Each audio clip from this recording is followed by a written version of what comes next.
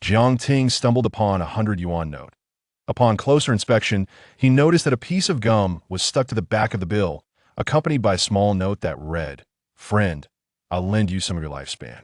Reading the note drained him of the joy he had just felt. Ha, what bad luck! He tossed the money back to the ground and turned to leave.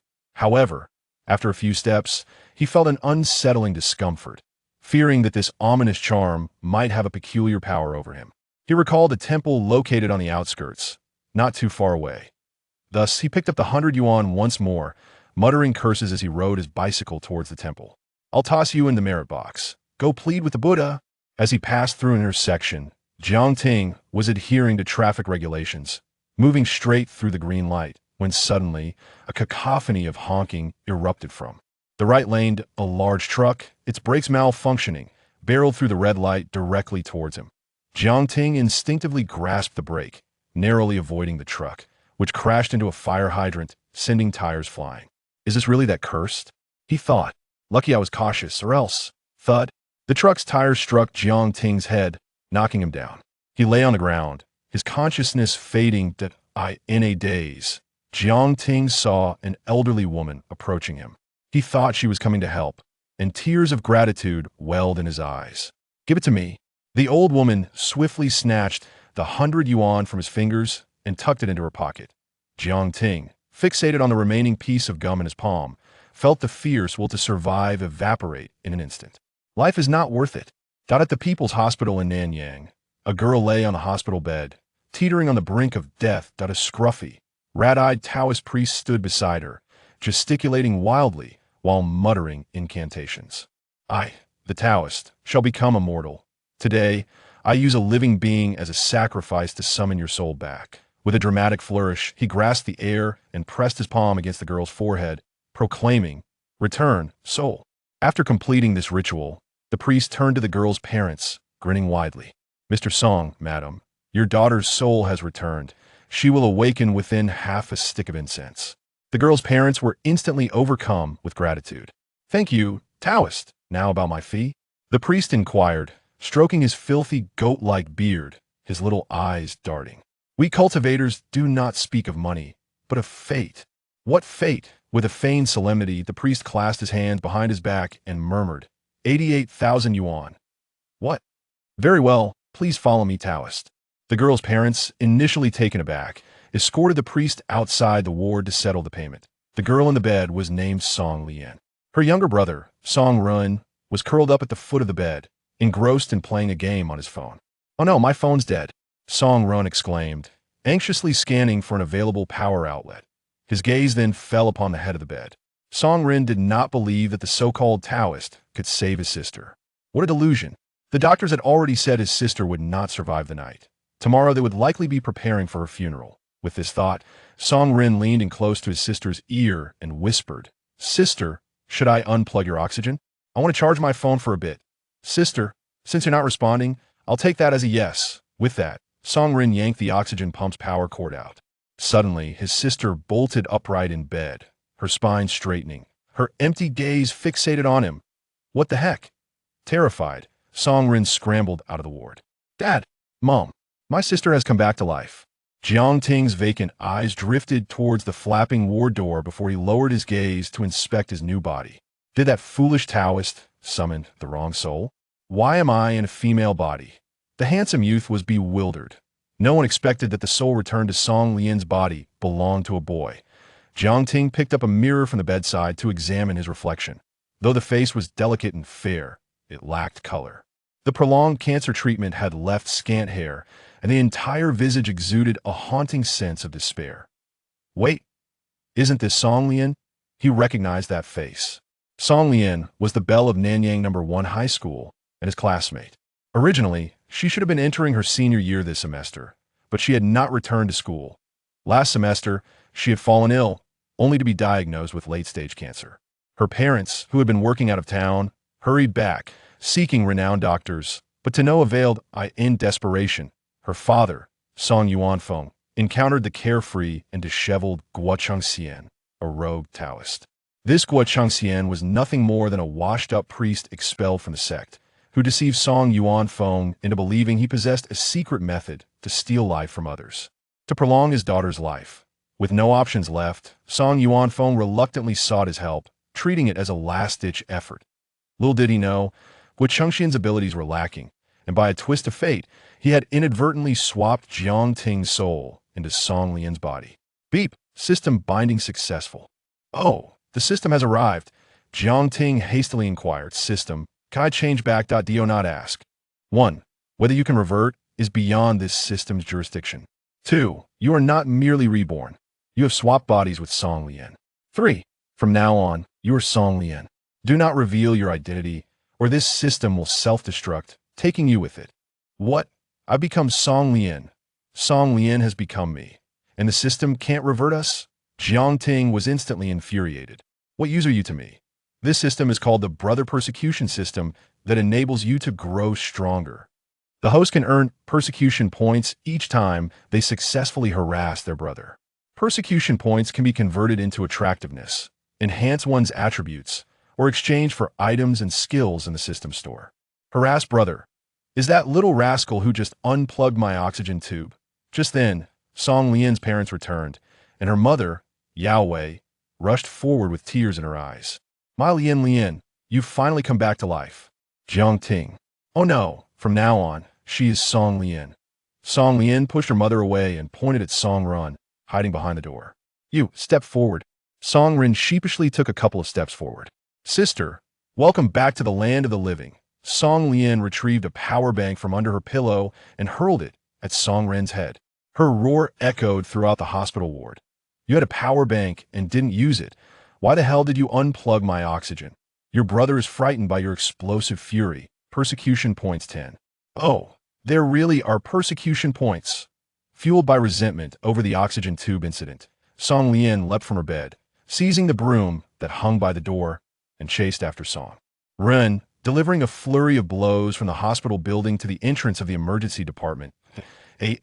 She watched her daughter's figure vanish at the end of the corridor. Song Yuanfeng and Yao Wei exchanged glances. Has Lian recovered so swiftly? Master Go is truly a living deity. Yao Wei tugged at Song Yuanfeng's arm, saying, Darling, could you please take care of Lian's discharge procedures? With a smile, Song Yuanfeng nodded. Yes, the sooner we finish, the sooner we can return home. Upon reaching the entrance of the emergency department, Song Lian found no trace of Song Ren. Dizziness overtook her, and she leaned against the wall, gasping for breath. Her recently ailing body felt exceedingly frail. Suddenly, she heard a nurse inside the emergency department exclaiming in distress. The patient from room 2 has escaped. A man clad in an ambulance driver's uniform glanced at her and inquired, Is this the young lad who was struck on the head by a truck tire at Urxiankyo intersection? The nurse nodded vigorously. Yes, that's him. The ambulance driver, Old Wong, stammered, No way. Just moments ago the doctor said that boy wouldn't survive. How could he possibly have run away? Song Lian froze. Wasn't the young man who was struck by a truck tire at Urxiankyo intersection none other than herself? To be precise, the individual who fled the rescue room was Song Lian, now transformed into Jiang Ting. Song Lian had initially intended to find a nurse to inquire further about the situation. However, she reconsidered. Meeting under these circumstances would be exceedingly awkward. Moreover, neither party had calmed down, making it easy to expose her identity, which could trigger the system's self-destruct protocol. Better to live in disgrace than to die a noble death. Becoming a girl is certainly preferable to dying, isn't it? System, having been accustomed to the role of a male bystander, you secretly wish to experience what it feels like to be the belle of the school, don't you? Song Lian placed her hands on her hips, nostrils flaring, and declared, I refuse to acknowledge that. At that moment, Yao Wei approached, supporting her unsteady daughter. Lian, why are you here alone? Where's your brother? Song Lian shook her head. I don't know, dada. A scream erupted from the parking lot across the emergency department. There emerged Song Yuanfeng, twisting Song Ren's ear as he emerged from a corner, before forcefully kicking him into the car. The vehicle came to a halt beside the mother and daughter, and Song Lian slid into the back seat beside Song Ren. The family of 4 departed, oblivious to the 2 figures in the small shop across the hospital gate, who were watching them intently. That was Song Lian, now transformed into Jiang Ting, her head filled with questions, utterly perplexed. She had an overwhelming urge to kick the original Jiang Ting.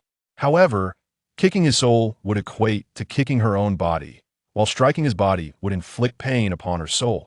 She could not fathom how to settle this score. Humph, scoundrel, he got off too easily. These words escaped her lips, sending chills down the spine of the shopkeeper nearby. How could a young man speak in such a feminine tone? Jiang Ting turned to see the shopkeeper's odd expression and realized, blushing crimson with embarrassment, he made a hasty retreat. Upon returning home, Song Lian found the surroundings quite pleasant, a modest villa. Yao Wei entered the kitchen and donned an apron, reassuring her, Lian, go rest in your room. I'll call you when dinner is ready. Okay, the memories have been shared. She ascended the stairs to her room with familiarity, locking the door behind her. The bedroom was decorated in a refreshing style, with neatly arranged bedding and a computer desk that was equally tidy. This brought satisfaction to her obsessive-compulsive tendencies. As she lay on the bed, she asked System, how much persecution value do I have now? With a swish, a system panel appeared before Song Lian. Host, Song Lian. Gender, female. Height, 155 centimeters. Attractiveness, 6 out of 10. Physique, 1 out of 10 critical. Intelligence, 5 out of 10. Strength, 1 out of 10 critical. Skills, none. Persecution, value 10. My heavens, she's supposed to be the school belle. How is her attractiveness only 6 points? Her physique was a pitiful 1 point, clearly indicating a state of dire health. You're as thin as a cadaver, and your hair is nearly gone. What do you think? It's advisable to quickly improve your physique. Your immunity has failed, and even a minor cold could prove fatal. How do I enhance it? 100 points of persecution value can be exchanged for 1 point of attribute. But I only have 10 points right now. Then you need to work harder. Feeling frustrated, she realized her persecution value was utterly insufficient. Song Lian gazed into the full-length mirror by the wardrobe, observing her 155-centimeter stature and the 6 points of attractiveness diminished by illness. She was not unattractive. After all, her inherent beauty remained, and even in poor health, she was quite charming, but she certainly bore no resemblance to the term schoolbelle. Having just transformed into a girl, she harbored no ulterior motives. Due to her frail condition from recent illness, she felt as though she might perish at any moment. Her immediate priority was survival. She needed to quickly accumulate persecution value to enhance her physique. Song Lian pondered for a while. How can I effectively torment Song Run to maximize the impact of the persecution? You could consider using a prop. Here's a beginner's gift for you. Giant flip-flops X1. Smack! A pair of gigantic flip-flops, approximately 2 meters long, materialized in her room.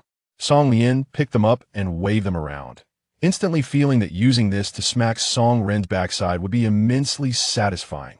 Don't ask whether tormenting her brother would make her feel guilty. For the grievance of having had her oxygen tube removed, any form of retribution was justified. At that moment, her mother's voice echoed from downstairs. Lian, come down for dinner. I'm coming. As Song Lian opened her door, she nearly collided with Song Run, who emerged from the opposite room, but he was hunched over, engrossed in his phone, oblivious to his surroundings, a quintessential gaming addict. Peering over to see that Song Ren's phone screen was shattered and lagging severely while gaming. An audacious idea struck her. Leaning in close, she coaxed, "Little brother, your phone seems rather outdated, doesn't it?" Song Ren was taken aback. Just moments ago, his sister had wanted to kill him, and now she was being so gentle. What the heck? Could she be experiencing a split personality? Yeah. Song Ren responded, trembling, "This phone has been used by Dad for 3 years, and I've had it for over 2 years. Now it lags even at the lowest settings for games like Honor of Kings and can't handle PUBG at all." Song Lian leaned closer to his ear and whispered, "If you give Dad a swift kick, I'll buy you the latest iPhone." Song Ren stared at her, skeptical. "Really?" Song Lian nodded with a smile. "Yes." With that, he dashed downstairs, taking 3 steps at a time, glaring at Song Yuanfeng, who was seated on the sofa, reading the newspaper. "You, get up." Song Yuanfeng stood up, bewildered. "How dare you speak to your father like that?" Duong. After kicking his father's backside, Song Ren turned and sprinted back upstairs. "Stop right there, you little rascal!" Song Yuanfeng, seething with rage, chased after him till he grasped the doorknob, shaking it vigorously, only to discover it was locked from the inside. "Open the door," he demanded. Song Run, far from submitting, dared to provoke his father. With a resounding crash, Song Yuan Feng leaped forward, delivering a powerful kick that shattered the door lock effortlessly. The arrogant expression on his younger brother's face abruptly froze as he stared in shock at Song Yuanfeng's figure slowly entering his room. Brother feels fear, persecution level 10. As Song Yuanfeng stepped inside, he withdrew his belt from his trousers. Brother feels extreme fear, persecution level 20. Song Lian followed him into the room. She patted Song Yuanfeng on the shoulder and chuckled. Song Ren was only joking with you earlier. A mild reprimand would suffice. No need to resort to the belt. Song Ren, overwhelmed with gratitude, fell to his knees, exclaiming, "Woo-woo, my sister is so caring." With a swift motion, Song Lian presented a massive sandal to Song Yuanfeng, saying, "Use this instead. It's far more effective than the 7 wolves." Song Ren. Chapter 3. Schrodinger's phone. Staring at the 2-meter-long, oversized slipper, Song Ren was utterly bewildered. His brother began to question life. Persecution value 50. Song Yuanfeng took the large slipper handed to him by his daughter, casting a fond glance her way. Lian, you may go down for dinner. Under the warm gaze of Song Lian's smile, Song Yuanfeng's expression gradually darkened as he slowly closed the door. A few seconds later, slap. Ow. The brother behind suffered a critical blow. Persecution value 100. Slap. Ow. Ow. Ow. The brother began to doubt his parentage. Persecution value 200. The rewards are quite impressive. I now have 400 points in persecution value, and it continues to rise. Song Lian descended the stairs and took a seat at the dining table opposite her mother, Yao Wei. She still had not acclimatized to her new identity. And as their eyes met, they struggled to find common topics for conversation. The air was thick with an awkward silence, yet fortunately, Yao Wei remained oblivious to any underlying issues. Having spent many years accompanying Song Yuanfeng on business ventures, she had been somewhat neglectful of her children, leading to a lack of communication. Each return home was fleeting, leaving them accustomed to this uncomfortable silence until Song Yuanfeng descended with Song Ren in tow, twisting his ear. The unfortunate brother, in pain, begged for mercy, his voice contorted. "Abba, Abba, Abba." Catching sight of the lavish spread on the table, the bruised Song Ren suddenly beamed. "Wow. So many dishes today. Mom, did my sister's banquet not happen? So you brought all the food back?" Bang. Song Yuanfeng delivered a sharp rap on his head. "If you dare to curse your sister again, I will arrange a banquet for you right now." Ow. Song Ren felt quite aggrieved. "You favor daughters over sons. Throughout my life, you have only punished me, while you've never even raised your voice at my sister." Song Yuanfeng shot him a disdainful glance, retorting, "I hit you solely because you deserve it." This sentiment resonated deeply with Song Lian. Although her current predicament was intricately tied to Song Yuanfeng's influence, having foolishly believed that scoundrel Guo Chengxian, she could not deny his excessive indulgence towards their daughter. The treatment of Song Lian and Song Ren at home was utterly disparate. Almost all of Song Lian's desires were met unconditionally, and her allowance was more than ample, to say the least. To say he was entirely compliant with his daughter would not be an exaggeration. In stark contrast, Song Ren was still using a shabby phone that had been discarded by their father years ago. His multiple requests for an upgrade had been met with ruthless rejection. Displeased with his father, Song Ren turned to Yao Wei, playfully pouting. "Mother is the best. She has never hit me." Yao Wei paused, then replied, "Actually, I have hit you before." Song Ren, astonished, inquired, "When?" "I have no memory of that." Song Lian, maintaining a stoic expression, interjected on behalf of Yao Wei. "You were still in mom's womb when she hit you twice, and somehow didn't he lose you?" Song Ren. After dinner, Song Yuanfeng took Yao Wei out, claiming he needed to procure some traditional Chinese medicine for Song Lian's health. The dining table lay in disarray, ravaged by Song Ren. A glutton who, having feasted to his heart's content, cast aside his utensils and prepared to depart. Song Lian, with a calm demeanor, remarked, "Younger brother, please wash the dishes." "I refuse," protested Song Ren defiantly. "We are peers. Why should you command me?" With that, he bolted upstairs. "Wash the dishes, and I'll give you 200. Song Lian said nonchalantly. With a quick change of heart, Song Ren dashed back, eagerly gathering the dishes into the sink, grinning ingratiatingly. "Sister, I was only joking. Such menial tasks shouldn't burden you girls. Don't forget my latest Apple phone." Song Lian retorted playfully. She rose from her seat, bit into an apple on the tea table, its shape reminiscent of the iPhone logo. The brother felt deceived. Persecution value 10. The brother recalled the earlier manipulation. His patience nearing its limit. Persecution value 50. With a clatter, he tossed the dishes aside in frustration, pointing an accusatory finger at her. At your age, you still resort to such childish tricks? Is it amusing? Song Lian, feigning ignorance, replied, What tricks? Did you think I was offering you that apple? Song Ren glared at her, teeth clenched. I senti it? Please, she rolled her eyes, exclaiming, Am I really that trivial? With that, she turned and ascended the stairs to her room, her posture exuding a hint of pride. After the series of intentional and unintentional antics, the persecution value had surged to 620 points. She decided to expend 400 of those points to enhance her physical attributes by 4 points. Host, Song Lian gender, female height, 155 centimeters attractiveness, 610 physique, 510 intelligence, 510 combat ability, 110 critical. Skills, none persecution value, 220 with the 5 points of physique roughly equivalent to a state of suboptimal health. Song Lian's vitality had noticeably improved compared to her previous lethargic state. With 220 persecution points remaining, she intended to exchange them for new tools of mischief. Schrodinger's iPhone 12 Pro Max, item description, externally identical to commercially available phones, yet internally concealing a restless chip. How to disrupt the mindset of a gaming-addicted teen. Allow him to use this phone for gaming. The host can remotely control him, inducing random flashes, erratic gameplay, and other bewildering antics. Exchange price, 100 points. Huh. Schrodinger's phone, you have been chosen. With the heart of a young man. Song Lian was acutely aware that nothing could disrupt a gamer's psyche more than inexplicable blunders during gameplay. Knock, knock. At that moment, the door gently echoed twice. Song Ren, outside, called out with a playful tone, Sister, are you there? Just a moment. Having consumed 100 points of torment value to exchange for this mobile phone, she held the box in her hands. Indeed, it bore an identical appearance to those sold in stores, complete with a receipt from a physical retail outlet. When Song Lian handed the phone box to Song Ren, he accepted it with unwavering belief. Thank you, big sister, Song Ren exclaimed, tears of gratitude welling in his eyes as he seized the new phone. Then, with a bold demeanor, inquired, By the way, what about the 200 yuan?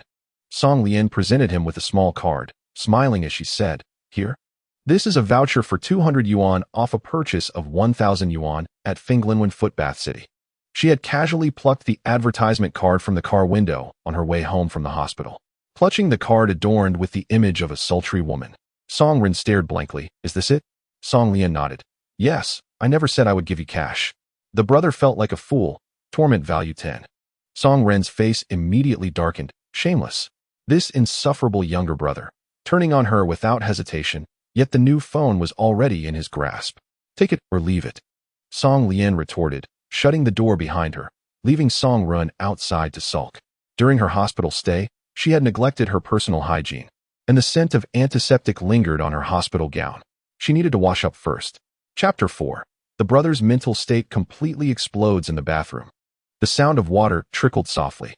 Song Lian discarded her hospital gown into the trash, revealing her pale skin, with ribs faintly protruding beneath.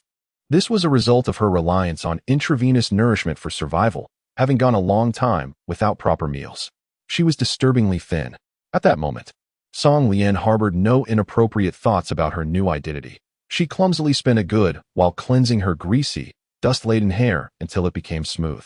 Then immersed herself in a bubble bath. Ah, refreshing. The water was just the right temperature, and experiencing the bath for the first time, she couldn't help but let out a sigh of contentment.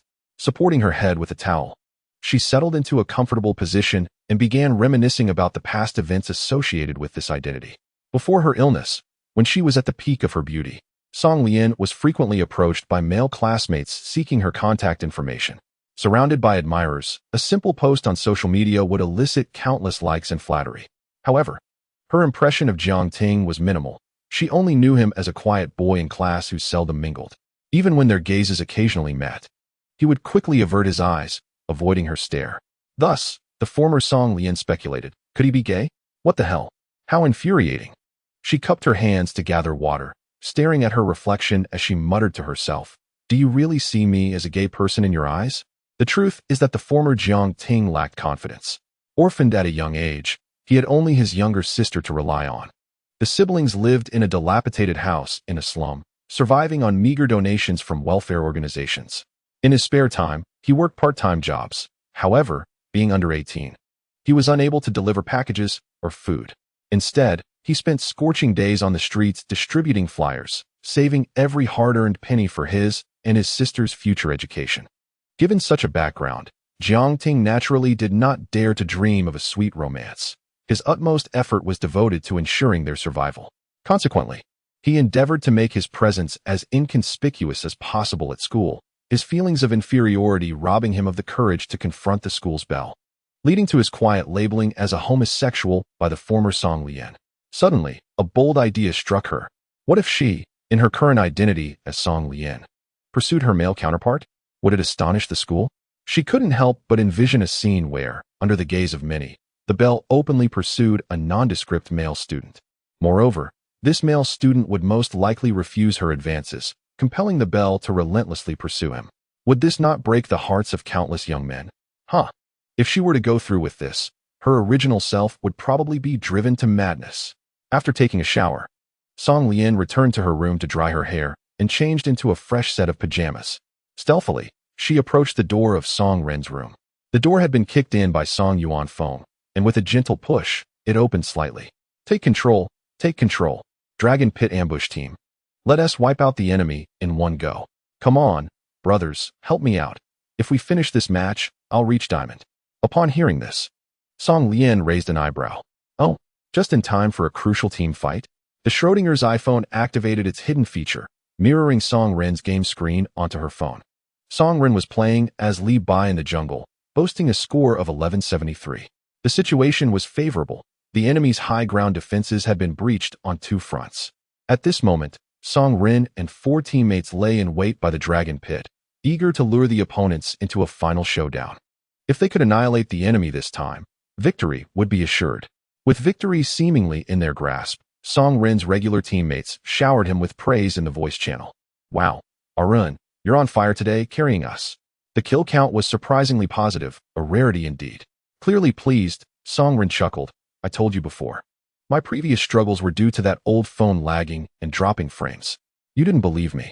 My sister just gifted me a new phone, an iPhone 12 Pro Max. Now I can game without lag. I'll help you all climb to the highest ranks. His friends were left astonished.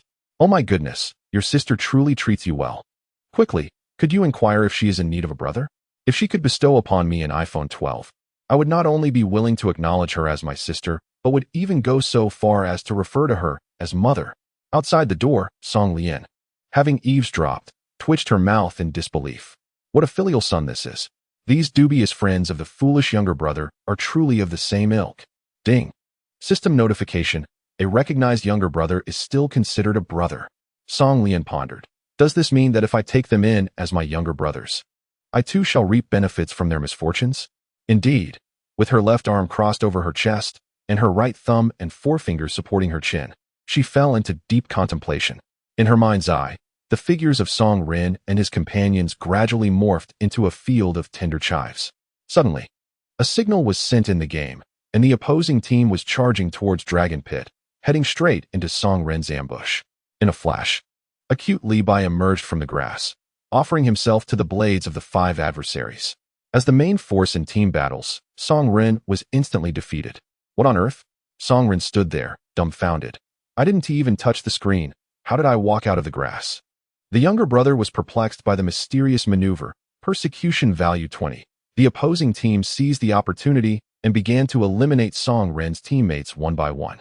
What was supposed to be a flawless ambush had unexpectedly turned into a defeat, allowing the opponents to push through the mid-lane high ground and shatter Song Ren's crystal, turning the tide against them. This was a match where they had a lead of over 10 kills and had already breached 2 of the opponent's high grounds. Can there be a more frustrating scenario than losing a victory that was practically within grasp, flipped upside down? Song Ren's teammates were in an uproar. Damn, how could we possibly lose this? Arun, you remain the same incompetent player, not a hint of improvement.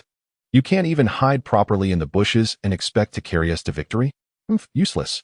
Song Ren stammered. It wasn't me, truly. I didn't even touch the screen. He just walked out of the grass. TMD, this game is trash. His teammates continued to berate him. Being bad is just being bad. Don't blame the game. We know your true capabilities. If it weren't for us carrying you, you'd still be struggling in gold. The younger brother's mentality was fracturing. Persecution value 200. Song Rin, with a stiff upper lip, argued, "Damn it. If it weren't for my jungle father carrying, you would have lost long ago." The teammates retorted, "If it weren't for your chaotic play, we would have won ages ago." Song Rin roared, "Damn it. I'm not playing with you anymore. You better hope I don't face you in the next match, or I'll crush you in all 3 lanes." His teammates chuckled. "Look, he is panicking. He is panicking." The younger brother's mentality completely shattered. Persecution value 500. What a tragedy. Hiding outside the door, Song Lian could no longer bear to eavesdrop and hurried back to her room, burrowing under the covers, fearful that her laughter might betray her presence to Song Rin. On the screen, she witnessed Song Rin indeed withdrawing from the team, casually assembling a few random players to commence another match. Moreover, the very friends he had played with moments ago were now on the opposing side. Chapter 5. Understanding the skills of counter-persecution. If Song Rin were not to be thoroughly engaged, would that not undermine the bond they shared? Her troublesome younger brother had initially intended to continue playing as Li Bai in the jungle, yet Song Lian inadvertently assisted him in selecting the character Yao, confirming the choice. What a dreadful game. In a state of utter bewilderment, Song Rin entered the match, having intended to select Li Bai, only to find himself playing as Yao. Younger brother's mental state continues to deteriorate. Persecution value 50. Younger brother's mental state continues to deteriorate. Persecution value 50. Younger brother's mental state continues to deteriorate. Persecution value 50. Suppressing his frustration, Song Rin followed the jungler to farm the red buff. As the health of the jungle monster approached the execution threshold, a radiant light of punishment descended, marking the red buff's circle beneath Yao's feet. "Jungler, are you messing with me?" Song Rin, "I did not mean to." Jungler, NMSL. Song Rin, WSND. Jungler, "You're playing a support Yao with a punishment spell to steal my red buff, and you still think you're justified?" Song Rin, "Damn it. I apologized, and yet you still curse at me. What is wrong with taking your red buff?"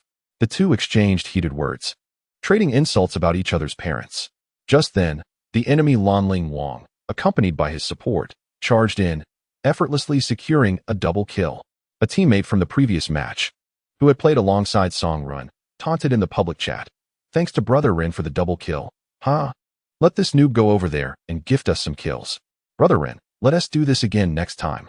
Younger brother felt an unprecedented humiliation. Persecution value 500. The troublesome younger brother fell silent, standing idly in the fountain. Is this all it takes? Song Lian pondered. Somewhat perplexed, was he truly unable to withstand such a trivial setback? Moments later, a knock echoed at her door. Upon opening it, she found her younger brother with a sullen expression. "Sister, is there something wrong with the phone you gave me?" Feigning ignorance, Song Lian asked, "What's the matter?" Song Rin complained, "When I play games, it inexplicably sabotages me. It's ruined my game 3 times in mere minutes."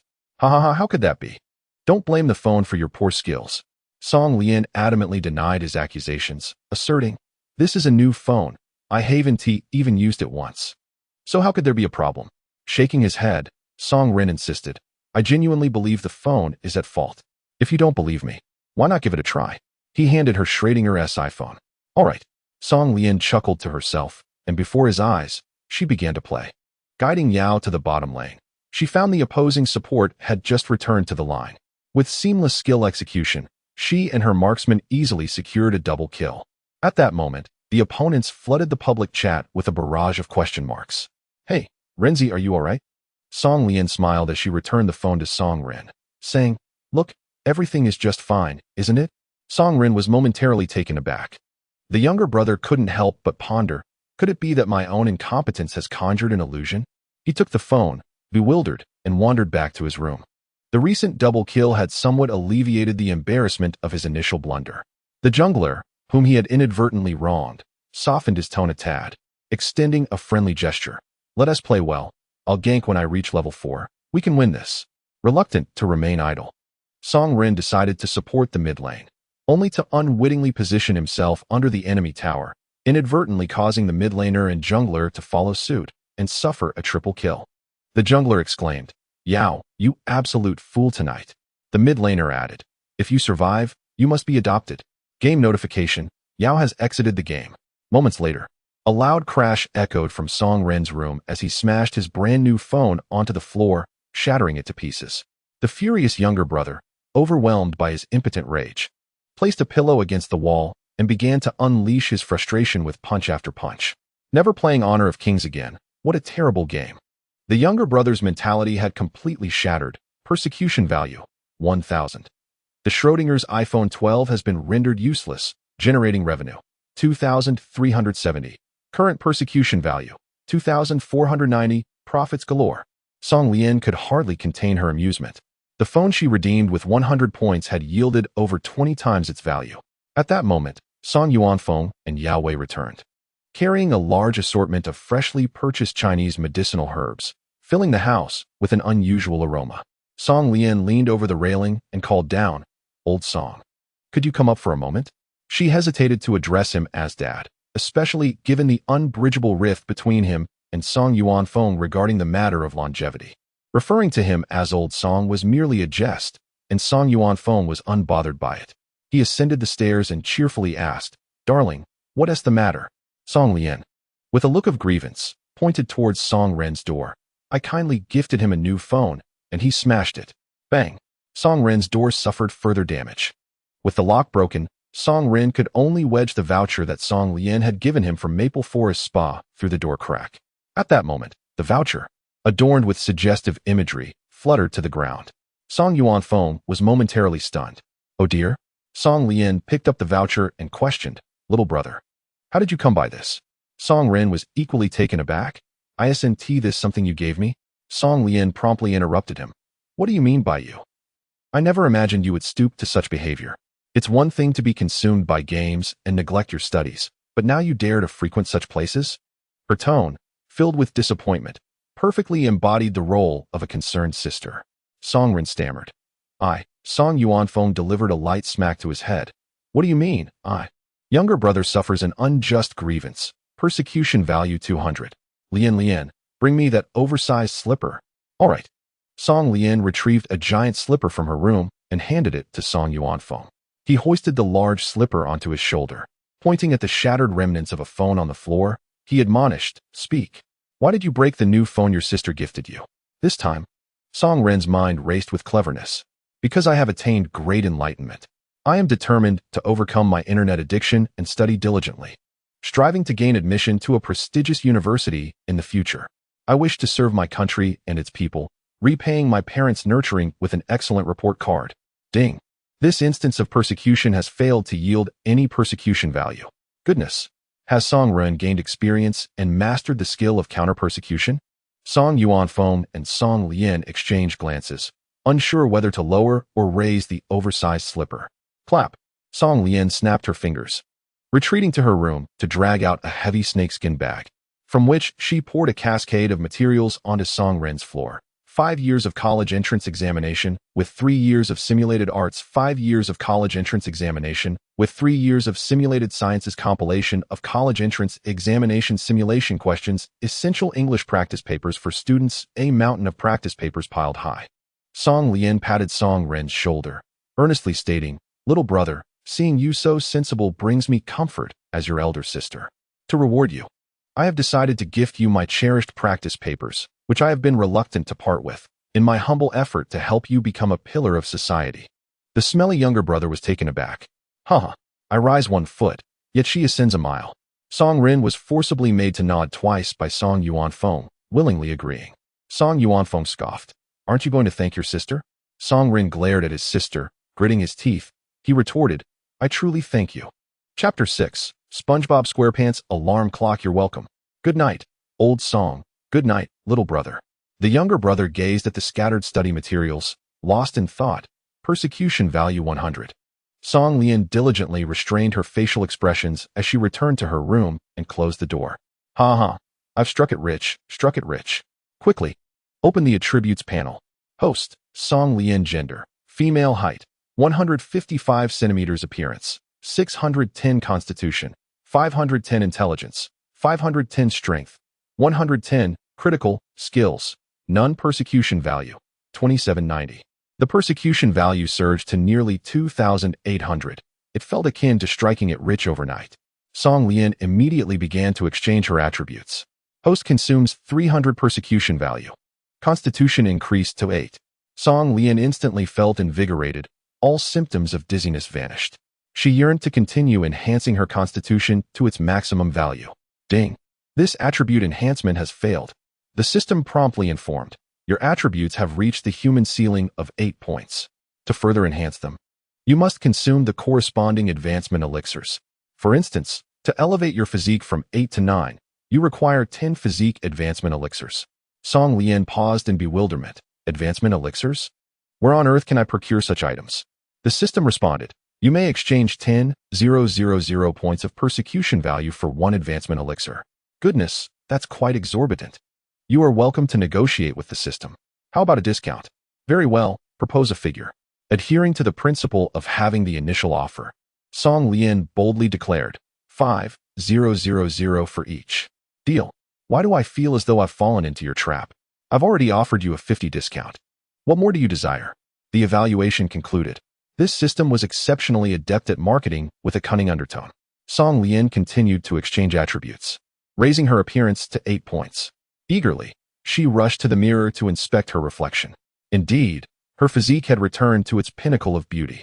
Her once sparse and dull hair had transformed into a thick, lustrous cascade of black, and the areas of her face and body that required fullness had blossomed significantly.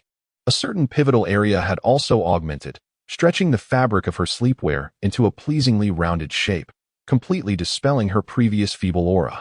Song Lian's features were strikingly distinctive, especially her eyes and brows, embodying the quintessential visage of an Eastern beauty, starkly contrasting with the monotonous, mass-produced faces of internet celebrities. To the average observer, her beauty was already at a perfect score, yet she remained 2 points shy of the system's pinnacle. It was difficult to fathom the breathtaking allure of a perfect score of 10. Her intellect and strength were subsequently elevated to 8. Instantly, her mind became a paragon of clarity and logic, while her body brimmed with vigor. Her fists seemed to harbor immense power, producing a swift wind with merely a few gestures. Currently, the only shortcoming was her height. Glancing at her remaining 290 points of persecution value, Song Lian had a sudden inspiration and inquired, System, can I exchange persecution points for height? Indeed, height is also considered an attribute. Although 155 centimeters was rather adorable for a petite stature, she had a preference for long legs. Containing her excitement, Song Lian initially spent 100 points of persecution value to gain 1 centimeter. Visually, the change was nearly imperceptible, while she could instantaneously elevate her height by 10 centimeters. Such a drastic alteration would be too conspicuous. Incrementally growing 1 centimeter every 12 days would be less likely to raise suspicions, and even if discovered, it could easily be rationalized as a late-growth spurt. Suddenly, her phone chimed. Song Lian opened WeChat to find Nanyang Chun Whiting requests to add you as a friend. Verification message, Jiang Ting. Song Lian felt a fleeting moment of disorientation, suddenly at a loss for words. There exists a sense of embarrassment reminiscent of childhood, akin to being caught in the act of stealing another's cherished toy. Yet, she quickly reconsidered, realizing that it was not her, but rather the transference of her lifespan that had led to this predicament. She was the victim here. Why should she feel guilty? Thus, she resolutely agreed to add the friend. Jiang Ting, you scoundrel. Speak. Have you violated my body? Song Lian, I haven't even settled the score with you. And you're already pointing fingers? Jiang Ting, I don't wish to argue with you right now. Transfer me 5,000 yuan. Song Lian, I recall that I still have some savings in my account. Jiang Ting, that card barely has 3,000 yuan. How can that suffice for me and your sister? Song Lian, what on earth do you need so much money for? Jiang Ting, your house is too dilapidated. I can't adapt. I wish to rent a place outside. Jiang Ting, moreover, your sister is at a crucial growth stage. She requires proper nutrition. How can she survive on a mere 600 yuan monthly allowance? Song Lian was taken aback. It seemed the campus Belle had a decent regard for her sister. Could it be that by nurturing her sister, one could gain strength? With that thought, she felt reassured. She promptly transferred 10,000 yuan, nearly all her previous pocket money. Jiang Ting, Song Lian, this money was originally yours. I'm merely returning it. Jiang Ting, okay, I'm no fool. Before we revert to our former selves, I will take good care of your sister. Song Lian. Speaking of which, do you have any means to help us return to our original forms? Jiang Ting.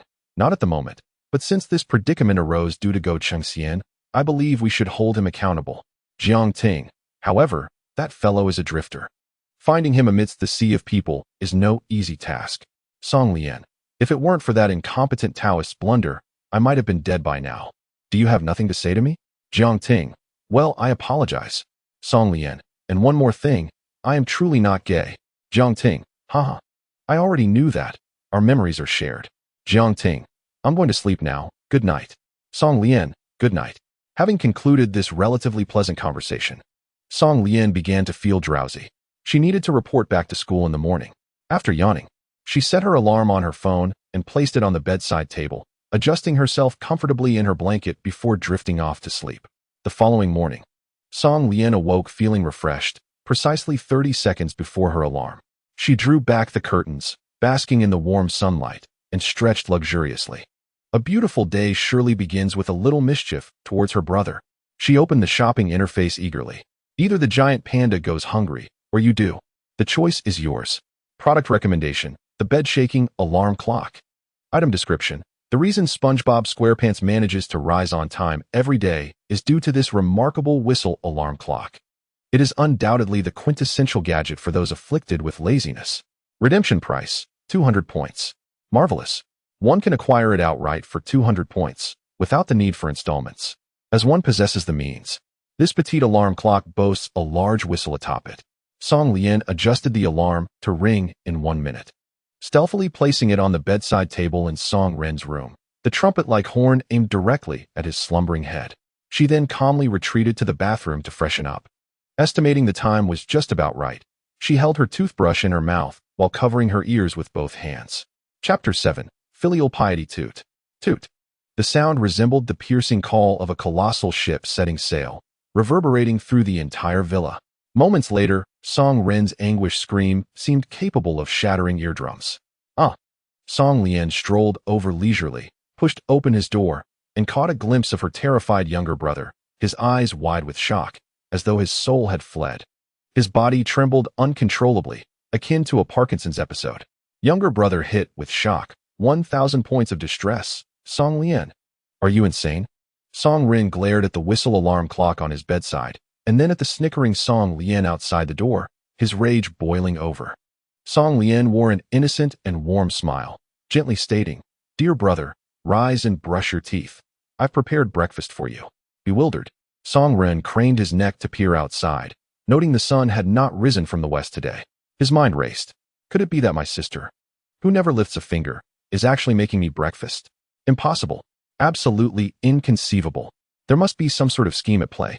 With a swift motion, Song Lian pulled out a stack of cash from her pajamas and tossed it at Song Ren. "Here, this is for you." He gathered the bills and counted meticulously, 2,000 yuan, and all in authentic 100 yuan notes. He was taken aback. Song Lian hummed lightly. "Now, can you heed my words? Sister, whatever you say, I shall not oppose." Song Lian smiled sweetly and added, "If our father inquires, you must not reveal that this money is from me." Song Ren nodded eagerly. "Of course." Song Lian affirmed. "All right then, hurry and get ready to head downstairs for breakfast." "Right away, I'm off to brush my teeth." Song Ren donned his pants, clutching the 2,000 yuan tightly as he dashed toward the bathroom, anxious that the money might vanish while he was away. Coincidentally, Song Yuanfeng was also roused from his slumber by the earlier commotion. Rising to relieve himself, he encountered his son in the hallway. Song Ren greeted him with enthusiasm. "Good morning, Dad." "Just a moment." Song Yuanfeng scrutinized the stack of cash in Song Ren's hand with suspicion, inquiring, "Where did you acquire such a sum?" This. Since I promised my sister not to disclose, I'll just say I found it," Song Ren replied, attempting to feign innocence. A sense of foreboding washed over Song Yuanfeng. The thickness of the money in his son's grasp felt eerily familiar. He pushed past Song Ren and entered the bathroom, inspecting the back of the mirror above the sink. Indeed, the secret stash he had concealed was defaced with a mischievous doodle, and the 2,000 yuan he had hidden there had mysteriously vanished, precisely matching the amount in Song Ren's possession. "Young man, dare you pilfer from my private funds?" he exclaimed, a wave of irritation swelling within him. Alas, he had fallen into a trap. At that moment, his palm hovered perilously close, merely a centimeter, from Song Ren's face. A fierce instinct for self-preservation sparked within Song Ren, prompting him to shout, "Stop! Dad, if you escalate this and let Mom know. Do you think you can keep that 2,000 yuan safe?" Song Yuanfeng halted his impending strike, glaring at Song Ren. "What are you insinuating?" With a mischievous grin, Song Ren proposed, "How about this? You give me half of your stash, and I'll keep your secret." "Young rascal, do you dare to extort me?" Song Yuanfeng retorted, resolute in his refusal. The hard-earned money he had saved was not something he would relinquish easily. Realizing he may have overreached, Song Ren quickly adjusted his demand. "Well, if that's too much, how about you take 6 and I take 4? Let us settle on 7 for me and 3 for you, then." After a moment's hesitation, Song Yuanfeng relented. He extracted several bills from the stack and handed them to Song Ren, creating a rather heartwarming father-son scene. Cautiously, Song Yuanfeng tucked the remaining money away, repeatedly admonishing, "Remember to keep your mouth shut. Don't let your mother find out." Song Ren replied with a cheeky smile, "I'm very discreet. You can rest assured." Ding. This attempt at extortion has failed, resulting in no gain in extortion value. This troublesome brother of mine possesses quite the cunning. The difficulty in tormenting him is indeed escalating. However, Song Lian had one final card to play against both father and son. This little troublemaker stealthily slipped into Yao Wei's bedroom, extracting her phone to showcase the clandestine video she had just recorded. The dialogue between Song Yuanfeng and Song Ren was captured in its entirety.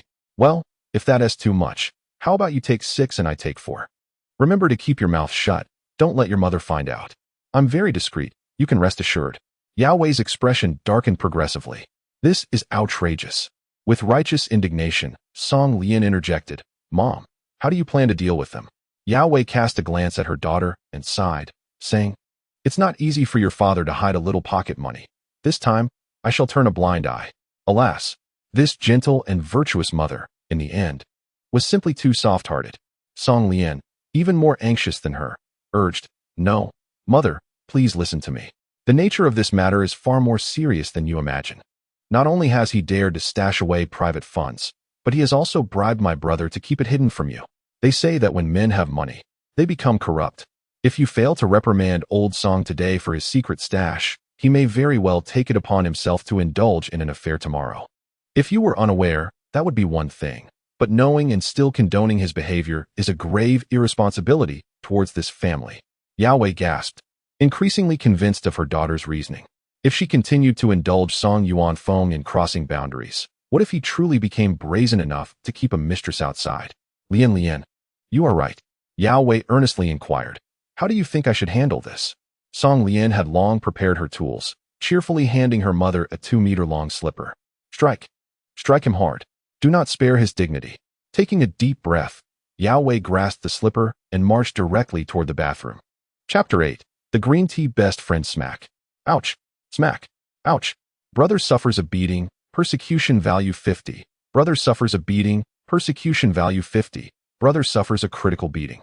Persecution value 100. Within the bathroom, the cries of father and son echoed back and forth. Finally, Yao Wei returned to her room, a bit of saliva on her fingertips as she counted the money. Lian, you have done well in reporting. This 2,000 yuan is a reward from mother." Song Lian unceremoniously stuffed the money into her pocket. "Thank you, dear mother." "Oh yes, how delightful." Song Lian still remembered the grudge she held against Song Yuanfeng for forcing her to become a girl. Although her actions yielded no profit, the thought of Song Yuanfeng's suffering brought her great joy. When Song Yuanfeng and Song Ren, dejected, approached the dining table, they found Yao Wei and Song Lian already enjoying breakfast. That ungrateful younger brother, upon seeing the freshly made dumplings on the table, grinned and exclaimed, "Ha! Are we having dumplings this morning?" He immediately grabbed his chopsticks to serve himself. Smack! Yao Wei swatted his chopsticks away, coldly huffing. "The dumplings are for me and Lian. You two can eat what's over there." Song Yuanfeng and Song Ren followed Yao Wei's chopsticks to see 2 bowls of leftover porridge and a salted fish on the tea table. "Is this what we get to eat? We are all flesh and blood. Why should she get to eat dumplings?" "Mom, I want some too," Song Ren protested. At the other end of the table, their mother replied leisurely, "Your father has hidden private funds, and you dared to help him keep it from me. You shall both be treated as accomplices. It's just salted fish and porridge. Take it or leave it. Song Rin glared at his sister. This is all your fault. Song Lian, seemingly oblivious, indulged herself in a dumpling, savoring each bite. At that moment, Yao Wei noticed the changes in Song Lian's hair and physique.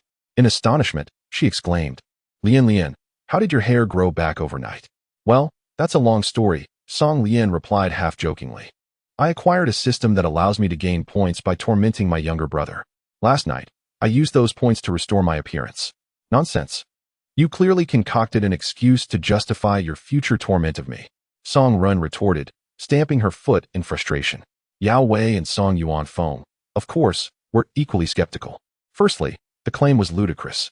Moreover, after her recent brush with death, Song Lian's demeanor had transformed dramatically, resembling someone with a split personality, fixated on her brother. Naturally, their parents sided with Song Rin. Yao Wei chuckled, my daughter spins tales so well. Why doesn't she write a novel? Song Lian nodded, indeed. I have considered penning my autobiography. It was Monday. After finishing breakfast, Song Lian returned to her room to don the uniform of Nanyang No. 1 High School. The design was somewhat outdated, featuring a white top with a blue collar, paired with blue athletic pants adorned with 2 white stripes, and the school's name emblazoned in regular script on the back. Yet, the uniform appeared remarkably pure and innocent on Song Lian, proving that beauty transcends attire. With a clumsy hand, she struggled to fasten her bra, leaving her hair the most challenging task. Although she had styled her sister's hair before, the sensation of doing her own felt quite awkward. The hair tie was either too loose or too tight. Forget it, she decided, slipping the hair tie onto her wrist and letting her long hair cascade down her back as she stepped out. Song Yuan Feng and Song Run were already waiting in the car. Both siblings attended Nanyang No. 1 High School. Upon arriving at the school gates, a stir erupted as soon as Song Lian alighted from the vehicle. Whispers circulated among the students. Isn't that the school beauty? One remarked. I heard she had cancer last semester and lost all her hair during chemotherapy. Where did you hear such rumors? She seems perfectly fine. Another responded, noting her vibrant complexion. The boy who had mentioned Song Lian's illness quietly explained, how was I to know if it was true? I heard it from Gan Yunting. The gossip reached Song Lian's ears, but she felt no surprise. Gan Yunting, once a close friend, had a decent appearance and had treated Song Lian well in the past. However, during Song Lian's hospitalization for cancer treatment, her true colors had emerged. She frequently insinuated Song Lian's plight to fellow classmates, sharing tales of how much Song Lian had deteriorated during her battle with the illness. I visited Lian in the hospital a few days ago. She looked so pitiful. Her hair nearly gone from chemotherapy. She truly suffers, doesn't she? For several days, she has subsisted solely on intravenous drips, emaciated like a refugee. And I genuinely worry she may not endure this ordeal. Gan Yunting frequently posts such messages in the class group, not only tarnishing Song Lian's goddess image in the eyes of her male classmates, but also subtly crafting a persona of a caring friend, garnering considerable affection from the boys. She is well aware of this. In her previous guise as Jiang Ting, although she never spoke in the class group, she often lurked, observing the discussions. Especially in recent days, Gan Yunting has gone so far as to suggest that the boys reassess their choices for the campus beauty. If Song Lian cannot return to school, Gan Yunting's looks might indeed qualify her as the new campus flower. At this moment, Song Lian's heart is as tranquil as a still lake. After all, she is merely a duplicitous schemer, unworthy of her ire. Upon reaching the back door of the classroom, before even stepping inside, she notices Gan Yunting encircled by several boys, engaging in animated conversation. Ting, you've become even more beautiful. No, I've just put on makeup today. The boys, with sycophantic expressions, lavish praise on Gan Yunting's meticulously crafted appearance. Although Gan Yunting is clearly reveling in the attention, she feigns modesty, saying, how could I possibly compare to Lian's natural beauty? She is truly your goddess. Someone like me can only serve as a mere backdrop. Her words, seemingly heartfelt, carry a hint of subtle resentment. The boys immediately offer reassurance. Ting, don't be so self-deprecating. Song Lian is merely attractive. When it comes to relationships, someone like you is far preferable. To be honest, Song Lian usually looks down on us commoners. In contrast, we find Ting to be much more agreeable. Yes, Ting is our down-to-earth goddess. She can actually engage with us. Isn't the school forum about to select the campus beauty again this week? We'll all cast our votes for you. Song Lian stands outside, unable to suppress a wry smile. The sycophants surrounding Gan Yunting are all former suitors who had been rejected by Song Lian. Chapter 9. Where is our money? Hey, do you think Song Lian has passed away by now? Ting Ting visited her a couple of days ago. Didn't the doctor say she wouldn't survive until last night? Ah, such is the fate of a beauty. If she is dead, then so be it. Why lament? She never had any regard for you. This is what it means to love unrequitedly, leading to enmity. Isn't it? The sorrows and joys of humanity are not universally shared. Song Lian only perceives their clamor. At this moment, she calmly strides into the classroom, dismissing the farcical countenances of Gan Yunting and her sycophants with indifference. The classmates in the room are taken aback. As the school bell, Song Lian, returns safely, many turn their gazes towards her, followed by puzzled looks directed at Gan Yunting. Their expressions clearly questioned her. Are you spreading rumors? Isn't Song Lian perfectly fine? Gan Yunting herself was quite perplexed. Just a couple of days prior, she had visited the hospital, where a critical condition notice had been issued. The attending physician had expressed despair, advising the family to prepare for the worst. Yet today, Song Lian appeared radiant, a stark contrast to the frail figure lying in a hospital bed. How was this possible? Just yesterday, she seemed gravely ill. How could she have returned to her peak beauty overnight? Amidst the astonished gazes, Song Lian walked to the corner of the classroom, a spot once reserved for Jiang Ting, and instinctively took a seat. No one in the class was willing to share a desk with the reclusive Jiang Ting, leaving her alone beside an empty chair. At that moment, Gan Yunting sensed that Song Lian was beginning to harbor discontent towards her. After all, they had been desk mates. Despite Song Lian's prolonged absence from school, the seat next to Gan Yunting had remained vacant. Gan Yunting approached, inquiring, "Is your illness resolved?" Song Lian looked up, smiling quietly without a word. Undeterred, Gan Yunting beamed a genuine smile. Lian, it's truly wonderful to have you back. I was so worried about you while you were in the hospital." To which Song Lian replied with a sardonic smile, "Perhaps your overly optimistic sentiments have worked wonders, allowing me to recover overnight." While battling her illness, Song Lian was unaware of how many times Gan Yunting had secretly wished for her demise. This insidious woman had long been unwilling to live in Song Lian's shadow. Gan Yunting feigned concern, her expression dripping with insincerity. Lian, did you hear some gossip that led you to misunderstand me?" Song Lian, perplexed, responded, "I haven't said anything."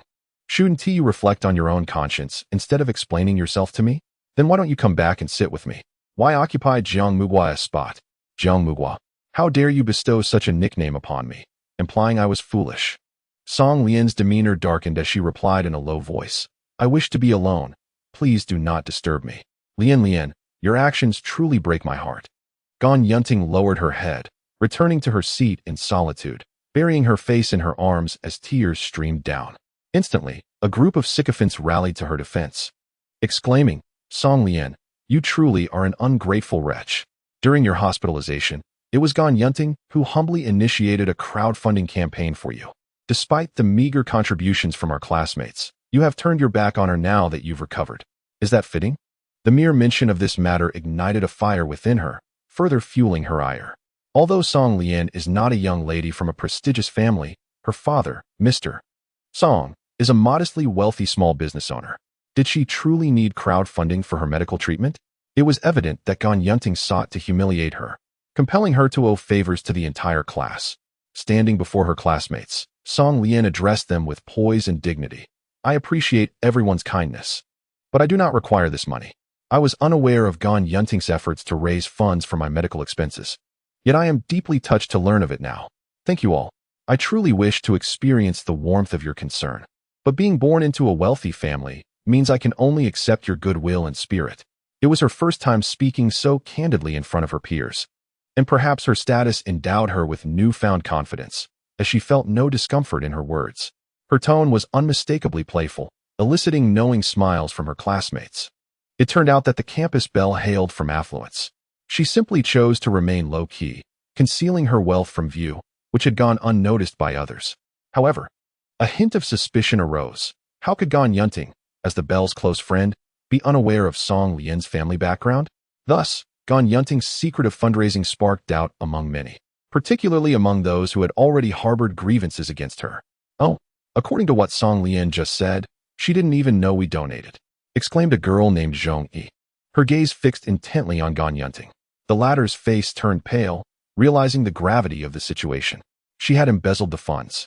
Knowing the severity of Song Lian's illness, Gan Yunting believed that Song Lian was doomed this time. Even if she misappropriated the classmates' donations, she thought she could evade blame, never anticipating that Song Lian would make a comeback. Turning her head with an innocent expression, Song Lian remarked, "I haven't received a single cent. Perhaps you should explain this matter to everyone." Gan Yunting's forehead beaded with sweat.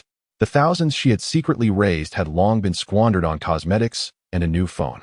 Now, she could only fabricate a reason. "I deposited the money in the bank, intending to transfer it to Lian once her medical expenses were settled. Since Lian does not need it, I will retrieve the funds from the bank after school and return it to everyone." Before Song Lian could respond, Zhong Yi interjected. "Song Lian was discharged from the hospital yesterday, and it seems you haven't given her the money. Gan Yunting, you haven't pocketed our charitable donations, have you?" Chapter 10. What has become of your dignity as a system? It's over, it's over. At this moment, Gan Yunting found herself in an inextricable situation. Fortunately, a young man stepped behind her, gently wrapping his arm around her waist and addressing the entire class.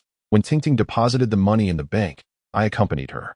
As for why she didn't transfer the funds to Song Lian yesterday, it was because Song Lian failed to inform her promptly about her discharge from the hospital. Rest assured, every single penny will be returned to you.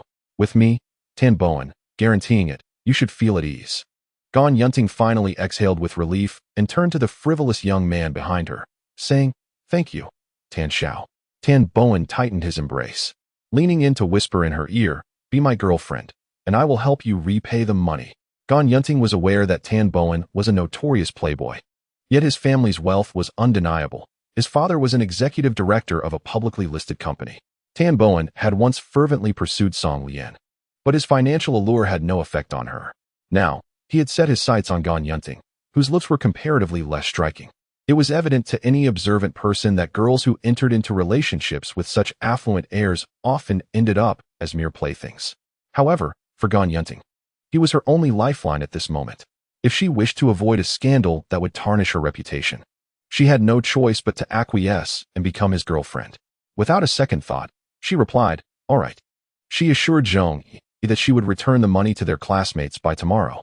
Zhong Yi felt it unnecessary to press her further, and thus the matter was temporarily settled. Gan Yunting and Tan Bowen believed that their whispers had gone unnoticed by others. However, Song Lian was keenly aware of their exchange, her heightened senses allowing her to hear every word clearly. "Huh, after wronging me, do you think you can escape unscathed? I see you are quite deluded." As the class bell rang, Jiang Ting hurried into the classroom, striding over to Song Lian and glaring at her. "Shift over." Song Lian obediently nodded. "Oh." She moved to the empty seat by the window, leaving the aisle seat for Jiang Ting. The classmates were once again left agape. Is she really our esteemed school beauty? How could she willingly sit with Jiang Mugua? Moreover, Jiang Ting's apparent annoyance at her occupying his seat only seemed to amuse the school beauty. At that moment, their homeroom teacher, Lu Gui, entered the room. Prior to this, Song Lian had already reported to the office. Lu Gui stood at the podium, beaming as he announced, "Dear students, I have wonderful news. Our classmate Song Lian has triumphed over her illness and returned to school. Let's warmly welcome her back." The classroom erupted in enthusiastic applause and cheers, as Song Lian stood and bowed slightly in gratitude. Lu Gui raised his hand to calm the excitement, saying, "All right, as our senior year is pressing, let us commence our morning reading." Having said that, Lu Gui descended and placed a stack of pristine textbooks on Song Lian's desk, gently advising her to work diligently and swiftly catch up on her studies. Song Lian nodded in response. "Of course, Uncle Gui." Once Lu Gui departed, she opened her English book, propping it up before her as a shield, and softly inquired of her companion, Jiang Ting, "How has your relationship with Xiaoyi been?" Jiang Ting cast a sidelong glance at her. His own physical condition seemed to be recovering quite well. Jiang Yi was an innocent girl. Although she had detected a hint of peculiarity, she merely questioned whether he was feeling unwell. Speaking of which, where was that foolish younger brother of hers? Song Lian recounted the events of tormenting him over the past couple of days. "Huh, nicely done. That wretched brother dared to pull out my oxygen tube. You must take revenge on him." Jiang Ting could not help but chuckle, grateful that his bashful demeanor went unnoticed by others. Song Lian chided, "Can you please adapt to your male identity a bit quicker? I may have been introverted before, but I am not effeminate. Jiang Ting rolled his eyes flamboyantly. I am not yet accustomed to it, particularly the act of standing to urinate. I often make a mess. Song Lian queried. Don't you know to hold it with your hand? Get lost. I have no intention of touching that thing. Well, when you wet your pants next time, you'll understand. With a smile, Song Lian retrieved a thermos lunchbox from her bag, containing dumplings made by Yao Wei that morning, and offered it to Jiang Ting. Here. You haven't had breakfast yet, right? Jiang Ting paused. Aren't these the dumplings my mother made? Indeed. As Jiang Ting opened the lid and inhaled the aroma deeply, his eyes suddenly glistened with tears. I miss my mom. Ah, hurry and eat. Once you've finished, I'll bring you more tomorrow morning. Wiping away the tears from the corners of his eyes, Jiang Ting nodded. Hom. Beep. Detecting the presence of a bonding system nearby. The counterpart possesses a system that enhances strength through doting on a younger sister. Host. Jiang Ting. You can establish a close relationship with the counterpart, earning intimacy points, which can be exchanged for premium items in the intimacy shop. Would you like to bind immediately? Song Lian was bewildered. Could it be that I guessed correctly? Jiang Ting indeed had acquired the sister doting system. Bind. Establishing bonding relationship. Beep. Binding failed. Song Lian exclaimed. What happened? The counterpart's sister doting system rejected my binding invitation. Huh. Yours is truly pathetic. The sister doting girl is quite reserved. I think I am beginning to like her. If you like her, go pursue her. So, host, could you lend me 1,000 torment points? I wish to buy her a small gift. Seriously? Song Lian was rendered speechless. Unlike other systems that assist protagonists in their rise, his was quite the opposite. Borrowing money from the host. What about your dignity as a system? Chapter 11. The Exploited Labor System of Capital. You want to borrow 1,000, correct? A 10-day installment plan at a daily interest of 20, repaying 120 each day, fully settled in 10 days. Is there any credit history in your system realm? Sign a loan contract for me. If you dare to default, I shall place you on the system's credit blacklist. Seriously, you are even more unscrupulous than I am. This is usury. Song Lian raised the corner of her mouth, smiling slyly. You taught me this, idol. However, there is no value of persecution returned to you. Then why not sell me something good from the marketplace? Can't we engage in a normal transaction? The revenue from the marketplace goes entirely to the system's treasury. I'm merely a wage earner. Wow, your situation is truly dismal. Indeed, I had thought the system was an extraordinary entity, only to discover it too is plagued by the exploitation of capital in the labor system. No wonder one can bargain when exchanging for attribute advancement pills. This fellow must be preparing to act as a middleman for profit. It is imperative we clarify beforehand how you intend to repay the persecution value you borrow from me. When you establish a bond with the neighboring host, both of you will have an opportunity to draw a lottery. The system will covertly alter the odds of winning, allowing you to acquire exceptional items worth far exceeding 1,000 persecution value. How does that sound? TSK, that condition does sound quite appealing. Song Lian remarked with a smile. Let me ask one last question. Does this count as using power for personal gain in your system realm? If it's not detected, then it doesn't count. Very well. Song Lian closed her eyes, mentally reviewing the current data panel.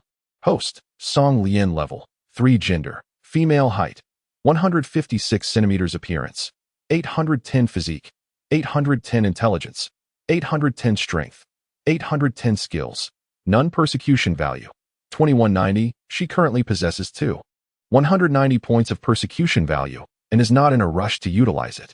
Thus, Song Lian agreed to lend 1,000 to the system. After deducting the points, the system fell into silence, presumably to select a gift, preparing to charm the neighboring pet system. Song Lian had no worries of the system absconding with the funds. A sumptuous meal versus a hearty feast, what is of greater importance? She trusted that the system could discern the priorities. Suddenly, the sounds of her classmates reciting vocabulary came to an abrupt halt. The morning study session concluded, and it was now recess. She heard Jiang Ting's voice. Your hair is such a mess. Don't you know to take care of it? Huh. As Song Lian opened her eyes, her hands were seized, and the rubber band around her wrist was removed. The rubber band expertly twisted around Jiang Ting's fingertips as he simply arranged the 2 rebellious tufts of hair atop her head, finally gathering her long hair into a double ponytail secured with the rubber band. What should have been an endearing moment for Song Lian instead resembled that of a boisterous young man. She nonchalantly draped her legs over the desk, reclining against the classroom wall, stretching languidly. Jiang Ting, exasperated, pinched her cheek and remarked, "Hey, could you be a bit more ladylike?" With a meek compliance, Song Lian promptly lowered her legs and sat up straight. Yet, unbeknownst to her, to the onlookers, she appeared as though she was being chastised by her boyfriend. Their seemingly intimate exchange left her classmates wide-eyed in astonishment. Whispers began to circulate around the room. "Oh dear, my eyes must be deceiving me. Is the campus belle truly dating Jiang Ting? How could he, of all people? Moreover, it seems as though the campus belle is the more obedient one. I simply cannot fathom how he managed that. Ugh, what a beautiful flower, yet it is planted in a mound of self-absorbed dung." Song Lian overheard every word. She poked Jiang Ting in the side and whispered, "Hey, they're calling you self-absorbed dung." Jiang Ting swatted her hand away, rolling his eyes. "Do you not have any self-awareness? They're talking about Jiang Ting. What does that have to do with Song Lian?" Just as Jiang Ting was about to retort, Song Lian suddenly pointed towards Gan Yunting's seat, saying, "Look at the character of your former best friend." Following her gaze, Jiang Ting observed Tan Bowen moving his book to the empty seat beside Gan Yunting. This pairing of a scoundrel and a green tea girl quickly began to indulge in their affection. Tan Bowen unabashedly kissed his new girlfriend in the classroom, his restless hands exploring beneath Gan Yunting's school uniform. Jiang Ting gritted his teeth and muttered, "What a shameless individual. I genuinely considered her a sister in the past." Song Lian incited, "She wants to tarnish your reputation. Don't you plan on retaliating?" Jiang Ting smirked. "Tarnishing Song Lian's reputation has nothing to do with me, Jiang Ting." Well then, however, truth be told, Jiang Ting might genuinely be at a loss regarding that green tea girl. As the host of the sister pampering system, he certainly cannot pamper that green tea girl to the point of blissful demise, can he?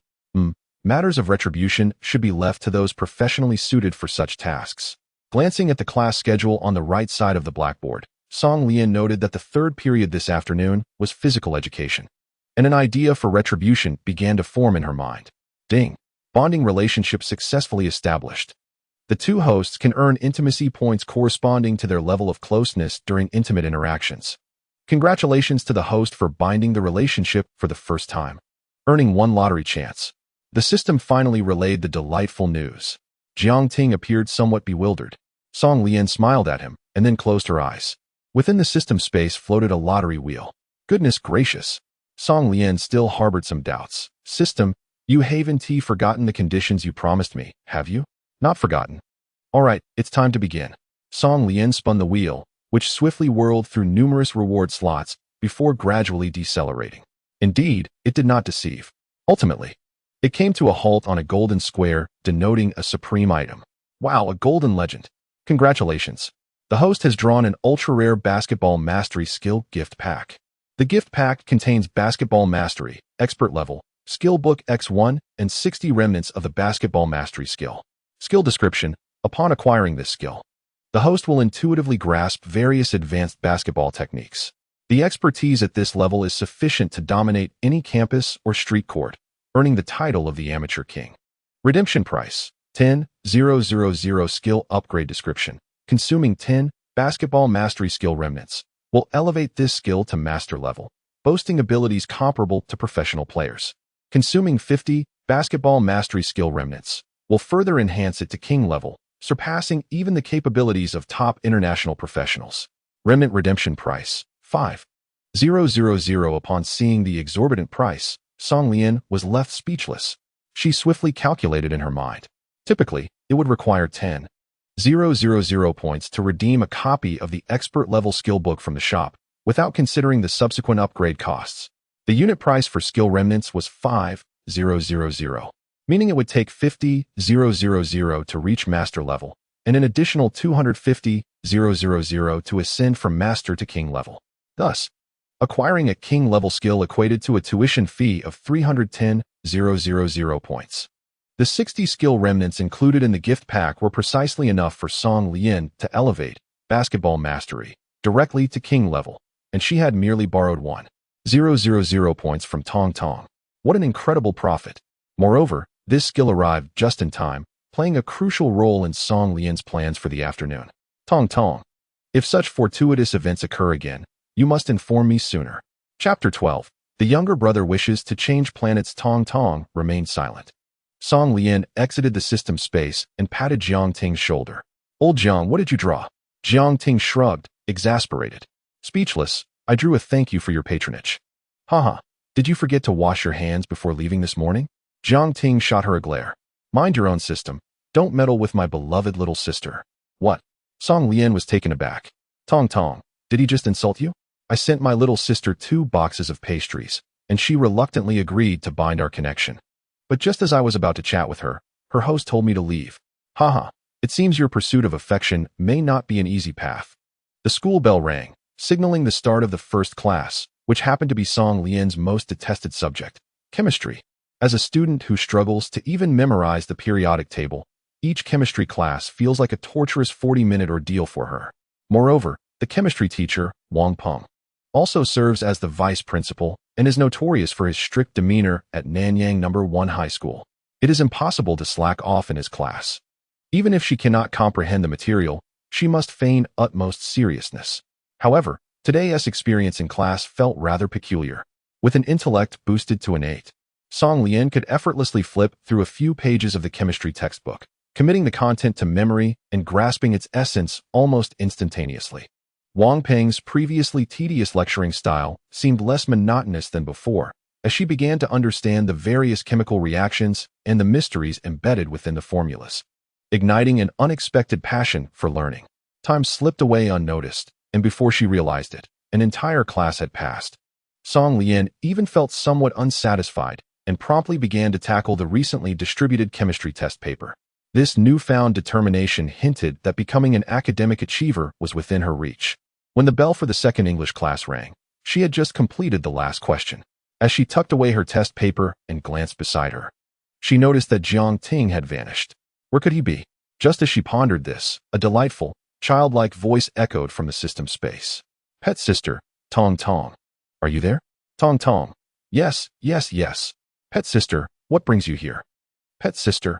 My host accidentally wet his pants while using the restroom. Could I possibly ask your host to bring him a pair of pants? Tong Tong.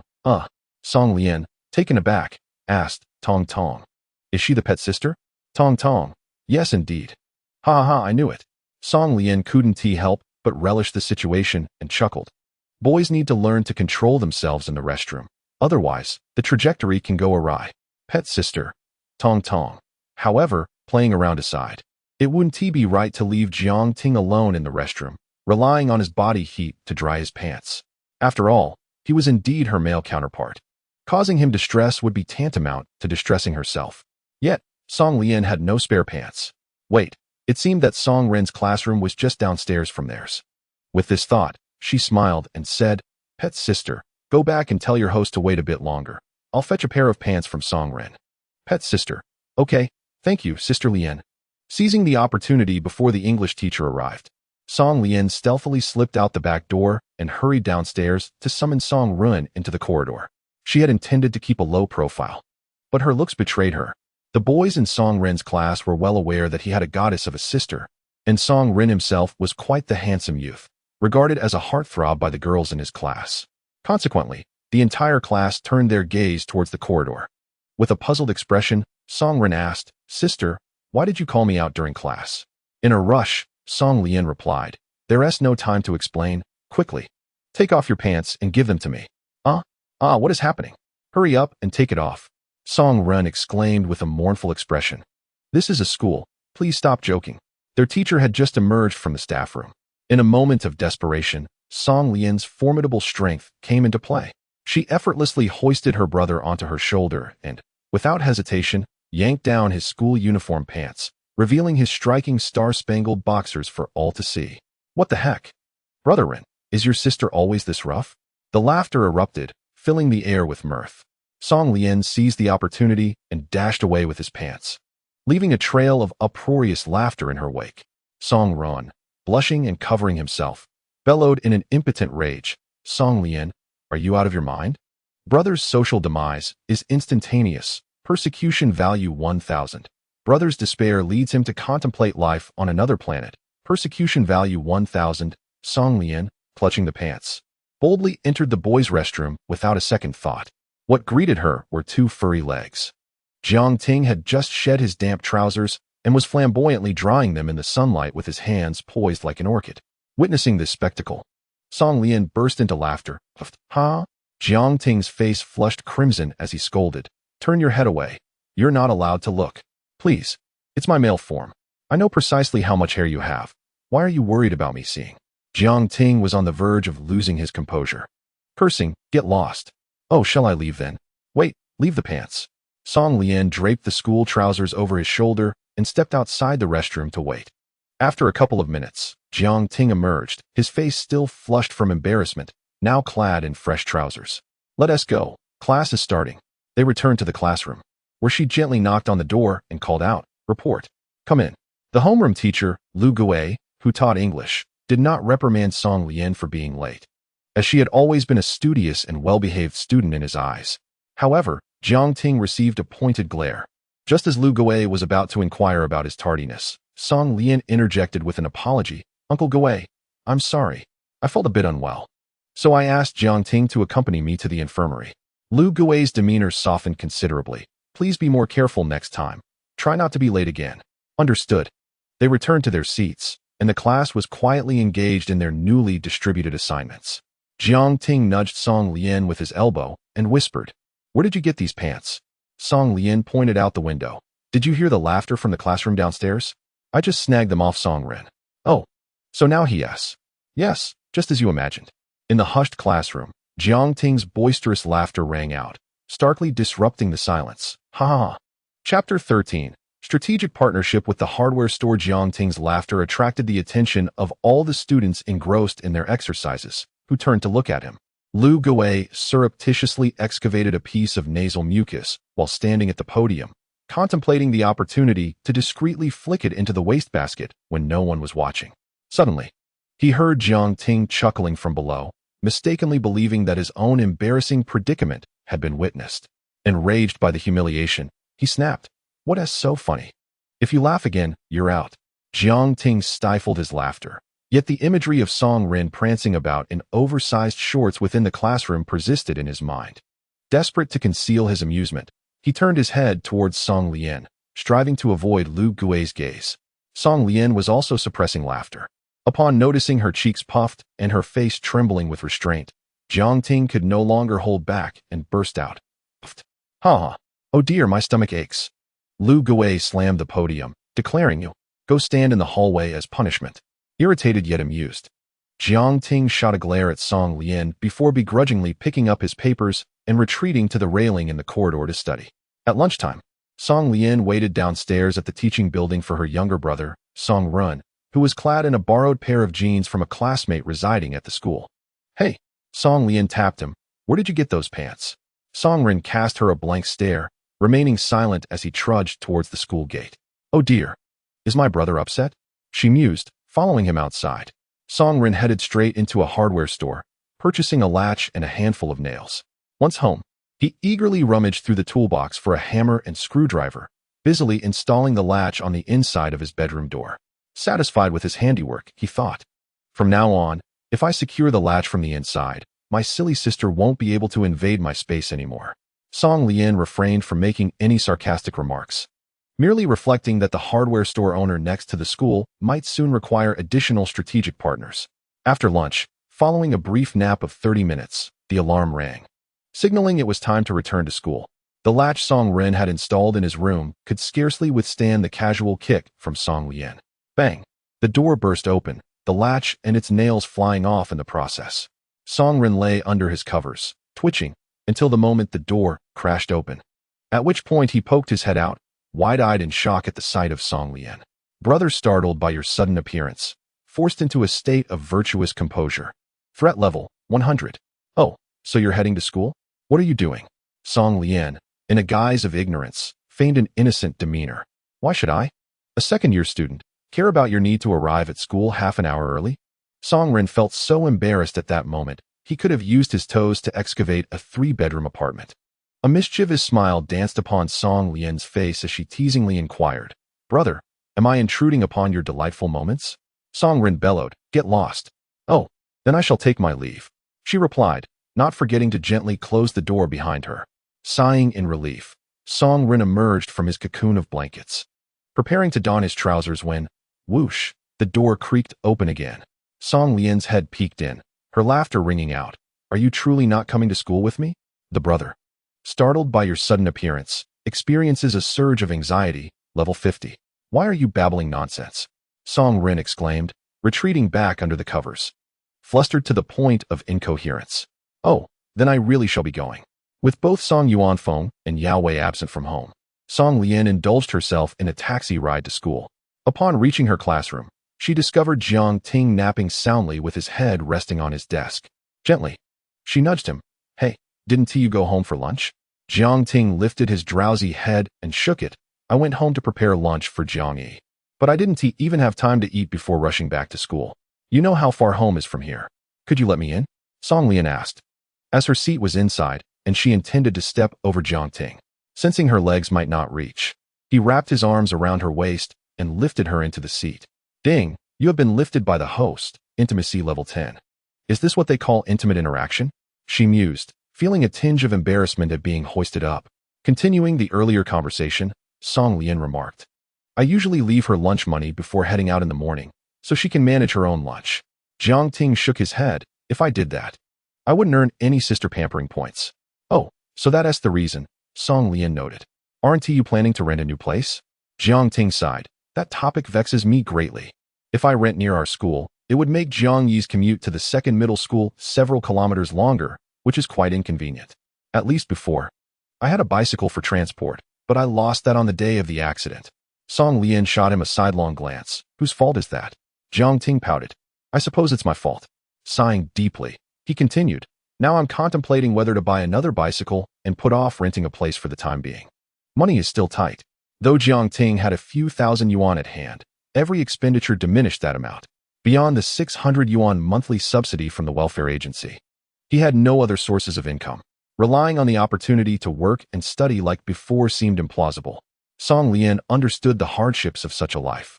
Not only did one have to endure the sweltering autumn heat, but also don the heavy and cumbersome mascot costume while distributing flyers on the street. Heatstroke was no trifling matter. After a moment of contemplation, she retrieved the 2,000 yuan in cash her mother had given her that morning from her backpack and handed it to Jiang Ting. In the morning, my mother bestowed upon me 2,000 yuan, and I just spent a mere 10 or so on a taxi. You may keep the remainder. Jiang Ting did not reach for the money. Instead, he appeared momentarily stunned. My mother?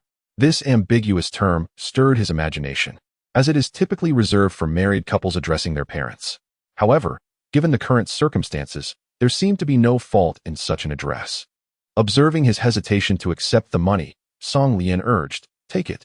Jiang Ting pushed the money back. I refuse. Song Lian, perplexed, inquired why not. Why would you turn down free money? Are you foolish?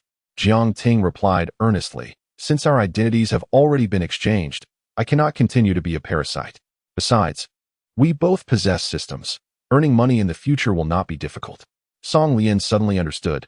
That makes sense. Since Jiang Ting was unwilling to accept, she reclaimed the money.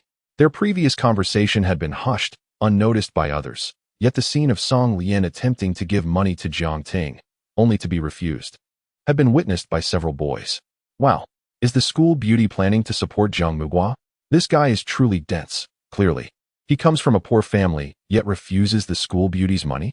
Why not give it to me instead? Oh, what do you think the school beauty sees in him? Chapter 14. Is he handsome? I learned from Basketball Fire. Finally, the third period of physical education arrived in the afternoon. For the seniors, retaining 2 physical education classes each week is no small feat. This is thanks to the homeroom teacher, Lu Gui, who insisted on fostering well-rounded development in students' moral, intellectual, physical, aesthetic, and labor skills. The students, tirelessly immersed in their studies, often experienced mental fatigue. So Lu Gui staunchly opposed subject teachers, depriving them of their limited opportunities to relieve psychological pressure through physical education. Tan Bowen, a standout athlete, served as the captain of the school's basketball team. Standing at an impressive height of 1.9 meters, he enjoyed a natural advantage on the basketball court. During physical education classes, the basketball court was essentially the domain of Tan Bowen and his cohort of boys. According to his perspective, basketball, a sport requiring significant physical confrontation, was unsuitable for girls. You girls should stick to badminton or volleyball, he would assert, a notion that had subtly permeated the collective mindset. However, today, Song Lian evidently intended to stir things up. The school had a total of 3 basketball courts, with other classes also participating in physical education. Tan Bowen and his group occupied one of the courts, gearing up for an intense intra-class match when they noticed Song Lian standing resolutely at the center of the basketball court with her hands behind her back. Tan Bowen, maintaining a semblance of politeness, cheerfully remarked, "School beauty, please step aside. We are about to play." Song Lian remained unmoved, casting a sidelong glance at him. "I'm sorry, but I wish to play basketball today as well." Tan Bowen and the boys behind him were left bewildered. "You? Ha ha ha, don't joke. You can't even dribble. Can you?" Standing at 156 centimeters, Song Lian appeared diminutive before the towering 191 centimeters figure of Tan Bowen, resembling a delicate flower vase in the eyes of the boys. No one took her earlier words seriously. They all assumed Song Lian was jesting. To their surprise, she waved toward the sidelines and called out, "Ladies, shall we engage in a mixed-gender basketball match today?" Many girls sat on the bleachers beside the court, yet none responded to her invitation to join the game. Gan Yunting, watching from outside the court, couldn't suppress her laughter, pondering whether Song Lian had lost her mind after recovering from her illness. If she sought trouble with Tan Bowen, why choose basketball of all things? How adorable. Surely, she didn't believe anyone would heed her call, did she? Zhongyi, seated just behind her, had always disapproved of Gan Yunting's duplicitous behavior. She couldn't resist taunting, as her good friend, "Shouldn't you support her by joining the game?" Gan Yunting hesitated. "Me? Join her in her antics? Absolutely not." However, with numerous boys around, outright refusal would cast her as unsupportive of their sisterhood. Thus, she concocted a feeble excuse, feigning a pitiful demeanor as she said, "My aunt has arrived. It's not convenient for me." Zhongyi rolled her eyes, swiftly exposing her deceit. "Your aunt just left a few days ago. Does she visit daily? How do you manage all that blood loss?" A few nearby girls stifled their laughter. Gan Yunting, invigorated by the banter, retorted, "If you find it bothersome, you could always join her on the court. I, for one, lack the skills and do not wish to ruin my hairstyle with a basketball." Zhongyi scoffed. "Fine, I will go." She secured her water bottle, tightened her shoelaces, and stepped onto the court, declaring, Lian, I'm here to assist you." At that moment, Tan Bowen, practicing dribbling, suddenly accelerated and leaped to slam dunk under the hoop. "Wow, Tan, you look so handsome." Gan Yunting applauded, showering him with flirtatious glances. Tan Bowen flashed her a charming smile before casting a provocative glance at Song Lian. Undoubtedly, it was a challenge. The pride of the basketball boys was not to be trifled with, even if one was the campus belle. Zhongyi felt slightly intimidated. That towering figure made it seem like playing against him would only invite humiliation. Song Lian approached Zhongyi, wrapping her arm around her neck with a confident smile. "Don't be afraid, just watch me." Taking a deep breath, Zhongyi nodded. "All right, I will give it my all." Tan Bowen approached, wedging the ball at his waist as he greeted. "Campus belle, is it just the two of you?" Song Lian nodded. "Two is sufficient. I merely need someone to serve the ball." Tan Bowen scoffed. "Shall we play 2v2 then?" Song Lian raised her gaze, her eyes sharp despite her lack of height. "What 2v2? Word spread that others might perceive me as bullying the boys. You all can join forces. I can easily handle 2 against 5 with Zhongyi." Tan Bowen's eyes widened in disbelief. "Isn't that rather audacious?"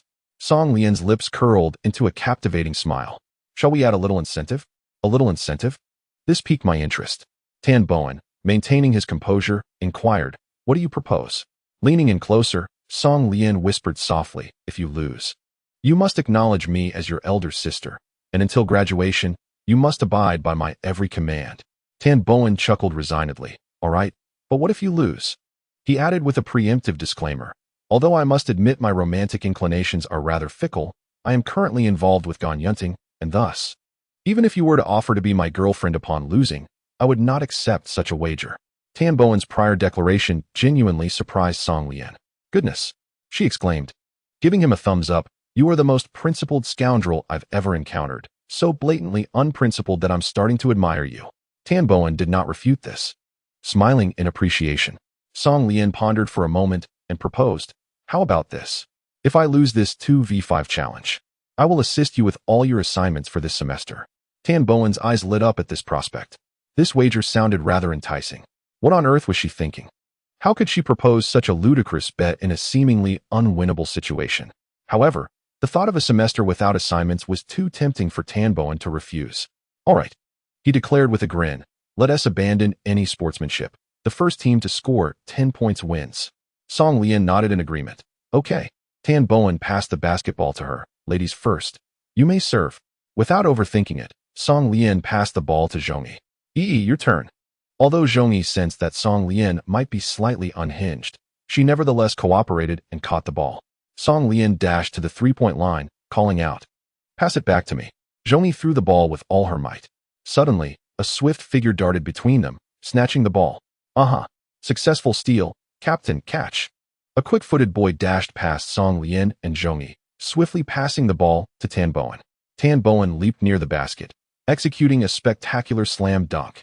His movements were fluid and graceful, truly befitting the captain of the school team.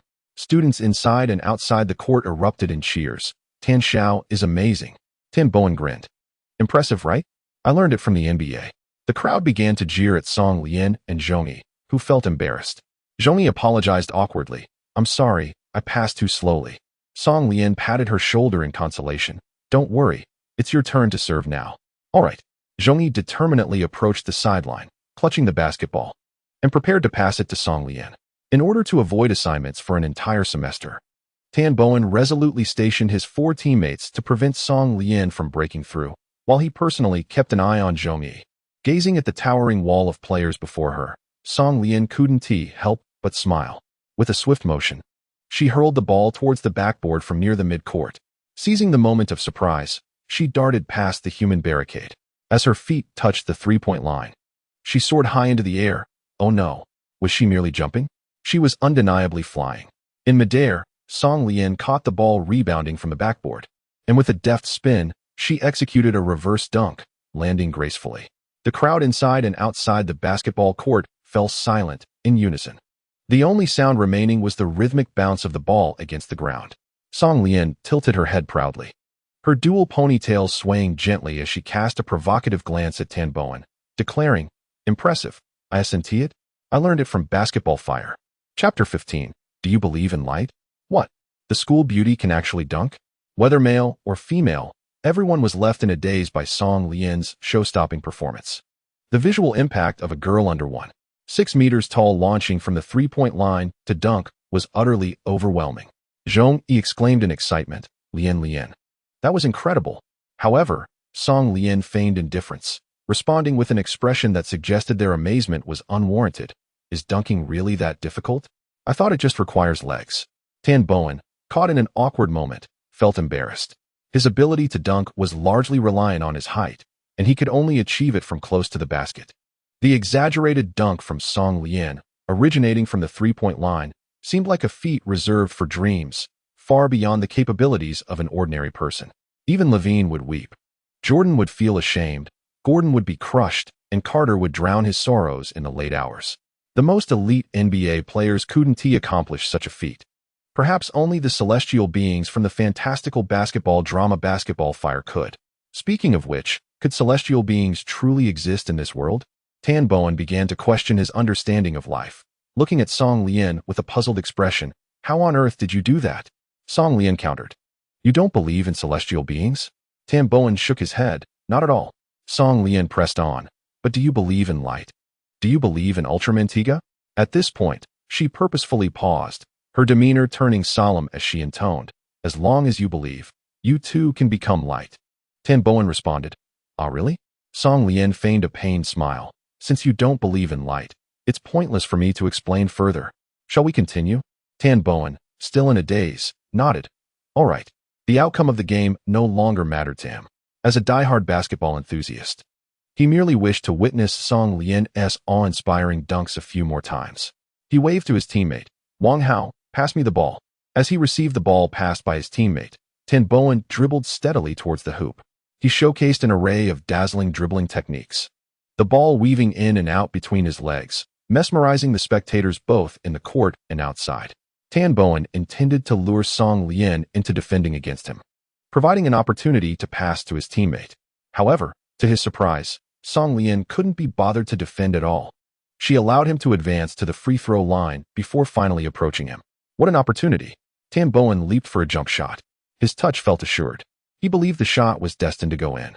Suddenly, Song Lian soared high, delivering a resounding block. With a powerful slap, she sent the ball flying towards Zhong Yi, who was caught off guard as the basketball struck her chest, causing her to wince in pain. Yet, Zhong Yi, despite the discomfort, hugged the basketball and laughed joyfully. So cool, what a beautiful block. Tan Bowen was once again taken aback. What? Here I am, a proud 191 centimeters captain of the school basketball team, and I just got blocked by a 156 centimeters girl with pigtails? Song Lian shouted, shoot. Zhong Yi's form was entirely unorthodox. She held the basketball with both hands beneath her waist and flung it toward the backboard. Rather than a shot, it resembled a toss. The ball hit the rim and bounced up, prompting both Song Lian and Tan Bowen to leap for the rebound. Song Lian soared significantly higher than Tan Bowen, decisively slamming the ball into the basket for a score. Zhong Yi rushed over to high-five Song Lian in celebration. Yay! Awesome! This match, wildly mismatched in skill, had devolved into a personal showcase for Song Lian. Behold my fierce dragon slam. Witness my azure butterfly glide. The 5 boys on the court were utterly bewildered. The score ultimately settled at 10-1. With a thud, Tan Bowen knelt before Song Lian, raising 3 fingers. I, Tan Bowen, swear to you, Song Lian. From this day forth, you are the sky, and I am the earth. Tan Bowen exclaimed, sister. Song Lian replied, little brother. Simultaneously, a series of notification sounds echoed in the system space. Ding! Congratulations, the host has acquired a new little brother. Reward acquired, Divine Light Stick X1, item description. A special item for little brother, Tan Bowen, which allows temporary transformation into Ultraman Tiga, granting superhuman physical abilities. Duration of transformation, 3 minutes. Cooldown time, 24 hours. What a surprise. The unexpected reward startled Song Lian as well. Could it be that there truly exists light in this world? Tan Bowen, clutching her leg, pleaded, woo-woo, sister, I want to learn how to play basketball from you. Emerging from the system space, Song Lian gently patted his head, reassuring him. Here, this is for you. She retrieved the Divine Light Stick from her pocket and handed it to Tan Bowen. Tan Bowen solemnly extended his hands to receive the object, bewildered as he asked, is this the transformation device of Diga Ultraman? Indeed. You must try it, urged his sister. Rising to his feet, Tan Bowen skeptically pressed the switch on the light rod. Nothing is happening, he exclaimed, glaring at her. Brother, your stance is incorrect. You must believe in the light to transform into it. Song Lian guided him according to the manual, emphasizing, moreover, the transformation process must remain unseen by others. Ultraman's human form must maintain an air of mystery. All right, I shall make a quick trip to the restroom, Tan Bowen declared, determined to execute a dunk as exaggerated as Song Lian's. At that moment, standing before the urinal, he felt an overwhelming sense of reverence. He positioned the light rod vertically against his chest, traced a circle, and raised it high, pressing the switch. Accompanied by a sparkling sound effect, Tan Bowen shimmered brilliantly and transformed into Diga Ultraman. He gazed at his hands and feet, feeling an inexhaustible surge of power. Sister was not deceiving me. There truly is light in this world. Tan Bowen eagerly dashed back to the court, completely oblivious to how comical his appearance was at that moment.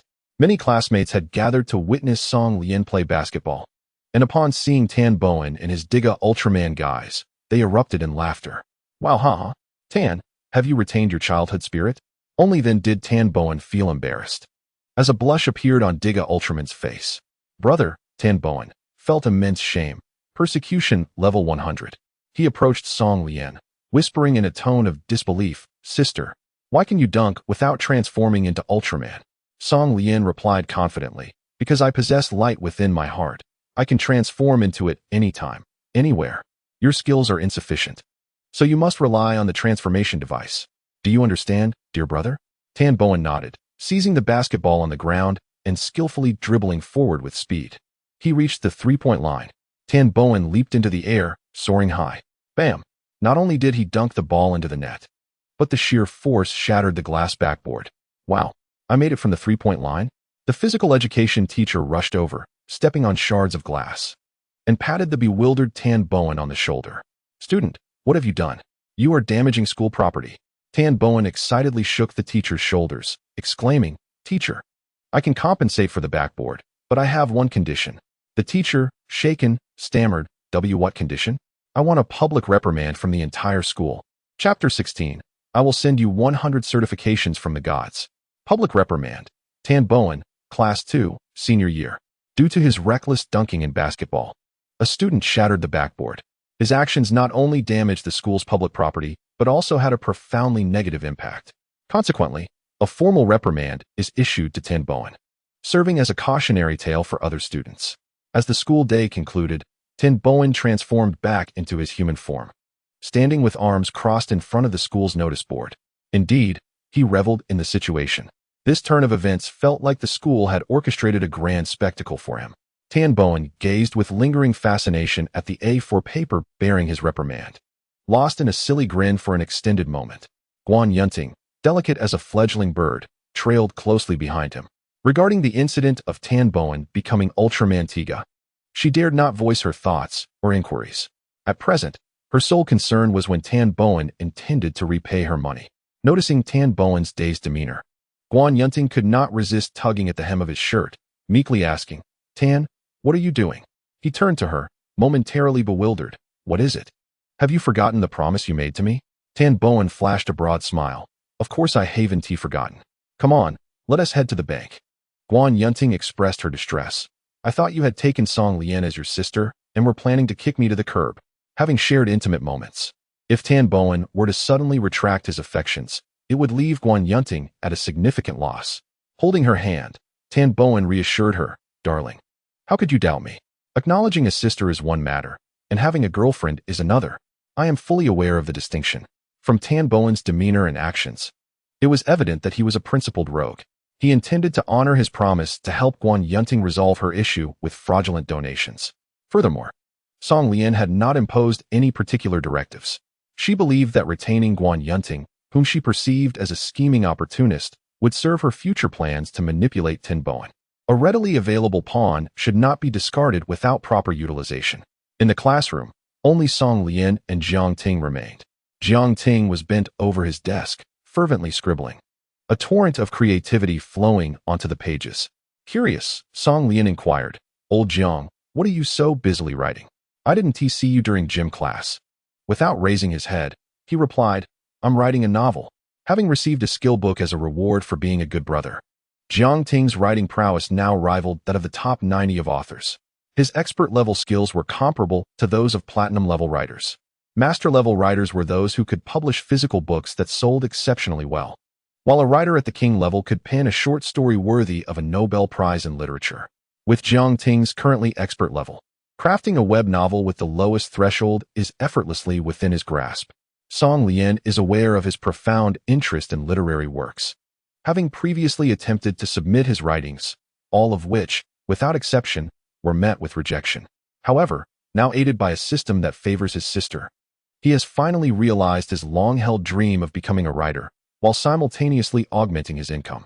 He drafts his manuscript in school, and upon returning home, he utilizes his phone to capture and convert the text into digital form for submission online. Song Lian is quite intrigued by the genre of the novel he is penning. What theme could it possibly encompass? At last, Jiang Ting sets down his pen, turns to her with a smile, and reveals, "I have transformed our extraordinary adventures into a novel." Song Lian exclaims, "Wonderful. Which website do you intend to publish it on?" Jiang Ting ponders for a moment, resting his pen against his chin before responding, "Perhaps on Tomato. I've heard the readers there are the most delightful." Song Lian chuckles, "When you publish, do remember to tag me. I shall bestow upon you 100 accolades." Indeed, Jiang Ting stretches languidly, seizing a moment when Song Lian is distracted. He suddenly scoops her up in a playful embrace, carrying both her and her backpack outside the classroom. "Hey, what are you doing? Put me down this instant. This is utterly embarrassing." Ding, you have been embraced by the host. Affection level 50, Jiang Ting gently sets her down, smoothing out the creases in her school uniform with a tender smile. "You should head back now. I'll finish this chapter before I leave." Blushing, Song Lian nods, "All right. But please take care on your way home. And remember, if you spot money on the ground, do not pick it up. That is how I got into trouble." Jiang Ting chuckles softly, "Got it." Upon returning home, the sky has darkened, though it is still not time for dinner. Song Yuanfeng is seated on the sofa reading the newspaper, while Yao Wei busily attends to the kitchen. I'm back, Song Lian announces, unloading her backpack while deftly closing the door with her foot. Yao Wei peeks out from the kitchen, her concern evident. Lian. How was your first day back at school? Did you feel unwell at all? Not at all. I was incredibly brave. I even played a game of basketball during gym class. Song Lian tosses her backpack into Old Song's lap and grabs an apple from the coffee table, taking a bite. Old Song, where's my brother? Song Yuanfeng gestures towards the ceiling. He's upstairs. That rascal has been making noise in his room ever since he returned. Tinkering with who knows what. Oh, I'll go check on him. Song Ren's door is firmly shut, but the sounds of a League of Legends match can be heard emanating from within. The jungler is coming to secure the dragon. My three-piece combo is absolutely fierce. Song Ren is playing as an ADC this round. Having dominated the game from the start, his spirits significantly lifted. If he wins this match, he will ascend from iron to bronze rank. His Frost Archer is positioned near the dragon pit, eagerly awaiting the jungler's cue to initiate the dragon fight. Suddenly, two figures emerge from the bottom lane's tri-brush. With confidence radiating from him, Song Ren smirks, an ADC with a 0 to 5 score, accompanied by a support at 0 to 8. Are you here to give me a double kill? Although his support was not by his side, his Frost Archer had already developed into a formidable force, boasting equipment and levels that utterly overwhelmed the opposition. Even standing still, he could effortlessly eliminate his enemies, just as Song Ren adjusted his mouse position. Preparing to unleash his ultimate ability, a sudden snap echoed through the room as the lights extinguished. The monitor turned pitch black, and the host ceased its operations. What the hell? Startled, Song Ren froze for 2 seconds before unleashing a torrent of curses. Damn it, this is my promotion match to bronze. Brother, Song Ren, is on the brink of a meltdown, with a persecution level of 100. Was it a power outage? No, that couldn't be. He could still hear the rumbling of the kitchen exhaust fan downstairs. Confused, he pulled open the newly installed 5 locks on his door and peeked into the corridor. There stood Song Lian, smugly positioned by the independent circuit breaker in his room, her hand resting on the switch. Chapter 17. I will dare again. Infuriated, Song Ren stammered. You just wait. Unable to contain his rage any longer, he seized a giant slipper and stormed out, intent on giving her a good beating to vent his frustration. Song Lian feigned surprise. Did you steal my giant slipper? Indeed. Unexpected, isn't it? Today is your day? With a fierce glint in his eyes, Song Ren grinned menacingly, brandishing the oversized slipper. Cornered, Song Lian had nowhere to retreat, revealing a pitiful and helpless expression, a stark contrast to her usual mischievous demeanor. The little brother felt victorious at last, puffing out his chest as he threatened. Afraid, are you? Hurry up and apologize. Trembling in the corner, Song Lian quavered. Little brother, I'm sorry. This made Song Ren swell with pride, hands on his hips, laughing arrogantly. Ha! That is more like it. Song Lian quietly added, I will dare again. Song Ren could hardly believe his ears. What did you say? I said, I will dare again. With that, Song Lian sprang up and delivered a kick, sending her annoying brother back into his room. How outrageous. Enraged, Song Ren lost his composure, raising the giant slipper and roaring as he chased after Song Lian. She dashed from the second floor back to the first, frantically screaming, Help! Help! She hid behind Song Yuanfeng, using him as a shield while reporting, Old Song, your son is trying to hit me. Oh! Song Yuanfeng lowered his newspaper and glanced toward the stairs, only to see a massive slipper hurtling toward him, with bloodshot eyes. Song Ren's vision was fixated solely on that detestable sister. In a fit of rage, he hurled the giant slipper. The thud of the slipper striking Song Yuanfeng's forehead echoed loudly. His toupee askew, half of his bald scalp was exposed, while the other half was adorned with thick, unruly hair swaying precariously by his ear. 2 piercing gazes shot toward the stairs, causing Song Ren's heart to skip a beat. Oh no, I have inadvertently touched upon my father's tender spot. Younger brother, Song Ren, begins to panic, persecution level 50. He hastily retreats upstairs, securely closing the door and locking it with 5 bolts, sitting on the floor with his back pressed firmly against the door. Song Yuanfeng ascends the stairs at a leisurely pace, perhaps fueled by a tempest of anger, for his footsteps resonate with a disquieting heaviness. Thud, thud, thud. Younger brother, Song Ren, feels terror, persecution level 100. The footsteps halt just outside the door. Song Yuanfeng neither shouts in reprimand nor kicks the door. Could this be the eerie calm before the storm? Song Ren can even hear the labored breaths escaping from Song Yuanfeng's nostrils, the oppressive tension suffocating him. Younger brother, Song Ren, is so tense he can hardly breathe.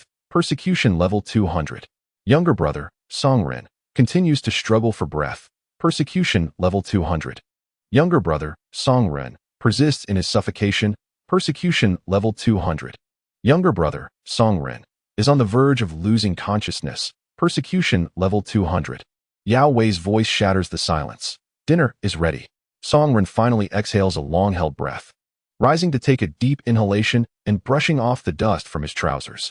With such a prolonged silence, surely his father has no intention of breaking down the door? Bang! With a sudden, thunderous crash, the door frame splinters, rendering the 5 bolts useless. After delivering that forceful kick, Song Lian swiftly retreats, gesturing for Song Yuanfeng to enter. On his left shoulder, a fallen wig dangles, while on his right, he balances an enormous slipper as he strides into Song Ren's room. A thoughtful little quilted jacket helps him pull the precariously swinging door shut. Smack! A cacophony ensues. Hearing the tumult upstairs, Yao Wei ascends to investigate. She finds Song Lian firmly gripping the doorknob, preventing Song Ren from escaping. Yao Wei chuckles. Lian, allow them a moment to bond. Shall we head downstairs for dinner? Song Lian shakes her head, smiling. I have plans. I won't be dining at home tonight. Happiness Garden Community. This is one of the few remaining shanty towns in Nanyang City, with no signs of impending redevelopment. The residents here are primarily working-class individuals, including the siblings Jiang Ting and Jiang Yi. The atmosphere here starkly contrasts with the chaos of the Song family villa. The Jiang family's dwelling spans approximately 60 square meters, a 2-story self-built structure. Though dilapidated and weather-beaten, this crumbling abode exudes a warmth that envelopes its inhabitants. Jiang Yi has just been accepted into the 2nd high school, and her after-school schedule is evidently less demanding than that of her senior brother. To facilitate daily maintenance, she sports a shoulder-length bob, taller than Song Lian but with a slender frame. With her cheerful and lively disposition, she embodies the essence of a charming neighbor girl. When Jiang Ting returned home, he found her on the balcony, washing and selecting vegetables, occasionally chatting with the neighbor next door. Jiang Yi sweetly smiled and said, "Brother, you're back." Hom. Jiang Yi picked up the basket of vegetables and headed to the kitchen. "Brother, I'll stir-fry some greens. You should go rest in your room for now." This sister, so understanding, was heart-wrenching. Jiang Ting took her hand, seized the basket, and placed it on the old wooden table nearby. He ruffled Jiang Yi's hair affectionately and said, "Stop bustling about. Today, I'm taking you out to eat." Jiang Yi froze. "Today isn't a special occasion. Why go out to eat?" "Silly sister. Today is your birthday." Jiang Yi's eyes instantly filled with tears, reminiscent of a vast ocean. Ever since their parents passed away, Jiang Ting had assumed the dual roles of brother and guardian, single-handedly shouldering the responsibility of supporting the family and caring for his sister. He not only had to maintain his studies, but also brave the scorching sun and torrential rain, hustling on the streets to earn a living. Each time he returned home, he would collapse onto the sofa, utterly exhausted.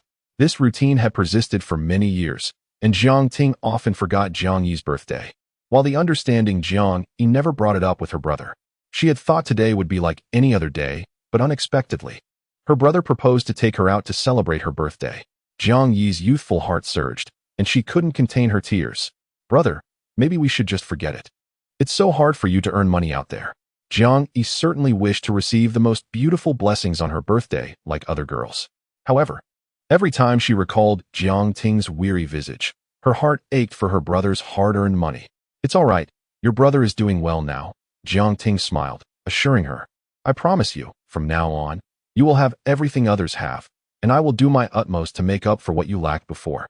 You are my sister, and I won't allow you to live a life inferior to others."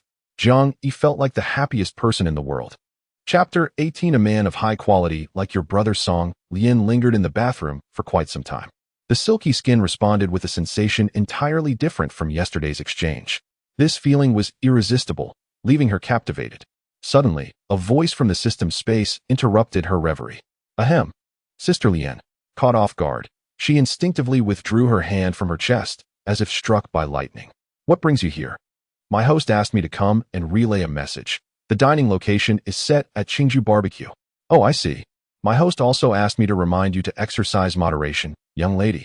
In an instant, Song Lian's face flushed crimson to her collar, feeling guilty as she replied. Tell him I didn't do anything. With the sudden arrival of a doting sister, Song Lian found her earlier enthusiasm dissipated. She wrapped herself in a towel, returned to her room to dry her hair, and then elegantly pinned it up with a hairpin before changing her outfit and heading out. The decor of the Qingju Barbecue Society was quite trendy, a favored venue among the local youth for gatherings and birthday celebrations. The siblings had already arrived. Before Jiang Ting lay a newly purchased laptop, the keys clicking rhythmically as he busily typed away. Jiang Yi, on the other hand, fidgeted restlessly, for she had never dined in such an exquisite establishment. The refined ambience led her to instinctively assume that the prices here would be exorbitant. Feeling somewhat out of place, Jiang Yi cautiously inquired, "Brother, are we waiting for anyone else?" Jiang Ting paused his work, smiling as he replied, "We are waiting for a friend. I will introduce her to you shortly." "Your friend?" Jiang Yi queried, her curiosity piqued. "Is it a male or female?" "A girl. But I suspect you two will become very good friends," he teased, thinking to himself that this girl was truly his sister's real brother. However, Jiang Yi clearly misunderstood. Leaning closer to her brother, she giggled. "Is she your girlfriend?" "Stop talking nonsense." Jiang Ting's cheeks flushed as he retorted. "A man of my caliber is not easily won over by ordinary women." Indeed, it was unclear whether she was complimenting him or poking fun at herself. "My apologies for being late." A vivacious school beauty entered, carrying a durian millefeuille cake. Jiang Ting shot her a disapproving glare. "How could you be so inconsiderate to keep us waiting?" Song Lian, ever affable, took a seat across from Jiang Yi, smiling. "Today is your sister's birthday. Such a good omen for longevity." Jiang Yi was instantly captivated by this warm-hearted sister. "Sister, I am your brother's deskmate. My name is Song Lian." For reasons unknown, Jiang Yi felt an inexplicable connection with this sister. Her cheerful disposition led her to shake Song Lian's hand and smile. "I am Jiang Yi. You are so beautiful. Perfectly matched with my brother." Jiang Ting scoffed. "No, she is not worthy." Song Lian shot him a sidelong glance, playfully retorting, "Indeed, a man of your stature is not easily attained by someone as ordinary as Song Lian." The banter was delightful. She unwrapped the cake, cheerfully suggesting, "Let us light the candles and have the birthday girl make a wish." Jiang Ting nodded, "As you wish." Jiang Yi obediently remained seated, her hands cradling her chin, alternating her gaze between the lovely sister bustling about for her and her brother, engrossed in his writing. A wave of indescribable happiness washed over her. Once Song Lian completed the ritual of inserting the candles, a diligent waiter approached with a lighter to ignite them, and, in a show of cooperation, temporarily extinguished the lights in the establishment. The patrons of this barbecue restaurant were predominantly young individuals born in the 2000s. Upon observing someone celebrating a birthday, they were more than willing to join in a chorus of happy birthday, creating a lively atmosphere that instantly warmed Jiang Yi's heart. "My sister believes this is the happiest day of her life, with a pet sister value of 1,000. Jiang Yi clasped her hands together at her chest, closed her eyes, and made a wish. "I hope Sister Song Lian can be with my brother and one day bear him many children." Jiang Ting replied, somewhat exasperated, "Silly sister. Wishes must remain unspoken. Voicing them renders them ineffective." "Is that so? Then I shall retract it and make a new one." Song Lian murmured, "Well, I suppose I'll just go to the hospital tomorrow for sterilization." Jiang Ting glared at her. "Do you dare?" Song Lian playfully stuck out her tongue. Hee hee. After the candles were extinguished, the waiter restored the lights. Jiang Yi personally cut the cake into pieces and distributed it to everyone present, both acquaintances and strangers alike. "Happy birthday, dear. Wishing you academic success and the chance to enroll in a prestigious university soon. May your days be as joyful as this evening." The strangers dining in the restaurant were fond of the sweet and cheerful little sister, sharing in her joy while offering heartfelt blessings. When Jiang Yi returned to her seat, content after distributing the cake, Song Lian pulled a brand new phone box from her bag and handed it to her. "Little Yi, this is your birthday gift from me." "Wow," Jiang Yi exclaimed as she opened the package to reveal the latest model of Huawei phone. "Your phone number and WeChat have already been registered.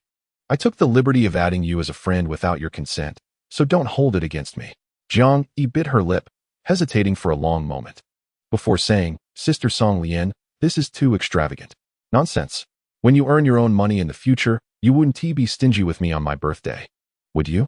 Jiang Yi then nodded, her heart brimming with joy as she accepted the new phone. Thank you, sister. You're welcome, dear. Remember to tell your brother to treat me better in the future. Jiang Ting scrutinized Song Lian with suspicion. This phone isn't some sort of Schrodinger's version, is it? The mention of a Schrodinger's phone inevitably reminded him of his unfortunate younger brother. Song Lian smiled reassuringly. No, you can rest assured and use it. After sharing this birthday dinner with her sister, both Song Lian and Jiang Ting felt a great sense of relief. Perhaps exchanging identities was not such a bad thing after all. For Jiang Ting, he had conquered his illness and realized his dream of becoming a writer. For Song Lian, at least she no longer had to toil as she once did to earn a living. Her sister could now enjoy a better and happier life. Thus, the search for immortality could be temporarily set aside. Chapter 19. My name is Gan Yunting, from Nanyang No. 1 High School. On the way home, as Song Lian strolled along, she was abruptly halted by a group of spirited youths riding their flashy motorcycles, who whistled at her. Hey there, where are you headed? We can give you a ride. Indeed, it seemed that beautiful girls often attracted such unwelcome attention. Song Lian cast a glance at them. Each sported brightly colored hair and eccentric styles that barely qualified as rural nonconformity. Their motorcycles, whether they be 125 cubic centimeters bikes or small scooters, were adorned with an array of bizarre patterns. One motorcycle, in a particularly extravagant display, boasted multiple layers of plastic spoilers, resembling an exaggerated tail that reached skyward. Even more absurdly, a few attractive young women were perched on their back seats.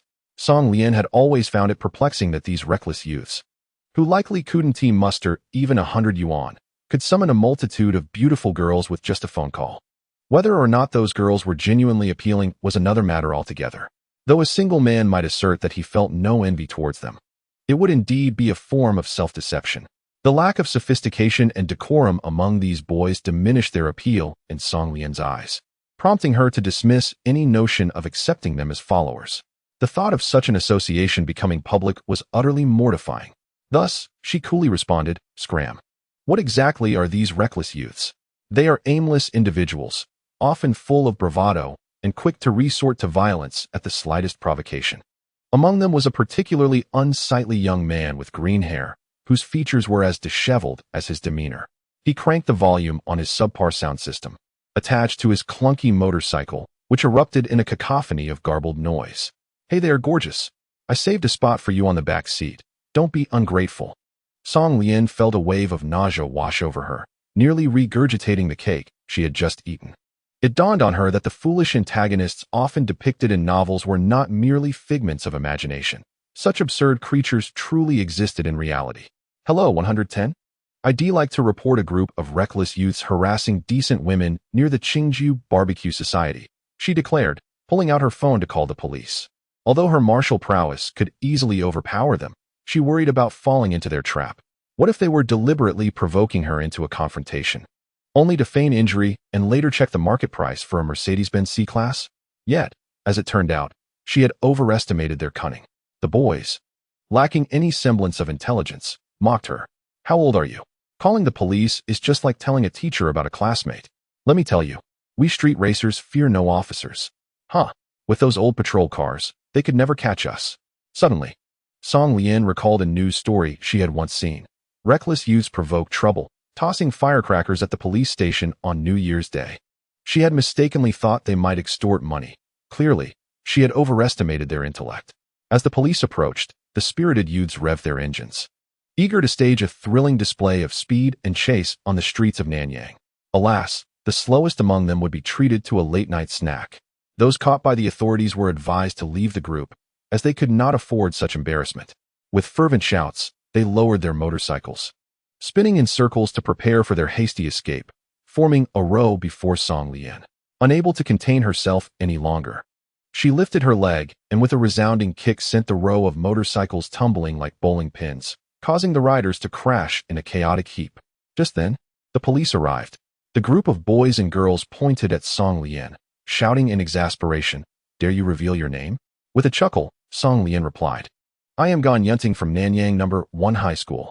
Just wait until we get out. We won't let you off easily." Upon returning home, Song Lian, feeling quite bored, scrolled through short videos, and was just about to sleep when she suddenly remembered her unfinished homework. Reluctantly, she rose to burn the midnight oil, completing 10 assignments until 1:30 in the morning. After stretching, she stealthily approached her brother Song Ren's door. Peering through the crack, she saw him soundly asleep, bare-chested in the sweltering heat. An ingenious, mischievous idea struck her. She dashed to the balcony, retrieved their mother's undergarments, and carefully draped them over Song Ren, fastening the buttons. The next morning heralded another day of brotherly mischief. The blaring of a horn alarm clock mixed with Song Ren's heart-wrenching screams startled the birds perched in the trees outside their villa, sending them scattering in disarray. Brother suffered severe shock, mischief level 1000. Fuming, Song Ren stormed downstairs to confront Song Lian. The family gathered around the breakfast table, speechless at the sight of him.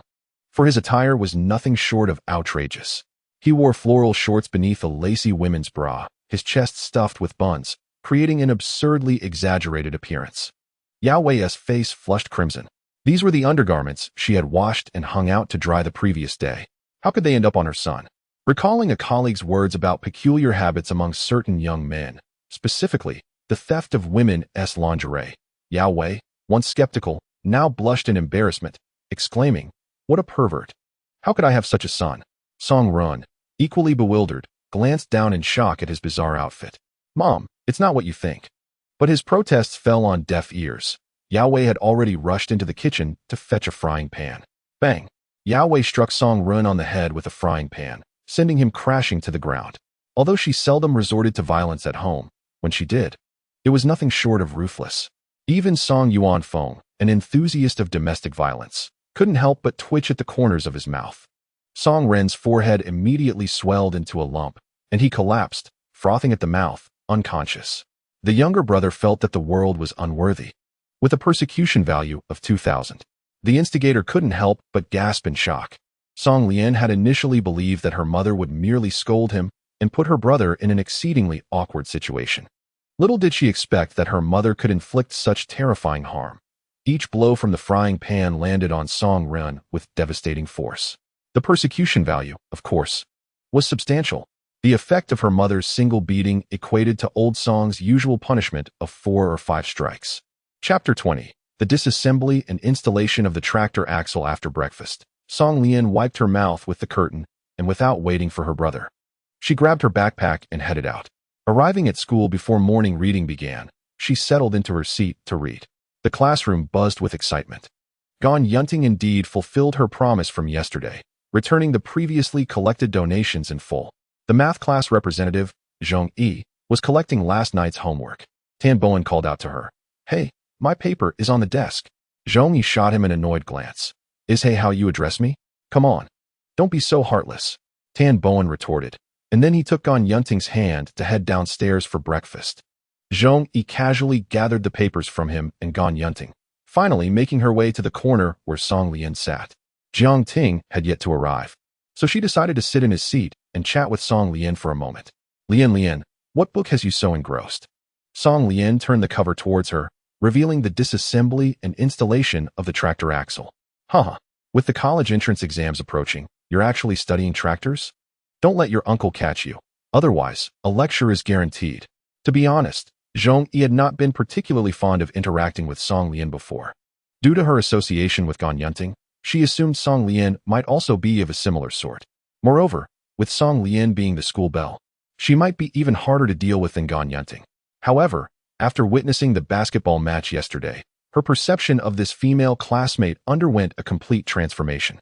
Song Lian was truly to her liking. This girl actually believed in light. She believed in the existence of Ultraman. She was wealthy, could fly, and was a treasure of a girl who could tear durians, carry 10 packages with her bare hands, and master the disassembly and installation of tractor axles. Zhong Yi, feeling overwhelmed, thought to herself, "I'm just a tomboy." Thus, she found these behaviors of girls to be exceptionally appealing. Song Lian pulled out last night's homework from her backpack and handed it to her. 10 full pages, each question meticulously answered. Zhong Yi was left utterly astounded. Last night's examination proved to be of a significantly higher difficulty than the usual mock college entrance tests, leaving even her, the mathematics representative, stumped on 2 challenging problems. Zhong Yi could not help but glance at Song Lian's problem-solving process, exclaiming in awe, "Wow, you are a mathematical genius."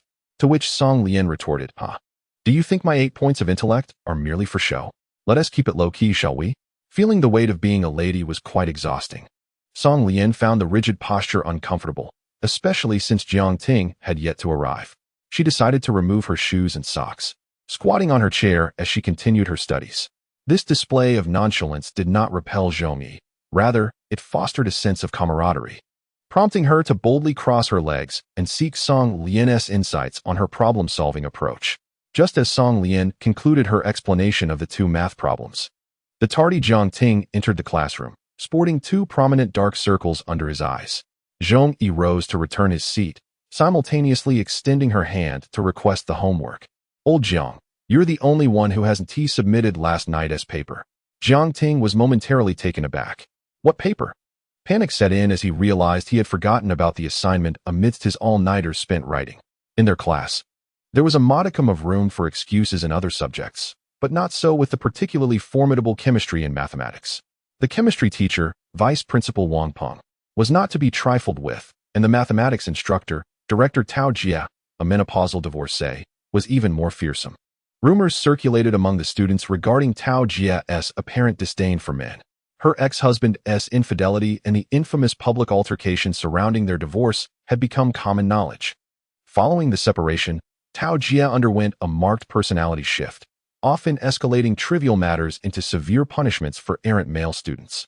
Many speculated whether she sought to exact revenge for her marital misfortunes by venting her frustrations on her pupils. Consequently, the mere mention of her name sent shivers down the spines of the male students, who dreaded the prospect of being caught in her crosshairs. Though Jiang Ting had yet to experience the terror of being under Tao Jia's rule, he had certainly heard tales of her ruthless methods. He was now in a state of frantic disarray, pleading with Zhong Yi. "Zhong representative, could you grant me a little more time?" Zhong Yi, torn, replied, "It's not that I don't want to help you, but you know how Tao Laoshi is. The homework must be submitted to her desk before morning study. That's an unyielding rule, and I dare not provoke her wrath." Jiang Ting's face turned ashen. "What am I to do?" Song Lian patted his shoulder reassuringly. "Don't fret, just watch me." She took the stack of assignments from Zhong Yi, rifling through it until she found Tan Bowen's paper. With audacity, she used correction fluid to erase Tan Bowen's name and boldly inscribed Jiang Ting's South name in its place. Zhong Yi stared in astonishment. "Goodness, what are you doing?" Song Lian hastily covered her mouth, whispering, "Shoo." In the 3rd period of the morning, the mathematics class was enveloped in an eerie silence. As the final chime of the bell faded, only the echo of high heels tapping against the floor in the corridor remained.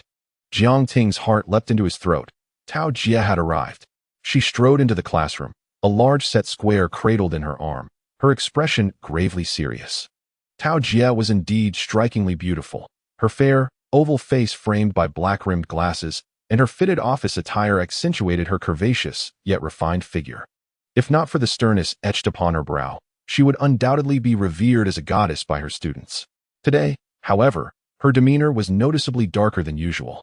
Upon ascending the podium, she began to admonish. "Some students have become increasingly audacious, daring not to submit the mathematics assignments I assigned." Tan Bowen felt a surge of relief. He had previously been a frequent target of Tao Jia's chastisements, enduring her myriad of creative disciplinary measures. To evade her wrath this time, he had invited Gan Yunting home with him the previous evening. The two had shared a candlelit dinner, after which Tan Bowen had asked her to wait in the living room while he retreated to his room for a bath, lighting incense, and changing clothes. After this elaborate ritual, Gan Yunting nearly concluded that he was a ravenous suitor. She had mentally prepared herself for a romantic encounter when Tan Bowen, clad in a bathrobe, summoned her into his room. With a heartfelt expression, he presented her with 10 examination papers, declaring, "Ting Ting, I wish to solve mathematical problems with you." Gan Yunting responded. Thus it was. She exerted every ounce of her prowess to assist Tan Bowen with his assignments. Ultimately, he handed her 200 yuan, instructing her to take a taxi home. Gan Yunting was left bewildered. "So, your intention in courting me was merely to acquire a tool for homework assistance?" Regardless, Tan Bowen had submitted his papers. Now, he could comfortably sit back and observe who would be the unfortunate soul in the spotlight today. Whoever it may be, he resolved to mock them mercilessly. Chapter 21. The mantis shrimp sucks water. Tao Jia cast a glance in his direction. Tan Bowen, evidently oblivious to the gravity of the situation, met her gaze with unshakable confidence. A student who had completed his assignments felt remarkably assured. Tan Bowen found himself perceiving Tao Jia as oddly agreeable today, even gentle. Tao Jia coldly remarked, "What do you all think should be the punishment for the student who dared to challenge the teacher by failing to submit his assignment?" The classmates erupted into a cacophony of suggestions. Some proposed hanging him from a streetlight, while others suggested he be punished by performing a handstand while relieving himself. None of the suggestions were even remotely sensible. Clearing his throat, Tan Bowen stood up, tousled his bangs, and adjusted his collar. He raised his hand to quell the noise. Adopting a formal tone as he declared, "Everyone, please quiet down. I have something to say. I ask for your attention. Teacher Tao, I propose that the student who has not submitted his homework be invited to the stage to undertake the Mentos and Soda Challenge." Tao Jia fixed her gaze upon him, her expression somewhat intricate. She was certainly familiar with Tan Bowen, the frequently punished troublemaker. Now, she pondered whether this boy had become addicted to punishment. After all, who would willingly devise tortures for themselves? A faint smile finally graced the corner of Tao Jia's mouth. "Tan Bowen, could you elucidate what the Mentos and Soda Challenge entails?" Tan Bowen rummaged through his desk drawer and produced a 1-liter bottle of cola along with a pack of Mentos mint candies. He chuckled heartily, explaining, "When you drop the Mentos into the cola, it reacts swiftly with the carbon dioxide, causing a rapid expansion of gas that mixes with the liquid and erupts from the bottle's opening. The challenger's task is to cover the bottle's opening with their mouth and consume the spewing cola. This is the Mentos and Soda Challenge. Should that student succeed, I propose we ask the teacher to let him off the hook. However, if he fails, let his homework for the semester be doubled." Indeed, many internet celebrities have attempted the Mentos and Soda Challenge, yet very few have triumphed. Nevertheless, this sounded immensely entertaining. The entire class gazed at the sternly silent Tao Jia, eagerly hoping she would embrace Tan Bowen's suggestion. At last, Tao Jia nodded. "All right." Tan Bowen led the applause, laughing, "Come on, everyone. Let us warmly welcome the student who hasn't submitted his homework to the stage." The clapping resonated for over a minute, yet no one ascended the platform. Tan Bowen was taken aback. Where was he? Doesn't the student who failed to submit their homework have any self-awareness? Must the teacher call out their name? Tao Jia stood with her arms crossed, quietly observing Tan Bowen's antics. Finally, Tan Bowen sensed something amiss. Why was Tao Jia's gaze so fixed upon him? A sudden chill coursed through him. "Teacher, it wasn't me this time. I submitted my homework early this morning." Tao Jia maintained her stern demeanor, coldly responding, "You claim you submitted it, yet I do not see your name among the pile of papers. Tan Bowen, I suspect you are merely crying thief to catch a thief. Aren't you?" Tao Jia exuded a commanding presence that momentarily left Tan Bowen astounded. Confusion engulfed him. What could have gone awry? Recalling his actions, Tan Bowen remembered setting his homework on his desk while heading downstairs with Gong Yunting for breakfast. Right. He quickly turned to Zhong Yi and inquired, "Didn't you receive my homework this morning?" Zhong Yi hesitated, reluctant to lie. I at that moment, Song Lian raised her hand to speak. "Teacher, I can confirm that Zhong Yi indeed did not receive his homework. As the morning reading commenced today, she engaged me in a discussion regarding the final 2 challenging questions from last night's 8th paper, yet Tan Bowen had failed to bring his paper. What on earth? Sister, are you setting me up?" Tan Bowen found himself at a loss for words. He could only blame himself for not personally handing the paper to Zhong Yi. His tone immediately shifted to one of meekness. With his head hung low, Tan Bowen attempted to defend himself. "Teacher, I misplaced the paper due to my negligence. But I truly completed it yesterday. Gong Yunting can vouch for me." Unfortunately, Tao Jia was entirely indifferent to his reasoning. Losing a paper signifies a lack of regard for one's assignments. In my eyes, regardless of your excuses, failing to submit is tantamount to having not completed it at all. Hurry up and step up to accept your punishment. You have successfully framed your brother, Tan Bowen. Persecution value 200. Your brother, Tan Bowen, has lifted a stone only to strike his own foot. Persecution value 300. Tan Bowen cast a helpless glance towards Song Lian, who shielded her face with her book, fearing he might catch sight of her mischievous grin. "Oh well, if it's death, then let it be." Tan Bowen steeled himself and walked up to the podium. Tao Jia took 2 steps back, allowing him to stand before her and perform. Tan Bowen slowly tore open the packaging of the Mentos and twisted off the cap of the cola bottle, pouring the entire pack of Mentos into it. With a loud explosion, a torrent of foam erupted from the mixture of carbon dioxide and liquid. Tan Bowen closed his eyes, resolutely clasping the bottle's mouth. Puffed. The immense pressure forced 2 jets of liquid to burst forth from his nostrils. At that moment, Tan Bowen was in such agony that he longed to wail. Yet he dared not release his grip. Failure in this challenge would mean an entire semester's worth of math assignments doubled. Tan Bowen is experiencing unprecedented torment. Persecution value 500. The pressure within the cola bottle continued to build. Through Tan Bowen's bulging eyes, it was apparent he was on the brink of collapse. Tan Bowen feels as though death would be preferable. He only seeks a swift end. Persecution value 1000. Just endure a little longer. It will soon pass. Once it's over, the relief will be an enjoyment, Tan Bowen reassured himself. Success was tantalizingly close. To be honest, even Song Lian felt a pang of sympathy upon witnessing his plight. Thus, she lifted her cup to take a sip and then stood on her chair. Mimicking Tan Bowen's earlier display, 2 streams of liquid shot from her nostrils. While the classmates grimaced in discomfort watching Tan Bowen's performance, they erupted in laughter at Song Lian's sudden antics. What the heck? Ha ha ha. Song Lian, what kind of baffling human behavior is this? Could you please pay a little attention to your image as the school beauty? Upon the podium, Tan Bowen was momentarily taken aback by the scene before him. Just as success seemed within reach, everything crumbled. His head tilted, and he erupted, water spewing from his eyes, ears, mouth, and nose. Gasping, he leaned against the lectern, his expression one of agony, as the carbon dioxide he had forced into his stomach surged back up his throat. The students below couldn't help but laugh. Despite the unfortunate circumstances, only Tao Jie maintained her ever-frozen, icy demeanor, prompting one to wonder if this woman possessed any organs that secrete dopamine, the pleasure-inducing hormone. Tan Bowen, your challenge has failed. Henceforth, your assignments will be doubled. Zhongyi, you are responsible for supervising him.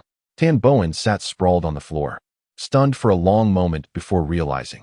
Had this entire endeavor been in vain? Younger brother, Tan Bowen, feels disillusioned, persecution level 2000. In truth, Song Lian was also suffering. The relentless flow of water had left her nasal passages ablaze with pain. She was truly sacrificing for the sake of her own persecution level. Jiang Ting, exasperated, handed her a tissue, remarking, "You foolish Lian, this strategy harms you more than your opponent. Poor performance." Chapter 22. The alteration in probability will eventually lead to trouble coughing and sneezing. Song Lian struggled to clear the remnants of water from her nasal passages and mouth, while Jiang Ting gently patted her back, finally managing to assist her in expelling the liquid. "Alas, my goddess image has been utterly tarnished by you." Song Lian chuckled. "This is rather liberating. May I now embrace my true self? I shall liberate your granduncle." Jiang Ting chided. "Put on your shoes and socks properly. Do you not find it disgusting to attend class barefoot?" "Oh." Song Lian obediently donned her footwear, placing her hands neatly on her desk. Jiang Ting nodded in satisfaction, poking her soft sides. "Now straighten your back." "Haha, that tickles." Song Lian retaliated by tickling him under the arm, both aware of each other's vulnerabilities. Jiang Ting was instantly caught off guard. "Cease this at once, haha." Suddenly, they felt numerous gazes upon them. Looking up, they found Tao Jie staring intently at them. The entire class following suit. "Danger! Danger! Danger!" A jolt of alarm surged through Song Lian and Jiang Ting. Tao Jie coolly inquired, "You two seem to enjoy laughing. Do you? Bring your water cups up here." Exchanging a glance of dread, they realized the extent of Tao Jie's impending punishment. Each took their respective water cups to the podium, where Tao Jie sat observing them. "First, take a sip and hold it in your mouths." Obeying her command, Jiang Ting and Song Lian complied. "Now turn around, facing each other." As Song Lian and Jiang Ting's gazes intertwined, both resembled hamsters with their cheeks puffed out. Tao Jie let out a soft snort. "Laugh? Aren't you too fond of laughter?" The classroom erupted in joyous mirth, a cacophony of laughter filling the air. After enduring punishment, Tan Bowen finally seized the opportunity for revenge, releasing a long-held belch that seemed to echo with an amusing cadence. The audacity of it. Could one truly endure such a performance? With a burst of laughter, Song Lian could no longer contain herself and spat a mouthful of water onto Jiang Ting's chest. Jiang Ting, taken aback, retaliated by splattering her face in return, resulting in an utterly comical scene. Ha ha ha. Teacher Tao knows how to have fun. At Nanyang No. 1 high school, the head of the disciplinary committee was no laughing matter. Although Tao Jia often wore a stoic expression, her unconventional method of punishment brought an atmosphere of joy to the classroom.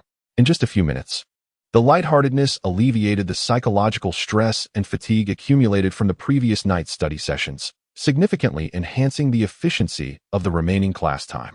Finally, as the class drew to a close, Jiang Ting let out a long sigh of relief, followed by a deep yawn as he rested his head on the desk. Drifting off to sleep, the boy's face bore an endearing innocence, evidently a testament to his enhanced appearance. The harshness of sun and rain had transformed his once coarse skin into a fair and delicate complexion, while blemishes and acne had vanished without a trace. His features were now more defined and striking, resembling a young Chun Whiting at first glance. Moreover, Jiang Ting's fashion sense had ascended to remarkable heights, his attire now reflecting a refined taste, placing him among the ranks of the school's most handsome. Song Lian propped her chin on her hands at the windowsill, quietly admiring his sleeping visage.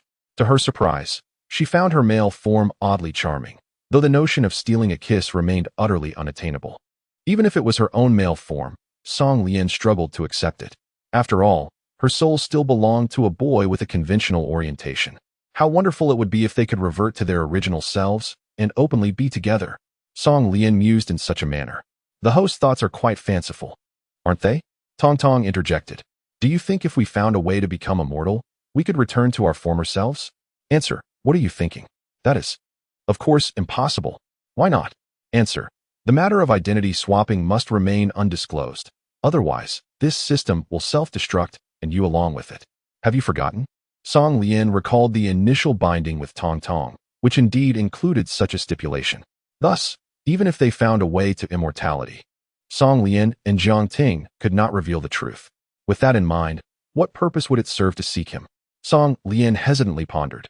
Am I truly destined to live the rest of my life under the guise of Song Lian? Jiang Ting lazily lifted his eyelids and scoffed. What? Am I inconveniencing you by using my identity? Song Lian was startled. What? I thought you were asleep. Jiang Ting explained. I can enter a deep sleep state at will. A mere 10 minutes of my sleep is equivalent to 2 hours of ordinary slumber. Wow. I had no idea you possessed such a superpower. Do not underestimate deep sleep. It is an essential skill for time management. Jiang Ting replied nonchalantly. My host level has already risen to 5, a skill acquired through the lottery. Song Lian paused. Host level? Why didn't you inform me about this? Apologies, I forgot. Darn it. Song Lian entered the system space and examined the attribute panel. Host, Song Lian level, 5 gender, female height, 156 centimeters appearance, 810 physique, 810 intelligence, 810 strength, 810 skill, basketball mastery, king level, persecution value, 8,800. She had not previously paid attention to the host level, as she was unaware of its significance. Each time the host levels up by 5, they receive a lottery chance. Would you like to draw now? The lottery will reappear in the system space. However, Song Lian hesitated to spin it and skeptically asked, System, you kept such important information from me? Come clean. Are you planning to pocket my rewards for yourself? I truly forgot. I don't believe you. Unless you covertly alter the winning probabilities for me to obtain something valuable. I will reveal our identity swap and ensure we both face the consequences. Host, frequently altering probabilities will inevitably lead to trouble. Song Lian chuckled. This will definitely be the last time, I assure you. Really? Indeed. It's fixed now. Go ahead and draw. Chapter 23. Is this to thwart me? Ding. Congratulations. Host, you have drawn the talent skill Super Voice Actor. Super Voice Actor. Upon acquiring this skill, the host will master all vocal techniques, enabling effortless switching between male and female voices and mimicking others' tones. Additionally, it unlocks associated subskills, broadcasting, dubbing, singing, and recitation. Wow, incredible. After reading the skill description, Song Lian was elated. This was a divine skill. Her gaze shifted to the seats ahead, where Tan Bowen and Gan Yunting were engrossed in each other. Song Lian decided to test her new abilities on them.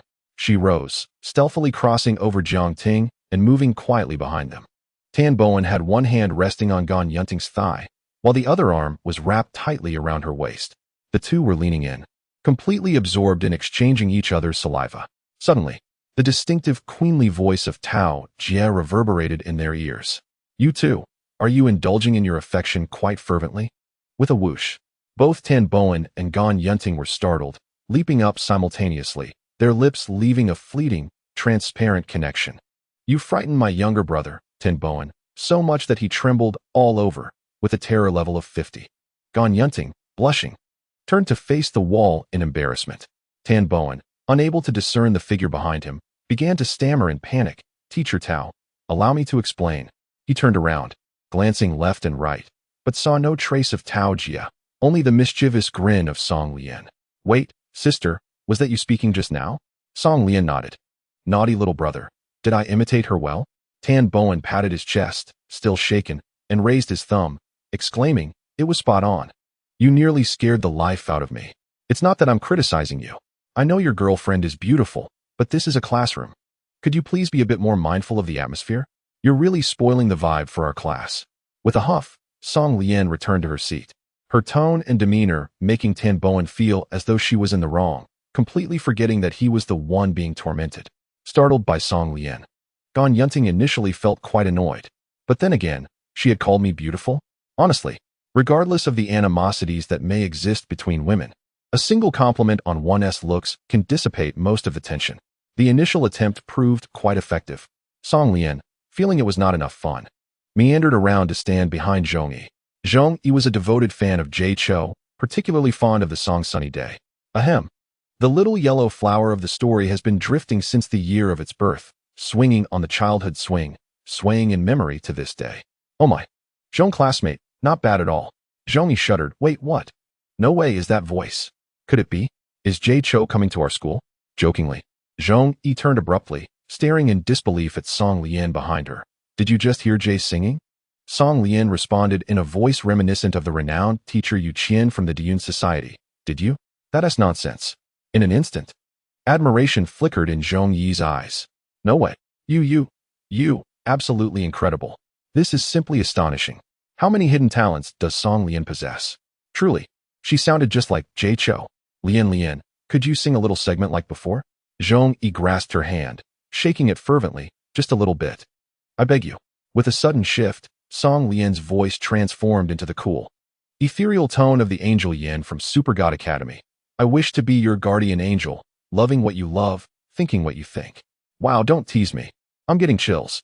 Song Lian now firmly believed that she could seamlessly switch between various tones and styles of voice.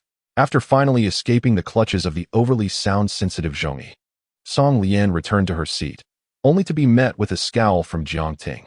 Did you step in dog poop on your way out this morning? He grumbled. Confused, Song Lian replied in her usual voice, what's wrong? Jiang Ting pouted, muttering, last time in the lottery, you drew a master-level basketball proficiency. Well, I got a mere consolation prize. Now you've drawn a super voice actor, and in comparison to your skills, my deep sleep feels utterly useless. Realizing his discontent stemmed from envy, Song Lian understood that Jiang Ting was lamenting his misfortune. The odds of winning such exceptional rewards in a lottery are exceedingly low. Perhaps even the game designers at the Goose Factory would be envious. Unbeknownst to Jiang Ting, she had a hidden transaction with Tong Tong, leading him to perceive her as merely fortunate. Song Lian reassured him, your skill isn't as trivial as you think. Deep sleep grants you an extra 3 to 4 hours of activity each day, which accumulates to significantly extend your effective lifespan compared to others. After pondering her words, Jiang Ting conceded that she had a valid point. Upon finishing school at noon, Song Lian noticed that Song Ren had not waited for her, compelling her to head home alone. As she opened the door, she was greeted by the sound of a double kill echoing from upstairs. Oh, my pesky little brother is playing League of Legends again. Stealthily, she ascended the stairs and found his door ajar. He sat with his back to her, immersed in the game, while a surveillance monitor sat beside his computer, looking up at the corner of the hallway ceiling. She was astounded to discover that he had dismantled the front door's surveillance camera and positioned it to face the circuit breaker box in the hallway. Oh, is this a precaution against me?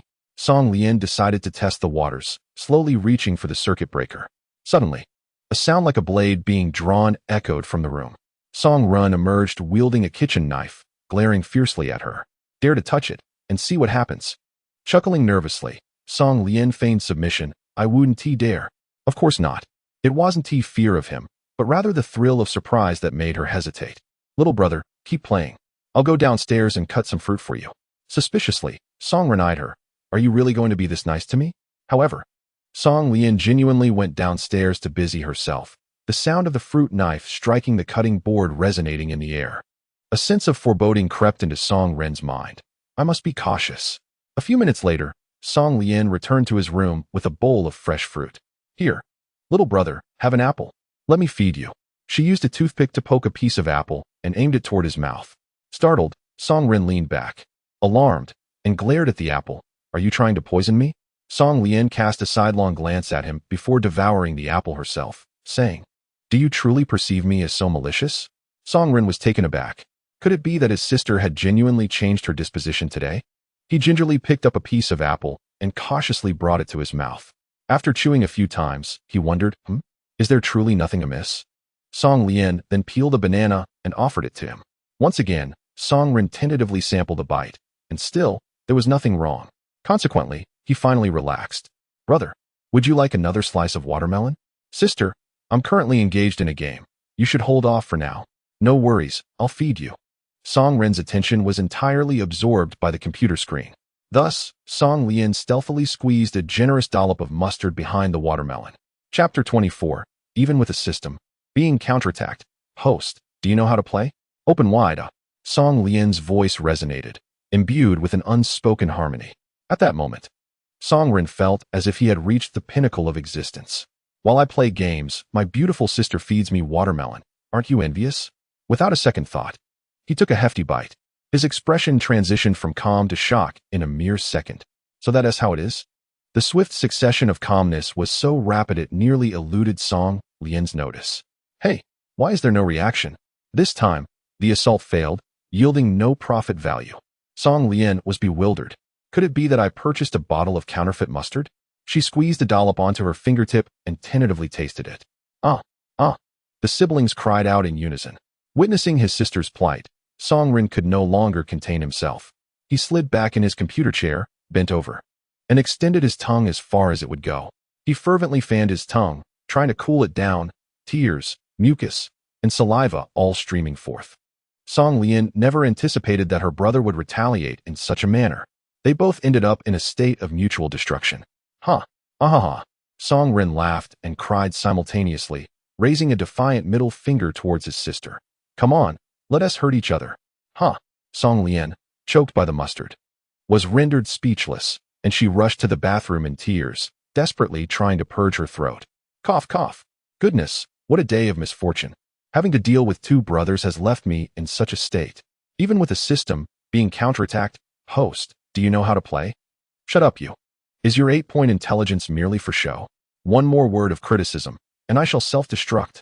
Can't play well and still take offense? Are you a little system getting too big for your britches? Song Lian poked her head out into the corridor, shouting towards Song Ren's room. Song Ren, let me share a secret with you. I am actually, be quiet, be quiet. Tong Tong knows he was wrong. Spare me, host. Do you truly believe I cannot handle you? After this incident, Song Lian came to a grave realization. Her younger brothers were not mindless antagonists. Their intelligence and skills in evading persecution had been honed through countless trials. Traditional methods of persecution were increasingly ineffective. A slight misstep could even lead to one's own downfall. Take today, for instance. Although both sides suffered losses, it was undeniable that Song Ren emerged victorious. Her younger brother, with mere mortal capabilities, had triumphed over an elder sister endowed with a system. Song Ren, defy the heavens? This was hardly a favorable outcome for Song Lian. Host, would you like a small gift? Bring it forth. Ding. You have received on Protracted Warfare X1. As Song Lian held the book and flipped through its pages, she was taken aback. How did you come by this classic? Well, my dear sister encouraged me to read more good books and gifted me several works by great figures. Oh, it seems you two are getting along quite well. How's the progress? Woo-woo. She is so difficult to pursue. My sister prefers a system that is cultured and ambitious rather than a slothful homebody like me. We're all somewhat inclined to give up. Alas, you systems engaging in romance seem to be taking it quite seriously. Song Lian shook the book in her hand and remarked, I think I shall return this on Protracted Warfare to you. It appears your sister may be hinting that persistence is key in pursuing a girl. Really? Indeed. Take it back and study it well. Ding. The system has reclaimed you're on protracted warfare X1. Back in her room, Song Lian lay down, deep in contemplation. Was there a method to amass persecution value that was both safe and efficient? In contrast, Jiang Ting's sister pampering system seemed far more comfortable. Performing thoughtful gestures for his sister effortlessly garnered him affection and points. He effortlessly combined flirtation with point accumulation. What about me? My system thrived on brotherly persecution, essentially a familial obliterator. Suddenly, Song Lian sat upright on her bed. Wait a moment. Mentioning Jiang Ting sparked a bold idea within her. System, I've thought of a brilliant plan. If I acknowledge Jiang Ting as my younger brother, and he recognizes me as his sister, I persecute him while he dotes on me. Wouldn't we be able to mutually benefit? Goodness, are you trying to exploit a bug? Come on. Tell me, could it actually work? I don't know, but you could give it a try. Just be prepared for some backlash. You are a system, Song Lian retorted without mercy. You're utterly clueless, and with such poor competence, it's no wonder your sister doesn't favor you. The competitive atmosphere within the system realm was intensifying, and the system was struggling to keep pace with those extravagant and cultivation-oriented systems. The settings of others surpass mine, and their diligence is commendable, leaving me with no choice but to resign myself to a state of complacency. Such a mindset is detrimental. While I may grumble, I still find merit in the situation. Although I lack the extraordinary advantages that could obliterate obstacles or the effortless access to boundless wealth, my circumstances possess a certain charm. It is akin to nurturing an endearing little pet within my mind. Upon arriving at school in the afternoon, I could not resist the temptation to explore the mutual benefit plan. I tapped Jiang Ting on the shoulder and proposed, "Old Jiang, may we discuss a matter?" "Go ahead." Jiang Ting replied without turning, engrossed in refining the outline of his novel. I organized my thoughts and tentatively suggested, "I have a splendid idea that could swiftly accrue both our persecution points and favor points. However, you might need to endure a slight disadvantage." Jiang Ting halted his writing and turned to me. "Are you suggesting that I play the role of your younger brother while you take on the role of my sister? Thus, you would torment me while I shower you with affection?" Taken aback, I responded, "So you had already anticipated this?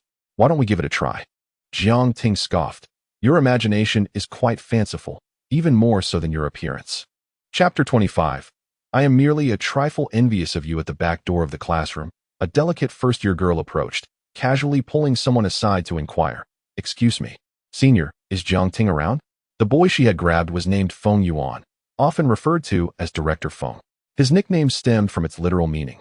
It was said he had no intention of pursuing higher education. Instead, he planned to work directly in his father's clothing factory after graduating high school, destined to inherit the family business.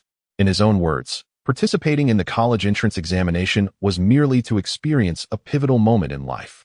As for attending university, he regarded it as merely a change of venue for exercise, wasting 4 precious years that could be spent earning money.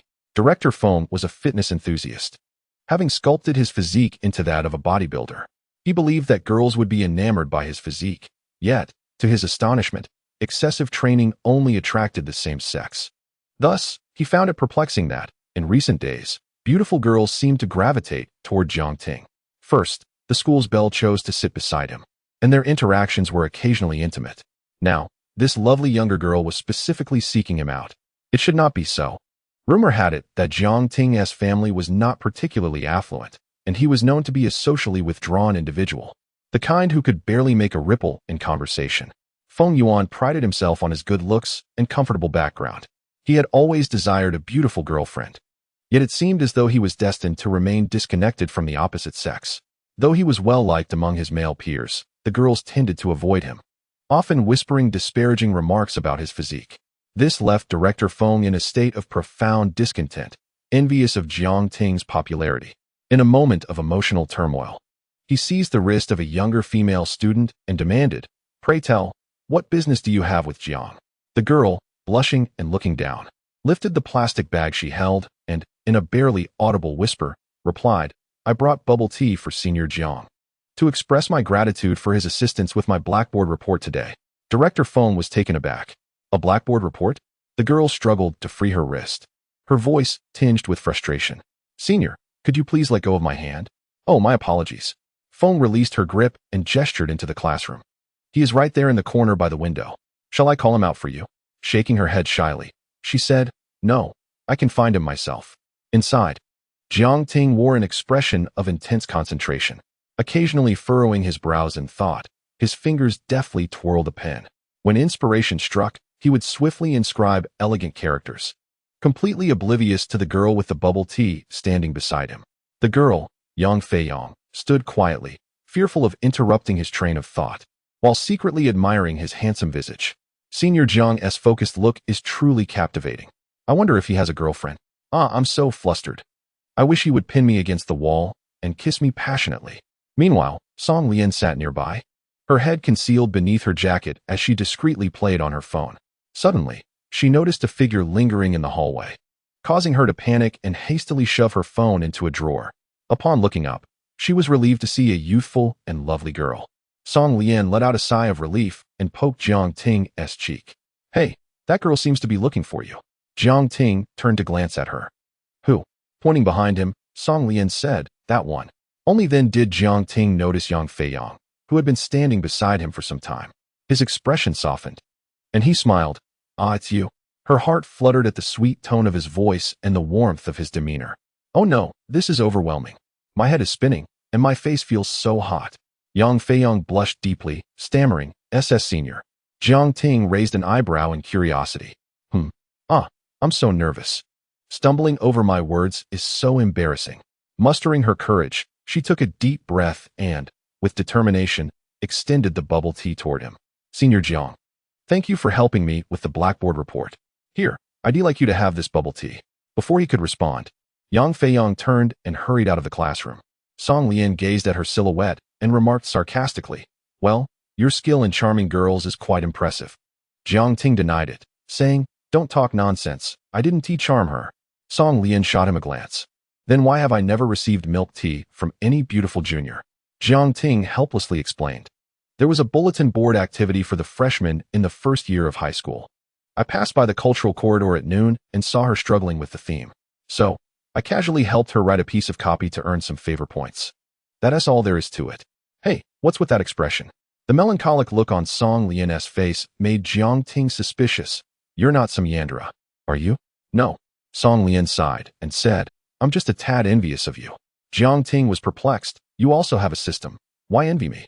Song Lian retorted bitterly. Why is it that you can accumulate favor points while also charming beautiful juniors? Yet I have to offend my male peers and risk a downfall while accumulating persecution points?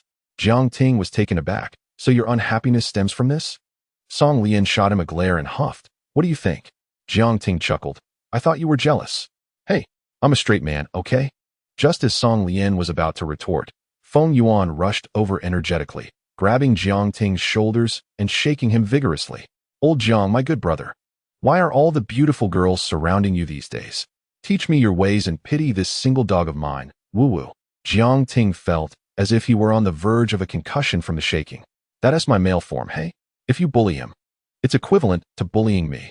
Song Lian quickly stood up, forcefully pushing Feng Yuan away, scolding, Director Feng, can't you speak properly? Why must you shake him? Feng Yuan was stunned. He hadn't expected the school beauty to be so protective. He stared at Jiang Ting for a long time. Oh, I never noticed before. Turns out old Jiang is quite handsome. Then, he borrowed a mirror from Gan Yunting in front of him and checked himself out. Wait, no matter how I look at it, I'm definitely more handsome than him, right? I have pecs. Old Jiang doesn't. I have biceps.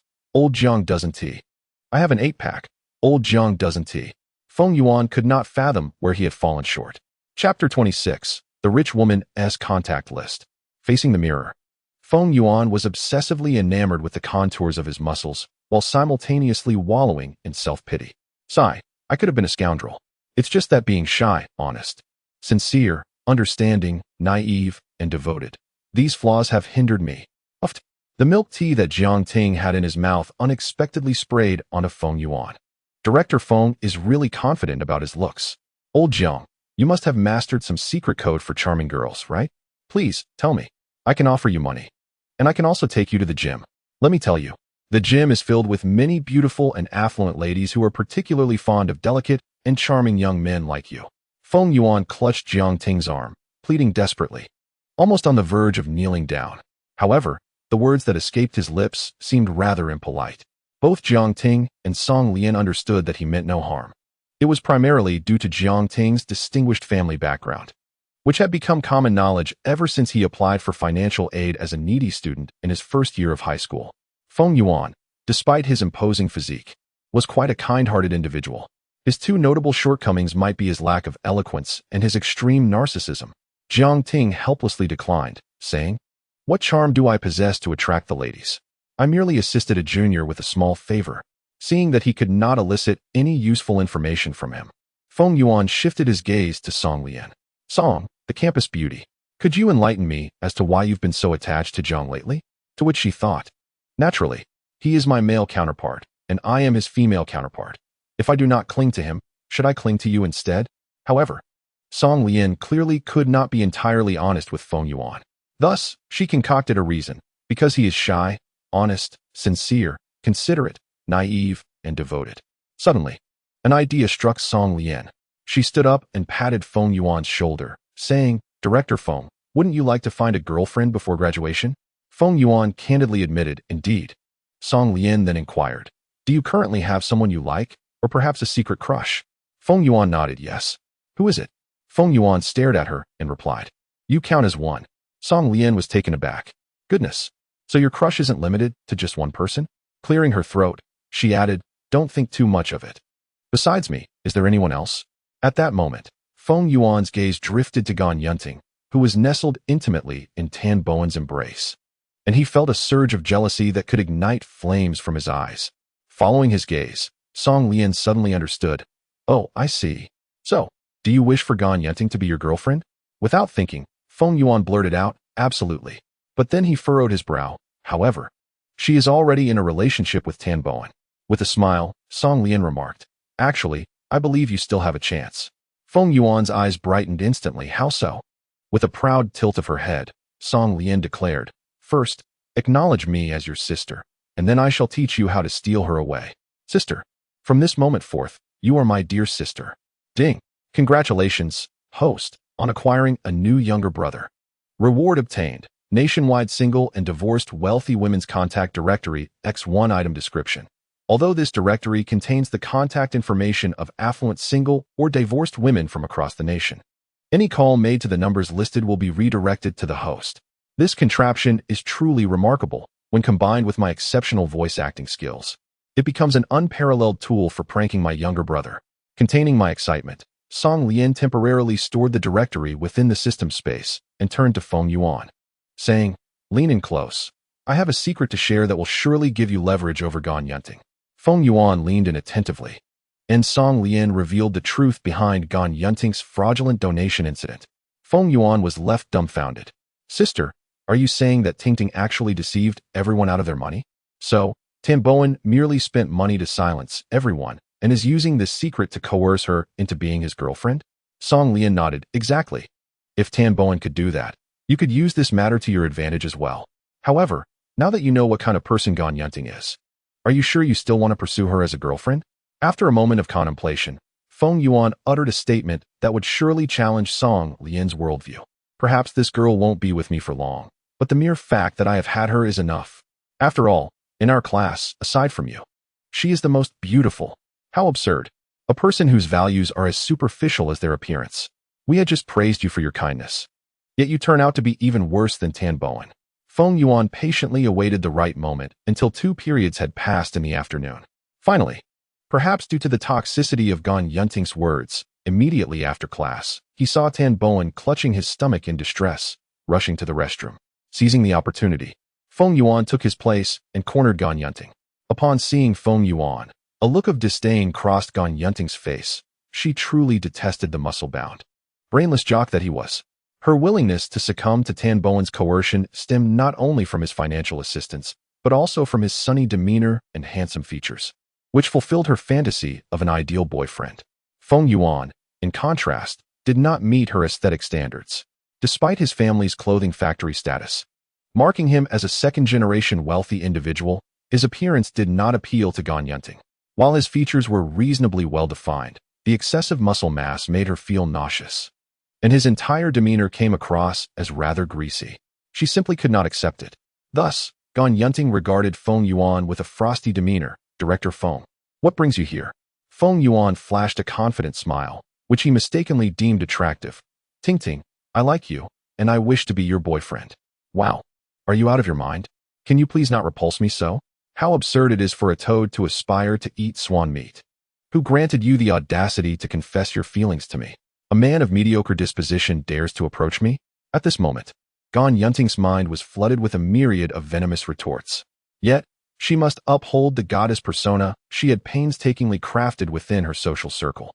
Forcing herself to suppress her irritation, she smiled and replied, I'm sorry, but I already have a boyfriend. The anticipated response did not dishearten Feng Yuan. With a sly grin, he unleashed a bombshell. Tan Bowen has spent over 10,000 yuan to hush up the fraudulent donation incident, so you accepted his terms, didn't he? Tell me, if I were to expose this matter, would you still be able to remain at Nanyang No. 1 High School? Gan Yunting's eyes widened in shock. She had thought that only Tan Bowen was privy to the details of the fraudulent donation, and hearing it suddenly spill from Feng Yuan's lips truly terrified her.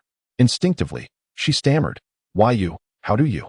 A stern voice interrupted Gan Yunting's inquiry. Director Feng. The returning Tan Bowen seized Feng Yuan and unleashed a torrent of scathing rebukes. How dare you dig into my territory and spread rumors about my girlfriend? If you continue with this nonsense, do you believe I won't beat you? Feng Yuan was taken aback.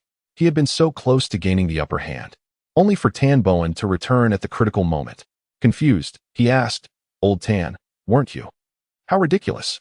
Tan Bowen retorted triumphantly. Do you think it takes me long to relieve myself? I am known as the Jet Emperor. In truth, it was Song Lian who had alerted him. Upon learning that Gan Yunting was being threatened by Feng Yuan, he hastily cut his business short and rushed back to defend his girlfriend. Chapter 27. A punishment of holding hands. Tan Bowen's family background was remarkably distinguished. However, Feng Yuan was not intimidated by this. A fitness enthusiast, he often fantasized about being provoked by others, only to retaliate with his muscular physique. Oh, you think you're so impressive? Feng Yuan taunted, pointing at his own face. Come on, give it a try. Young and brimming with vigor, Tan Bowen could not tolerate such provocation. He immediately landed a punch squarely on Feng Yuan's nose. Bang! Crimson blood gushed forth. Feng Yuan had not anticipated that Tan Bowen would actually strike him. He retaliated with a punch of his own, sending Tan Bowen staggering backward. Now both were caught up in the heat of battle. Stop! Please, don't fight. Gan Yunting urged desperately from the sidelines, yet she dared not approach. Onlookers gathered, some eager to witness the spectacle, while others attempted to intervene, only to be pushed away by the two combatants. Meanwhile, the unscrupulous Song Lian hid in the corner, stifling her laughter, reveling in the successful scheme. Yes, the plan worked. The value of persecution is surging wildly.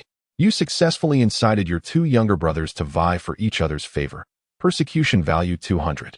Younger brother, Feng Yuan, was beaten to the point of bleeding from his nose. Persecution value 50. Younger brother, Tan Bowen, was struck and cried out. Persecution value 100. Younger brother, Feng Yuan, was pressed to the ground and rubbed. Persecution value 150. Younger brother, Tan Bowen, was brutally struck by a monkey stealing peaches. Persecution value 300. Neither of them is willing to concede. They show no signs of stopping. Until Tao Jie shouted sternly, Are you done making a fuss? Only then did they, cheeks flushed and necks thick, separate. Tao Jie's commanding presence quelled the two irate youths, yet their gazes remained defiantly locked upon each other. Oh dear, judging by this stance, it seems things are about to cool down.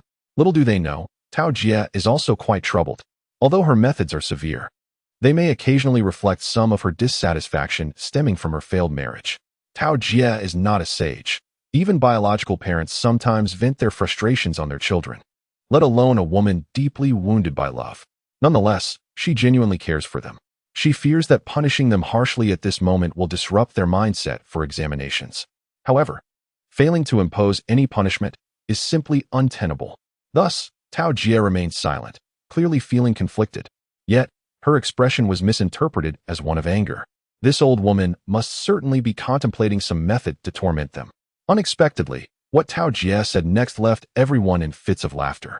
You two, clasp your fingers tightly and hold hands at the back.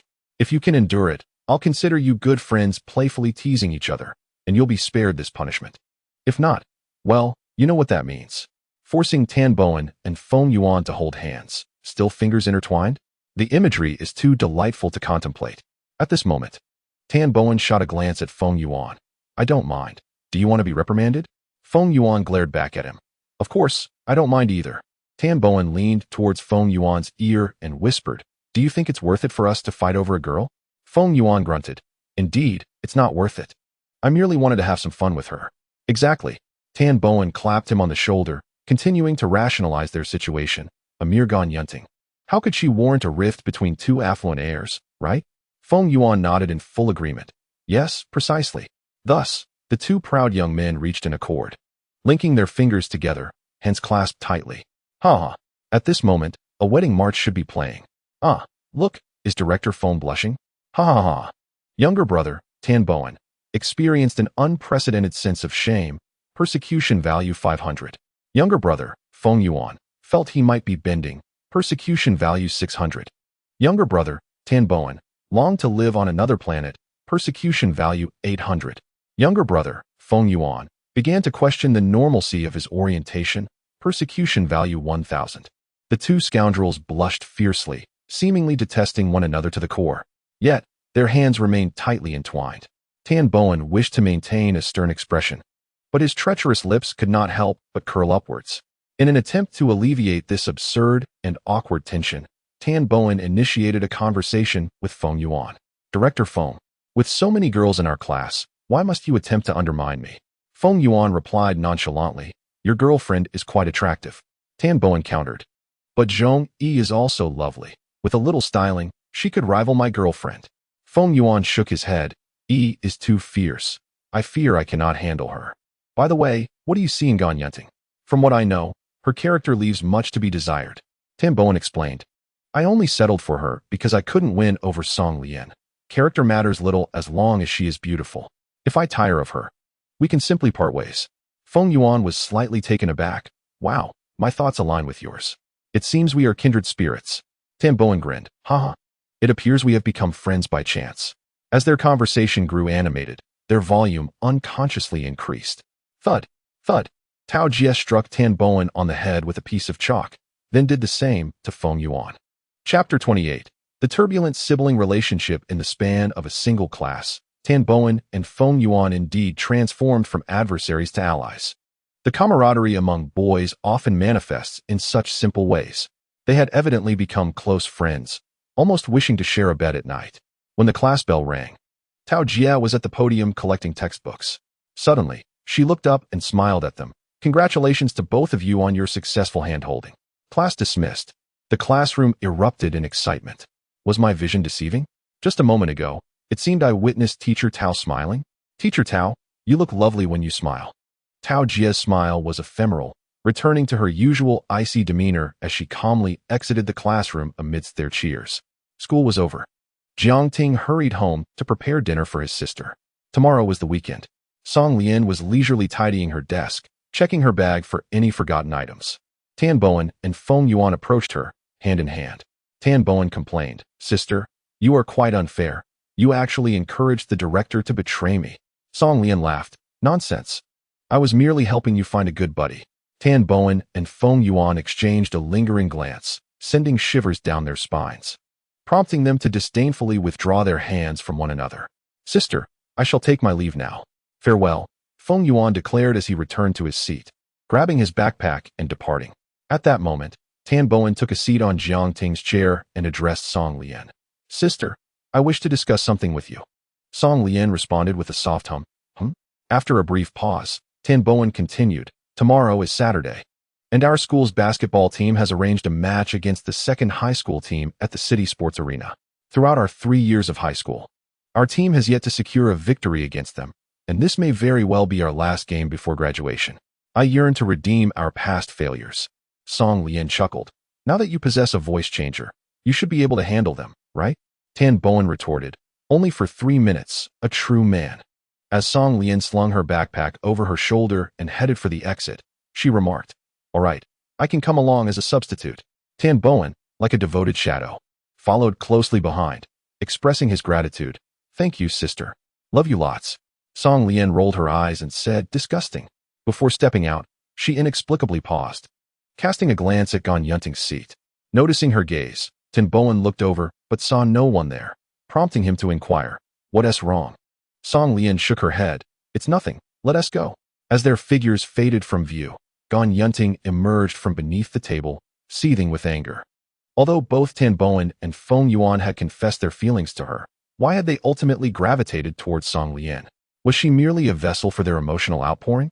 Once her initial fury subsided, Gan Yunting meticulously analyzed the peculiar transformations occurring in Song Lian's life over the past few days. First, her life-threatening illness had inexplicably vanished. And then she exhibited remarkable physical prowess, even managing to dunk from the three-point line. The former Song Lian was quiet and seldom interacted with boys. Now, she seemed inseparable from Jiang Mugua and obediently followed his lead. Such behavior was anomalous. Upon reflection, Gan Yunting concluded that the newly recovered Song Lian was exhibiting excessive irregularities, undoubtedly concealing some undisclosed secret. With the knowledge that Song Lian would be a substitute at the city sports arena tomorrow, Gan Yunting resolved to follow her, hoping to unearth the truth behind Song Lian's enigmatic behavior. If only I could catch her in a moment of vulnerability. Upon returning home, Song Lian noticed that Song Run was consistently avoiding her, whether intentionally or not. Moreover, her mischievous younger brother had taken it upon himself to wash the dishes after dinner, even mopping the kitchen floor, leaving her utterly perplexed as to why he was acting so innocently. Yet, he continued to ignore her calls, as if waging a silent war. Is this the beginning of a cold war between siblings? The tension in their relationship seemed to be escalating. After dinner, Song Yuanfeng and Yao Wei stepped out for a stroll. Bang! A resounding crash emanated from the ceiling, leaving Song Lian in a state of bewilderment, when suddenly, a series of notification sounds erupted. Ding! The SpongeBob-themed whistle alarm clock has been rendered inoperative. Accumulated profit value, 2,000. Well then.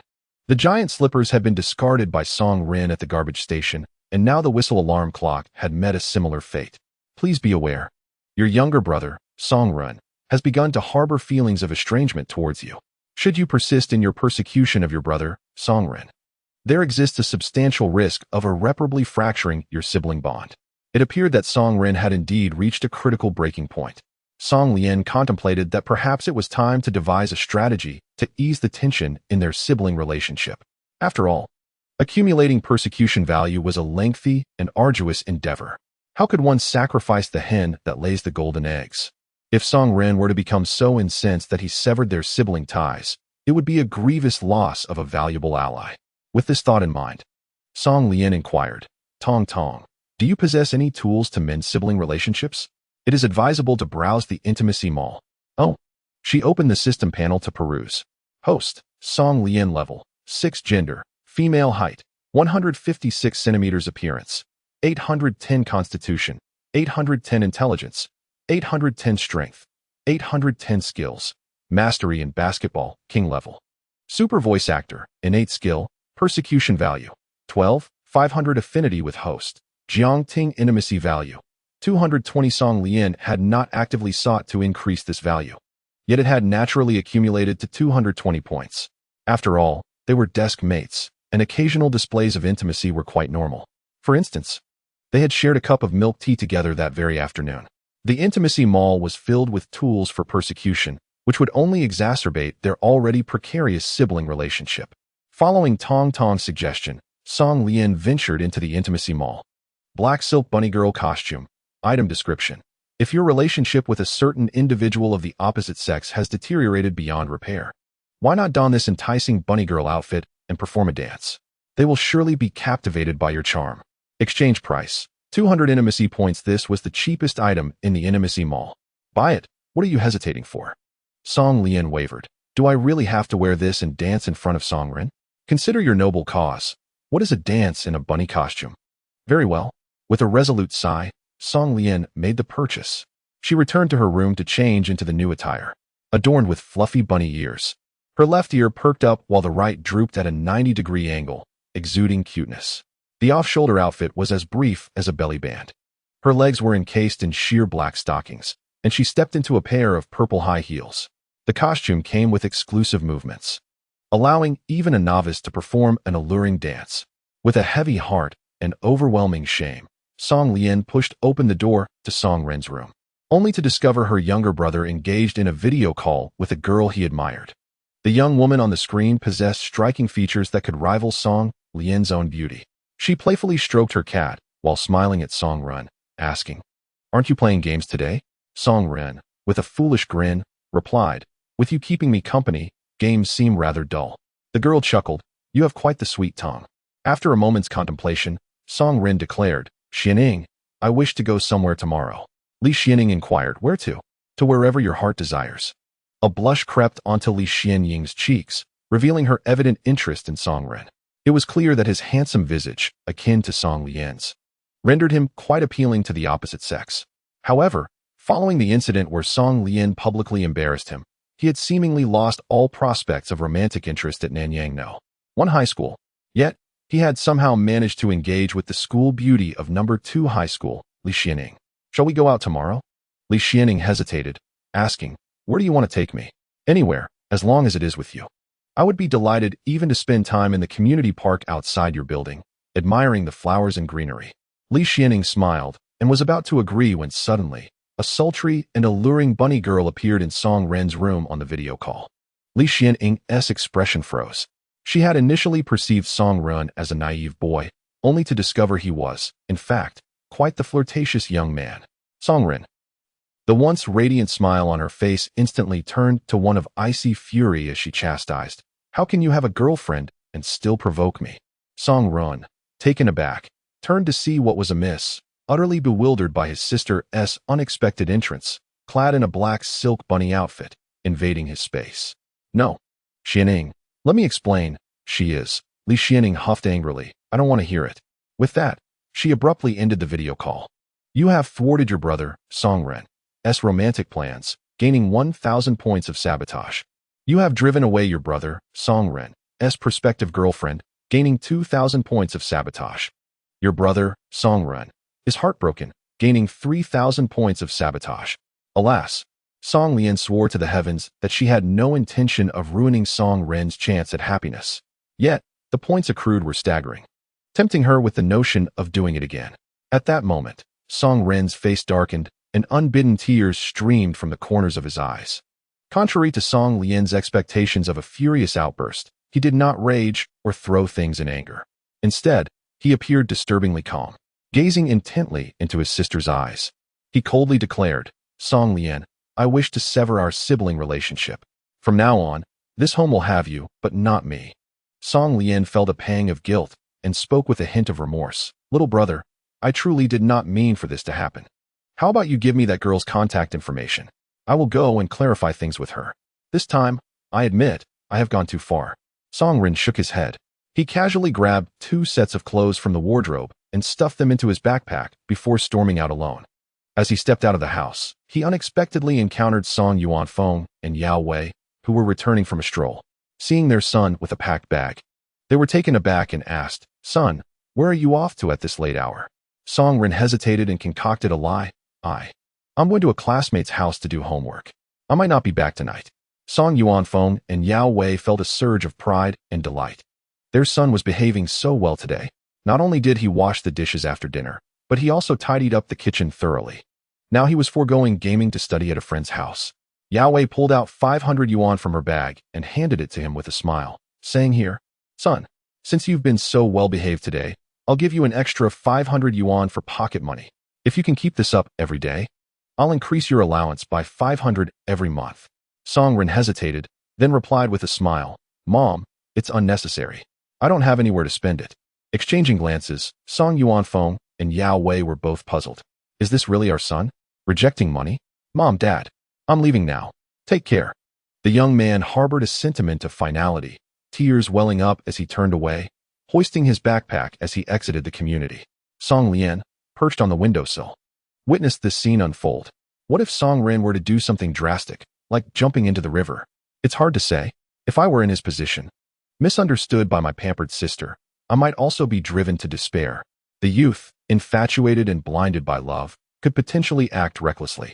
Feeling a twinge of conscience, Song Lian muttered, "I ought to go find him, lest something unfortunate happens."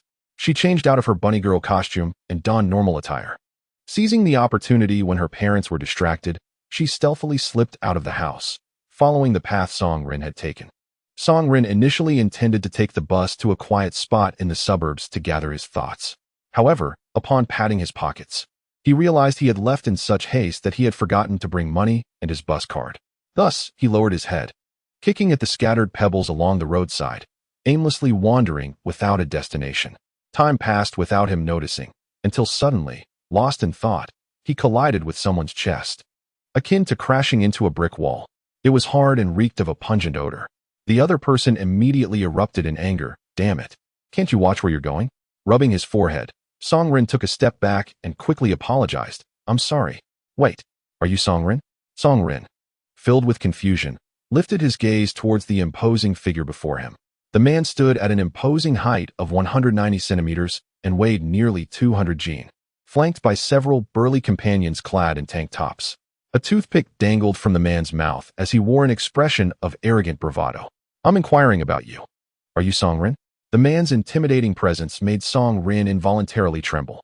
"Yes, who might you be?" The muscular brute roughly ensnared Song Rin's neck in his armpit. An overwhelming stench assailed Song Rin's senses, nearly causing him to shut his eyes in distress. Who am I? You should inquire at number 2 high school. Li Xianying is my girlfriend. How dare you have designs on her?" In an instant, comprehension dawned upon Song Rin. Li Xianying had previously confided that she was being pursued by Gao Tong, the notorious figure at number 2 high school. That scoundrel had been spreading rumors claiming that Li Xianying was his girlfriend, leading to much distress for her. To escape Gao Tong's relentless advances, Li Xianying had resorted to fabricating a story about having a boyfriend named Song Rin, a student from Nanyang number 1 high school. Unexpectedly, fate had brought Song Rin and Gao Tong face to face on this very street. However, Gao Tong's hasty appearance led Song Rin to mistakenly perceive him as a peer. Consider this a lesson for today. Remember, do not casually pursue girls that are not meant for you. Gao Tong was no pushover, his massive fists raised ominously. Bang! One punch. Instantly, Song Rin's right eye turned a deep shade of purple. Another punch. His face transformed into that of a panda. But he had no fear of going hungry now. "Ha ha, you worthless trash. I'll beat you to a pulp, you blind fool." Gao Tong, still not satisfied, maliciously pinned Song Rin to the ground, ready to unleash further punishment. Suddenly, a brick flew through the air, striking Gao Tong squarely on the forehead. Blood gushed forth, and the dazed Gao Tong released Song Rin, clutching his head as he stood up. Fixing a furious glare at the severed brick on the ground, he bellowed, "Who the hell ambushed me?" At that moment, a female voice shouted, "My dad ambushed your mom." Chapter 30. The arrogant one Song Lian emerged from around the corner. Her demeanor fierce as she shouted, "Sure Dapio, return the money." Gao Tong, momentarily bewildered, retorted, "Who is Sure Dapio?" Song Lian, puzzled, responded, "Aren't you Sure Dapio?" Gao Tong's pockmarked face was a canvas of confusion as he grumbled, "Do I know you?" With an awkward chuckle, Song Lian replied, "Oops, my mistake.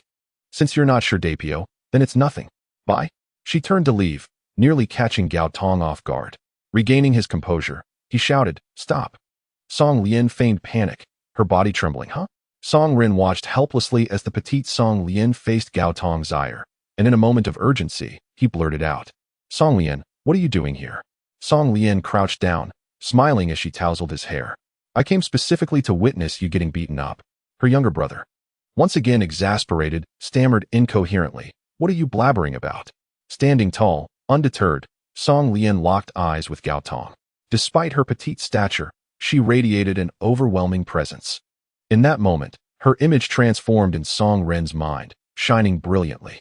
Gao Tong, growing impatient, asked, "Who are you to him?" "I am his sister." Song Lian beckoned him with a finger. "Come here, let us discuss how to handle today's incident." She then turned and walked into the dark, foreboding alley. Gao Tong followed with a mocking grin. He had not expected Song Rin to have such a beautiful sister. It seemed she intended to plead for her brother's release. Seizing the opportunity, he thought to impose some outrageous demands, confident she would not refuse. Laughter echoed from the alley as Gao Tong declared, "If you want me to spare your brother, you must stay with me tonight." Song Rin panicked. He struggled to rise, but was firmly held down by Gao Tong's lackey. "Let me go?" he shouted, his eyes red with fury. "Gao Tong, if you dare touch her, I swear I will take you down with me." Though he had threatened to sever their sibling bond in anger, in a moment of peril, Song Ren's instinct to protect his sister surged stronger than ever. The primal force within him erupted as he broke free, seizing a half-brick from the ground, ready to confront the thugs before him. Suddenly, a cacophony of noise erupted from the alley, startling both Song Ren and the gang into turning their heads. Bang! Bam! Clang! Gao Tong hurtled out of the alley, upside down, toppling several large trash bins before finally colliding with a lamppost. He collapsed onto the ground, unconscious. Step by step, Song Lian walked through the puddles, each footfall echoing the deep-seated fear within them. This diminutive girl had managed to send the formidable Gao Tong flying several meters. Nonchalantly, Song Lian seized one of Gao Tong's lackeys, gripping his leg and wielding him like a weapon, swinging him with tremendous force. With a sweeping motion, she toppled all those who had bullied her brother. Finally, she discarded her makeshift weapon into a trash bin, dusted off her hands, and turned to Song Ren. "Hand me your phone." Still reeling from the shocking display he had just witnessed, Song Ren numbly retrieved his phone and handed it to her. Song Lian scrolled to Li Xianing's number and dialed. Li Xianing, still miffed at Song Ren, was disinclined to answer upon seeing his name flash on her screen. She buried herself under her pillow, pretending not to hear. Yet, the incessant ringing gnawed at her, stirring feelings of confusion and doubt. Had she truly misjudged him? After much inner turmoil, Li Xianing inexplicably picked up her phone and pressed the answer button. "Hello. Is this Li Xianing?" A girl's voice came through the line. Li Xianing immediately became cautious. "Who are you? Why are you calling me from Song Ren's phone? Song Ren got into a fight with some guys for you. He is now lying unconscious at the entrance of Alley 121 on Xihua Street. If it's convenient for you, please come and take him to the hospital." With that, Song Lian abruptly hung up and tossed the phone back to Song Ren. Song Ren caught the phone, his gaze complex as he stared at her. "Sister, you just..." Song Lian interrupted him, saying, "Don't misunderstand. I'm not here to save you. I just happened to pass by and felt an urge to hit someone. I'm heading home now. You can wait here." Watching her silhouette gradually fade into the sunset, Song Ren felt an inexplicable urge to laugh, even as it caused him pain to smile. Despite the ache that made him grimace, he stubbornly muttered those 3 words, "Damned Sundara." At 2 a.m., the front door of the Song family villa was quietly opened. Song Ren returned home, his earlier anger towards Song Lian having dissipated entirely. Thanks to his sister's call, he managed to arrange a meeting with Li Xianing. The young beauty, dressed in pajamas and slippers, hurriedly took a cab over. Upon seeing the alarming injuries on Song Ren, her heart ached, and tears streamed down her cheeks. After all, he had gotten into trouble with those ruffians because of her. Thus, Li Xianing's feelings for him began to intensify rapidly. Song Ren stayed in the hospital until midnight, with Li Xianing by his side the entire time. All of this was a result of that troublesome sister, turning a misfortune into a blessing. As dawn approached, he thought to himself that he should apologize to her. With this thought, he gently opened his room door, careful not to disturb his sleeping family. Suddenly, a loud crash echoed through the house, followed by Song Ren's agonized scream, illuminating all the motion sensor lights. Awakened from his slumber, Song Yuanfeng rushed out to investigate, only to find his son hopping on one leg, clutching his foot, with a mouse trap clamped on his toes. "Song Lian, if you ever have a son, he will definitely be a handful. The mouse trap was placed by me. Why are you cursing your sister?" Song Yuanfeng's words left Song Ren momentarily stunned. Had he misjudged his sister once again? "Dad, are you so bored that you have nothing better to do than to put a mouse trap in my room?" Song Yuanfeng explained. "Your sister mentioned to me that your room often makes squeaking noises, suspecting a mouse had gotten in. You said you wouldn't be home tonight, so I placed a trap in your room." Damn! Upon hearing this, Song Ren suddenly realized the squeaking noise had actually come from his rickety bed, which occasionally emitted sounds during its vigorous self-activity. Truly, he had dug his own grave. Upon awakening, Song Lian was immediately greeted by a report of the previous night's earnings. Her eyes widened in disbelief. Could it truly be possible? Sitting up, she pondered for a moment. If she incited old Song to torment Song Ren, he would not be able to blame her, would he? Would this not mean that she could avoid offending her bothersome brother while also accumulating torment points? Without further ado, she resolved to act. After brushing her teeth and washing her face, Song Lian knocked on Song Yuanfeng's door. "Old Song, have you seen the time? Hurry and wake Song Ren." Startled, Song Yuanfeng scrambled to get dressed, hastily pulling on his clothes as he opened the door. Yawning and feigning the demeanor of someone just roused from slumber, he said, Lian, you're up so early? Your brother returned from a classmate's house at 2 a.m. after doing homework. Let him sleep a little longer. Song Lian scoffed. Do you truly believe he went to a classmate's house for homework? Have you seen the bruises on his face? He clearly ran off to fool around and got into a fight. Her words triggered a memory in Song Yuanfeng. Indeed, Song Ren had returned with a battered appearance, but he had been too exhausted to pay much attention. That rascal. I shall go wake him and inquire about what happened. Song Lian handed him a gong and a mallet, saying, use this. It was a newly acquired item from the system shop, the soul-shaking gong.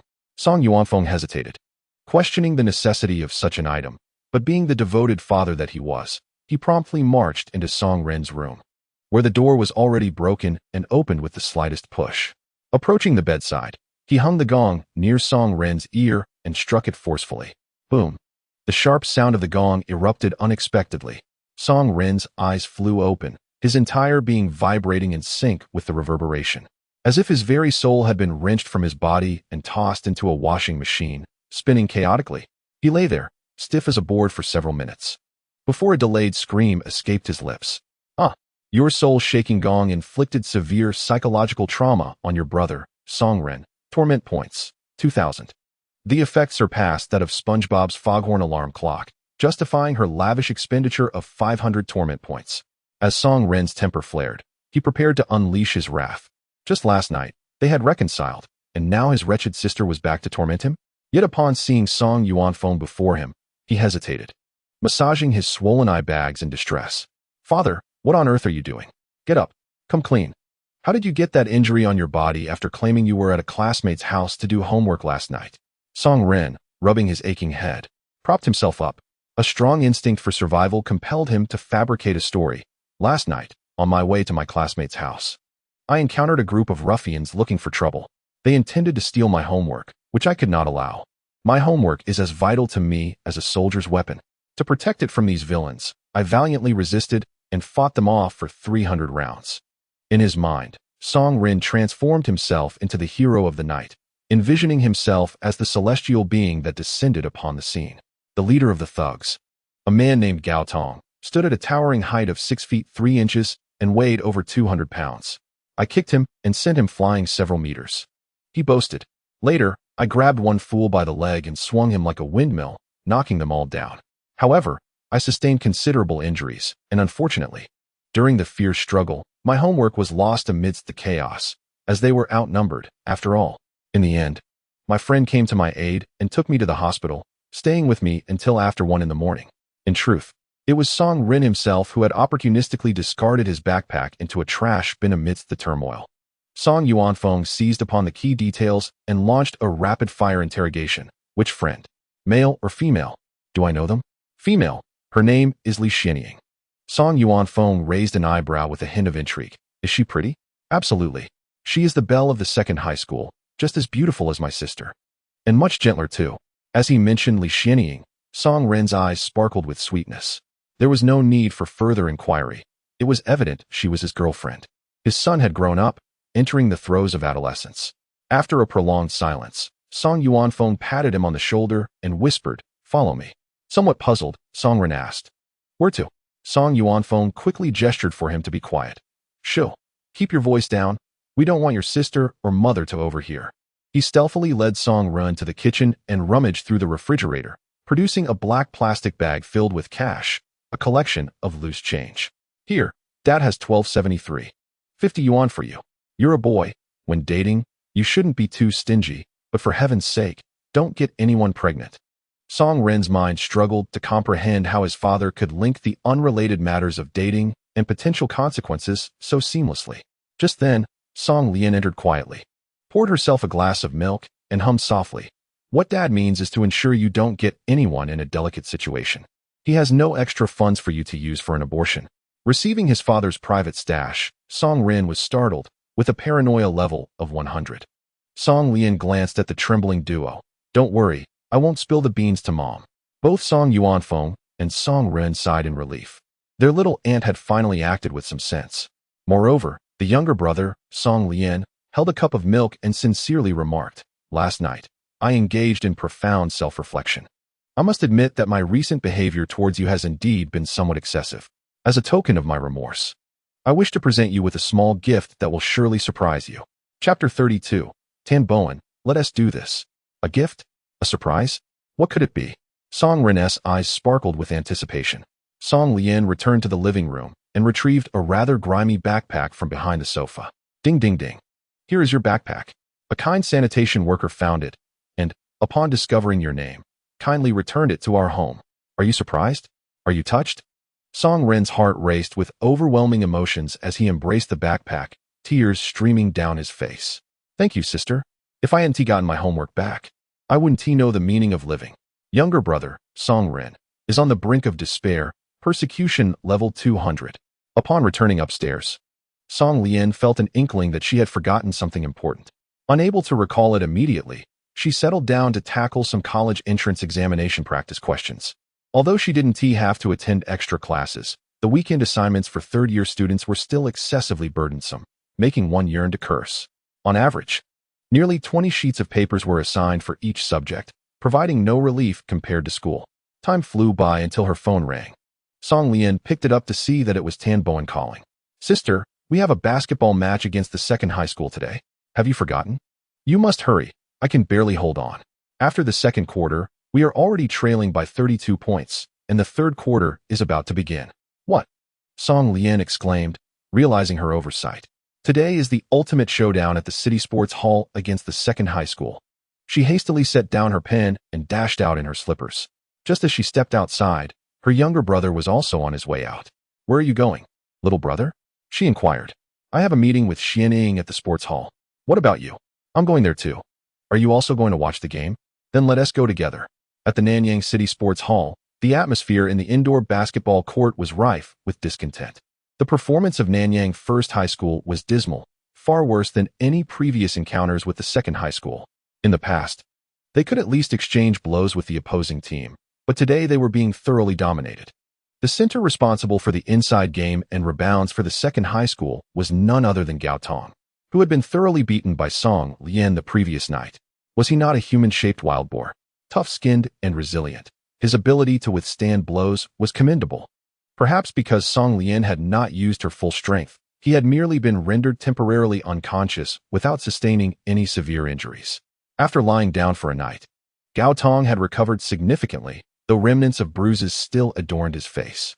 Standing at 190 centimeters, his substantial weight afforded him a distinct advantage, matching Tan Bowen in terms of physical prowess. Additionally, his loose basketball jersey failed to conceal his body odor, adding to the challenge he presented on the court. Tan Bowen found himself utterly unable to outmaneuver his opponent while vying for rebounds. Moreover, the second high school, with its disregard for sportsmanship, had enlisted two promising athletes from a sports academy, further strengthening their lineup. Fortunately, our side boasted a star point guard, Wang Hao, who was the sole player capable of occasionally breaking through the opposing defense to score. However, the exceptionally skilled Wang Hao soon became the target of the second high school's relentless pack, swiftly exhausting his stamina amid their relentless pursuit. By the conclusion of the second quarter, he was utterly fatigued. The pace of the game slowed dramatically in the third quarter, to the point where he struggled to receive passes from his teammates. The score continued to widen, and by the time the final whistle of the third quarter sounded, a staggering 47-point gap had emerged. Tan Bowen felt both powerless and helpless, gazing towards the entrance of the gymnasium, pondering, where's my sister? A glance at WeChat revealed a message from Song Lian, stuck in traffic. Tan Bowen replied, what should we do? We're falling apart. Song Lian reassured him. There is still some time. You finish putting on your show, and I'll come on at the end to back you up. Tan Bowen affirmed, it's a deal. As the fourth quarter was about to commence, Song Lian was still caught in traffic. Although she insisted she would make it, Tan Bowen felt the odds were slim. Could it be that my final high school game would end in disgrace? Absolutely not. He silently entered the locker room and retrieved his special gear. When the whistle for the fourth quarter blew, the spectators and players from the second high school were taken aback to see Tan Bowen donning a full D costume over a basketball uniform. Laughter erupted, as the captain of the first high school appeared to have lost his mind. Transforming into D when faced with defeat, did he truly believe that wearing that outfit would make him a superhero? The crowd outside was in stitches. Inside the court, Wang Hao looked at Tan Bowen with concern. Captain, can you handle this? Tan Bowen nodded, unfazed by the derision outside. I have only 3 minutes of explosive energy. I will score as much as I can, and the rest is up to you. Wang Hao gritted his teeth, fixating on the pack from the second high school, and whispered fiercely, "Captain, don't worry. I'll give it my all. I'll die on this basketball court if I have to." Tan Bowen's lips twitched slightly. "Not to that extent. We might just lose in a rather embarrassing fashion." The ball was in play, transforming into D. Tan Bowen dribbled fiercely forward, only to be met by Gao Tong's aggressive defense, who was sent sprawling backward. Tan Bowen charged past the three-point line, leaping into the air. A thunderous dunk. 2 points secured, the gap diminished to 45. Facing the audience, Tan Bowen arched his back and raised his fist in a triumphant roar. "Who's next?" Gao Tong disdainfully spat. "It's just a dunk. Don't act like you're something special." The second high school prepared to inbound the ball. The opponent passed the ball to Gao Tong, and as it landed in his hands, a fleeting shadow darted past him, causing the ball to vanish into thin air. Tan Bowen scored again, delivering a magnificent windmill dunk to the opposing team. The score was trimmed to 43. Now, the second team had to be wary of this peculiar D. Could that bodysuit truly enhance his combat prowess? The game continued as the second team served, and Tan Bowen executed his signature quick steal once more. The opposing team, infuriated, formed a wall at the free throw line to block him. Undeterred, Tan Bowen retreated to the three-point line and launched a jump shot, the basketball tracing a beautiful arc before swishing through the net. This three-pointer was a testament to his genuine skill. The score dwindled to 40. At this moment, merely a minute had elapsed in the fourth quarter. The second team abruptly called for a timeout. They needed to huddle and devise a strategy to prevent Tan Bowen from wreaking havoc as he had moments ago, lest the 40-point gap be swiftly closed or even reversed. However, this timeout was particularly detrimental for Tan Bowen. His transformation time could not be paused, originally lasting only 3 minutes. He now had less than 2 minutes left, which would be squandered during the timeout. When the opposing team reconvened and resumed play, a crisp chime echoed, and Tan Bowen's chest glowed red, signaling that his energy indicator was sounding an alarm. Gan Yunting stood on the sidelines, cheering him on. "Go, Tan." Victory for Nanyang No. 1 High School. Even Zhongyi, who usually had a contentious relationship with her, momentarily set aside their differences to rally together. With her hands cupped like a megaphone, Zhongyi shouted, "Tan Bowen, give it your all." Tan Bowen steadied himself and said to his teammates, "Brothers, I have 30 seconds left. Let us fight." His teammates roared, "Let us do it." The second team's players united their efforts to counter Tan Bowen. His teammates exerted every ounce of strength, creating a path for him to attack, allowing him to drive to the basket time and time again. As the chimes grew more frantic, the frequency of his energy indicator's flashes quickened, the sound increasingly urgent. With one final surge of effort, Tan Bowen executed a powerful dunk, securing another 2 points. Then, he reverted to his original form, collapsing onto the ground, too exhausted to even move a finger. At this moment, the score had only narrowed to a 30-point deficit. Lying on the floor, Tan Bowen fixed his gaze on the scoreboard, unwilling to accept defeat.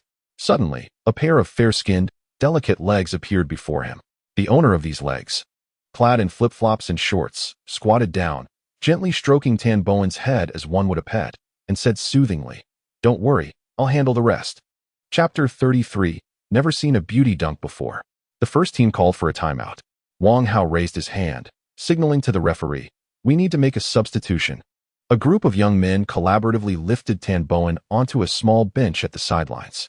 Gan Yunting and Zhong Yi hurried over, offering him water and towels. Tan Bowen gestured towards his backpack, which lay a short distance away. "Ting Ting, could you please fetch it for me?" The obedient Gan Yunting complied without hesitation.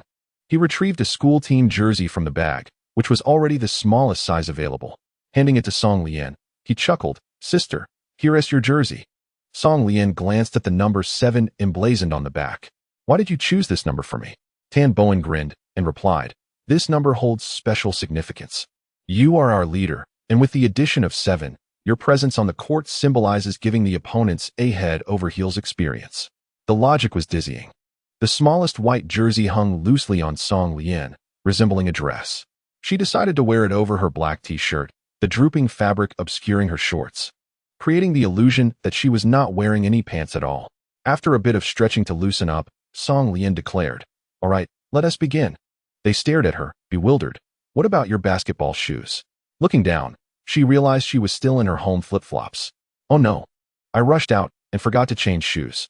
Uff, this group from Urjong isn't worthy enough for me to wear my basketball shoes. With that, Song Lian tossed her phone onto the bench, kicked off her flip-flops, and stepped onto the court barefoot.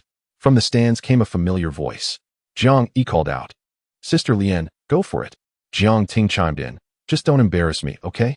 Jiang Yi had been invited to cheer for the team, but she seemed to have switched sides. While Jiang Ting had little interest in basketball, he accompanied his sister to enjoy the spectacle. Song Lian laughed heartily, waving towards the spectators. Oh wow, you all came. Gao Tong, on the opposite team, glared at her, visibly trembling. However, his teammates remained oblivious to the gravity of the situation. Haha, is there really no one left on your school team? You're sending a girl to play? Such a cute girl, and barefoot too. One step and she might cry for ages, right? Are you trying to make us laugh and then sneak in a basket? One couldn't help but admire their strategy. The court was filled with derision and skepticism, yet Song Lian remained unfazed by their taunts. Even the referee appeared somewhat bewildered, repeatedly asking, Urjong, are you certain you wish to continue the match? Song Lian nodded confidently. Absolutely, blow the whistle. With a sharp whistle, the game resumed. The ball was passed to Gao Tong, who threw it forcefully across the center line. His teammate took it, leaping for a three-step layup, scoring 2 points. Just moments earlier, Tan Bowen had performed a miraculous feat reminiscent of Tracy McGrady, racking up 10 points in just 30 seconds. However, the hard-won points he had just secured were swiftly reclaimed by Urjong. At this moment, Song Lian was on the court, bending down to stretch her legs, leisurely performing her pre-game warm-up routine. 1-2-3-4, 2-2-3-4, 3-2-3-4, once more. Her younger brother, Tan Bowen, felt a jolt in his heart, sensing a level of humiliation at 50.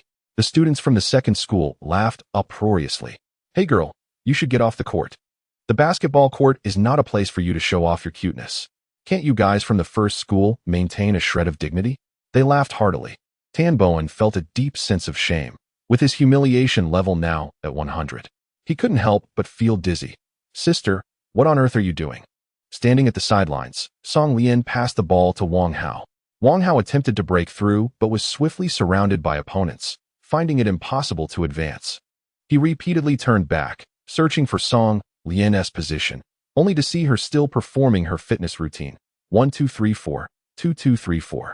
Suddenly, Gao Tong seized the opportunity and forcefully knocked the ball from Wang Hao's hands, quickly passing it to a teammate, leading the second school to score another 3 points.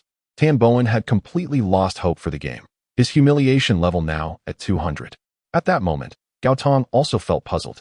This girl was outrageously fierce in a fight, yet now she seemed like a brainless child. However, basketball and fighting were two entirely different matters. Perhaps she truly lacked skill? The second school had completely let down their guard against her. Tan Bowen's emotions were a tangled mess. Unable to bear watching the match any longer, he retreated to the restroom. However, he was overthinking it.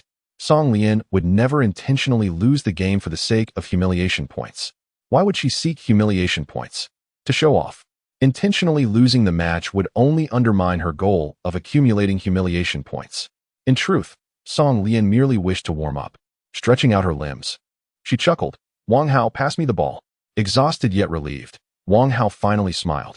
All right. Thud, thud, thud. Song Lian received the pass, and, moving to an energetic rhythm, dribbled the ball toward the opposing side. Gao Tong, wearing a mocking smirk, stepped forward to intercept. Come on, let us dance together. Song Lian swiftly swayed left and right, executing feint after feint. Gao Tong was compelled to follow her movements, only to find himself disoriented and tumbling to the ground. Seizing the opportunity, Song Lian broke through to the three-point line. 2 athletic students from the opposing team stood before her, arms outstretched in an attempt to block her. Whoosh! They could never have anticipated that Song Lian would leap from the three-point line. She soared, elegantly dunking the ball into the net, leaving the referee and scorekeeper utterly astonished. That petite beauty, standing at 156 centimeters, barefoot on the wooden floor, placed her hands on her hips, gazing at them with a huff. Score it. What are you looking at? Haven't you ever seen a beauty dunk? The students from the second school began to shift blame. Gao Tong, aren't you ashamed? You were actually outmaneuvered by a girl. Qualcomm, flushed with anger, shouted at the athlete. If you think you can do better, then step up. With a dismissive tone, he warned, "Watch closely." After serving, the two athletes coordinated seamlessly, advancing past the midcourt towards the basket of the first high school. At that moment, Qualcomm bellowed, "Watch out for a sneak attack." The athlete with the ball momentarily faltered, and in that moment of shock, Song Lian snatched the ball with effortless grace. Like a swallow in flight, she swiftly outpaced all pursuers and effortlessly sank a three-point shot into the hoop. Among the spectators, many were unfamiliar with Song Lian, only recognizing her by her jersey number, 7. Wow, Sister 7 is incredible. Compared to her, the players from the second high school appeared to be in slow motion. Such was her explosive prowess. The long silent cheerleading squad of the first high school erupted in unison with the crowd, chanting, "Go, Sister 7! Go, Sister 7! Oh!" Song Lian's consecutive scores ignited the atmosphere of the arena.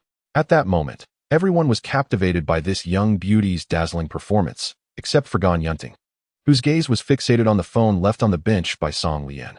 Chapter 34. Have you changed girlfriends again after just a few days? Good shot. I never imagined that a girl could play basketball with such elegance.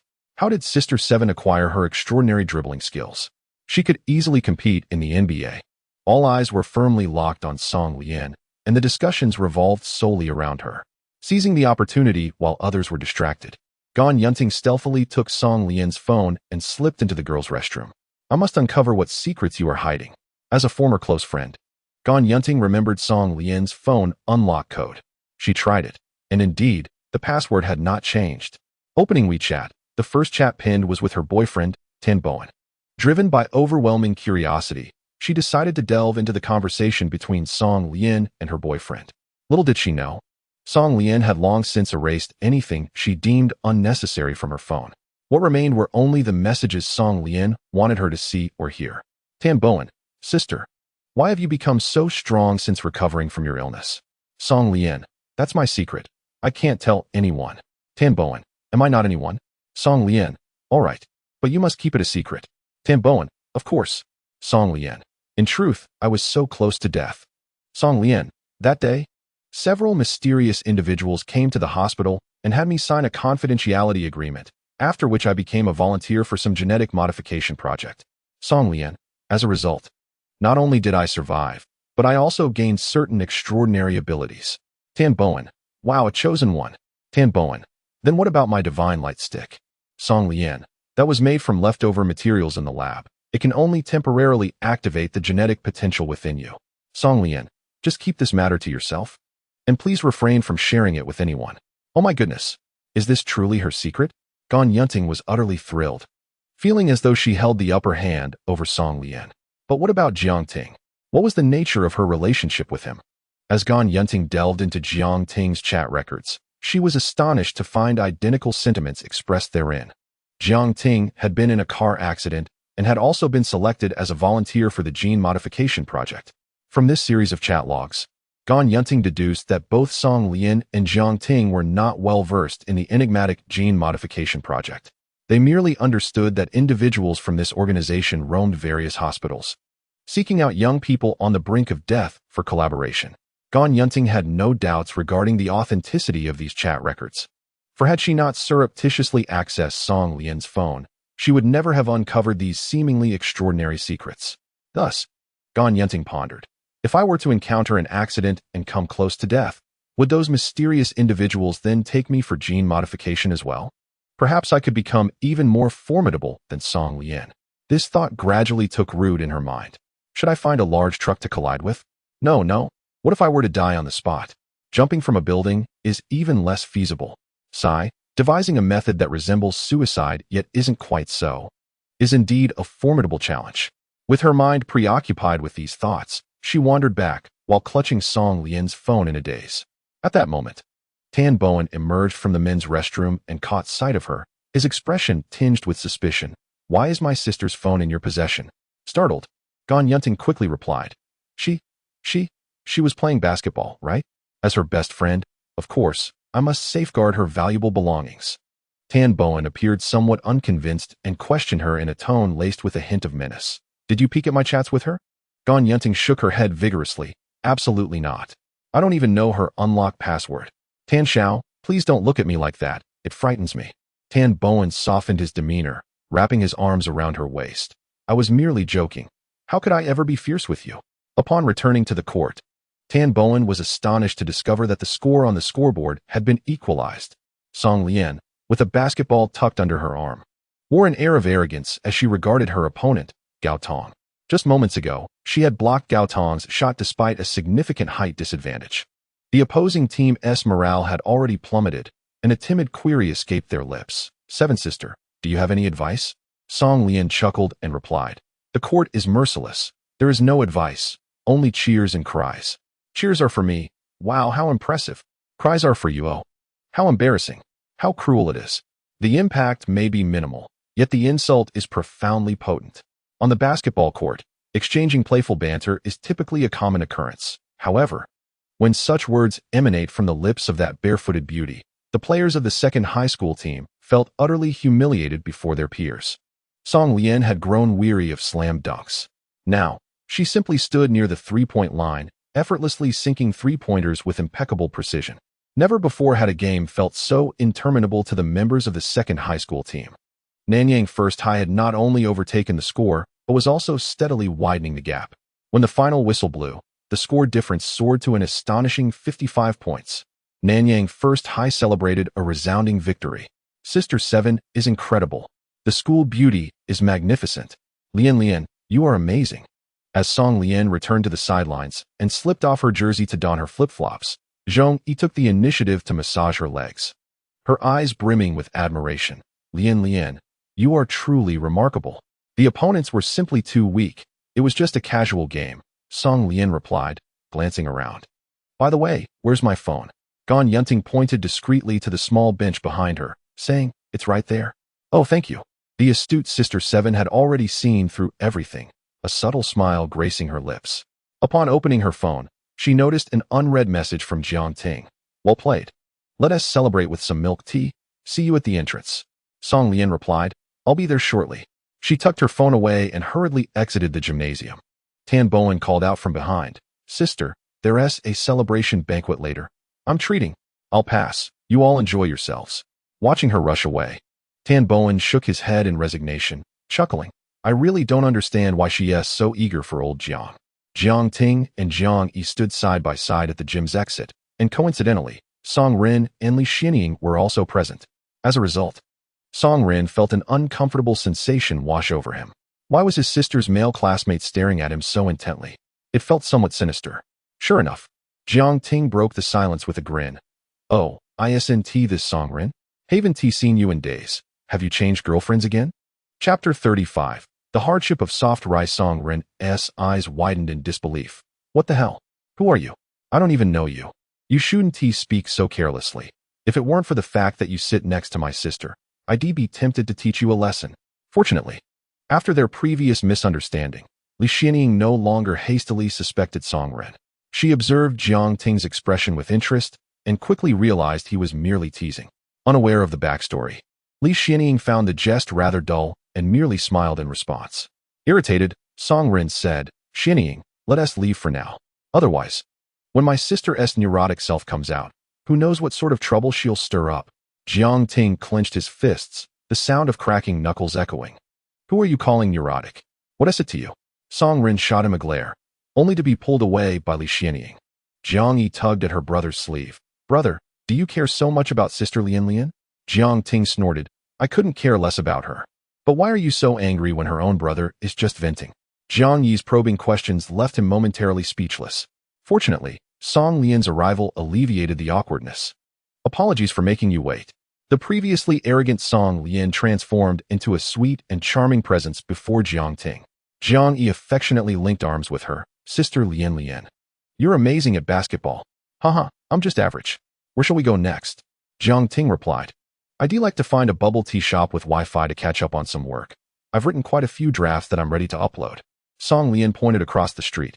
Look, that Long Island iced tea place seems quite nice. Jiang Ting nodded. Let us go.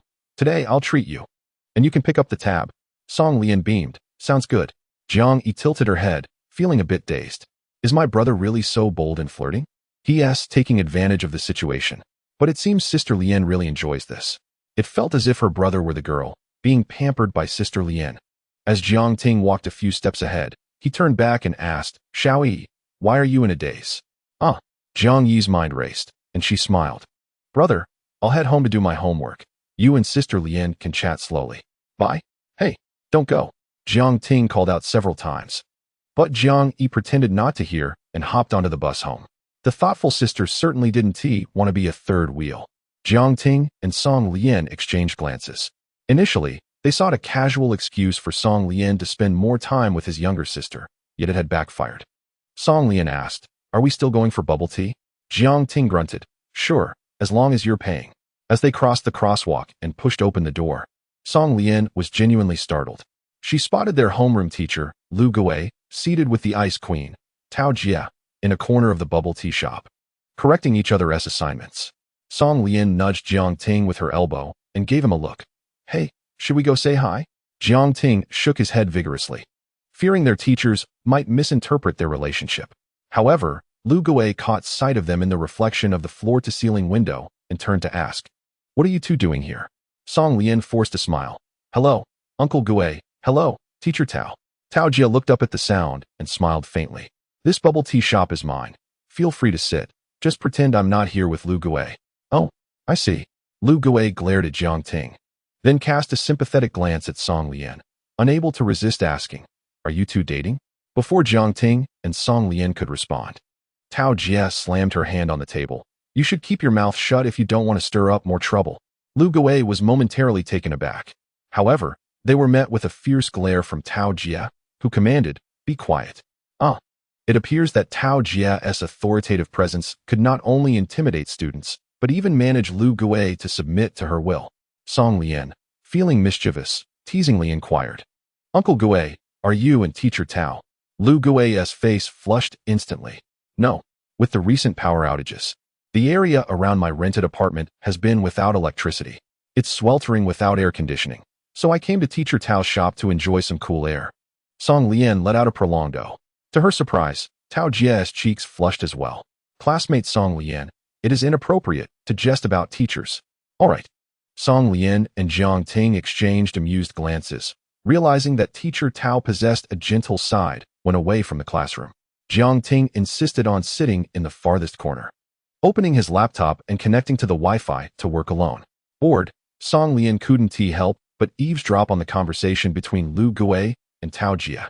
Lu Gui curiously asked, Teacher Tao, why aren't you allowing me to intervene with their early romance? Tao Jia retorted, her tone tinged with amusement. How can you discern they are in a romance when you have never experienced one yourself? Lu Gui replied, Isn't it considered early romance when a boy and a girl meet alone at a milk tea shop? Oh dear, your obliviousness is truly beyond hope. Tao Jia sighed, exasperated. You and I are also alone in a milk tea shop. Does that imply we are dating? Lu Gui wanted to affirm that assertion, but hesitated. Instead, he stammered, We are here for work. It's a different nature. But how do you know they aren't engaged in serious matters? Lu Gui confidently asserted, I know Song Lian is a good student, but I fear Jiang Ting might lead her astray. Tao Jia adjusted her glasses and reprimanded him sternly. As their homeroom teacher, how can you treat them differently? I am aware of Jiang Ting's family background. He simply has a relatively introverted personality compared to others. Why speak of him as if he were a delinquent? Song Lian felt warmth in her heart upon hearing this. Indeed, Teacher Tao was a person of cold exterior but warm interior. Teacher Tao, you are right. I was being subjective. I shall apologize to them. Lu Gui, being straightforward, recognized his mistake and stood up to approach Jiang Ting and Song Lian. Then, he inadvertently discovered that Jiang Ting was writing an online novel. A surge of frustration welled up within him. Jiang Ting, can you not make things difficult for your teacher? With the college entrance examination approaching, why are you wasting precious time writing these things? Can you eat what you've written? Jiang Ting turned back in surprise, slightly embarrassed. Uncle Gui, you are correct this time. I rely on writing this stuff to make a living. Chapter 36. Is writing this online novel really that difficult? Oh, Lu Gui, intrigued, couldn't he resist asking, How much do you earn from this novel each month? Jiang Ting tilted his head in contemplation and remarked, Conservatively speaking, one could earn over 10,000 a month. With exceptional performance, there is no ceiling. It's entirely possible to earn as much as 100,000 or even 1,000,000 monthly. Lu Gui gasped, as a teacher, I only make 4,000 to 5,000 each month. Song Lian interjected, Uncle Gui, why not learn to write books from him? Remarkably, I have indeed been contemplating this idea. Though affectionately referred to as Uncle Gui by his students, Lu Gui was barely in his 30s. Throughout his years of teaching, he had amassed little savings. A third of his income went towards rent, essentially paying off the landlord's mortgage. Another third was sent home to support his elderly family members, leaving him with just enough for his own meager living expenses. Lu Gui had long admired Tao Jia, a paragon of high-quality womanhood, who not only earned a salary but also owned a milk tea shop. It was said she had purchased 2 apartments in a desirable location, currently under renovation, potentially adding the title of landlord to her accolades. Although Tao Jia had experienced divorce and was a tad older, her beauty and financial prowess meant that, should she desire, many suitors would be eager to pursue her. Moreover, post-divorce, Tao Jia was like a startled bird when it came to romantic matters, making her pursuit even more challenging than that of freshly graduated college girls. Lu Gui lacked the courage to confess his feelings to her, primarily hindered by the daunting barrier of financial stability. Upon hearing his students speak of earning over 10,000 monthly through writing online novels, the thought of embarking on a part-time writing endeavor began to take root in Lu Gui's mind. He humbly inquired, Jiang Ting, is writing these online novels difficult? Faced with such a rudimentary question, Jiang Ting found it hard to respond. He hesitantly explained, Uncle Gui, it's not so much about difficulty. Anyone can write online novels since the barrier to entry is quite low. All you need is a phone or a computer. However, if you wish to make substantial money from writing, it indeed requires considerable effort and perhaps a stroke of luck. Lu Gui listened intently, eager to delve deeper into the intricacies of entering this realm, when suddenly his phone rang. Hello, is this Teacher Lu? Lu Gui replied, Yes, that's me. Your student, Gan Yunting, has been in an accident and has just been rushed to our people's hospital for emergency treatment. You should come immediately and also notify her parents. The situation may not be optimistic. Lu Gui was instantly thrown into a panic, stammering, I'll be there right away. Please, do everything you can to save her. She is about to take her college entrance exams this year. Hearing this, Tao Jia stood up in alarm. What happened? Lu Gui, trembling as he held the phone, responded haltingly. The hospital called. They said Gan Yunting was just hit by a car, and her condition is not looking good. Without hesitation, Tao Jia grabbed him and urged, Get in the car. I'll drive you to the hospital. In the bubble tea shop, only Song Lian and Jiang Ting remained, exchanging glances filled with uncertainty. Jiang Ting regarded her with suspicion, inquiring, It wasn't you who did it, was it? Song Lian rolled her eyes, retorting, Are you out of your mind? Haven't I been with you the whole time? Suddenly, she paused, contemplating the possibility that she might have inadvertently contributed to the situation. The memory of the fabricated chat records on her phone flashed before her eyes. She had concocted those deceitful exchanges with the intention of leading Gan Yunting to misinterpret the situation, even entertaining the thought of using her to disseminate these falsehoods. However, she had not anticipated Gan Yunting's peculiar focus. Was it truly the case that one could come close to death to gain strength akin to hers? Gan Yunting had indeed committed this foolish act out of sheer envy towards Song Lian. This revelation left both Song Lian and Jiang Ting feeling somewhat anxious. Jiang Ting, who had also played a part in the fabrication of the chat records, murmured, Though Gan Yunting is insidious and duplicitous, she doesn't deserve death. Song Lian nodded in agreement, adding, But this certainly feels like karma. I never intended to harm her.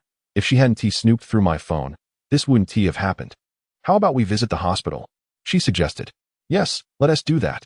At the People's Hospital of Nanyang City, Tan Bowen sat despondently, hugging his knees outside the emergency room, while several teammates from the school basketball team consoled him.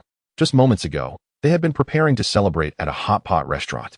As they waited at the crosswalk, with the red lights still a dozen seconds away, Gan Yunting's mind had been consumed with thoughts of genetic modification, to the point of obsession.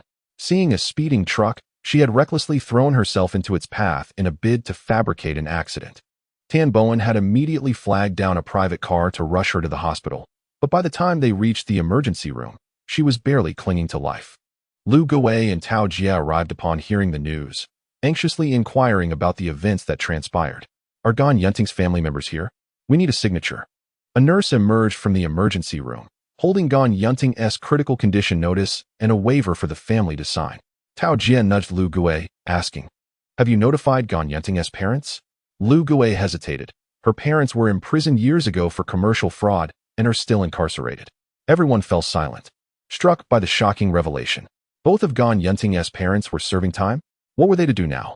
Surely, they couldn't take the critical notice to the prison for her parents to sign, only to return to find their daughter had already passed.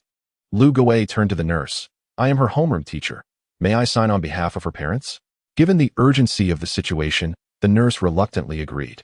The nurse hesitated for a moment and reminded, however, you must prepare yourself mentally.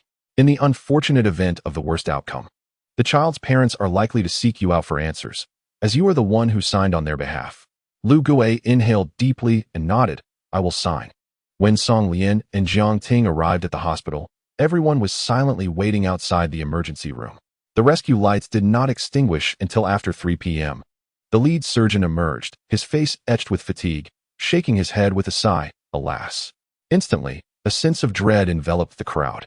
Had they lost the patient? The doctor continued, after exhausting all efforts, the injured party has now stabilized. Just as they began to breathe a sigh of relief, he added, however, the child's frontal lobe has suffered severe damage, which is a crucial area for cognitive function. In essence, this meant that Gan Yunting might very well become someone devoid of cognitive abilities. Chapter 37. Don't panic. Hold me tight today marks a momentous occasion for me. Since the day I swapped identities with my male deskmate, I have finally adapted to the peculiar method of standing to urinate. It has not been an easy journey. Throughout this lengthy and arduous adjustment period, I have wet countless pairs of trousers, forcing me to concede and learn to control the situation. How embarrassing. In contrast, my deskmate seems to revel in our role reversal. I inadvertently noticed that she has embodied the persona I once fantasized about. Many unexpected events have transpired during this time. My former green tea friend met with an accident, misled by the fabricated chat records we had concocted. Although my deskmate and I held disdain for her, we never wished for her to pay with her life for such trivial misdeeds. It was merely her desire to seize the same opportunities as us that led her to recklessly navigate through traffic, colliding with a speeding truck. Ultimately, she survived, but her frontal lobe suffered irreversible damage. We all feared she might become a complete imbecile, though she had never been particularly bright to begin with. Old Jiang, I'm here. Hurry down. Happiness Garden Community. The clattering of keyboard keys abruptly ceased as Jiang Ting closed his laptop. It had been a week since Gan Yunting's accident. Today was the day of her discharge, and Song Lian had invited Jiang Ting to accompany her to Nanyang People's Hospital. Jiang Ting opened the window on the second floor. All right, just a moment. Below, Song Lian stood beside a lady's bicycle, dressed in a pristine white dress, her long hair fashioned into a single braid, adorned with a small straw hat to shield herself from the harsh autumn sun. Jiang Ting had just had his hair neatly trimmed and looked exceptionally dashing in a white shirt and jeans. He gazed at her and smiled. You look lovely today. Song Lian blushed slightly. You do too. Before her stood the true owner of this body, which emboldened her to express herself freely in front of others. Yet she remained docile and compliant solely in the presence of Jiang Ting. Get in. Song Lian patted the cushion of her newly acquired bicycle from the previous day. Jiang Ting paused. I can't ride a bike. Then I'll take you. She responded cheerfully. Sounds good, haha. Song Lian mounted the bicycle, while Jiang Ting sat beside her, gently wrapping his arms around her waist, assisting in lifting her skirt to prevent it from tangling in the wheels. At Nanyang People's Hospital, the melodic chime of a bell prompted Tan Bowen to glance back. Whoever said that girls would rather weep in a BMW than smile on a bicycle? Look at my half-sister. How joyfully she smiles. Tan Bowen felt a pang of envy, for that was the sweet romance he yearned for. Unfortunately, his family circumstances did not permit such luxuries. Song Lian was not taken aback by Tan Bowen's appearance. This fellow had once again reshaped her understanding of scoundrels. She had assumed that given the severity of Gan Yunting's trauma, he would hastily sever ties. To her astonishment, Tan Bowen demonstrated a remarkable display of boyfriend prowess during this trying time. While it was true that he had been initially drawn to Gan Yunting's beauty, he genuinely treated her with utmost care. Throughout her unconsciousness, he vigilantly kept vigil at the hospital each night, even covering the costs of her hospitalization and hiring a caregiver. In the elevator, Song Lian could not help but remark, I must admit, your decision not to abandon her during this time surprises me. Tan Bowen offered a wry smile. Initially, I had planned to break up with her upon graduation.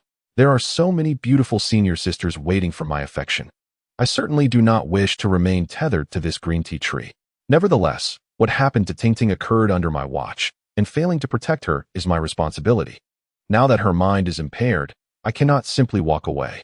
Even if we part ways, it must be when she regains her clarity, as I fear it would otherwise appear as if I am evading my obligations.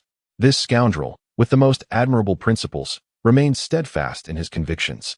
Song Lian found herself at a loss for words, unable to refute him. Even Jiang Ting, a novelist, struggled to find suitable words to describe this peculiar character. Perhaps he could be dubbed the scoundrel who remains true to his original intentions? Tan Bowen chuckled. I never anticipated that, despite how Ting Ting treated you in the past. You would not revel in her misfortune. Song Lian exchanged a knowing smile with him. Old Jiang says we may not need to be saints, but we must not forsake kindness. Wow, who knew old Jiang had such literary flair? Jiang Ting awkwardly rubbed his nose. I just spoke off the cuff. The downfall of Gan Yunting could be considered a consequence of the indirect actions of Song Lian and Jiang Ting, and they felt compelled to take action, as their conscience could not bear inaction. Upon entering the ward, they found Gan Yunting sitting on the bed, her back turned to the door, gazing out at the sky. Song Lian stepped forward and greeted her. Gan Yunting, do you remember me? Gan Yunting slowly turned her head to look at her, a childlike smile illuminating her face, evoking a sense of returning to innocence after shedding the burdens of the world. You are Lian Lian. Song Lian was momentarily taken aback, gazing at Tan Bowen. Has she lost her mind? Tan Bowen sighed. She may be foolish, but not entirely so.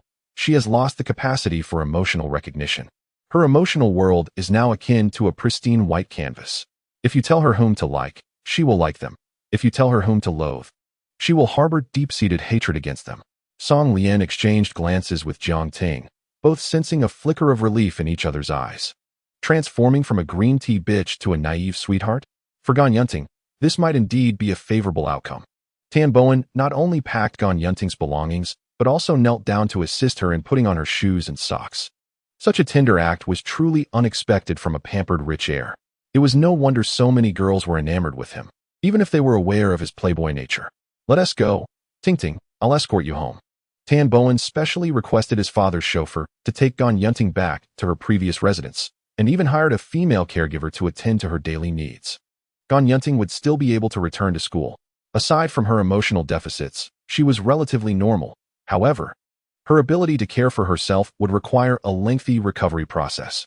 After watching the luxurious car from the Tan family disappear from sight, Song Lian pulled out her bicycle and smiled at Jiang Ting. Let us go to Teacher Tao's shop for some milk tea and share the news from here. Jiang Ting nodded, his face flushed with embarrassment, as he squeezed onto the back seat of the bicycle. Ride slowly. Don't rush, hold me tight. Chapter 38. The eccentric little Jean Gu thud. Song Lian's sudden break caused Jiang Ting to instinctively clutch her waist tightly. Teacher Tao stood at the entrance of the milk tea shop, directing the ice shop employees as they unloaded goods. Upon seeing the two students arriving on a single bicycle, flustered and at a loss, she felt a mix of exasperation and amusement. It was frustrating that her fierce queen persona had firmly taken root in the students' minds, yet amusing that they were still willing to approach her. Tao Jia rolled up her apron to wipe her hands and stepped forward to steady Song Lian's wobbling bicycle, laughing. Am I really that terrifying? Jiang Ting instantly turned crimson, utterly mortified. Here he was, a boy, yet he was perched on the back of the bicycle, wrapping his arms around Song Lian's waist like a delicate flower. The worst part was that his teacher had witnessed it. Song Lian chuckled. Teacher Tao? Gan Yunting was discharged today. Her recovery is satisfactory, and she should still be able to take the college entrance examination. That is wonderful. Tao Jia genuinely rejoiced for her student. Come inside. Order whatever you'd like. Today, the teacher treats. Song Lian leaned forward to glance inside the shop. Tao Jia playfully smacked her head, saying, Stop peeking. Your homeroom teacher is not here today. Oh ha. Lu Gui, the homeroom teacher, possesses many admirable qualities. Yet he is perpetually consumed by suspicion. As Tao Jia aptly remarked, he has never experienced romance himself. Yet he often ponders how to properly guide students who find themselves in the throes of early love. Although Song Lian and Jiang Ting currently exhibit merely a hint of ambiguity in their relationship, it is far from being classified as a romance. Nevertheless, to outsiders, their closeness may appear somewhat excessive. Seated in their previous arrangement, Song Lian and Jiang Ting had not ordered anything. Tao Jia, having completed her tasks, personally prepared 2 cups of their renowned milk tea and brought over some delectable desserts, taking a seat beside Song Lian. This unexpected attention instilled a sense of tension in both Song Lian and Jiang Ting. Could it be that teacher Tao has come to interrogate us? Having encountered numerous students, Tao Jia perceived the anxious expressions on their faces and recognized their thoughts. Enough with the serious faces. I have no intention of delving into whether you two are romantically involved. You are both mature enough to understand the situation. Tao Jia's expression remained inscrutable.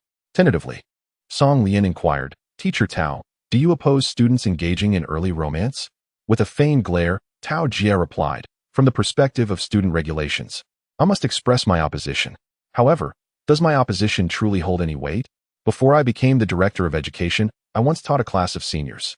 I recall a couple who encouraged each other to strive for success in the college entrance examination, only to be forcibly separated by the then director and their parents, resulting in both students sabotaging their own exams out of spite. Song Lian comprehended the situation. It was no wonder that this semester, Tao Jia had shown considerably more leniency towards the graduating class. As long as students did not grossly violate the rules, disciplinary actions were merely symbolic. It became clear that she sincerely cared for the students' futures. Ironically, such a commendable teacher was misunderstood by her students as a menopausal dragon lady.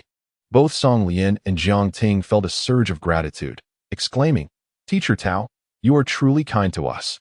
Tao Jia chuckled with a hint of exasperation. To claim that I am concerned about your futures could be deemed hypocritical. I typically assert that the college entrance examination success rate directly impacts my year-end performance evaluation. Whether it is for your futures or my own, as long as your grades remain unaffected, there is no need for me to intervene. However, if you two are indeed in a relationship, please remember to keep it discreet while at school, so as not to put me in a difficult position, all right? Song Lian nodded in agreement. Yes, yes. Jiang Ting quickly shot her a glare and fervently insisted, Teacher, we are not in a relationship. No need to explain. You both are well aware of your own situation. Tao Jia was unconvinced by his protests.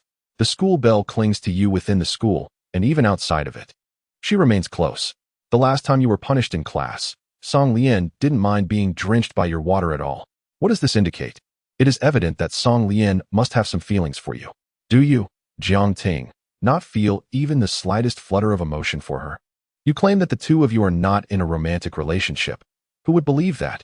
If it weren't for the fact that your mock exam scores have not only remained steady, but have also shown a remarkable improvement, I would have summoned you both to my office for a discussion long ago. Jiang Ting stubbornly denies it, saying, Teacher, we truly have not been dating. Tao Jia, impatient, shoots him a glare and reprimands. I must say, you are more hesitant than a girl. Are you bold enough to act, but too timid to admit it? Jiang Ting wishes to protest. I feel wronged. Upon returning home alone, Song Lian finds the evening already settling in. The family is gathered for dinner, and upon seeing her, Song Ren angrily pulls out his phone and slams it onto the dining table. He points at Song Lian, exclaiming, Why did you post my mortifying moment online? Younger brother, Song Ren, feels as if the entire nation is laughing at him. Persecution level, 1000. Song Lian tilts her head to glance at his phone screen and breaks into a smile. The effect is quite good. The video I posted this morning has already garnered over 200,000 likes, and my follower count is rising swiftly. She had created a TikTok account under the ID Crazy Little Ringu, where she shares videos of her playful tormenting of her brother. Song Yuanfeng and Yao Wei pick up his phone, curious to scroll through a few videos, thoroughly entertained, especially during dinner, while Song Ren wears a disgruntled expression. He has become the laughingstock of everyone. It's no wonder that people pointed and chuckled at him when he went out today. You better delete that video, or I will sever our sibling relationship. Song Lian laughs and asks, Are you sure you want me to delete it? Song Ren bellows, Absolutely, unequivocally yes. Delete it right now. Song Lian ponders for a moment before responding. Just wait a moment. I need to dismiss this game advertisement promoting benefits in the lower left corner. Wait. Song Ren is taken aback. What advertisement? Song Lian points to the lower left corner of the phone screen and explains. It's this game endorsement within the advertisement link. With our current follower count, if we attach an ad link to each video, we could potentially earn a few thousand each month. And if we continue to grow our followers, we could earn even more. I initially planned to split the profits equally with you, But it seems you're not too keen on that. Shall I dismiss it then? Chapter 39, Dihua Spray. What a joke. The money earned by internet celebrities is no different from begging on the streets. I, Songrun, am a man of stature. One moment, he declares with fervent conviction, and the next, his knees buckle, and he collapses to the ground. Sister, I beg you to torment me. Go ahead, double the fun. Don't worry about me. I can take it. Goodness. It seems that not enrolling you in the Film and Drama Academy next year would be a waste of talent. Thus, Song Lian and Song Ren reach an agreement. From now on, the siblings will collaborate on videos to earn pocket money. Moreover, she insisted on maintaining the authenticity of the video, refusing to provide Song Ren with the script in advance, ensuring that every act of persecution was a genuine performance. Song Ren willingly accepted. Their parents remarked, before your sister returned, weren't you proclaiming that you'd rather die than yield? Song Ren, unashamedly grinning, replied, I didn't want to. But she offered so much. Upon returning to her room, Song Lian settled into the bathtub and began conversing with Tongzi. Tongzi, what do you think of my idea this time? It's acceptable, I suppose. Collaborating with Song Ren to film the persecution videos would not only be lucrative, but would also ensure his eager cooperation in accumulating persecution points. Am I not a genius? Indeed, indeed. Why does Tongzi seem a bit down today? Song Lian's tone softened. What troubles you? I had a quarrel with my favorite sister. A large question mark appeared in Song Lian's mind. Why? I inadvertently discovered her admiration for a certain wealthy individual and couldn't help but tease her for being materialistic. Then she got upset, and it's been 2 whole days since she's spoken to me. Dealing with such a lackluster system, Song Lian, the host, was truly distressed. What can I do to assist you? Just spending your accumulated persecution points would be a help. Tongzi hasn't received any rewards this month. Oh, haha, so that's your intention. If you wanted me to spend money, you could have just said so. Song Lian reviewed the information panel. Host, Song Lian level, 9 gender, female height, 160 centimeters appearance, 810 physique, 810 intelligence, 810 strength, 810 skills, basketball proficiency, king level. Super voice actor, innate skill, persecution points, 35, 550 bonded host, Jiang Ting intimacy points, 1, 0, 20 unbeknownst to her. She had accumulated over 35,000 persecution points, most of which were contributed by her younger brother, Song Ren. After all, Ten Bowen had been preoccupied with matters concerning Gan Yunting lately, and Song Lian had to pick her moments wisely. Tongzi, I'm sorry. I initially intended to save up 50,000 points to exchange for 10 enhancement pills to see what my appearance would be like at a score of 9. You're just stingy. Recently, Song Lian had only occasionally exchanged for height attributes. She had now reached 160 centimeters, clearly trending towards becoming a leggy beauty. She was eager to discover just how stunning a score of 9 could be. However, Tongzi seemed to be running out of resources. All right. Open the shop and let me see what delightful items are available.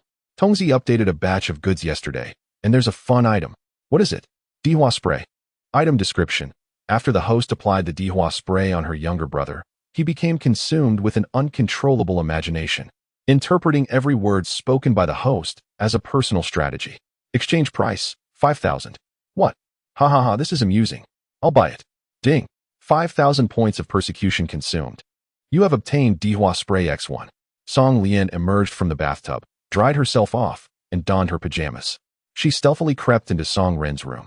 Song Ren was engrossed in a game of League of Legends, striving to advance from Iron 1 to Bronze 5 in ranked matches. Buzzing sounds filled the air as Song Lian retrieved a canister resembling an insecticide spray and aimed it at the back of Song Ren's head.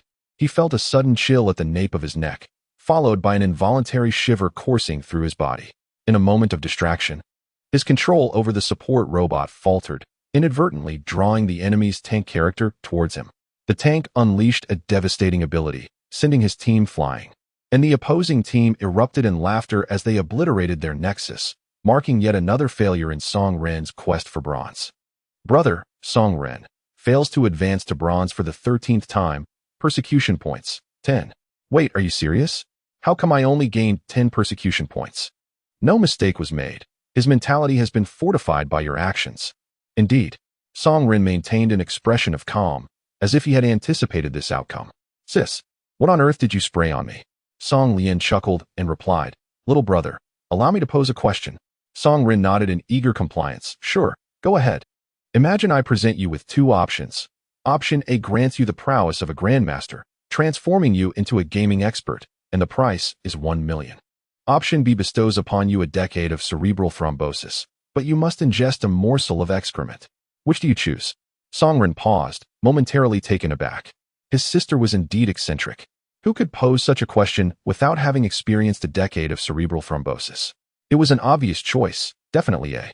He opened his mouth to respond when suddenly, a loud clap of thunder resonated in his mind. Wait, given my sister's devious nature, this question could not be as straightforward as it appeared. On the surface, it seemed like a no-brainer, yet it undoubtedly concealed traps and hidden schemes. What could she possibly mean? Song Rin fell into deep contemplation. Sis, allow me a moment to think.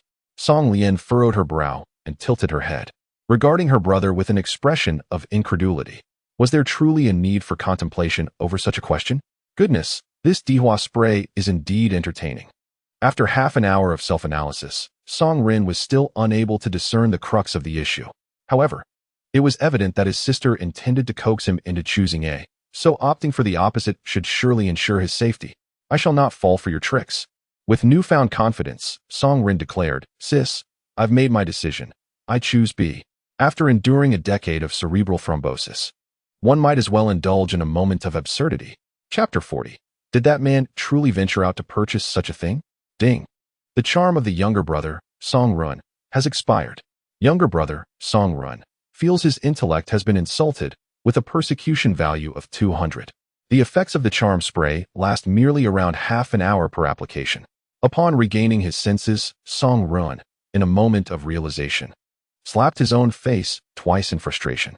How could it be that, in contemplating my sister's question, I could only discern its literal meaning? How did my bewildering thought process become inexplicably enchanted? The instigator, Song Lian, seemed rather displeased, only earning 200 persecution points, while I squandered 5,000 to procure this item merely for amusement. Clearly, I suspect you are a mere pawn sent by the system. Host, please don't be upset. The dosage of 1 bottle of charm spray is sufficient for 100 uses. Finishing an entire bottle will surely yield significant gains. After some reflection, Song Lian conceded that the system's assertion held some merit. If utilized effectively, the charm spray could indeed generate far more persecution points than previously acquired. Ding! Congratulations, host. Your level has been elevated to level 10. You have earned a chance to draw a lottery. Shall we proceed immediately? The recent 200 persecution points had just elevated Song Lian's status from level 9 to a grand level 10. It was now time for the exhilarating lottery segment. Wait a moment. I must return to my room. Song Lian securely locked the door and sat on the bed, rubbing his palms in anticipation. The probabilities. Stop thinking about it. Altering the probabilities would truly invite calamity. The system has strictly prohibited granting the host any unfair advantages. The previous 2 instances were already bending the rules. Very well. With no leverage to coerce the system, Song Lian casually spun the lottery wheel. Ding! Congratulations, host. You have drawn 10 beauty advancement pills. Oh dear. After all that effort, I still lacked sufficient persecution points. And yet, I drew something remarkable. Song Lian promptly accepted the reward and utilized it. A warm sensation surged from the soles of his feet throughout his body as he felt his skin pulsating, shedding excess keratin and dead skin. His complexion became smoother and more delicate than ever before. The few remaining blemishes and blackheads vanished without a trace. Every detail of his appearance was further refined, with his body proportions approaching perfection. At first glance in the mirror, there appeared to be no significant change. Yet, Song Lian's entire aura had been elevated, resembling a radiant fairy untouched by the mundane world. Quite splendid indeed. She playfully poked her cheek in the mirror, satisfied, and mused. Tomorrow, upon returning to school, old Jiang will surely be astounded. With a soft sound, Tongzi emitted a noise akin to swallowing. Host, does this count as a woman adorning herself for the one she cherishes? If this cherished one refers to myself, then perhaps it could be considered so. Time for slumber. Good night to all. Good night, host. The following morning, Song Lian pedaled her bicycle to school. All eyes in the campus were fixated upon her. I sensed that Sister Seven had once again blossomed in beauty, exuding an ethereal charm. Indeed, she seemed to have grown significantly taller during this period. How I longed to caress Sister Seven's graceful legs. Ever since the ultimate basketball showdown between the first and second high schools concluded, the moniker Sister Seven had circulated throughout the school. Eagerly, Song Lian dashed to her classroom, only to discover that Jiang Ting was inexplicably absent. Possessing the skill of deep slumber, he was typically the first to arrive at class for self-study. What could be the reason for his tardiness today? Time was slipping away. An inexplicable sense of disappointment washed over Song Lian. When the morning bell rang, the homeroom teacher, Lu Gui, ascended the podium to lead the class in reciting vocabulary. As Song Lian recited, an unsettling sensation gripped her lower abdomen, swiftly followed by beads of cold sweat forming on her forehead. Hadn't I attained a constitution of 8? Why was I experiencing such discomfort? Oh no, could it be that my monthly visitor has arrived? I am utterly unprepared. Desperately, Song Lian clenched, fearing she might soil her trousers. Yet, the pain did not relent. It surged in waves. This is unbearable. Help, I can hardly hold on. One hand pressed against her abdomen. She leaned over her desk, squirming like a writhing creature. Report.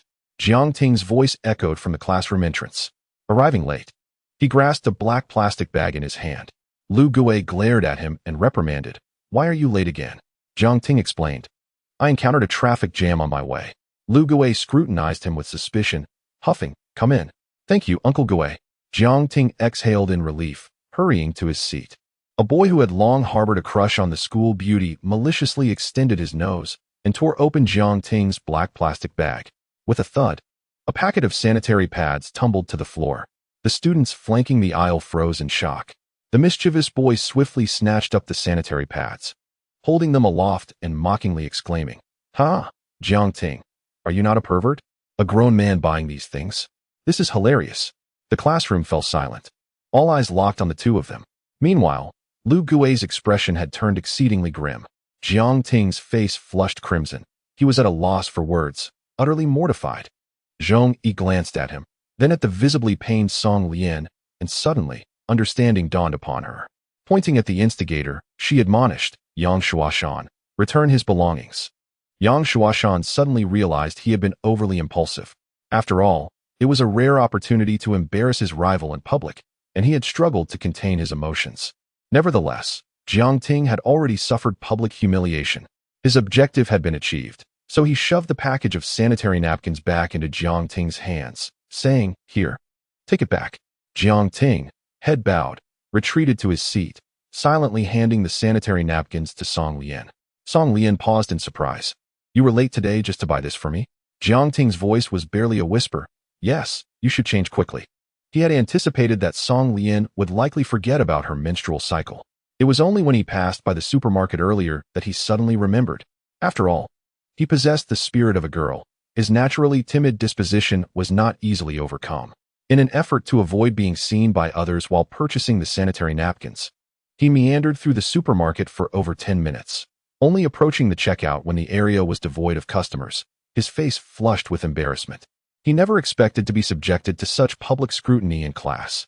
The classroom buzzed with whispers. Chapter 41.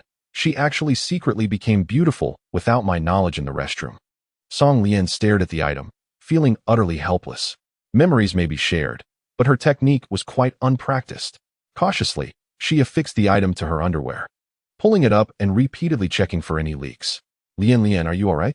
Zhong Yi noticed she had been absent from class for too long and came to the restroom after morning reading to find her. Song Lian emerged, feigning calmness. I'm fine. What could possibly be wrong? I saw you seem to be in pain earlier. Are you sure you're okay? Everything's fine. Zhong Yi linked arms with her as they walked back, whispering, Gan Yunting is back. I know, Song Lian replied, and her mind seems a bit off.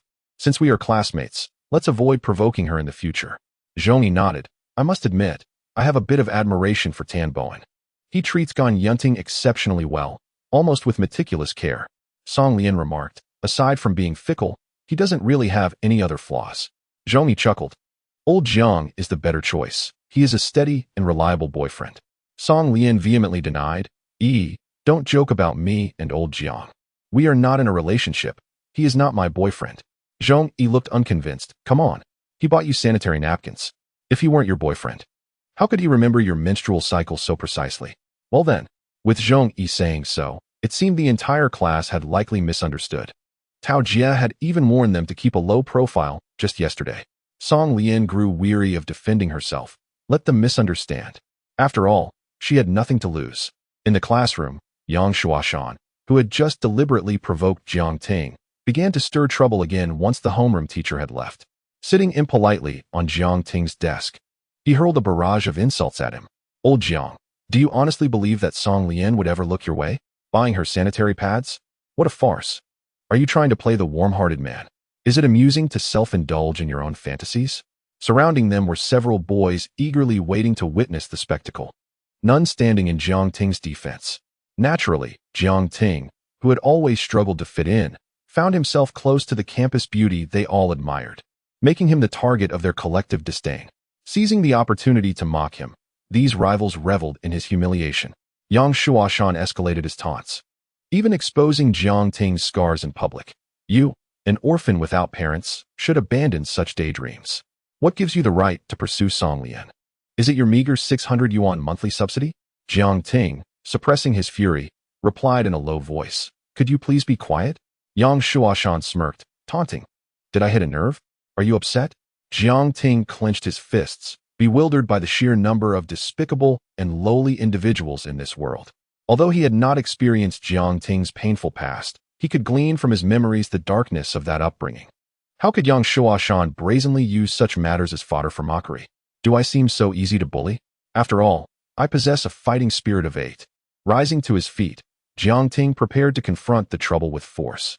Suddenly, Feng Yuan's imposing figure surged past him, tackling Yang Shuashan to the ground and delivering a powerful punch.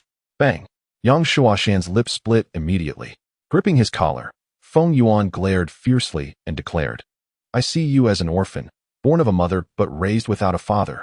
Yang Shuashan, astonished, replied, Director Feng, don't you also have feelings for Song Lian? Why are you hitting me? Feng Yuan scoffed, Old Jiang is my brother. If you insult him, you insult me. Jiang Ting felt unexpectedly touched. Feng Yuan was quite loyal. Is this what brotherhood between men feels like? Feng Yuan chased away Yang Shuashan and the gaggle of cowards who had once jeered but now fell silent. Then, he placed a hand on Jiang Ting's shoulder and jovially said, Old Jiang, sit down. Good brother. Remember, you owe me a favor today. Jiang Ting nodded and smiled. I've noted it, thank you. Feng Yuan, with a mock-serious tone, added, Don't be too quick to thank me. Even brothers must keep accounts. When will you repay the favor you owe me? This fellow's face was emblazoned with the notion of debts and repayments. Jiang Ting felt uncomfortable under his gaze, even a bit guilty. Well, it is time to repay. If you think there's anything I can assist with, just say the word. I won't refuse. Feng Yuan's eyes instantly lit up. Although old Jiang appeared somewhat shy and effeminate, he was indeed a straightforward person. He crouched down, clasped his hands together, and imitated Jiang Ting's tone, pleading softly, I would like Yang Feiyang's contact information, please. Jiang Ting momentarily faltered, puzzled. Who is Yang Feiyang? Feng Yuan chimed in. The beautiful junior who delivered milk tea to you last time. Just give me her contact info, and you need not worry about anything else. Jiang Ting chuckled. All right then. He had never been particularly interested in that lovely junior. After all, it was merely a matter of sharing a contact. Jiang Ting scribbled down 2 strings of numbers in his notepad, tore out the page, and handed it to Feng Yuan, cautioning, the top is her QQ number, and below is her WeChat ID. Just don't mention that I provided it. Feng Yuan was overwhelmed with gratitude, exclaiming, Thanks, brother. Dinner's on me tonight. And let it be a lavish one. Though this fellow acted recklessly, he was undeniably a good friend. Jiang Ting found Feng Yuan somewhat endearing and remarked, Let us skip the meal. May I inquire how you plan to pursue Feiyang? Feng Yuan flexed his fists, pounding his chest like a mighty warrior, and grinned. I intend to invite her to the gym this weekend to showcase my perfect muscle definition. Well, I wish you the best of luck, Jiang Ting thought, unable to bear revealing the truth to Feng Yuan. The likelihood of Yang Feiyang turning him down was likely as high as 99, with the remaining one being her calling him a lunatic and telling him to scram. If this guy remained oblivious to the underlying issues, he would surely remain single for life. Just as Feng Yuan departed, Song Lian returned. Habitually, she stepped forward to cross over Jiang Ting's lap into her seat. Jiang Ting quickly supported her waist, preventing her, slow down, or you might spill. With a soft thud, Song Lian relaxed and seated herself on his thigh. Intimacy level 100 instinctively. She wrapped her arms around Jiang Ting's neck while he kept his hands around her slender waist. Their eyes locked, and Jiang Ting suddenly noticed subtle changes in Song Lian. Oh, you enchanting vixen, have you secretly become more beautiful? Chapter 42. No, I'm not handsome. His heart raced. Song Lian shifted slightly, attempting to return to her seat. Jiang Ting, blushing, murmured, "Don't move." "What's wrong?" Song Lian asked, perplexed, as Jiang Ting usually rejected such intimacy. Suddenly, she felt an unusual sensation in her lower back. Her expression shifted to one of surprise as she leaned toward Jiang Ting's ear, whispering, "You have a reaction?" Jiang Ting bit his lip, retorting, "You know the answer. What now?" Their current position was exceedingly intimate, appearing as though they were embracing each other from the side. Tao Jie entered the classroom, holding a stack of exam papers. "Class, today we..." Her gaze immediately fixated on Song Lian and Jiang Ting, her face instantly radiating an icy aura. At this moment, Tao Jie was in school, completely transformed from her demeanor at the milk tea shop. Bang! She slammed the exam papers onto the desk of the class representative, Zhong Yi, commanding, "Zhong Yi, distribute these papers immediately and complete them during this class." Zhong Yi trembled under her authoritative presence, obediently nodding. "Understood, Teacher Tao." Subsequently, Tao Jie pointed her index and middle fingers at Song Lian and Jiang Ting, instructing, "You two, follow me." The entire class fixated on them. Tan Bowen and Feng Yuan expressed sympathy, while Zhong Yi appeared anxious, and Gan Yunting giggled foolishly. More students, like Yang Shuashan, reveled in their misfortune. Song Lian was the first to exit the classroom, while Jiang Ting hunched over, shuffling slowly, fearful of revealing the peculiar sensations stirred by Song Lian. Upon entering Tao Jie's secluded office, it felt as though they had stepped into a freezer. The temperature plummeted instantly, becoming quite frigid. Initially, Song Lian mistook this for the icy aura of the Ice Queen, only to discover upon looking up that the air conditioning was set to a chilling 16 degrees. How remarkable! Was this how the Ice Queen was forged? Achoo! Song Lian felt a tickle in her nose and could not suppress a sneeze. Noticing her discomfort, Tao Jie grasped her palm gently, inquiring, "Are you feeling unwell?" "Yes," Song Lian replied. Tao Jie adjusted the thermostat, raising the temperature and reducing the airflow, concerned about her catching a chill. Although Song Lian, with a constitution of 8, was not particularly bothered by the cold, she nonetheless felt a warmth in her heart. "You two, what am I to say?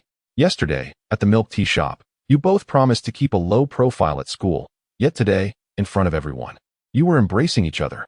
How am I to explain this to the other students?" Tao Jie lamented, feeling both exasperated and helpless, as her words seemed to fall on deaf ears. Song Lian stepped forward to take the blame. "Teacher Tao, this is my fault. Jiang is simply too handsome. I couldn't help myself." Tao Jie shot her a stern glance, admonishing, "As a young lady, you must maintain your dignity. Do you understand? I apologize. I was feeling unwell and a bit overwhelmed today, which led to my emotional lapse. I assure you, it won't happen again." Faced with Song Lian's earnest contrition, Tao Jie found it difficult to remain stern. This delicate school beauty truly evoked a sense of compassion, disarming even the self-proclaimed iron-hearted teacher. Tao Jie turned her gaze to Jiang Ting, exasperated. "I truly don't know how many lifetimes of fortune you have accrued to deserve such favor." Sighing, she added, "Fine. Clean up my office, and then you will complete your exams here. Remain until class is over. And remember, this is the last time." After careful consideration, Tao Jie decided to let them off lightly. Song Lian immediately expressed her gratitude, raising her hands in celebration. "Long live Teacher Tao." Frustrated yet amused, Tao Jie lightly tapped her on the head, playfully scolding, "You are quite the character." Once Tao Jie returned to the classroom, only Song Lian and Jiang Ting remained in the office. Song Lian filled a basin with water and wrung out a damp towel, preparing to wipe the accumulated dust from the desk.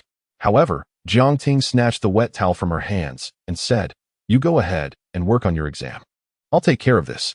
Surprised, Song Lian asked, "Are you concerned for me?" Jiang Ting rolled his eyes and replied, "Stop being so sentimental. I merely wish to prevent my female companion from catching a chill during her period." "Fine." In 10 minutes, Song Lian completed her exam paper. Bored, she switched her handwriting to help Jiang Ting fill in the answers, with plenty of time remaining in the class. Thus, she rested her chin on her hands, watching with keen interest as Jiang Ting, drenched in sweat, pushed the mop back and forth, which infuriated him. He abruptly dropped the mop, placed his hands on his hips, and shouted, "Why are you staring at me?" With a beaming smile, Song Lian replied, "Because you're handsome." Jiang Ting gritted his teeth and retorted, "No, I am not handsome." Suddenly, thunder rumbled outside, followed by a flash of lightning that split the sky. Song Lian pointed outside and laughed, "See, see, see. Liars will be struck by lightning." The sky at 8 in the morning darkened instantaneously, resembling that of 8 in the evening. This unexpected downpour was more intense than the day Yiping asked her father for money. Jiang Ting turned on the office lights and picked up the mop to store it away in the restroom. Now, both of them were left feeling rather bored. Jiang Ting complained, "I used to think you were introverted. Now it appears you're merely shy." Indeed, since becoming a girl, Song Lian had become much more eloquent than before. However, Jiang Ting's petulant nature left Song Lian feeling a tad displeased. "Hey," Song Lian retorted with newfound assertiveness. "As your savior, shouldn't your attitude towards me be a bit better?" Jiang Ting fell silent. She then asked, "If you could choose again, would you prefer to end it all or accept the present?" Jiang Ting pondered seriously for a moment before responding, "I would choose to accept the present. So, don't always act as if you've done me a favor, for I owe you nothing. You need not feel indebted to me either. As I truly enjoy my current life, it feels like a rebirth." Song Lian candidly shared her innermost thoughts, seemingly unraveling a knot that had troubled Jiang Ting for quite some time. The two unconsciously inched closer, sitting side by side as they gazed out at the rain. "So, how is your writing going? Don't mention it. I'm experiencing writer's block." Chapter 43. Your deskmate is flirting with the girls in our class. When class ended, Song Lian held up the umbrella lent to her by Tao Jie as she made her way back to class from the administrative building. Zhong Yi hurried over to inquire. Lian, what did teacher Tao say?" Song Lian calmly shook her head. "She didn't say much." "Hiss," Zhong Yi gasped. "Could it be that she is calling in our parents?" "Not at all. Teacher Tao assigned me and Jiang Ting to clean her office and warned us not to let it happen again." Song Lian had already regarded Zhong Yi as a good friend, thus she candidly shared her thoughts. Although Zhong Yi occasionally indulged in gossip, her heart was genuinely kind. Song Lian did not mind considering her as the first true confidant she had made since embracing her femininity. As they chatted, a sudden burst of melodious laughter from the front row caught their attention. They looked up to see Gan Yunting holding a corn cob that Tan Bowen had just peeled for her, laughing like an innocent young girl. Suddenly, Gan Yunting used the back of her hand to wipe away the remnants of food from the corner of Tan Bowen's mouth. Song Lian and Zhong Yi couldn't help but smile, as anyone witnessing such a warm scene would feel a comforting warmth in their hearts. As the class approached, Song Lian opened her drawer to check her unread messages. To her surprise, she found a message from Song Ren sent 2 minutes prior. "Sister, your deskmate is flirting with the girls in our class." "What?" Song Lian hurriedly stood up, intending to investigate, only to find Jiang Ting had returned. His expression showed no sign of anything amiss.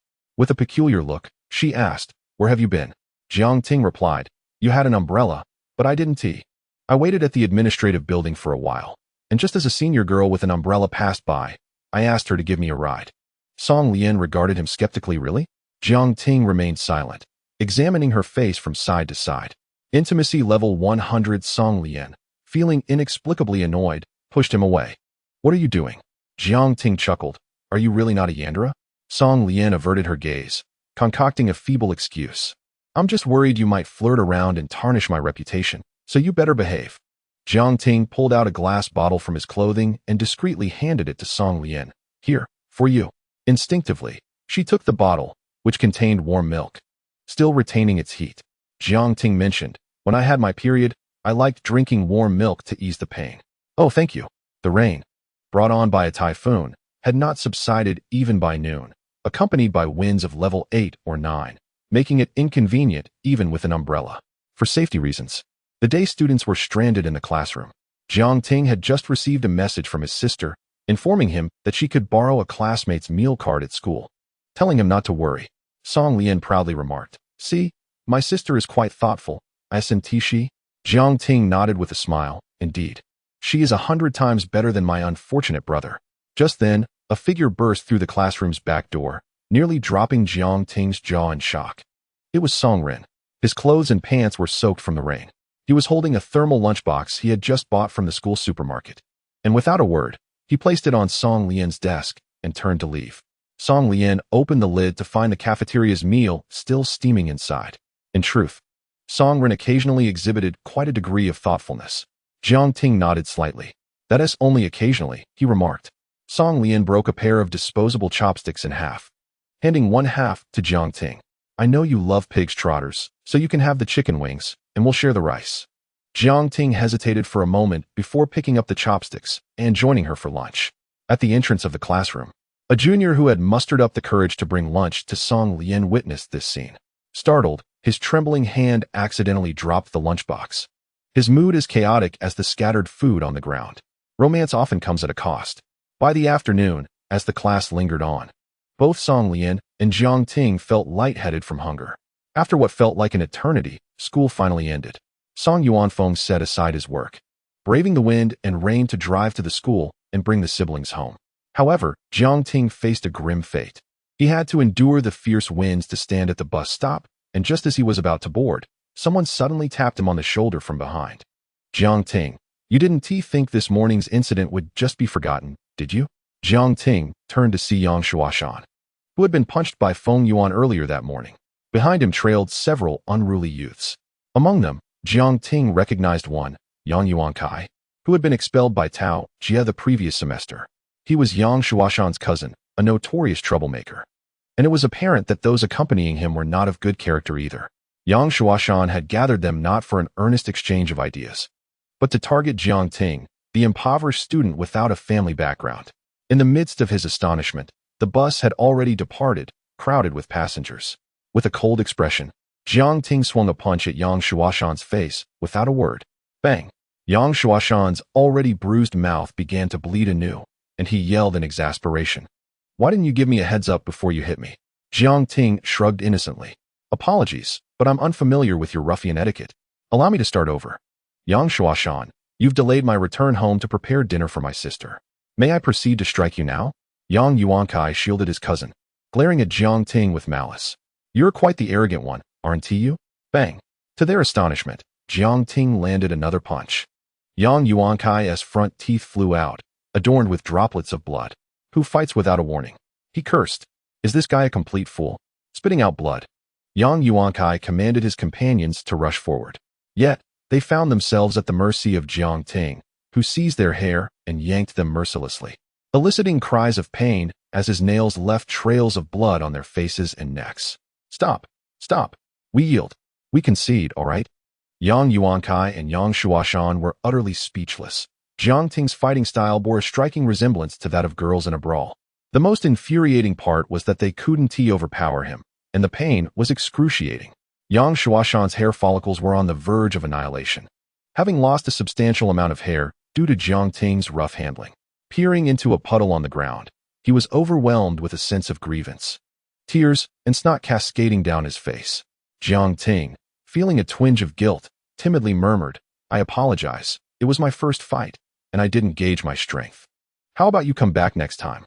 Chapter 44. Did you really strip him bare? After indulging in a hot shower, Song Lian felt utterly refreshed.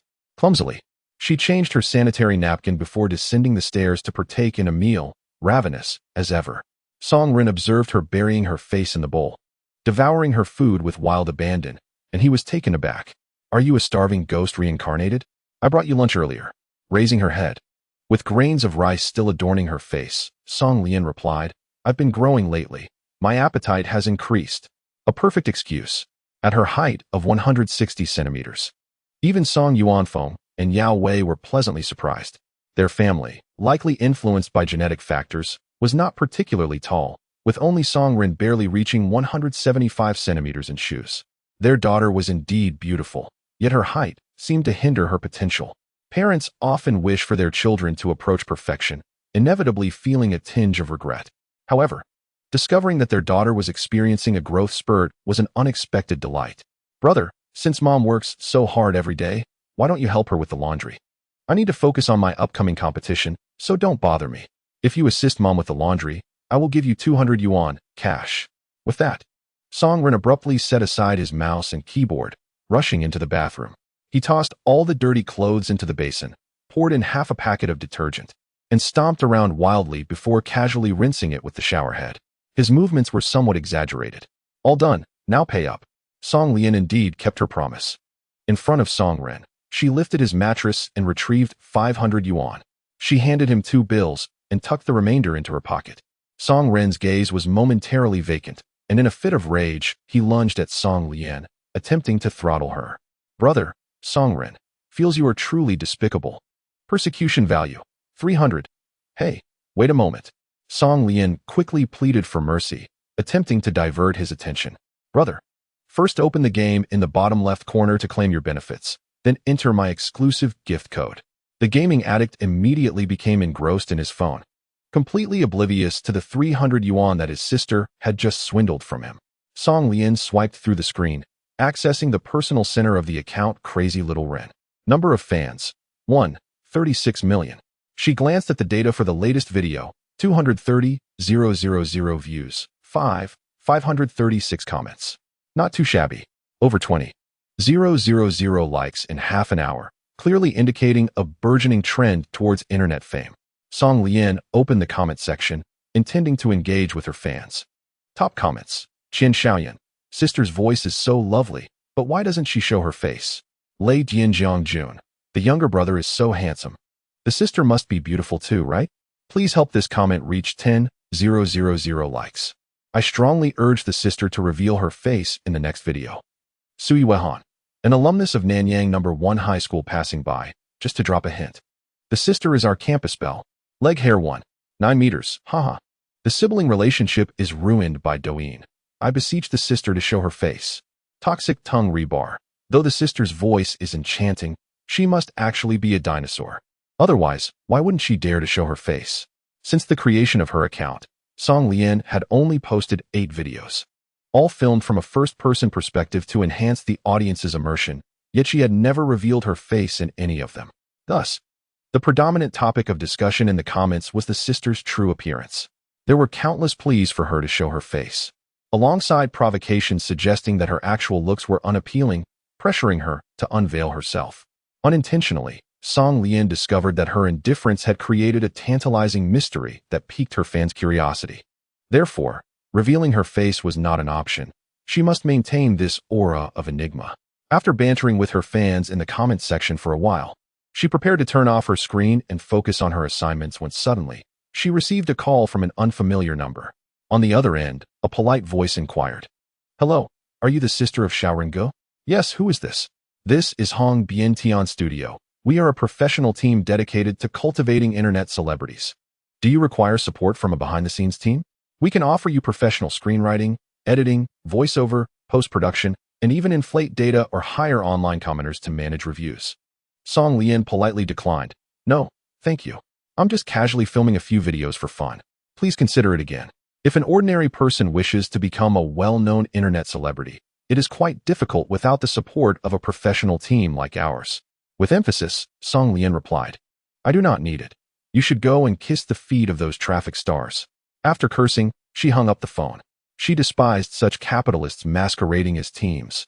If they were merely focused on video editing or post-production, it might be acceptable, and even the act of scripting under the guise of authenticity could be tolerated. However, inflating data and hiring commenters to manipulate reviews was utterly unethical, not only in the realm of internet celebrities, but also in the entertainment industry. These traffic-driven capitalists had created a chaotic environment. It resulted in a parade of clowns monopolizing public resources, while genuine creators struggled to gain recognition under the weight of such capital. Song Lian had never intended to rely on becoming an internet celebrity for her livelihood. So why should she subject herself to the constraints of such teams? She only wished to engage authentically. Whether she gained popularity or not was irrelevant. She simply wanted to elevate her persecution value with integrity. After finishing her homework, she noticed that there was still ample time left. Song Lian once again picked up her phone and briefly scanned the class group chat, only to unexpectedly witness a heated exchange involving Lao Jiang. Class 2 of Senior Year 3, 62, Yang Shuashan wrote, Jiang Ting, you better prepare for your demise tomorrow. Jiang Ting replied nonchalantly, oh, just picking my nose. Yang Shuashan continued, I've already visited the criminal police department and had a medical examination confirming that I've sustained minor injuries. Jiang Ting responded, "Oh, just picking my nose." Yang Shuashan insisted, "You will publicly apologize to me tomorrow, or do not expect me to sign a letter of understanding." Jiang Ting cheekily asked, "Is your hair doing well?" Tan Bo interjected with confusion. Feng Yuan laughed. "Haha, Lao Jiang, did you actually pull his hair out?" Jiang Ting replied, "Yes, quite adorable." Song Lian was taken aback. She had always perceived Lao Jiang as a peace-loving girl, hardly one to engage in conflicts with others. She never anticipated that the trouble stemmed from the allure of her own presence. The exact circumstances were unclear, but from the literal interpretation, it appeared that Yang Shuashan was the one at a disadvantage. Song Lian prompted, "Yang Shuashan, why not share your injury report for everyone to see?" Yang Shuashan retorted, "This is a personal matter between me and Jiang Ting. Could you refrain from meddling?" He added, "Regardless, I have the upper hand now. Whether to make this public or keep it private is up to you." Jiang Ting responded, "Oh, just picking my nose." "Fine." Song Lian now firmly believed that Yang Shuashan was merely posturing. It was evident that he had instigated the situation. There was no way he would dare to report it to the police, as that would mean handing over free kills in a game of League of Legends. In Chapter 45, "I have never been jealous," Zhong Yi echoed. "Yang Shuashan, why not share your injury report for everyone to see?" Tan Bo chimed in. "Yang Shuashan, why not share your injury report for everyone to see?"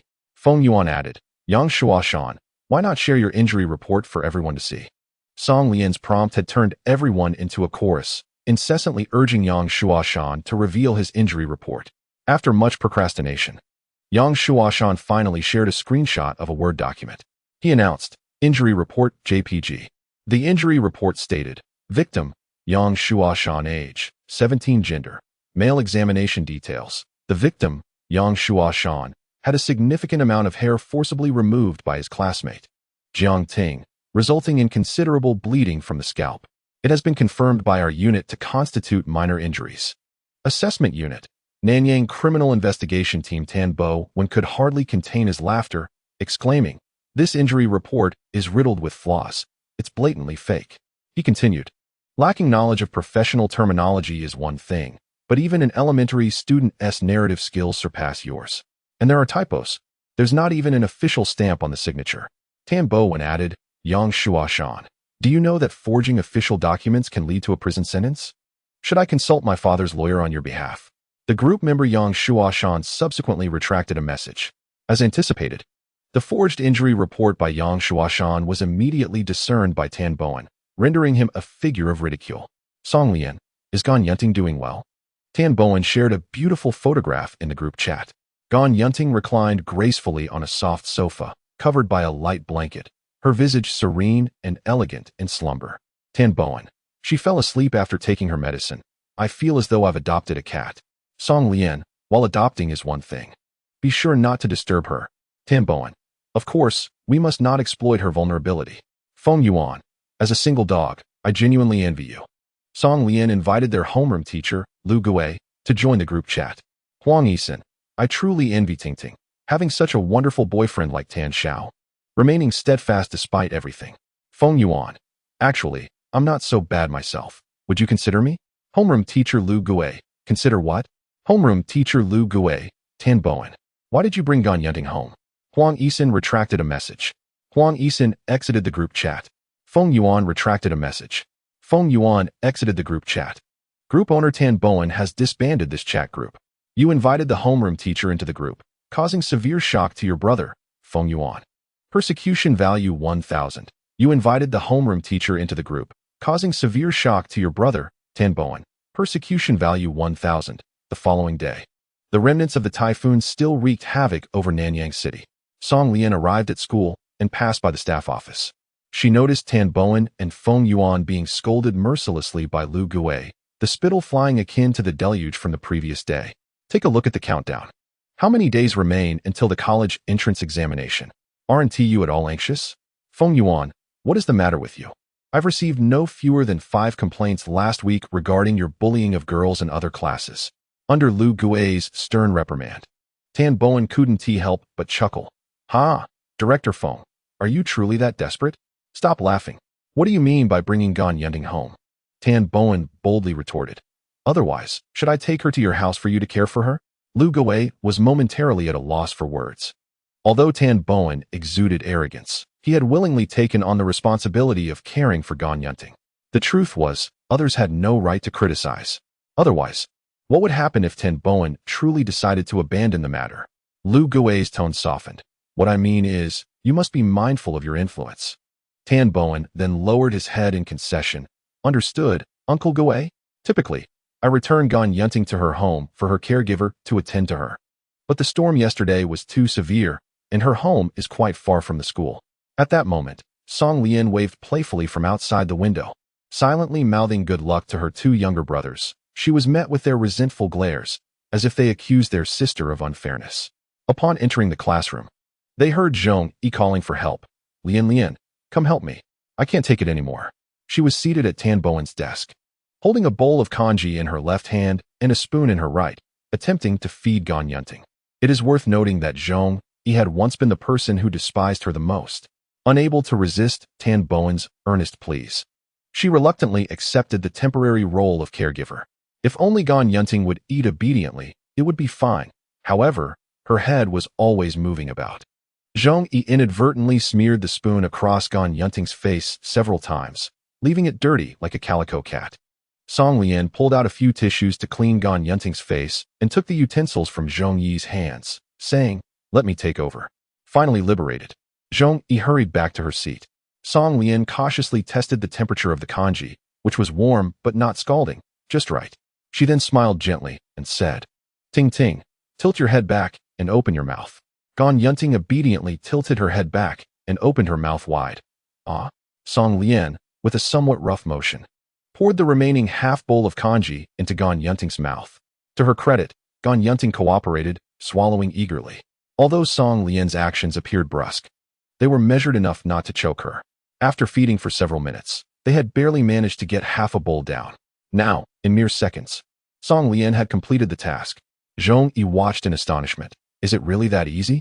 Song Lian placed the empty bowl back into the storage bag and secured it, raising an eyebrow at Zhong Yi, boasting, "All done, right?"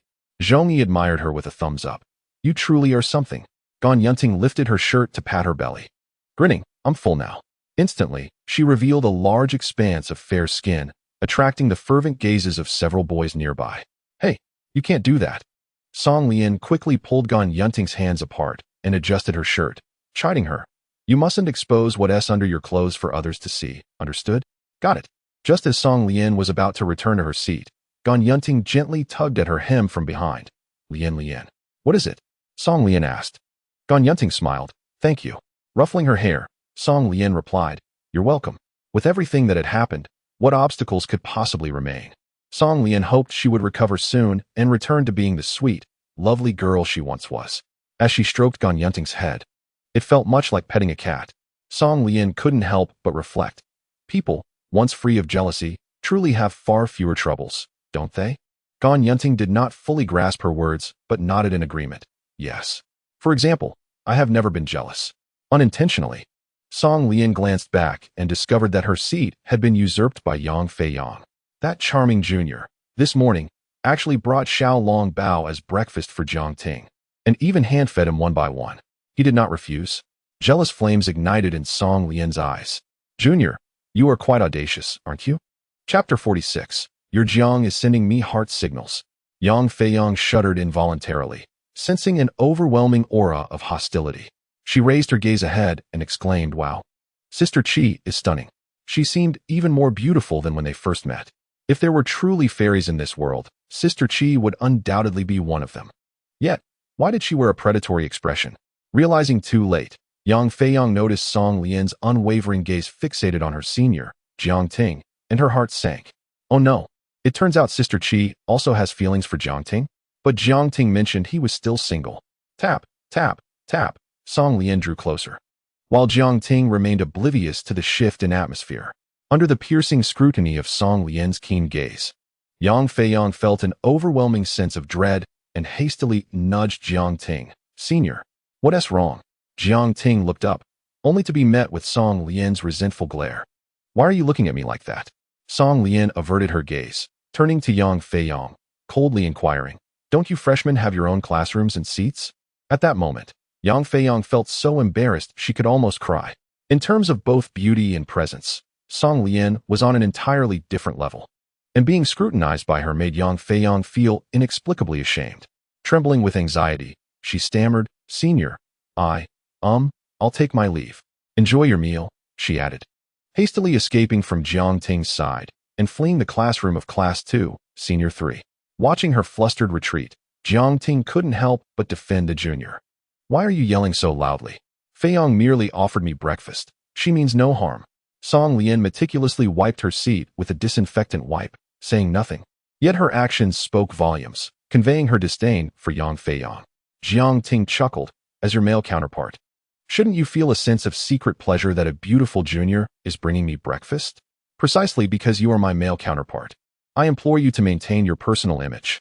I do not wish for the name Jiang Ting to be synonymous with the label of a scoundrel." Song Lian remained irate. "How could it be that I was once such an honest boy, and yet after becoming you, I began attracting all this attention?" Jiang Ting explained. "I don't think it's a big deal. Feiyang is like a sister to me." "Sister, you say? Can you please remember that you are a man?" Song Lian retorted, exasperated. "You treat her like a sister, yet she sees you as a husband. And with her feeding you dumplings, do you honestly believe she harbors no other intentions?" Jiang Ting nodded, a resigned smile gracing his lips. "All right, shall I maintain my distance from her in the future?" Song Lian was about to commend him for his awareness when another girl entered, the cultural committee member from their class, Huang Yisin. She was the one who expressed envy towards Gan Yunting in the class group chat last night. Huang Yisin's appearance was rather ordinary, yet she possessed a remarkable talent for self-presentation. Having trained in dance since childhood, she exuded an air of confidence. "Jiang Ting, my pen has run out of ink. Could I borrow a pen refill?" She discreetly formed a heart shape with her fingers. Jiang Ting, not thinking much of it, replied, "Sure, let me find one." Finding none available, he opened a pack of newly purchased refills and handed her two. Huang Yisin smirked, jesting with Song Lian. "Your Jiang is making hearts for me. Isn't you want to be jealous, right?" With that, she sauntered away. Ugh. Song Lian felt frustrated. After publicly dismissing Yang Feiyang, the entire class now suspected she was jealous. As the morning reading bell rang, their homeroom teacher, Lu Gui, returned. Following him were Tan Bowen and Feng Yuan, indicating that the two had likely received adequate ideological education. Lu Gui ascended the podium, smiling as he announced, "Before we commence our morning reading, I have an announcement. With the National Day approaching, our school, as per tradition, is preparing a cultural performance. Though we, the third-year students, are pressed for time and heavy with responsibilities, the school leadership has decided that each class will present a program. As is customary, our class's program will be organized by our cultural committee member, Huang Yisin. I encourage all classmates to assist her in any way possible, as this is your final cultural performance of high school. Do not let your high school journey end with regrets. Now, let us begin our morning reading." Below the podium, Huang Yisin's mind began to race. She had noticed Jiang Ting since yesterday. How had she never realized there was such a handsome boy in her class? Huang Yisin's pursuit of a boyfriend was driven by her superficial standards, as she had grown up on stage and was particularly discerning regarding her partner's appearance. She always sought someone strikingly handsome, someone who would elevate her status when they were together. Previously, she had harbored a crush on Tan Bowen, but unfortunately, he was also an aesthetic snob and paid her no mind. After that, she briefly dated a handsome boy from the neighboring class for 2 weeks, only to be heartbroken and weepingly end the relationship. Yesterday at noon, the entire class had been confined to the classroom to avoid the typhoon. As Jiang Ting shared the same lunch with Song Lian, he caught the attention of many. Huang Yisin, in a moment of casual observation, realized just how handsome Jiang Ting was, and it was no wonder Song Lian was always clinging to him. Even after returning home from school that evening, she found herself unable to forget about Jiang Ting, feeling an irresistible urge to flirt with him. She had just lamented not discovering him sooner, only to find that Song Lian had beaten her to it. However, a new opportunity had presented itself. Huang Yisin recalled that Song Lian's singing was quite lackluster, yet she had a penchant for hogging the microphone during KTV gatherings. She was notoriously known for her off-key performances, and it was no exaggeration to label her a musical simpleton. Therefore, for the upcoming National Day performance, why not let Song Lian take the stage as the lead vocalist? With her abysmal singing skills, a stage mishap was surely inevitable. In that case, wouldn't her good image in Jiang Ting's eyes be utterly ruined? And then, I would swoop in to save the day. Hee hee, with the school beauty by my side as a foil, I would undoubtedly become the most dazzling girl of the evening. Chapter 47. Singing for our beloved motherland. Marching towards prosperity and strength. Lian, don't you enjoy singing? How about you take the lead for our class performance? During the break, Huang Yisun specially went to the convenience store to buy a bottle of Song Lian's favorite yogurt. As she presented it to her, she casually extended the invitation. Song Lian seemed momentarily taken aback, while Jiang Ting visibly shuddered. Huang Yisun, that's rather unkind of you. Knowing full well that Song Lian's singing would be met with disdain by all, Huang Yisun was astonished when Song Lian readily agreed. No problem. Huang Yisun leapt with joy. Ha ha, it's settled then. I'll also get the dance team to accompany you. Our chosen piece is singing for the motherland. So make sure to practice whenever you can. Song Lian nodded. No need to practice. With my level, I can go straight on stage. Huang Yisun struggled to contain her laughter, nodding vigorously. Yes, yes. After she left, Jiang Ting regarded her with an expression akin to that of a bewildered creature. You're not thinking of using a stage mishap to get back at me, are you? Song Lian shot him a glance. Have you forgotten that I'm now a super voice actor? Smack. Jiang Ting suddenly slapped his thigh. Oh right, I almost forgot. His Song Lian winced, covering her thigh, and retorted. Are you out of your mind? If you forgot, just forget it. Why slap my thigh? Jiang Ting chuckled. I have a wicked idea. Most of our classmates know that Song Lian is prone to off-key singing. So why not maintain that persona until the performance begins? This way, Huang Yisun will think she can manipulate you, and on the day of the official performance, you can deliver a stunning surprise. It sounded quite appealing, but as Song Lian pondered, she felt that something was amiss. If I recall correctly, I am the host of the persecution system, and you are here to instruct me? Just released from school at noon, while everyone was still lingering. Ahem, Wu Xing. The 5-star flag. Song Lian casually cleared her throat and then broke into song. The 5-star flag flutters in the wind. How resounding is the song of victory. Her pitch was more absurd than traversing from the Bohai Bay to the summit of Mount Everest. The key point was that she seemed utterly absorbed in her own performance. The classmates in Class 2 were ruthlessly bombarded by her voice, and they collectively voiced their condemnation and protests. Sister 7, please stop singing. I can't take it anymore. Old Sun exclaimed. I would bestow upon you the title of the Death Bard, Karsus. Your discordant melody lingers for 3 days. Unexpectedly, there were unforeseen consequences. Younger brother, Ten Bowen, was tormented by your singing to the point of wanting to pierce his eardrum. Persecution value 200. Younger brother, Feng Yuan, was haunted by nightmares induced by your singing. Persecution value 500. Tan Bowen immediately lodged a complaint with Huang Yisun. You, the cultural committee member, are utterly unreliable. Can the celestial voice of my sister be appreciated by us mere mortals? Hurry and replace the lead vocalist. Huang Yisun leaned closer to his ear and whispered with a chuckle. Tan Xiao, we can't let only our class suffer. Oh. Tan Bowen's eyes lit up. You make a valid point. In the past, it was always my sister tormenting us stinky younger brothers. This time, the opportunity has finally come. We can't let only our class go deaf. It would be much more satisfying if the entire school suffers with us. He suddenly shifted his tone, giving Song Lian a thumbs up. Sister, you sing beautifully.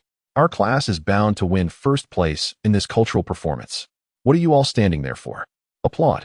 Awkward silence ensued. No one dared to respond. Gan Yunting reached out her small hand to check Tan Bowen's forehead. He grasped her hand. Ting Ting, what's wrong? Gan Yunting smiled. I thought you had a fever. What? Tan Bowen exclaimed, excitedly gripping her shoulders. Ting Ting, are you joking? Feng Yuan interjected. I don't think she is joking. She might genuinely believe you have a fever. Tan Bowen shot him a glare. You still call yourself a brother. And you lack this much understanding. What nonsense. Tan Bowen leaned closer to Feng Yuan's ear, reiterating the plan to coax Song Lian onto the stage. Feng Yuan immediately trembled with excitement. All right, my sister sings exceptionally well. I hereby declare that our class's lead vocalist shall be none other than Song Lian. Who is in favor, who is against? Seizing the moment, he flexed his muscles, and the class fell into silence. No one dared to utter a dissenting word. Song Lian shot them a sidelong glance filled with sarcasm. You two stinky younger brothers actually colluded with Huang Yisun to plot against me? The day before the cultural performance, Jiang Ting took the initiative to invite Song Lian out for shopping, claiming it was to prepare an outfit for her performance. To be honest, Song Lian had a rather poor sense of fashion. She possesses little understanding of fashion. It is merely that everyone wears uniforms, rendering her lack of style inconspicuous. This is a black hole that not even memories can salvage. Our event's theme is to celebrate National Day, thus you should don colors that exude festivity. However, a bright red may appear overly simplistic and somewhat vulgar, failing to highlight our cultural elements. Despite having transformed into a girl, Song Lian still feels trepidation towards shopping, while Jiang Ting remains ever enthusiastic. Consequently, the pedestrian street of Nanyang presents an unusual scene. A strikingly handsome young man eagerly drags along a listless beauty, visiting boutique after boutique, encouraging her to try on every attractive garment, all the while providing aesthetic critiques. This inadvertently incites a quarrel between a nearby couple. One girl pointed at Jiang Ting, scolding her boyfriend. "Humph, I ask you to carry a bag, and you refuse. Look how considerate her boyfriend is." The chastised young man, visibly displeased, quietly approached Jiang Ting while his girlfriend changed outfits, lamenting, "Brother, is it really necessary to compete even while accompanying your girlfriend on a shopping trip? That's rather inappropriate. We are of the same gender. Your actions are quite inconsiderate."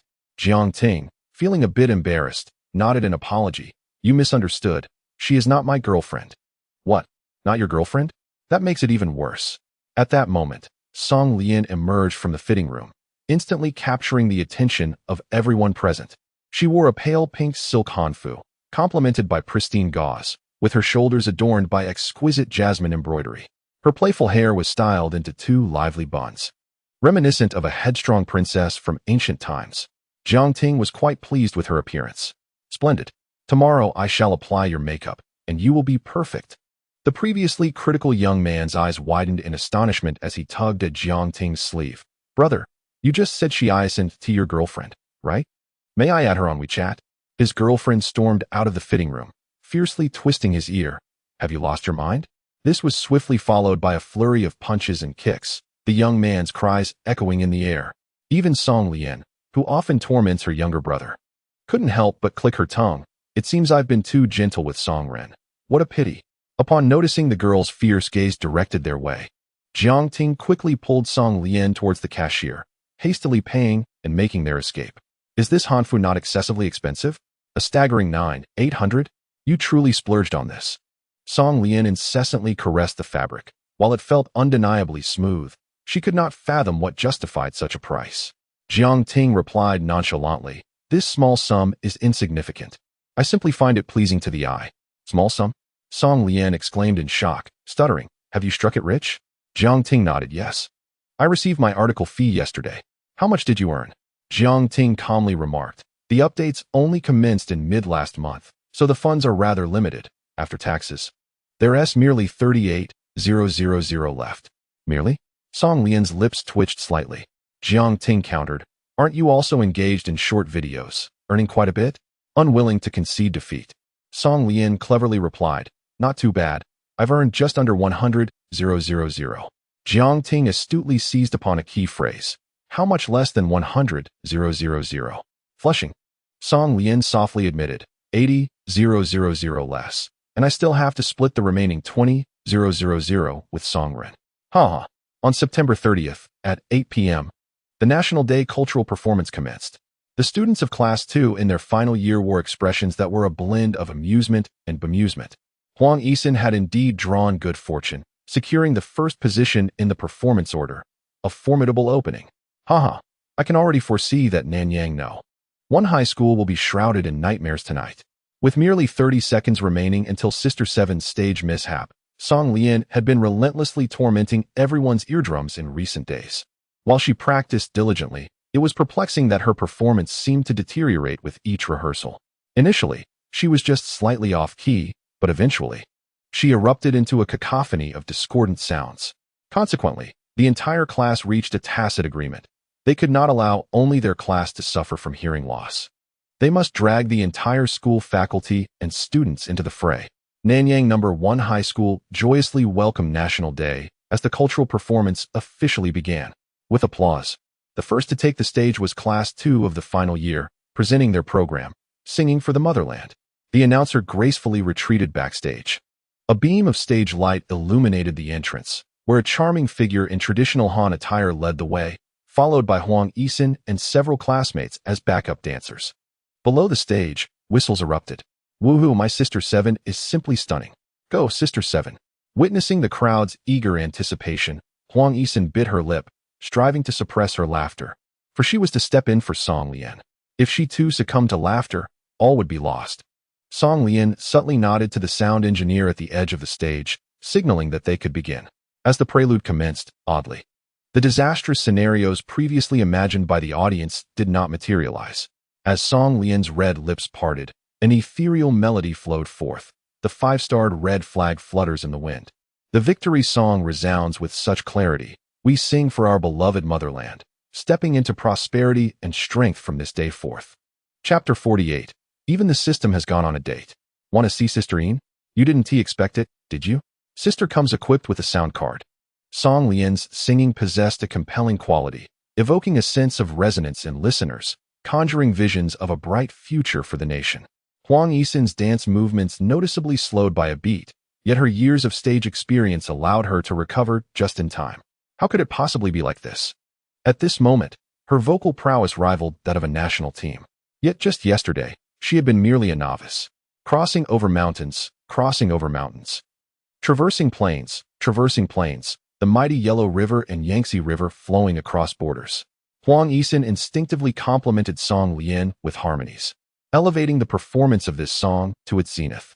Despite never having rehearsed formally, their synergy was remarkably harmonious. Unsurprisingly, the opening performance of Class 2 in their senior year garnered thunderous applause from the entire school faculty and student body. In retrospect, Huang Yisun found her actions to be rather amusing. Lian, your singing is truly magnificent. Fortune seems to favor you.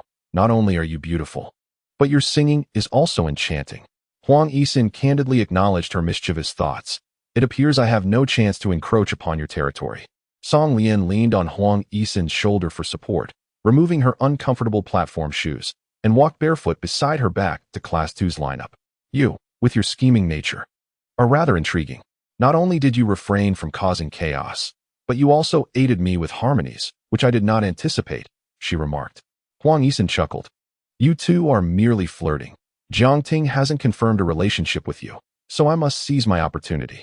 She was indeed a girl who could take a loss gracefully. However, it was evident that Song Lian would not engage in a deep relationship with her. In contrast, she preferred the straightforward demeanor of Zhongyi. October 1st dawned with the sun shining brightly. Due to the power restrictions from the previous month, pollution emissions from heavy industrial areas had evidently diminished. The once murky sky had finally returned to a pristine blue reminiscent of first love, and the typhoon that had ravaged for days had swept away the last remnants of autumn's oppressive heat. It was destined to be a splendid day for a date. Song Lian, clad in a tank top, leaned against the window sill, gazing out. A refreshing breeze playfully lifted the skirts of several young ladies by the lake, resembling a scene painted by Hayao Miyazaki. A smile inadvertently graced Song Lian's lips. Good morning. Not too early. Today's mischief quota hasn't been met yet. Song Lian glanced at the time, realizing it was almost time to rouse Song Ren from his slumber. With a soul-shaking gong, she slipped into her brother's room, where he lay cocooned in his blanket, oblivious to the world. The sound of the gong startled the birds perched on the trees outside the villa. However, Song Ren showed no response. Undeterred, Song Lian struck the gong several more times. Beep. Host's attempt at mischief has failed. No mischief value accrued. Song Ren had planned a trip to the zoo with Li Xianing, waking up unusually early. The previous day, he had passed by a defunct clothing store and purchased a second-hand mannequin for 50 yuan. Song Lian set down the gong and pulled back Song Ren's covers, only to discover a mannequin lying on the bed, with 4 crooked characters inscribed by Song Ren. You are an idiot. Alas, even my younger brother has ventured out on a date, whilst I, Song Lian, the illustrious belle of the campus, am left without suitors. I retrieved my phone and tagged Jiang Ting in our new class group chat. Song Lian, Jiang Ting, care to join for some leisure? Jiang Ting, scram. You women only hinder my writing speed. Song Lian, Tim Bowen. Oh, Jiang, you're still penning books? Share a link, I'm quite bored. Jiang Ting, tomato novel link. I heard you're out of reading material. This book me and my silly deskmate swapping identities is rather good. Song Lian, offended indeed. Tim Bowen, spot on. Zhongyi, haha, I just clicked into the review section and saw Lian gave it a 1-star rating. All of it. P.S. Adapting our story into a novel. 1T that reveal our identities? Not a big issue.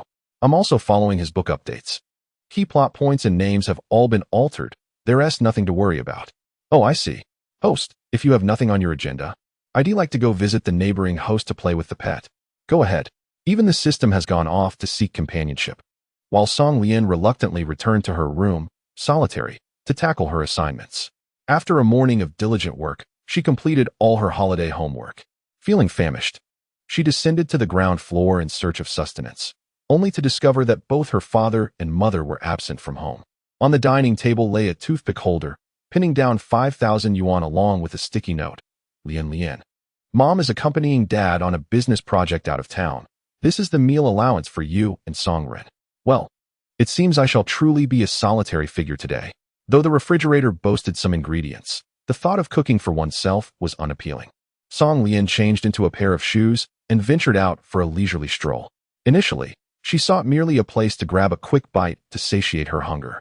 However, wherever she roamed, she became the focal point of male attention, their greedy gazes making her feel utterly uncomfortable. Before she realized it, she found herself near Tao Jia's milk tea shop. Just as she was about to enter and greet her, hoping to score a free meal, she overheard a man's voice. Xiao Jia, please lend me 50,000 yuan? A well-dressed man grasped Tao Jia's arm, persistently pleading. I assure you this will be the last time. Once I have the money, I will never trouble you again. Tao Jia's evident distaste for this individual was palpable. She struggled to free herself from his grip. Attempting to retreat to the cash register to avoid him, she found herself shamelessly blocked by the man. Humph. Who dares to cause a ruckus in my teacher Tao's shop? As Song Lian rolled up her sleeves, ready to assist, she heard a voice from the corner call out. Song Lian, come here. Following the sound, she was surprised to find her homeroom teacher, Lu Gui. Thus, Song Lian bowed her head and sat across from Lu Gui, inquiring. Uncle Gui, who is that man? He looks somewhat familiar. With a complex and sorrowful expression, Lu Gui sighed and replied.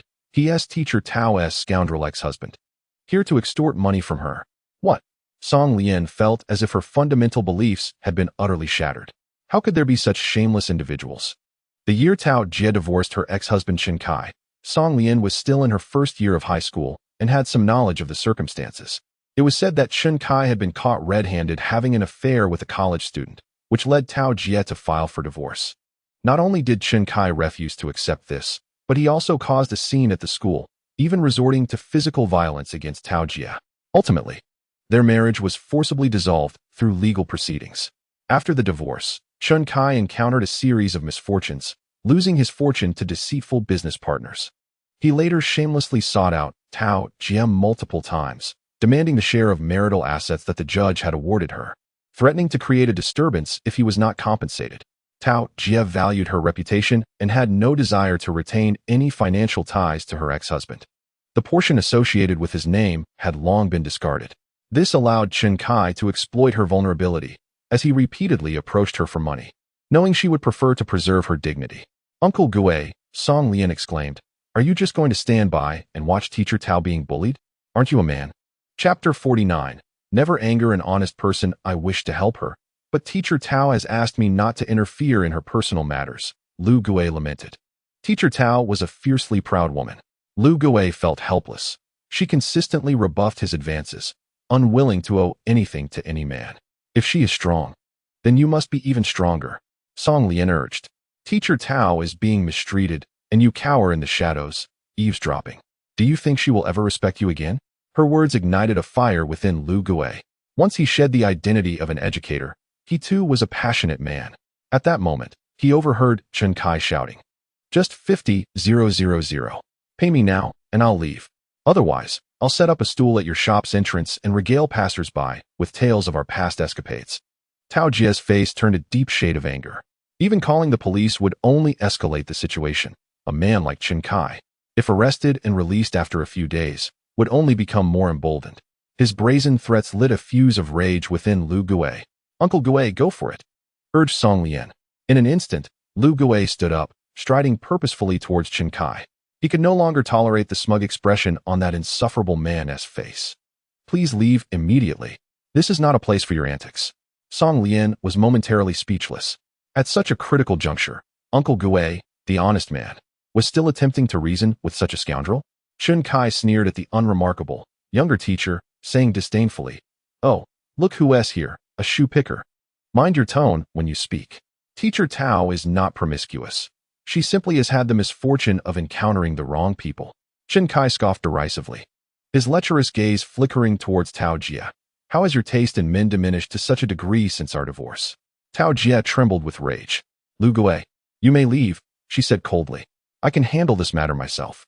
Lu Gue had never felt so humiliated, rejected by her once more. Chun Kai forcefully shoved Lu Gue towards the door, mockingly stating, "Get lost. Even as a divorced woman, she wouldn't look at you. Have you taken a moment to reflect on what you truly are?" Lu Gue stumbled, but seized the opportunity to pull Chun Kai down with him. He swiftly mounted Chun Kai and unleashed a flurry of punches upon his head. Bang, bang, bang, bang. 1 punch, 2 punches, 3 punches. Song Lian and Tao Jia stood in shock, momentarily forgetting to intervene. Thus, it is crucial never to provoke a meek individual, for when they finally explode, you may find yourself devoid of any chance to plead for mercy. Chun Kai, already drained by indulgence, was utterly defenseless against Lu Gue's wrath. "Lu Gue, Lu Gue," Tao Jia cried, tears streaming down her face as she hugged Lu Gue from behind. "Stop. If you continue, someone may die." The warmth of her embrace caused the ferocity in Lu Gue's eyes to fade, and his reason gradually returned. Upon lowering his gaze, he realized Chun Kai's face had become unrecognizable. With great effort, Chun Kai lifted his swollen eyelids and weakly uttered, "If you let me call the police, you will regret it. Just wait. Is this not an instance of self-destruction?" Lu Gue's eyes widened in fury as he tightened his grip on Chun Kai's throat, commanding, "If I am to face imprisonment, I might as well rid Teacher Tao of you now." This time, no amount of persuasion from Tao Jia would suffice. As Lu Gue's grip tightened, Chun Kai's face turned a deep shade of purple. Coughing violently, he desperately pounded Lu Gue's hand, as if trying to convey something, prompting Lu Gue to release him. Gasping for breath, Chun Kai inhaled deeply, as though he had just returned from the brink of death. He gazed at Lu Gue, terror etched on his face, pleading, "I want to call the police. I will pretend today never happened. Please spare me." Lu Gue pointed at Tao Jia, coldly threatening, "Do not ever appear before her again." As the saying goes, the reckless fear the desperate, and the desperate fear the reckless. Faced with Lu Gue's willingness to risk everything, Chun Kai, the scoundrel, found himself at a loss, nodding repeatedly, "Understood. Now leave." Chun Kai, nursing his injuries, limped away from the milk tea shop. Seizing the moment while Tao Jia and Lu Gue were distracted, Song Lian stealthily followed. Chun Kai slipped into an alley, leaning against the wall as he sat on the ground, filled with resentment towards Lu Gue and Tao Jia. Suddenly, a heavy booklet fell at his feet. Chun Kai picked it up and glanced at the cover, which boldly proclaimed National Directory of Wealthy Single Divorced Women. Curiosity compelled him to flip through a few pages. And indeed, the directory detailed the names, ages, personal profiles, and contact information of affluent women. A surge of joy filled Chun Kai's heart as he tucked the handbook into his clothing to conceal it. At that moment, a masked girl strolled past the alley, her eyes darting around as if searching for something. "Oh no, how could I have misplaced my mother's client directory?" Chun Kai suddenly had a revelation.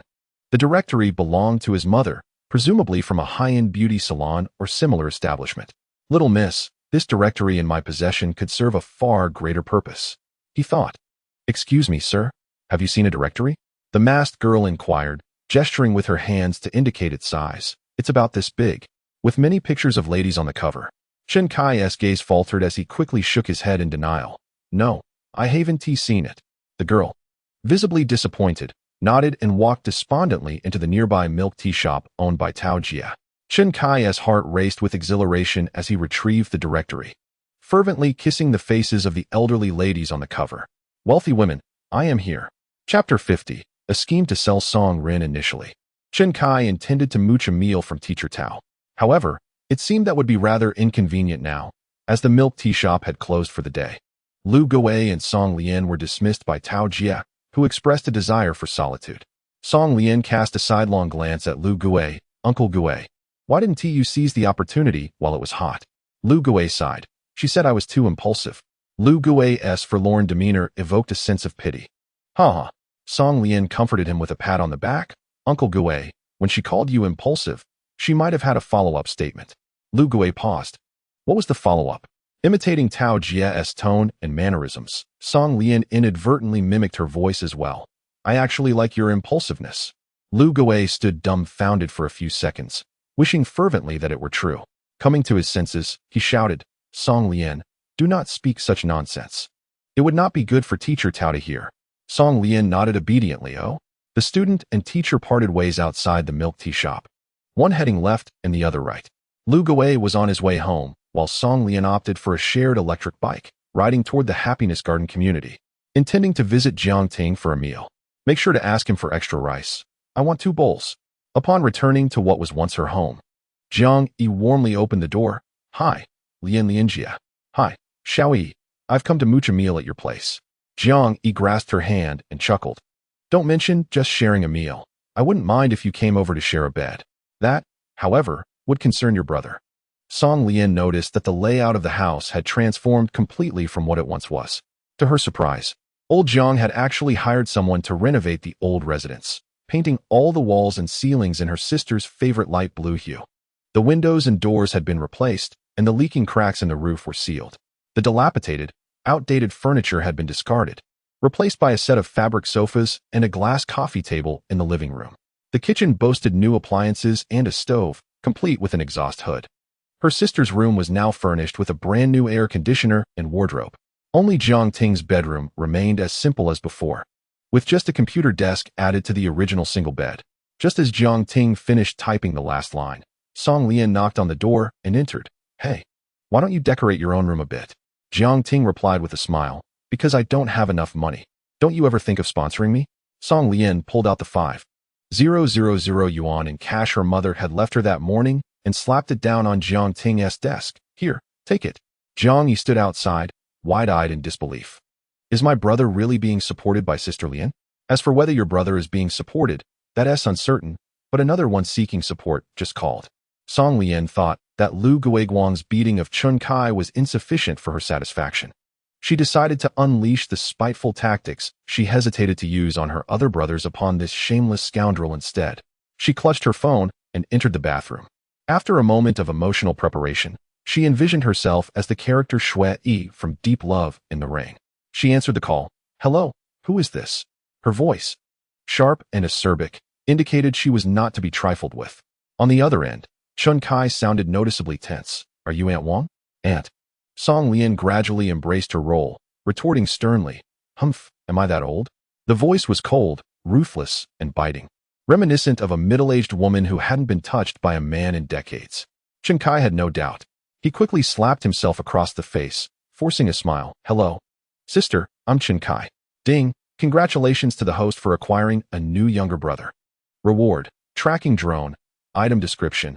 This drone can be directed to track a specific brother, transmitting real-time footage, allowing the host to capture video or image files on their mobile device.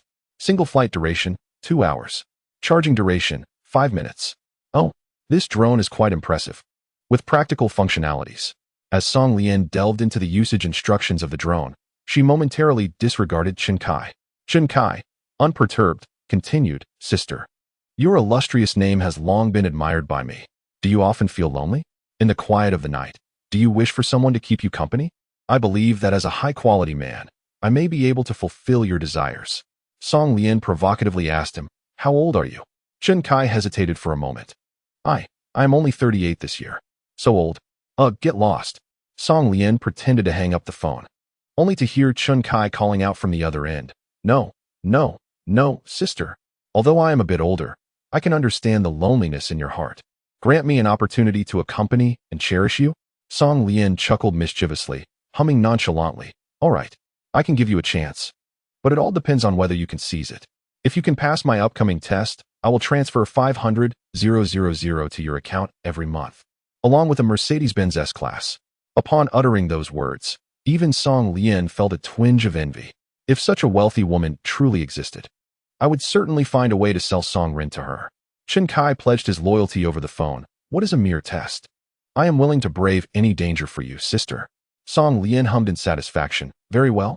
Go to the Hangyang Shopping Center, buy 2 durians, and kneel at the front square. Kneel with the durians for 1 hour, and I will reluctantly believe you are sincere. The Hangyang Shopping Center? That is the busiest area in Nanyang. The front square is a sacred ground for various internet celebrities to broadcast live outdoors. Kneeling with durians in such a place? Though aware that a wealthy woman could be demanding, he never expected the entrance test to be so bizarre. Chen Kai hesitated, realizing that such a scene would undoubtedly lead to ultimate social embarrassment. However, the rewards she offered were simply too generous, 500,000 a month. After all, he had long forgotten shame and dignity. What was one more social death to him? Gritting his teeth, Chen Kai resolutely declared, "Sister, I shall go at once." Humph. Beep. Beep. Beep. Song Lian snorted coldly and hung up the phone. Unexpectedly, there was something subtly alluring about this slightly reserved, wealthy woman. At the Jiang family dinner, Jiang Yi had cooked 4 dishes and a soup. Song Lian sat beside Jiang Ting, a pair of chopsticks in her mouth, placing her phone on the dining table to receive real-time footage from the tracking drone. Jiang Ting stared at the screen, slightly uncertain. Is that person Teacher Tao's ex-husband? The man in the footage, with a bruised face, awkwardly held 2 golden pillow durians, looking quite ridiculous. Song Lian stifled a laugh and nodded, yes. He just caused a scene at Teacher Tao's milk tea shop and was then beaten to this state by your uncle. Jiang Ting exclaimed, well done. Chen Kai looked around the square, bewildered, unable to find a less crowded spot. Today was the National Day holiday, and everywhere was packed with people.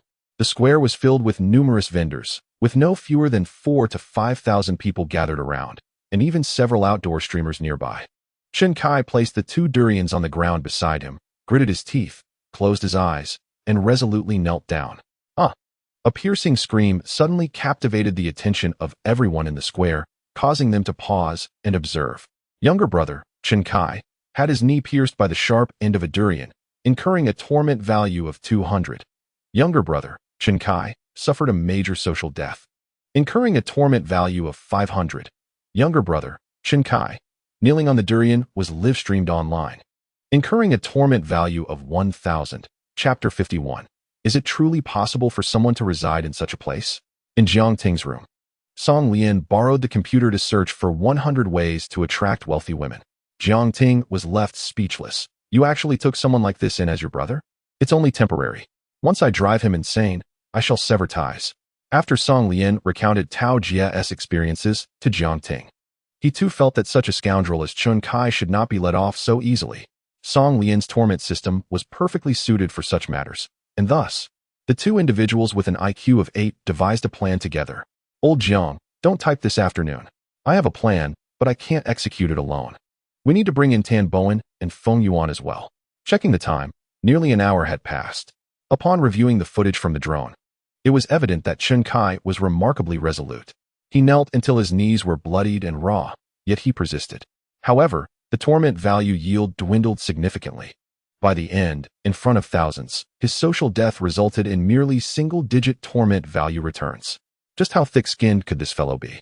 An hour later, Chen Kai collapsed to the ground, laughing maniacally as he dialed the wealthy woman's number. Sister, I've accomplished it, I did it. Song Lian responded with a cold smirk. Very well, now head to the mall and purchase a set of women's clothing to change into. Chen Kai was taken aback. Women's clothing? Indeed. Don the women's attire and exit from the front square. I've arranged for a car to pick you up at the roadside. Even with his thick skin, Chen Kai couldn't help but feel despair at the thought. Was it not too much to ask for a middle-aged man with a bit of a paunch to wear women's clothing?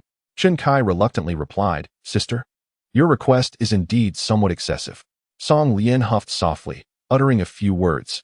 Add another 500, 000. 1 million? Good heavens. That amount could truly allow me to make a comeback. I'll go right away. Tao Jie felt exhausted. She decided to take a 2-day break to unwind. She shed her eternally unchanged professional attire and donned light blue denim overalls and a white t-shirt, tying her hair into a bun. Though she was already 35 years old, her look still allowed her to pull off such a youthful ensemble. Walking down the street, no one could discern her actual age. In fact, several young men approached her, attempting to strike up conversations.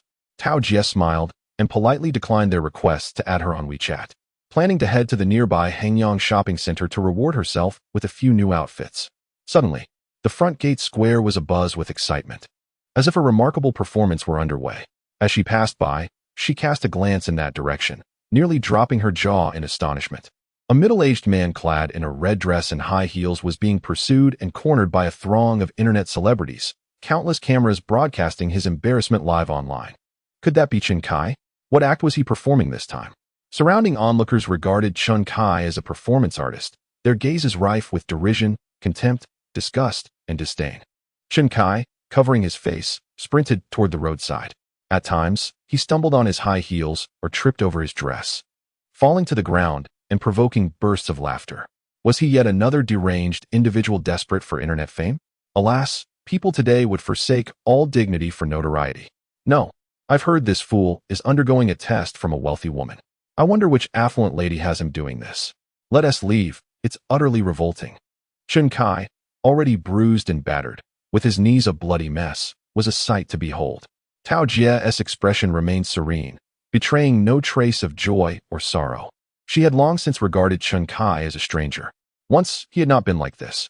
However, after venturing into business and amassing wealth, his latent flaws had been laid bare. In Tao Jie's mind, the moment she discovered his infidelity, she had considered him dead. Now, the spectacle he made in the square was merely that of a buffoon seeking attention. Tao Jie felt no shame for him, nor would she allow him to mar her recently restored good spirits.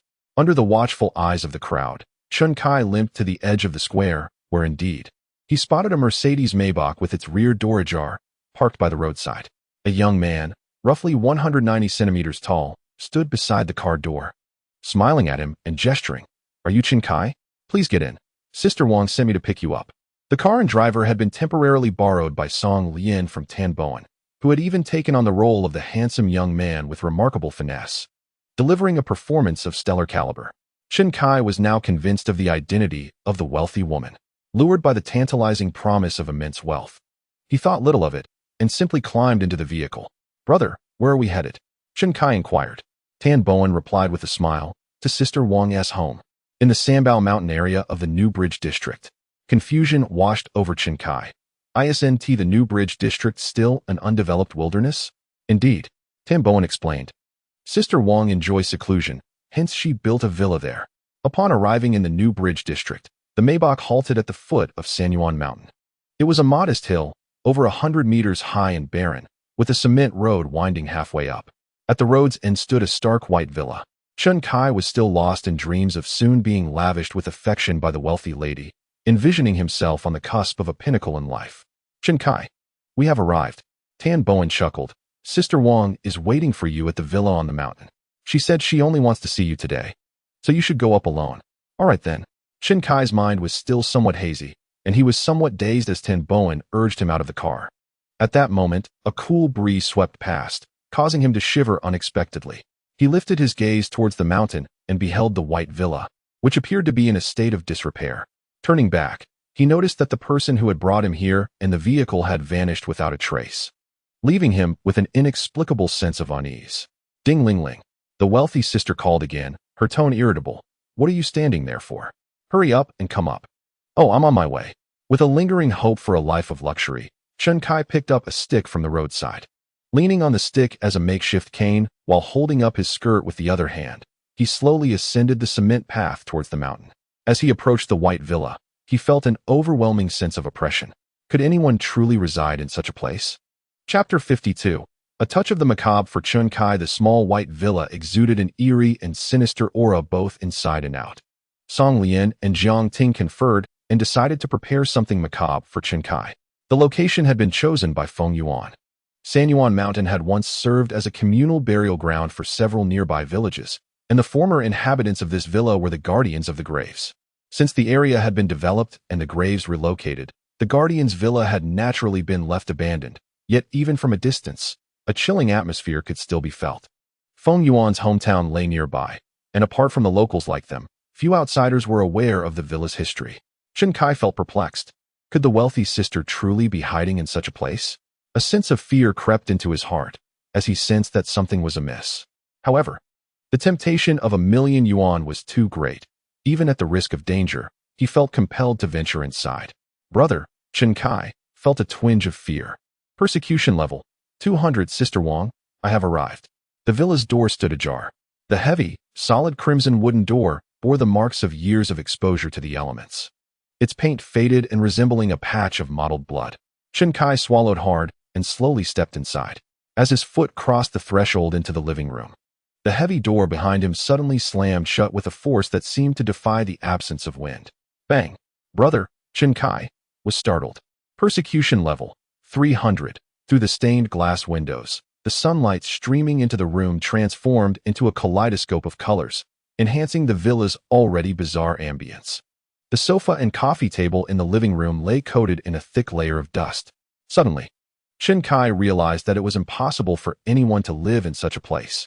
He quickly turned to flee, only to find that the villa's front door would not budge, no matter how hard he tried. Open the door.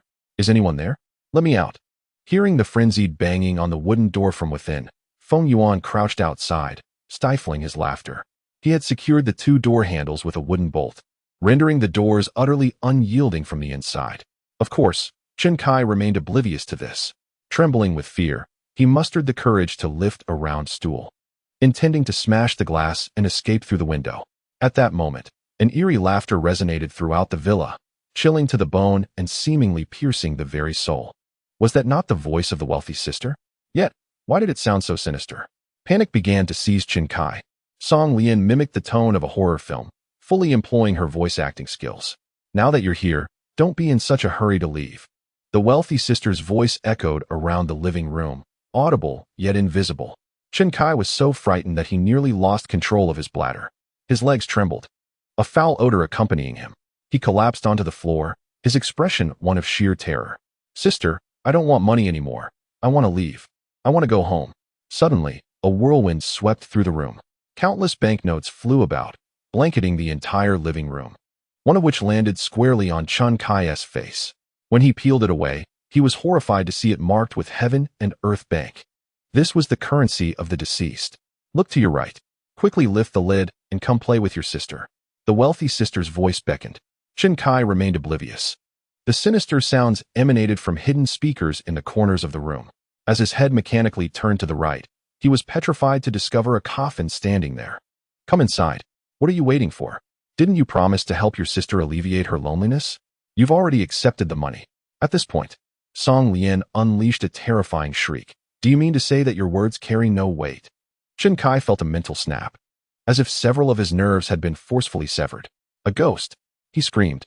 Feng Yuan opened the door and slipped behind the wall. Chen Kai, in a dazed frenzy, bolted out, stumbling and tumbling down the cement path in a chaotic descent. At that moment, Jiang Ting emerged from the house, accompanied by several mischievous children, hauling equipment like a blower and speakers. These young rascals were Feng Yuan's cousins and nephews, all eager to partake in the prank.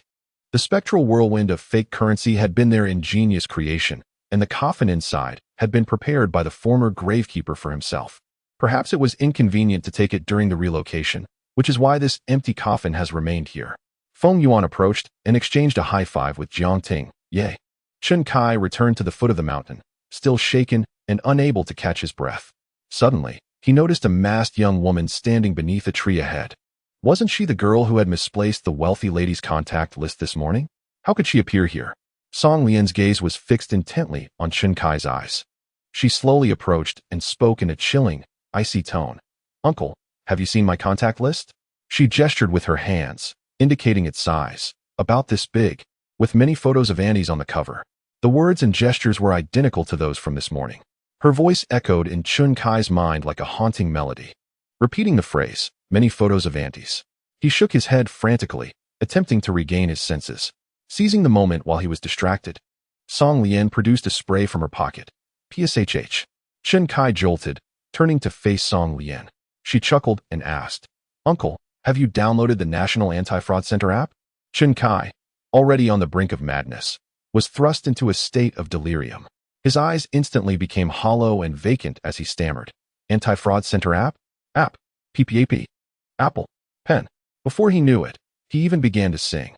I have a pen. I have an apple. Brother, Chen Kai, exhibits signs of schizophrenia, with a paranoia level of 5,000. Please note, Chen Kai has detached from host control, brother identity revoked. Chen Kai had completely lost his mind. Clad in that red dress, he dashed toward a nearby village, singing wildly, "La la la. Have you all downloaded the National Anti-Fraud Center app?" Chapter 53. Eating a peach Chun Kai, now utterly deranged, would likely soon be captured by the villagers and taken to a mental institution, thus ensuring he would no longer trouble Tao Jia. The group took Tan Bowen's car back to the city, and Song Lian invited them to dinner at her home that evening as a gesture of gratitude. Tan Bowen and Feng Yuan readily accepted. However, Jiang Ting remarked, "Having been delayed by you all afternoon, I need to write tonight." Song Lian then inquired, "May I invite Xiaoyi over?" Jiang Ting replied, "I believe it would be more sincere if you personally invited her." Song Lian responded, "All right then." She called Song Yi, only to discover that Li Xianying was with her, having just finished a date with Song Ren. Both Jiang Yi and Li Xianying were from the same school, and given their charming personalities, it was no surprise they had become close friends. Consequently, Song Lian invited them both to her home. Upon returning, Song Lian noticed her brother was in high spirits. It seems that Song Ren has been enjoying his time with Li Xianying, exuding an air of nonchalance even while walking. He rummaged through the refrigerator and retrieved a jar of peach preserves, lightly tapping the jar with 3 fingers. Ding ding ding. With a sway of his hips and a rather alluring demeanor, he sauntered over to the sofa, adopting a playful pose reminiscent of a cute girl. He playfully nudged the television's power button with his toes. The screen flickered to life, displaying Balala the fairies. Reclining on the sofa, he twisted off the jar lid and, in a teasing manner, declared, "Stuff a peach into my mouth." Song Ren's brow furrowed at the overly sentimental tone, muttering, so refreshing." Meanwhile, Song Lian, who was changing her shoes, was subjected to this display and involuntarily scrunched her brows, nose, and mouth in distaste. She raised her trembling arm to inspect herself, her goosebumps standing on end. After donning her slippers, she retrieved her phone from the shoe cabinet, pressed the stop recording button, and sent the video to Jiang Yi. "Little sister, please show this video to the beautiful Li." "Thanks," she messaged. Jiang Yi replied, "What kind of video is this?" Song Lian warned, "Don't watch it. It's an eyesore." Jiang Yi responded, "Apologies, my finger slipped and I already opened it." "Ugh." With a playful tone, Song Lian asked, "Are you two on your way to my house yet?" Jiang Yi replied, "About 10 more minutes. There's a bit of traffic."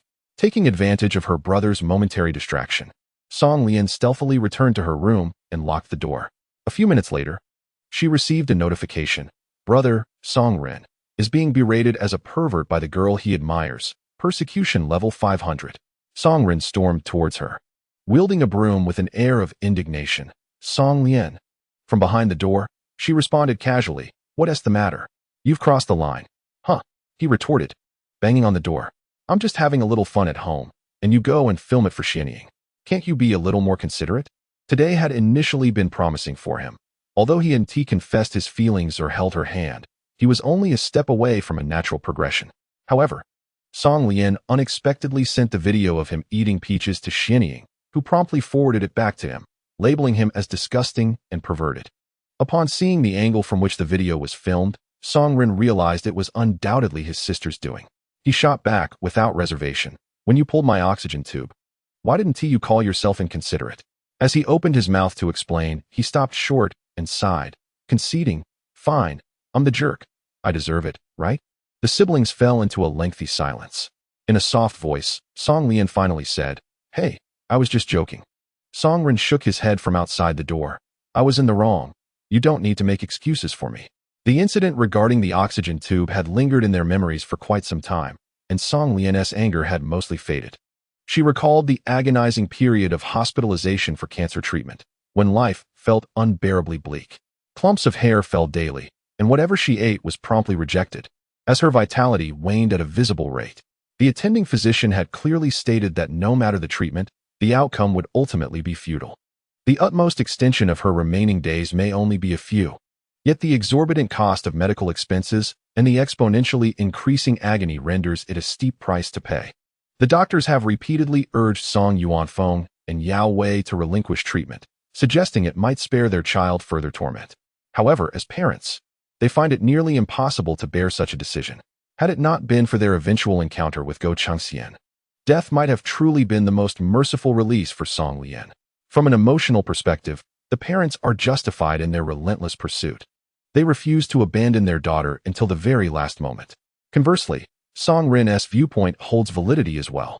He merely wishes for his sister to endure less suffering before her departure, allowing her a dignified farewell to this world. The notion of pulling the plug on her phone merely serves as a pretext for his actions. Throughout their upbringing, the siblings have shared a mutual disdain for one another, engaging in banter and rivalry for over a decade. Yet, when faced with adversity, both the sister and brother would go to great lengths to protect each other. Despite their subsequent prideful demeanor, reminiscent of their recent altercation with Gaotong. In an offhand moment, Song Lian inadvertently dredges up past grievances, unaware that it would embarrass her brother. Had it not been for that fateful mix-up, he might not now feel so out of place. Now, it is Song Rin who isolates himself in his room. Song Lian approaches, offering words of comfort through the door. Little brother, dad, and mom aren't home these few days. Song Rin replies with disinterest. Oh. She inquires. What do you want to eat tonight? He responds, anything. Hey, are you brushing me off? She teases. I'm curious to see how long you can maintain this aloof facade. Clearing her throat, she adds, I've invited the lovely Li Zaibomiai over for dinner. She should be arriving shortly. In an instant, Song Rin flings open the door, a mischievous grin adorning his face. Really? Song Lian squints her eyes and sweetly replies. Just kidding. Damn. Brother, Song Rin experiences a mental explosion, persecution level 200. As he prepares to retort, the doorbell rings. A flicker of hope ignites in his eyes. Sister, please don't toy with me. Did you really invite her? With a haughty huff, Song Lian challenges. Why don't you go down and see for yourself? Having lost all hope in his capricious sister, Song Rin mutters under his breath as he descends the stairs.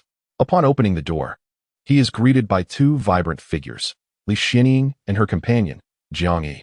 Song Rin's mind momentarily falters, and he exclaims, what the hell? Did a pig actually climb a tree? Li Xianying, taken aback, retorts, you jerk, who are you calling a pig? My sister. My sister is the pig.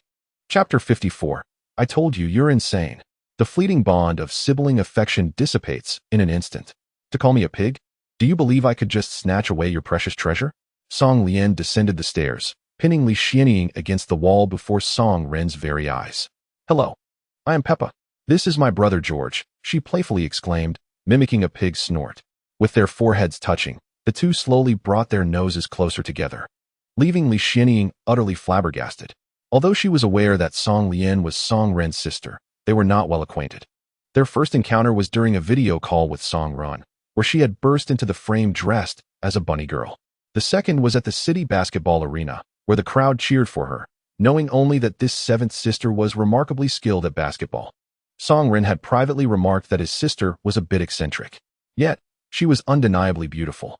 Oh my, she is so alluring. My face is burning.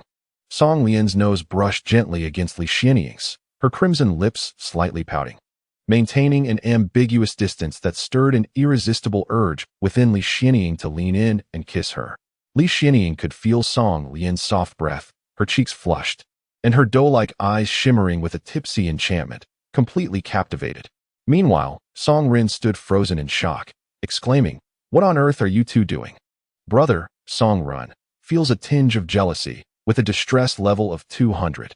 Although his sister was also a woman, something felt amiss. Though he could not quite pinpoint what it was. Song Lian, employing a sultry tone, teased, Miss Li, would you care to come inside? Instantly, Li Xianying's face turned crimson down to her collarbone. Sister, where do you wish for me to enter? Song Lian gently placed her hand over Li Xianying's wrist and pressed it against her own heart, saying, into my heart. Brother, Song Rin, feels a sense of betrayal, with a distress level of 300. This is utterly ridiculous. I have never shared such intimate moments with Xianying. The envious younger brother seethed, Song Lian. What are you doing? Let her go? Unexpectedly, the restrained Li Xianying shot him a glance and retorted, I suggest you mind your own business. Song Rin. Brother, Song Rin, sees his potential girlfriend being swayed, with a distress level of 500. That's enough, Song Lian said, releasing Li Xianying and taking her hand to lead her and Jiang Yi inside. Come with me, ignore him. Okay, Li Xianying chirped, a glimmer of excitement in her eyes as she smiled. Sister Song Lian, let us not beat around the bush, I like you. Brother, Song Rin, realizes his potential girlfriend is being swayed, with a distress level of 500. Song Lian glanced back at her brother. then placed her hand on Li Xianying's shoulder, grinning as she asked, "Tell me, what does Songren usually say about me behind my back?" Songren's heart sank, realizing he was about to be exposed. "Surely, you don't know yet, do you?" Li Xianying replied, ready to divulge his secrets. "Songren often whispered behind your back that you were insane. Furthermore, he claimed that you had suffered from an illness in your childhood that damaged your brain, and that he had raised you from infancy with great difficulty." In that moment, Songren became so anxious that he experienced a hallucination, seemingly catching a glimpse of a red glimmer in the corner of his sister's eye. "Danger, danger, danger." Song Lian's lips curled into a wicked smile, her gaze seemingly concealing a grand conspiracy. "You have inflicted severe psychological intimidation upon your brother, Song Ren, with a persecution value of 500. Regardless, it all leads to death." Taking a deep breath, Song Ren resolved to plunge headlong into peril. "What of it am I wrong? If you're not insane, then what are you? Stealing our mother's underwear to dress your brother. Are such acts the domain of carbon-based life forms?" Boom. Self-detonation. Li Xianying and Jiang Yi were left speechless, astonished that such events had transpired in their household. Song Lian fixed her gaze upon him, her expression a blend of amusement and mockery. "Your brother, Song Ren, feels increasingly uneasy under your scrutiny. Persecution value 100. Why are you staring at me? Whatever underhanded tactics you have, unleash them. I, Song Ren, am a man of fortitude and fear not."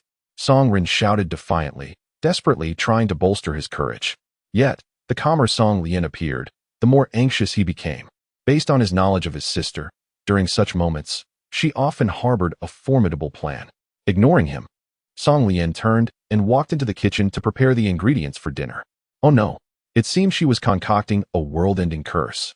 Song Ren contemplated hiding, yet he was reluctant to show weakness in front of the girl he adored. Thus, he stubbornly declared, "I'll continue to say you're insane.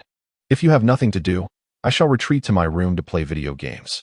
Seizing the half-eaten can of peaches from the coffee table, Song Ren boldly ascended the stairs, hurriedly pushing his bed against the door, only to realize his back was drenched in cold sweat. "Your brother, Song Ren, expresses concern for his personal safety. Persecution value 200. In the kitchen, Jiang Yi proactively stepped forward to assist, washing rice, selecting vegetables, and slicing them. Li Xianying watched them skillfully tie their aprons and busily prepare, feeling a blush creep onto her cheeks. She knew nothing of kitchen tasks. Song Lian, breaking a corn cob, glanced at her and said, "Xianying, if you find it dull, why not go play with Songren?" Li Xianying shook her head. "I want to learn to cook from you." Song Lian laughed. "What do you need to learn for? In the future, just order Songren to do the household chores." "Ah, is my sister considering me as a sister-in-law?" Li Xianying blushed and murmured, "But I haven't even begun to know him." "Oh, you're far too innocent." Song Lian chuckled. "You must not indulge Song Ren, or he will take liberties. You need to learn how to torment him from me." In response to this, Li Xianying curiously inquired, "Sister, he deliberately provoked you just now. Why did you not retaliate?" Song Lian earnestly explained, "Do not be misled by my apparent inaction. In truth, I am already enacting my revenge. The sword suspended above his head is far more tormenting than a direct strike. He remains unaware of when or from which angle that sword may suddenly descend, leaving him in a constant state of trepidation." As she spoke, several hundred points of harassment value were accrued. Li Xianying and Jiang Yi nodded in admiration, laughing heartily. As expected of Sister Seven, she has him firmly in her grasp. Outside, the sound of a car pulling up was heard, followed by Tan Bowen's boisterous shouts. "Old Jiang, stop resisting. Today, I shall bind you, whether you like it or not." Typing. Nonsense. Chapter 55. The sun sets behind the mountains. Jiang Ting, who had been peacefully typing at home, was unexpectedly hoisted into a vehicle by Tan Bowen and Feng Yuan. These two brutes nearly had him tied up with ropes. Jiang Ting wore an expression of displeasure, lamenting, "You two have completely ruined my perfect attendance for this month." Feng Yuan retorted, "How much is your perfect attendance worth?" Jiang Ting muttered under his breath, 600. Uft. With such a meager sum, it wouldn't even suffice to buy Sister Seven a lipstick. In truth, Jiang Ting felt a tinge of unfamiliarity towards this once familiar home. The moment he stepped through the door, his emotions inexplicably felt slightly out of place. However, Song Lian was elated. She set aside her work and rushed over to pull him upstairs, exclaiming, "Come, let us return to my room." Feng Yuan stood there, dumbfounded. "Wow, Sister 7 is quite eager. Guan Yunting shyly recited a line of poetry. The sun sets behind the mountains. The yellow river flows into the sea. Feng Yuan, puzzled, asked, Ting, what does that mean? Tan Bowen chuckled. A muscle-bound man like you, lacking in culture, can only utter exclamations in such a situation, right? You're not as refined as our Ting. He flattered her, gently teasing her nose with his finger. Feng Yuan repeated, the sun sets behind the mountains, behind the mountains. Clothing off? Oh, I think I understand. Upon returning to the room, Song Lian seated Jiang Ting on a chair, smiling. Stay here and reminisce about your room. I shall call you when dinner is ready. What is there to reminisce about? Jiang Ting exclaimed. Just then, he noticed a beautifully crafted photo wall that had appeared in the room. The frame resembled a time machine, a creation of Song Lian's own hands. While tidying up the room last time, she had stumbled upon several albums long forgotten atop the bookshelf. She extracted the photographs within, arranging them chronologically to create this photo wall, designed as a time tunnel. Jiang Ting was left in a state of astonishment.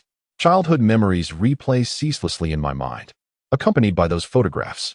Song Lian quietly exited the room, returning to the kitchen to continue preparing dinner. Feng Yuan poked Tan Bowen in the waist and whispered, It's only been 5 minutes. Do you think old Jiang isn't up to par? Tan Bowen leaned closer, murmuring, Just right. I swiped a bottle of Tiger Whip liquor from my dad. He retrieved a bottle from Gan Yunting's bag, giving it a gentle shake. We must persuade old Jiang to drink a few more cups tonight. We can't let our 7th sister down, can we? Feng Yuan remained silent. But Gan Yunting tugged at Tan Bowen's sleeve, saying, There's hostility. Huh. Tan Bowen turned his gaze to the side and saw Song Lian holding a frying pan, a smile playing on her lips. Should I be thanking you? Brother, Tan Bowen, is frightened, with a persecution value of 500. Sister, calm down. Don't act impulsively. Impulse is the devil. Bang. You struck brother, Tan Bowen, on the head with the frying pan, knocking him out, persecution value 500. Tan Bowen collapsed to the ground, unconscious, still clutching the expensive bottle of Tiger Whip liquor. Give it here. Song Lian snatched it away and placed it on the dining table. As dinner approached, Jiang Ting came downstairs, his eyes red as if he had just been crying. Tan Bowen, just struggling to rise from the floor, clearly misunderstood the situation again. What was there to ask? It had only been 5 minutes. What an embarrassment it would be. Old Jiang, don't lose heart. You still have plenty of room for improvement. Tan Bowen twisted open the bottle cap and poured a full glass for him. Here, have a sip of this. Jiang Ting paused, asking, What is this? Good stuff. You'll know once you taste it.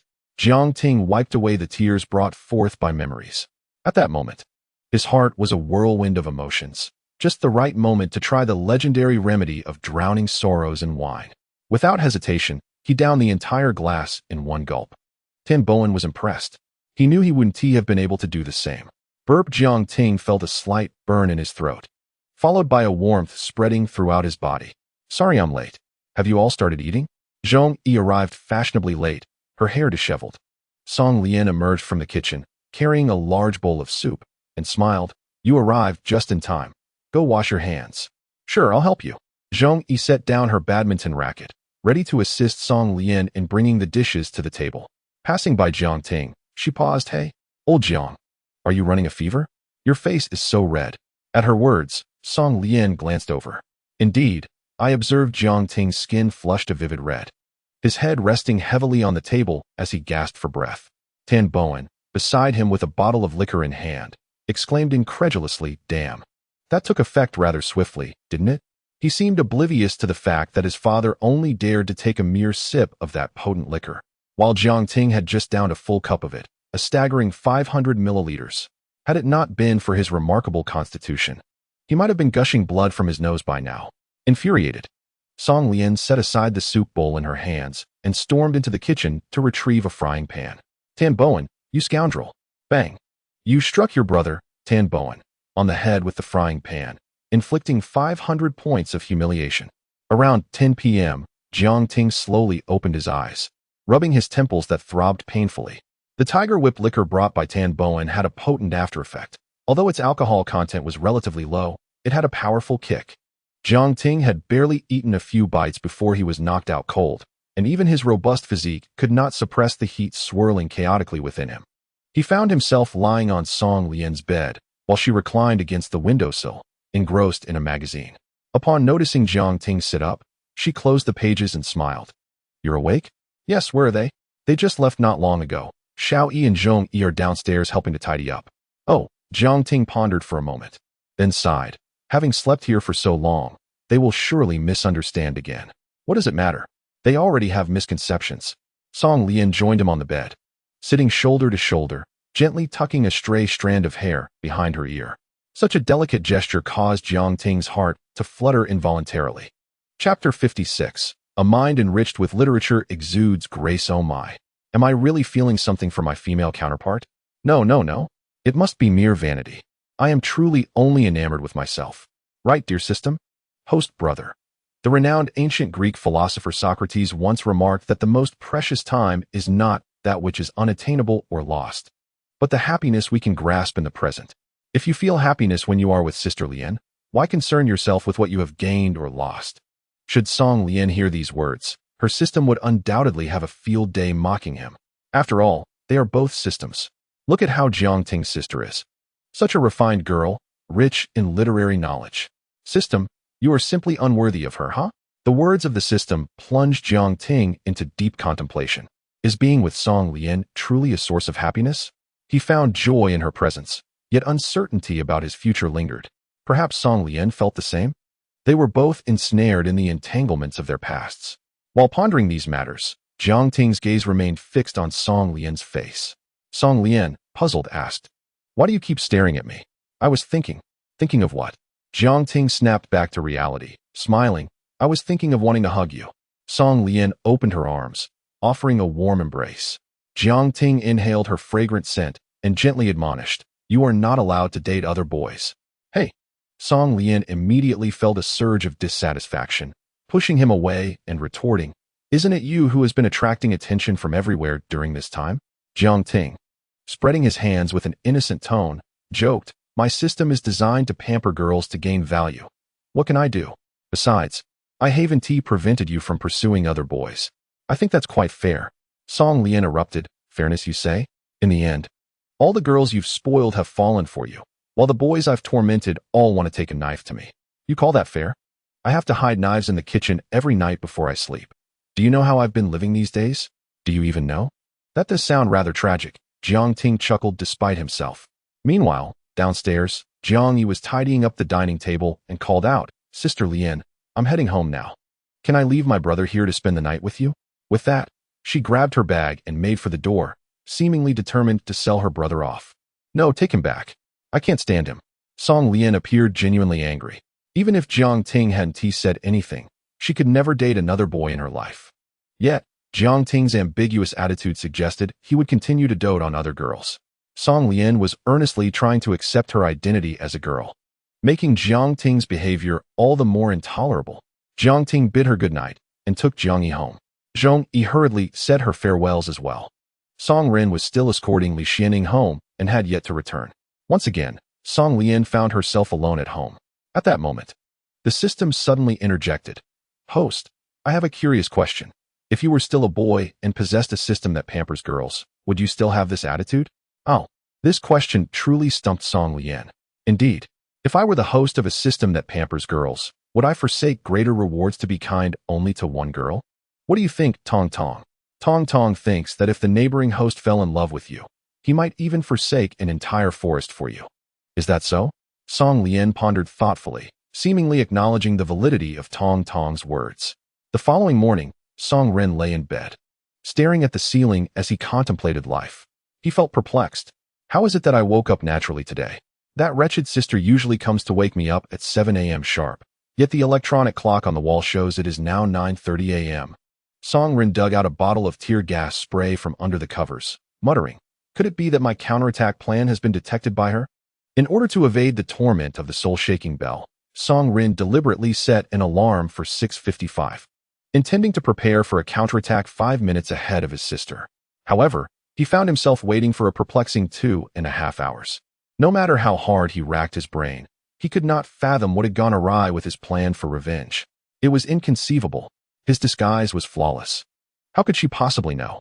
Unable to suppress his curiosity, Song Ren decided to take a peek and gently knocked on the door. "Sister, are you there?" No response.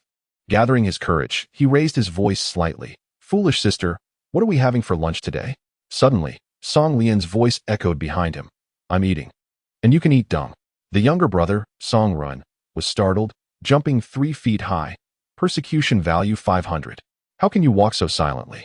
Can you not engage in any worldly affairs? Song Lian replied listlessly, Sister graciously allowed you to wake up naturally, and you've become so complacent, haven't you? Song Rin was taken aback. What had gotten into his overly energetic sister today? He reached out to touch her forehead. Sister, are you feeling all right? Song Lian shook her head. I'm fine. She handed Song Rin a takeout bag. I ordered food for you. You can eat it yourself. I don't have much of an appetite today. With that, she retreated to her room and collapsed onto her bed, falling into a deep sleep. Song Rin was utterly bewildered. She wasn't sick, so why did she appear so despondent? The little brother was also insufferable. He often fantasized about how to retaliate against his sister, but seeing her in this state made him feel a twinge of sympathy. Since her physical health was intact, it must be her emotional state that was troubled. Who could have caused his sister such sorrow? Song Rin believed he lacked the ability to do so, and it certainly couldn't be their parents. Suddenly, he recalled his sister's male deskmate. His name was Jiang Ting, wasn't he it? It seemed he had been getting quite close to his sister lately. Moreover, there had been quite a few rumors circulating at school recently, suggesting that he and his sister were in a relationship. Song Rin was relatively well liked at Nanyang No. 1 High School, so he enlisted the help of friends to inquire further. What he discovered was shocking. Jiang Ting was apparently dating his sister while simultaneously pursuing the beautiful freshman, Yang Feiyang. Additionally, Song Rin remembered an incident. On that rainy day, Jiang Ting had strolled in the rain with a girl from their class, sharing the same umbrella. What a scoundrel! He appeared charming, but little did one know he was a cad. Unforgivable. Chapter 57. My sister is so beautiful. How could she possibly be valued at merely a few skins? Song Lian lay on her bed and tried to call out once more, Tongs, have you returned? Still, there was no response. When she had woken up that morning, Song Lian discovered that Tongs had inexplicably vanished. No replies to her calls, no answers to her questions. Song Lian suddenly recalled the warnings issued by her companion, stating that tampering with the lottery probabilities was akin to courting disaster, and that such actions would inevitably lead to trouble in the system. Consequently, a wave of concern washed over her. Could it be that her companion had been apprehended and sentenced by the system due to this matter? As a result, Song Lian spent the entire morning consumed by anxious thoughts, unable to focus on anything else. Moreover, in the absence of her companion, her opportunities for accruing the persecution value dwindled, inadvertently allowing Song Rin to escape a predicament. Ding! The system update has been completed. Strength can be gained by inflicting persecution on the younger brother. Host, have you missed me? The voice of her companion suddenly echoed. Song Lian sprang up from her bed, first taken aback with joy, then feigning anger. What is the matter with you? Why didn't you give me a heads up before you left? I was summoned back along with the pet sister for a version update, and didn't he have a chance to inform you? You startled me. I thought the matter of tampering with the probabilities had been exposed. Ahem, aren't you curious about the new features included in this update? Speak. This update introduces intimate interaction tasks that enhance the bond between hosts. Upon completing these intimate tasks, both hosts can not only gain intimacy points, but also receive mysterious item rewards. Wait, you mean I have to undertake intimate tasks with old Jiang? Indeed. Today's interaction task. Go to a large shopping mall with your bond partner and publicly display affection. I refuse. Song Lian had already been displeased with Jiang Ting's attitude from the previous day, and the thought of flaunting affection with her male counterpart was utterly distasteful to her. She perceived it this way. Intimate tasks, bending the host's preferences. Task reward, mastery of musical instruments, king level. Intimacy points, 1000 wow. A king level skill. Moreover, it was the mastery of musical instruments that Song Lian had always yearned for. She had always believed that girls who could play instruments were the most enchanting. Yet, accumulating persecution value took an eternity. It would be ages before she could gather 310,000. Now, an opportunity lay before her, and with a task, she could obtain it. Opportunities are fleeting. Seize the moment. Through gritted teeth, Song Lian declared, I accept. She changed her clothes and set off for Jiang Ting's residence. Upon arriving at the Happy Garden community, she overheard what seemed to be a familiar argument within. Song Rin stood at the entrance of Jiang Ting's home, confronting Jiang Ting. who appeared bewildered as he opened the door. "You scoundrel!" Songren spat. "My sister's relationship with you is a blessing you could only dream of. Yet you dare to play the field?" Jiang Ting was utterly confused. "When did I ever date your sister? Don't deny it. My sister is heartbroken. She has lost her appetite and interest in everything today. Could she have become this way if you hadn't wronged her?" As Songren grew increasingly agitated, he even reached out to grasp Jiang Ting's collar. "Go apologize to my sister." To be honest, Jiang Ting felt a flicker of emotion at the fervor of this protective older brother. Thus, his demeanor softened slightly. "Songren, have you misunderstood something?" Songren replied with conviction, "I have not misunderstood. What is going on between you and Gao Yi's Yang Feiyang? And what about that girl from our class who held an umbrella for you?" Jiang Ting immediately furrowed his brows. This matter was rather inconvenient to elucidate. As he pondered how to deflect, Songren suddenly stepped forward, draping an arm over his shoulder. "Hey, I must inform you that I have thoroughly gathered evidence of your scoundrel behavior. If you wish to keep my sister unaware of the particulars, you must obediently fulfill one of my conditions. LOL, there's a skin lottery event these days. You understand my meaning, right?" Jiang Ting remained silent, extending a finger to point at Songren's back. "I think it would be wise for you to turn around." Instinctively, Songren turned, only to meet the laughing eyes of Song Lian. "What the? You scared my brother, Songren, so much he jumped 3 feet high. Persecution value 500, damn it. I was somewhat moved to see my brother come to my defense, but it turned out to be an illusion." Song Lian narrowed her eyes playfully and remarked, "So, in your eyes, I'm worth merely a few skins, is that it?" Songren hastily shook his head in denial. No. My sister is so beautiful. How could she be worth just a few skins? At least a dozen." Song Lian produced a bottle of tear gas spray from her bag, leaving Songren dumbfounded. "Wasn't he that the pepper spray I intended to use against her this morning? How did it end up in her hands?" With no mercy, Song Lian pressed down the spray nozzle.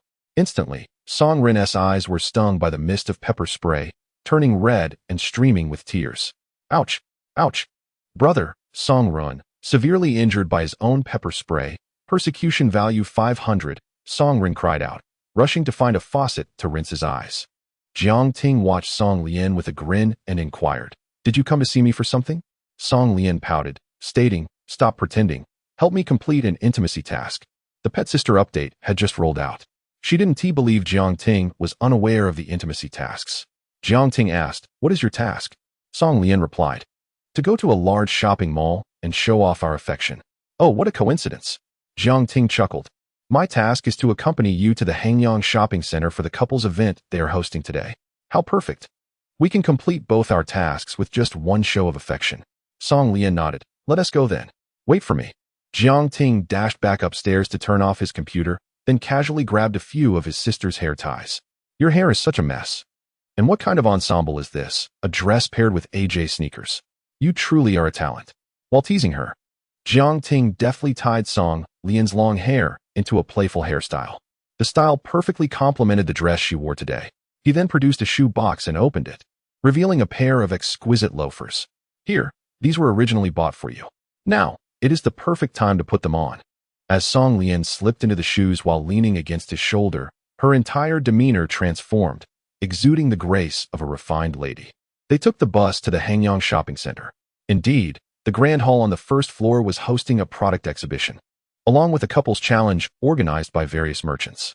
Participants, both male and female, were required to draw lots on stage, randomly selecting a pair interaction pose, which they then had to maintain for 120 seconds. Song Lian observed from the sidelines for a while, noticing that the lottery box contained a myriad of poses. It appeared to be a promotional event sponsored by a jewelry store within the mall. At that moment, a young couple was on the cozy pink stage attempting the pose they had drawn. Just watching made Song Lian involuntarily sweat for the slender young man up there. He lay flat on the ground, grasping his girlfriend's hands tightly with his own, while his feet pressed against her soles, supporting her 140-pound frame suspended above him, all while trying to maintain this position for 120 seconds. Veins bulged on the young man's forehead as he gritted his teeth, his expression contorting in strain. The onlookers couldn't help but scrunch their noses in sympathy. The event host, holding a microphone, paced beside them, counting down, 110, 111, 112, 113.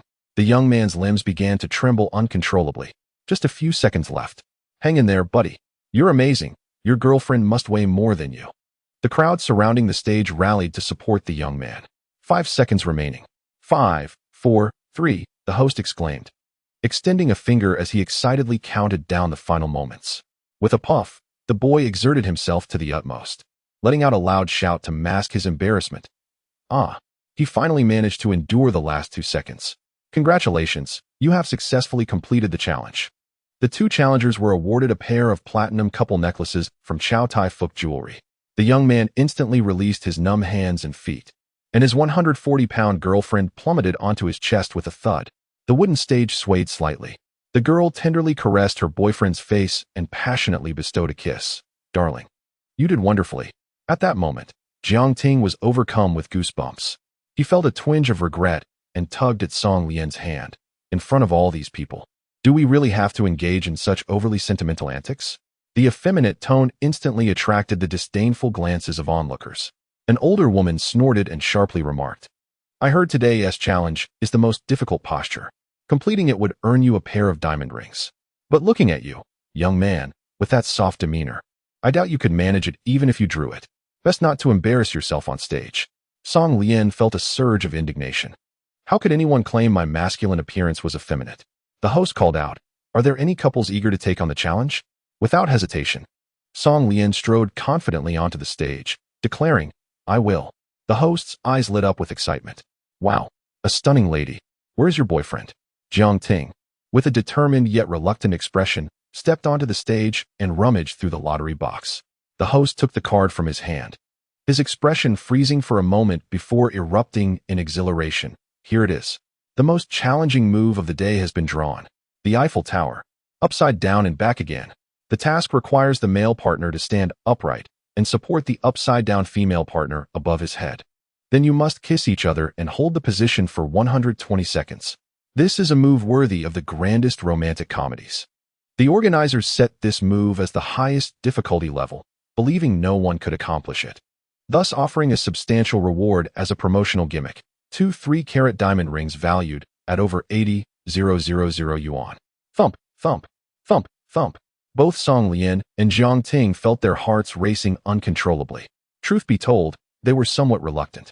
Wasn't this forcing them to bend their identities? If they broke through this psychological barrier, it might spiral out of control. However, the rewards were far too enticing. Just as they hesitated, the earlier mocking woman from the audience provided an unexpected boost. Ha ha ha, I told you this little sissy couldn't do it. Yet he insists on embarrassing himself. What a waste of such a beautiful girl. What? Again with the insults? Song Lian was infuriated. She immediately took a stance and lifted Jiang Ting effortlessly into the air. Smack! She caught him above her head, fingers interlaced. Hey! Jiang Ting shouted, head down. Why am I the one on top? With a blush, Song Lian replied. Silly, because I'm wearing a dress today. At this remark, the audience displayed looks of regret. Hey host, isn't it allowed for a girl to lift a boy? Despite lifting someone, Song Lian's voice remained unwavering. The host, momentarily stunned by this strong girl, nodded and said, That's not against the rules. However, you still need to kiss. Enough said, I understand what to do. Song Lian gradually bent her elbows, bringing their faces ever closer. Jiang Ting, feeling shy, closed his eyes, experiencing a gradual descent in height. Finally, a warm sensation graced their lips, accompanied by a tingling thrill that rendered him weak, almost causing him to stumble. Song Lian gently shifted her stance to help him regain his balance and slowly released her hands, leaving only their lips still connected. Wow, they actually managed it. How impressive. Aside from Stephen Chow's films, this is the first time I've seen someone replicate this action. Honey, I want to do this with you. Get lost, I can't do it. The applause from the audience caused their faces to flush crimson. The couple tightly shut their eyes, wishing for time to hasten. His face is so hot. Mine is too. You and the host have completed your first kiss. Intimacy value 5,000. Unable to speak, Song Lian had no choice but to express through telepathy. Old Jiang, could you please contain your saliva? With a playful response, Jiang Ting's friend relayed, I'm upside down. Do you think I can control it? Disgusting. You're taking advantage and acting innocent. I've given you my first kiss as both a girl and a soul. What more do you want? The physical effort required for this action was negligible. The men in the audience stomped their feet in envy, feeling an impulse to rush the stage, pushed Jiang Ting aside and take his place. The host panicked. Who would have thought someone could actually claim the reward for this challenge? 5, 4, 3. The final seconds were read slowly. But it was in vain. The young couple remained unfazed, seemingly unfazed even if given another 120 seconds. Chapter 59. Dear Uncle, you are a greenhouse gas. The owner of the jewelry store approached the stage, whispering into the host's ear, "What's the matter with you? A bet is a bet. Don't ruin our store's reputation." The host, feeling relieved, finally ceased resistance. Congratulations to both of you. The Eiffel Tower challenge has been successfully completed in 120 seconds. Song Lian quickly set Jiang Ting down. Oh no, it's a mess. Covering her disheveled mouth with both hands, Song Lian lowered her head, too embarrassed to look at the expressions of those around her. Ding, you have completed the intimacy task. You have gained 1,000 intimacy points and acquired the skill, Mastery of Musical Instruments, King level. Jiang Ting gently wiped the corner of her mouth with a tissue after removing her hands and cupped her face, admiring her slightly swollen lips reminiscent of Long Xiaoyan. And couldn't he help but exclaim, "So beautiful." Song Lian rolled her eyes. The jewelry store owner returned to the stage, shaking their hands in turn. Thank you both for your tremendous support of this event. The recent challenge you undertook was truly exhilarating, elevating the atmosphere to its pinnacle. As a reward, we cordially invite both of you to visit our Chow Tai Fook jewelry store shortly for a size measurement, where we shall craft a pair of bespoke diamond rings exclusively for you. Song Lian paused momentarily. Could we possibly forego the diamond rings and receive cash instead? The owner appeared taken aback by her unexpected query. Was she, perhaps, the fabled atmosphere terminator? Ultimately, it was Jiang Ting who alleviated the awkwardness on the owner's behalf. No worries, let it be the diamond rings then. Song Lian gazed at him quizzically. Isn't cash more appealing? Jiang Ting leaned closer, whispering an explanation into her ear. If you don't desire this diamond ring, why not let me have both? I could gift them to another girl, which would surely enhance my charm. Song Lian. The intimate interaction they just shared had temporarily made her forget the displeasure of the previous night. Yet, Jiang Ting's audacious request at that moment sent her emotions spiraling. With a fierce tone, she jested, "You wish to gift them to Yang Feiyang, don't you? I think the mountain behind our school has excellent feng shui. How about we bury her there?" Jiang Ting immediately shuddered. No, please. She is innocent. He resembled someone defending a mistress in front of the legitimate partner. Song Lian turned her head away with a huff. Humph. Jiang Ting murmured softly, "In terms of vying for affection, you are increasingly resembling a girl." They proceeded to have their finger sizes measured at the jewelry store. As the custom rings would take a considerable time to be ready, they only received 2 vouchers for collection. Upon preparing to leave the Hangyang shopping center, they realized that the video of their challenge, involving the Paris Eiffel Tower, had already been subtitled and was being looped on the mall's promotional screen. Surrounding customers were pointing and whispering. "Darn it," Jiang Ting exclaimed. "If my teachers and classmates see this, how will I ever flirt with girls again?" "Oh, so you genuinely intend to be a player, do you?" Jiang Ting naturally took Song Lian's hand. "Don't be alarmed, it was merely a jest." The two walked side by side towards the mall's exit. Suddenly, Jiang Ting halted. "You haven't had lunch yet, have you?" "Uh-huh." Song Lian rubbed her belly, realizing she was indeed a bit hungry. After an intense morning, their appetites had far exceeded that of the average person. Thus, they quickly agreed to indulge in a buffet. On the 3rd floor of the Hangyang shopping center, there was a buffet restaurant. However, due to the holiday, all the 2-person booths were occupied, and no space was available at the large tables. Just as they were about to queue, a voice suddenly called out, "Hey, classmate Song Lian." Turning her head, she saw Tao Jia waving at her. Moreover, seated opposite Tao Jia was their homeroom teacher, Lu Gui. Song Lian and Jiang Ting promptly released their hands and greeted respectfully. "Hello, Teacher Tao." "Hello, Uncle Gui." Tao Jia feigned ignorance of their intimate gestures and chuckled. "Are you unable to find a seat? We occupied a large table. Why don't you come over and squeeze in?" Lu Gui turned his head and shot them a glare, seemingly conveying, "If you dare to intrude upon the world of Teacher Tao and me, you're finished." Song Lian was taken aback. "Isn't that a bit inconvenient?" "Inconvenient? What is inconvenient about it? It's not as if I am romantically involved with your homeroom teacher."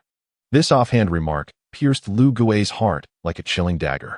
Snowflakes danced in the air as the north wind howled, unable to turn down Teacher Tao's warm invitation. Song Lian and Jiang Ting decided to join them at the table. After all, outside of school, Tao Jie was quite a sociable older sister. Song Lian settled beside Tao Jie, while Jiang Ting occupied Lu Gui's side. To avoid misunderstandings, though this action was merely a futile attempt to cover their tracks. Jiang Ting noticed that Tao Jie's mood seemed to improve with each passing day. The change in her attire was telling. The words youthful charm, previously incongruous with her, were now vividly embodied in her presence. He patted Lu Gui on the shoulder and chuckled. Uncle Gui, you are like a greenhouse gas. Lu Gui shot back. What do you mean? Are you insulting me? Uncle Gui, are you perhaps suffering from male chauvinism? Jiang Ting rolled his eyes and clarified. What I mean is, your greenhouse gas is slowly melting the ice mountain that is Teacher Tao. Lu Gui, realizing the implication, raised his thumb in acknowledgement. What a peculiar metaphor. Truly worthy of a novelist. Tao Jie's face flushed instantly. Stop talking nonsense. We are merely ordinary friends. Today, she had invited Lu Gui out to express her gratitude for his protective actions on her behalf. Song Lian, now ravenous, gazed longingly at Tao Jie's bowl and licked her lips. Jie, may I taste your beef slices? Tao Jie shivered. What did you just call me? Song Lian suddenly snapped back to reality, having inadvertently revealed her affectionate nickname for Tao Jie. Jie. Tao Jie fed Song Lian a piece of meat from her bowl and affectionately ruffled her hair. You must not call me that at school. All right, then. Song Lian dragged Jiang Ting around, scavenging for food until their four-person table was overflowing. Tao Jie and Lu Gui exchanged incredulous glances. Can you really finish all that? Please don't waste food. The two students, resembling famished ghosts, devoured their meals and mumbled, we can finish it, if it's not enough later. We'll just get more. After a fierce battle lasting over an hour, Song Lian and Jiang Ting patted their bellies, satisfied, while simultaneously letting out a hearty belch. Lu Gui, exasperated, remarked, 80 yuan for the ticket, and it seems you two have certainly made your money's worth. Tao Jie, both amused and exasperated by the antics of her students, suggested, let us go to my milk tea shop and relax. Yay! The group made their way back downstairs. As soon as they exited the elevator, Song Lian felt a wave of dread wash over her. Oh no! The large screen continued to display the challenge video. Chapter 60. I have never even held a girl's hand. Teacher Tao? Song Lian's sudden outburst startled both Tao Jie and Lu Gui. What are you doing, child? Why are you acting so strangely? Covering her stomach, Song Lian feigned great agony. Oh, I've eaten too much. My stomach hurts terribly. Can you carry me, Jie? Tao Jie retorted with irritation. Isn't your little boyfriend right here? Hee, Song Lian exclaimed as she leapt onto Jiang Ting's back, nonchalantly making her way back to the mall lobby. In an instant, Tao Jie and Lu Gui's gazes were captivated by the images on the large screen. Wait, is that you too? Tao Jie's expression shifted to one of bewilderment. Both Jiang Ting and Song Lian averted their eyes in unison. We do not acknowledge that. The reason Song Lian employed this little ruse to have Jiang Ting carry her was to put on a show for Tao Jie and Lu Gui, to preemptively cushion the impact of the shocking images they were about to witness. After all, to onlookers, it was already widely assumed that Song Lian and Jiang Ting were in a relationship.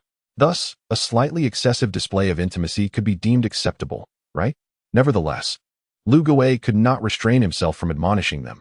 In public, how can you behave like this? Even Tao Jie sided with Lu Gui this time. Indeed, this is somewhat excessive. Upon returning to Tao Jie's milk tea shop, the two wayward students found themselves subjected to a dual lecture from their homeroom and academic directors. Jiang Ting, you are a boy, while Lian is undeniably charming. You must exercise self-control. There are certain boundaries that should not be crossed at your age. Tao Jie stated bluntly.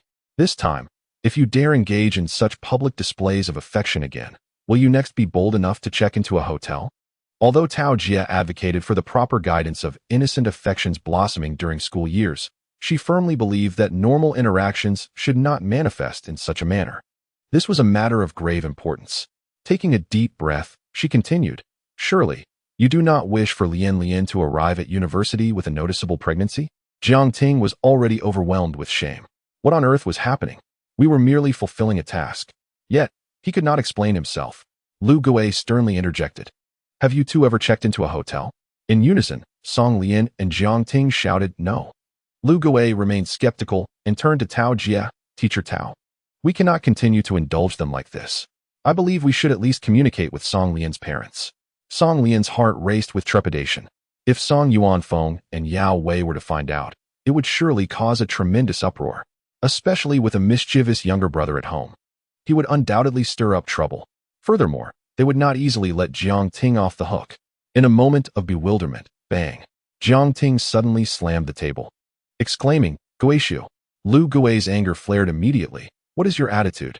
Jiang Ting summoned his courage and fixed his gaze upon Lu Gui's eyes. "I have always regarded you as a brother, even teaching you how to write for extra income. Yet you would betray me?" Lu Gui felt a twinge of guilt. During this period, Jiang Ting had imparted to him a wealth of knowledge regarding online literature. Moreover, he had offered a rather astute suggestion. Lu Gui, an English teacher, had been encouraged by Jiang Ting to create and translate his own works to compete in a relatively less competitive overseas market. To his surprise, the outcome was remarkable. It is worth noting that the richness of Chinese culture is profound, and many subtleties cannot be expressed in pure English. As a result, Lu Gui, utilizing his distinctive Chinglish, managed to create various captivating narratives that left countless foreigners exclaiming, "What the heck?" As his popularity surged, so too did his income. That said, while you have indeed taught me the craft of online writing, it does not grant you the liberty to act recklessly. Regardless of the circumstances, I am still your homeroom teacher. Could you not show me some respect? Lu Gui's tone softened considerably. Jiang Ting naturally tempered his earlier defiance and spoke in a hushed tone. Lian and I truly have not crossed any boundaries. We were merely curious and participated in an event hosted by the mall, and this was our first kiss. Lu Gui felt a pang of discomfort. Feeling a bit sour, at my age, I have yet to even hold a girl's hand. Alas, you students are becoming increasingly difficult to manage. The likes of Tan Bowen and Gan Yunting are also a handful. I am well aware that their actions are misguided, yet I find myself powerless to intervene. Speaking of Tan Bowen, Tao Jie suddenly interjected. You wouldn't believe it, but Tan Bowen's scores have been skyrocketing in recent mock exams, particularly in mathematics. He astonishingly scored 137 in last week's test, which I found quite unbelievable. Song Lian reminded softly. His math homework is exponentially increased. Have you forgotten the dragon-sucking water incident? Haha. Recalling the scene of Tan Bowen challenging the Mentos and Coca-Cola experiment, Tao Jie chuckled. It seems that road education is indeed effective for certain students. However, this is also closely tied to the positive influence of Gan Yunting. At the very least, after that accident, I believe Tan Bowen has ignited a sense of responsibility within himself, discovering a reason and goal to strive for. Lu Gui nodded. Last time when I reprimanded him, he quietly confided that he wishes to apply to a medical university, aspiring to become a neurologist to help Gan Yunting recover. No wonder he has been so diligent lately. As their conversation progressed, the initial tension dissipated, and Lu Gui temporarily set aside the thought of calling in the parents. However, despite his countless admonitions, a situation like today's must never occur again before the Gaokao. Song Lian returned home and discovered that her younger brother's eyes were swollen like two ping-pong balls. Unable to suppress a chuckle, she feigned seriousness and remarked, "Hey, your eyes aren't blind, are they?" Song Ren lay sprawled on the couch like a fish out of water, lamenting, "Why do my eyes often brim with tears? Because my sister is truly unbearable. Enough of that." Song Lian brandished a bottle of tear-inducing spray and playfully thumped it on his head. "Is this bottle of pepper spray what you prepared for me?" Song Ren wailed even louder. "In the past, our antics were always a give and take, but lately, you've become increasingly clever. Can't you occasionally let me win just once?" Chapter 61. My sister's expensive request for a child. As the National Day holiday drew to a close, only one day remained before returning to the confines of school. A nightmare struck. Song Lian abruptly awoke, her pillow soaked with cold sweat. She had just dreamt of completing intimacy tasks with Jiang Ting at school, only to be caught by Lu Gui and summoned home. Song Yuanfeng had chased Jiang Ting with a knife, wreaking havoc for 8 blocks. What an exhilarating experience. After washing her face, the dawn light barely illuminated the outside world. She quietly opened Song Ren's bedroom door and peeked inside. Her mischievous brother had stayed up all night gaming, now fast asleep with his head resting on the keyboard. The computer screen still displayed the last completed ranked match in League of Legends. With a few messages from teammates left half an hour prior, Book Spirit World loves Lolis. We finally carried this noob to bronze. Morning, Brother Ren, keep going. Morning, did you fall asleep? Twilight dawn. No way, Brother Ren. You promised an all-nighter. How come you're already asleep by 5 a.m.? Morning, never mind him. Shall we continue? Book Spirit World loves Lolis. Okay, I'll pull in another friend. Curious, Song Lian moved the mouse to check Song Ren's stats. Oh, he had finally climbed from iron to bronze. It seemed that after achieving his goal, he had lost motivation and simply collapsed onto his desk in slumber. Determined to help her brother maintain his passion for League of Legends, Song Lian decided to lend a hand. She gently nudged Song Ren's shoulder. Little brother, why don't you sleep in your bed? Half asleep, Song Ren lifted his eyelids and smiled sheepishly. Sister, I've made it to bronze. This is not just a small step for me, but a significant leap for professional esports in the national server. Song Lian coaxed him back to bed, tucking him in.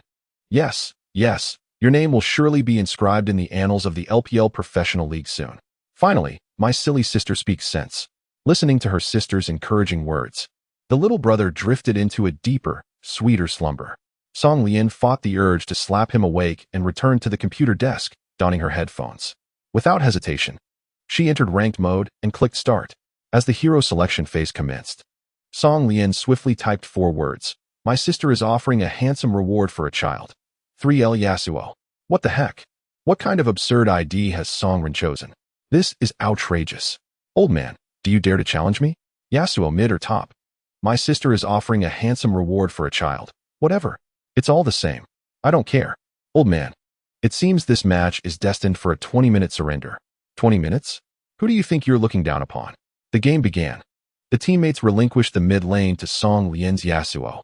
However, she stubbornly refused to take the mid lane.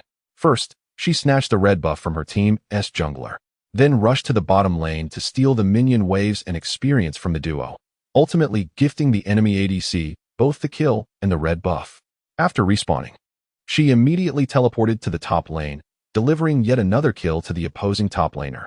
The enemy mid laner, having cleared the minion wave, invaded the jungle and single-handedly eliminated our jungler, who was already behind in levels and battered by the jungle monsters. Within 2 minutes of the match, chaos erupted, and the morale of the 4 teammates plummeted. Yasuo, I swear, you are the worst. My sister is offering a handsome reward for a child. How can one struggle to type? Is it all just stars? King's Army. Wait, we will all report Yasuo. My sister is offering a handsome reward for a child. I'm not afraid at all. This is hilarious. Luo Xiaoluo, just another social avenger, utterly disgusting. Remember to report after the game. My sister is offering a handsome reward for a child. Haha, you can't touch me through the screen. Underestimating the 20-minute surrender remark was indeed misguided. The pace set by Song Lian allowed the enemy to breach the high ground in just 11 minutes, destroying our crystal. She then dove into the next game, continuing to wreak havoc on unsuspecting players in the name of Song Ren. At last, the punishment mechanism descended, and the tormented summoners of the canyon finally welcomed the light of justice. Maliciously disconnecting, playing passively, verbally assaulting teammates, and deliberately feeding, all sins were punished. My sister is offering a handsome reward for a child received a sentence of 365 days of account suspension. Song Lian was taken aback. She wasn't very familiar with the game's punishment system.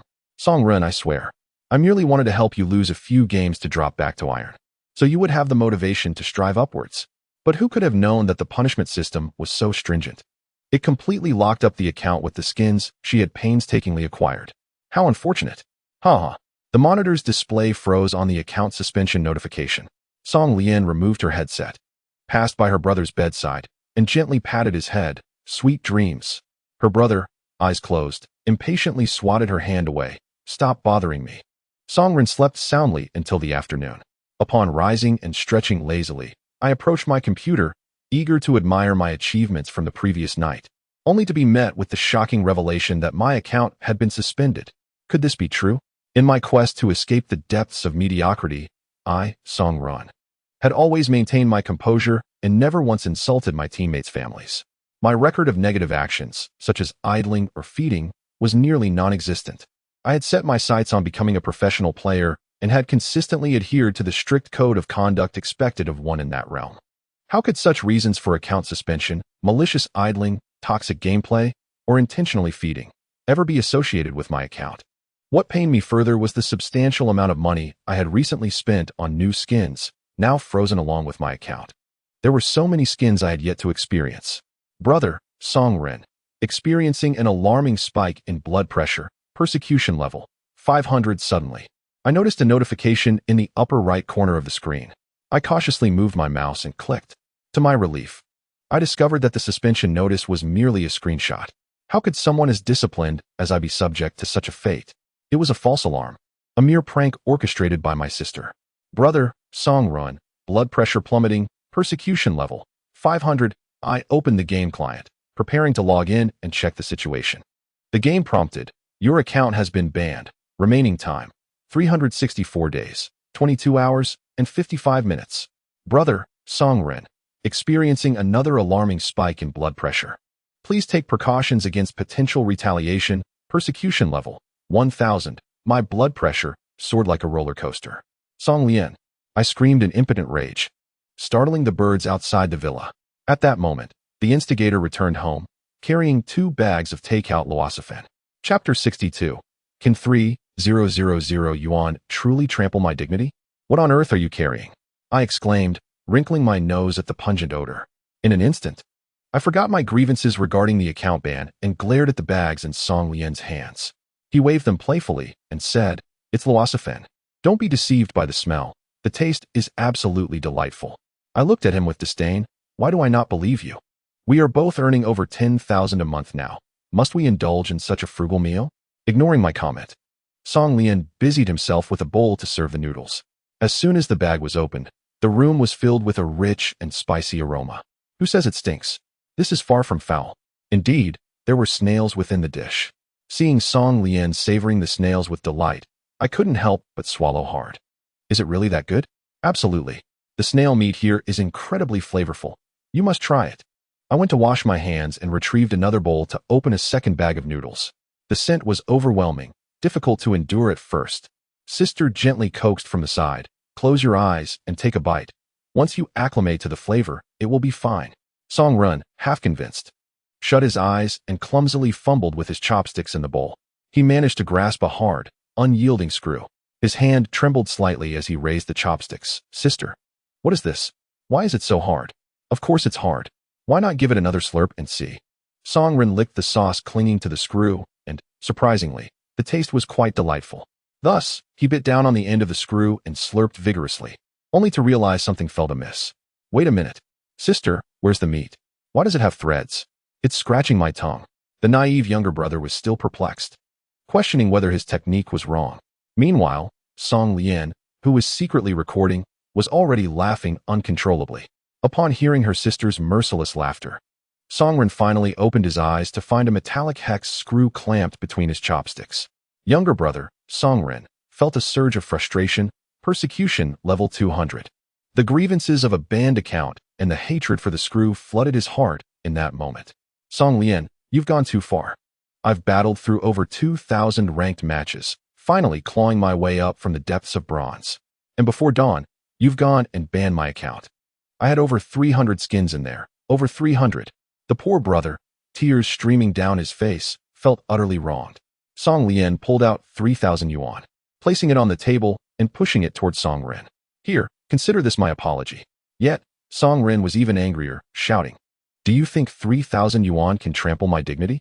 With 3,000 yuan, can you recklessly destroy my dreams of esports? Song Lien casually inquired. Didn't you spend all the money you earned from short videos on the game? Are you not planning to go out with the lovely Lee this month? A soul-stirring question. Song Ren was momentarily taken aback. Damn, he had been so caught up in spending money on skins. Initially, he intended to stop after spending 1,000 yuan, but as he watched that grand sum vanish, he was but a step away from the ultimate prize. Unable to resist, he poured in a few more hundred. After acquiring the coveted skin, he discovered the next one that refreshed was even more desirable, not to mention the discounts and promotions.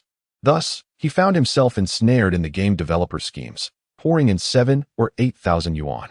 After all, being a youth earning over 10,000 a month, his mindset inevitably became a bit reckless, completely forgetting to save some funds for dates with his beloved. Ahem. Song Lien gently cleared her throat and said, I banned your account for your own good. Just be mindful with that 3,000 yuan, and going out for a few dates this month should be feasible. If you don't want it, then I will. Song Ren, fearing that she might change her mind, quickly snatched the money back, exclaiming, I want it. I want it. I want it. She continued. Are you still angry with me? Songrin displayed a rather mischievous grin. Not anymore. By the way, sister, did you take this 3,000 yuan from your own pocket to give to me? Not only was Songrin no longer upset, but she also felt a tinge of gratitude. It turned out that her sister was considering her feelings. Unexpectedly, Song Lian shook her head. No? Songrin inquired. Then where did this 3,000 yuan come from? A hint of embarrassment crossed Song Lian's face as she quietly explained, I requested a refund for miner's recharge using your account. Song Ren's eyes widened. What? How much did you get back? At that moment, Song Lian's gaze faltered slightly. Just 3,000. I don't believe you. Song Lian, hands on her hips, retorted loudly. Believe it or not, I dare you to shout at me. I haven't even settled the score for your game ID yet. This sudden display of bravado left Song Rin utterly speechless. Ding, younger brother, Song Rin, has been swindled out of 4,800 yuan, oppression value 500. In a delightful mood. With her brother's unexpected gift of 4,800 yuan in hand, Song Lian invited Zhong Yi to accompany her to a musical instrument store, eager to select an instrument that suited her character. After all, having mastered the skills of a top-tier musician, it would be a waste not to possess an instrument. Zhong Yi, a music enthusiast, was the most suitable companion for this endeavor. She led Song Lian to the FA musical instrument store, the largest in the city, boasting an extensive array of traditional Chinese instruments and imported Western ones alike. Zhong Yi smiled. Lian, are you planning to buy a piano? Song Lian shook her head. The budget isn't sufficient. The price of a branded piano often starts at tens of thousands, and while there are cheaper options, the quality truly varies. Just then, her gaze fell upon a violin, and she thought to herself, playing the violin seems rather cool. I want to give it a try. Before Song Lian could finish her sentence, she suddenly heard a girl in the store whimsically tugging at her father's arm. Dad, I don't want to learn traditional music. Such outdated stuff has long been obsolete. I only play Western instruments. I absolutely refuse to touch traditional music. Upon hearing this, Song Lian's mind was made up. She approached the girl and greeted her. Hey there, I think I just heard you say that traditional music is outdated. The girl disdainfully shot her a glance. Although she was taken aback by Song Lian's beauty, her privileged upbringing rendered her arrogant. Who are you? What does my opinion on traditional music have to do with you? Song Lian chuckled. How about a friendly competition? I'll represent traditional music, and you can represent Western music. Let the store staff and customers be the judges, shall we? The father of the young woman seemed to wholeheartedly endorse Song Lian's proposal, chuckling. You fool, why not engage in a friendly competition with this young lady? The girl reluctantly nodded. She turned to Song Lian and disdainfully inquired, What is your name? Song Lian, came the reply. The girl then introduced herself. I am Lu Yufu. The owner of the Dai Fa music store was thrilled to witness these two charming ladies ready to showcase their talents in his establishment and promptly offered them the freedom to use any instruments available. Lu Yufu noticed Song Lian's gaze fixated on the guzheng in the corner of the shop. A smirk of contempt crept across her lips as she decided to select the violin that Song Lian had just admired. The violin, with its expressive capabilities, beautiful tone, and considerable volume, along with its superior quality that provided remarkable projection, would surely overshadow the humble guzheng. Little did she anticipate that Song Lian would divert her attention from the guzheng and instead pick up a suona. Please, go ahead. Song Lian politely gestured for Lu Yufu to commence her performance.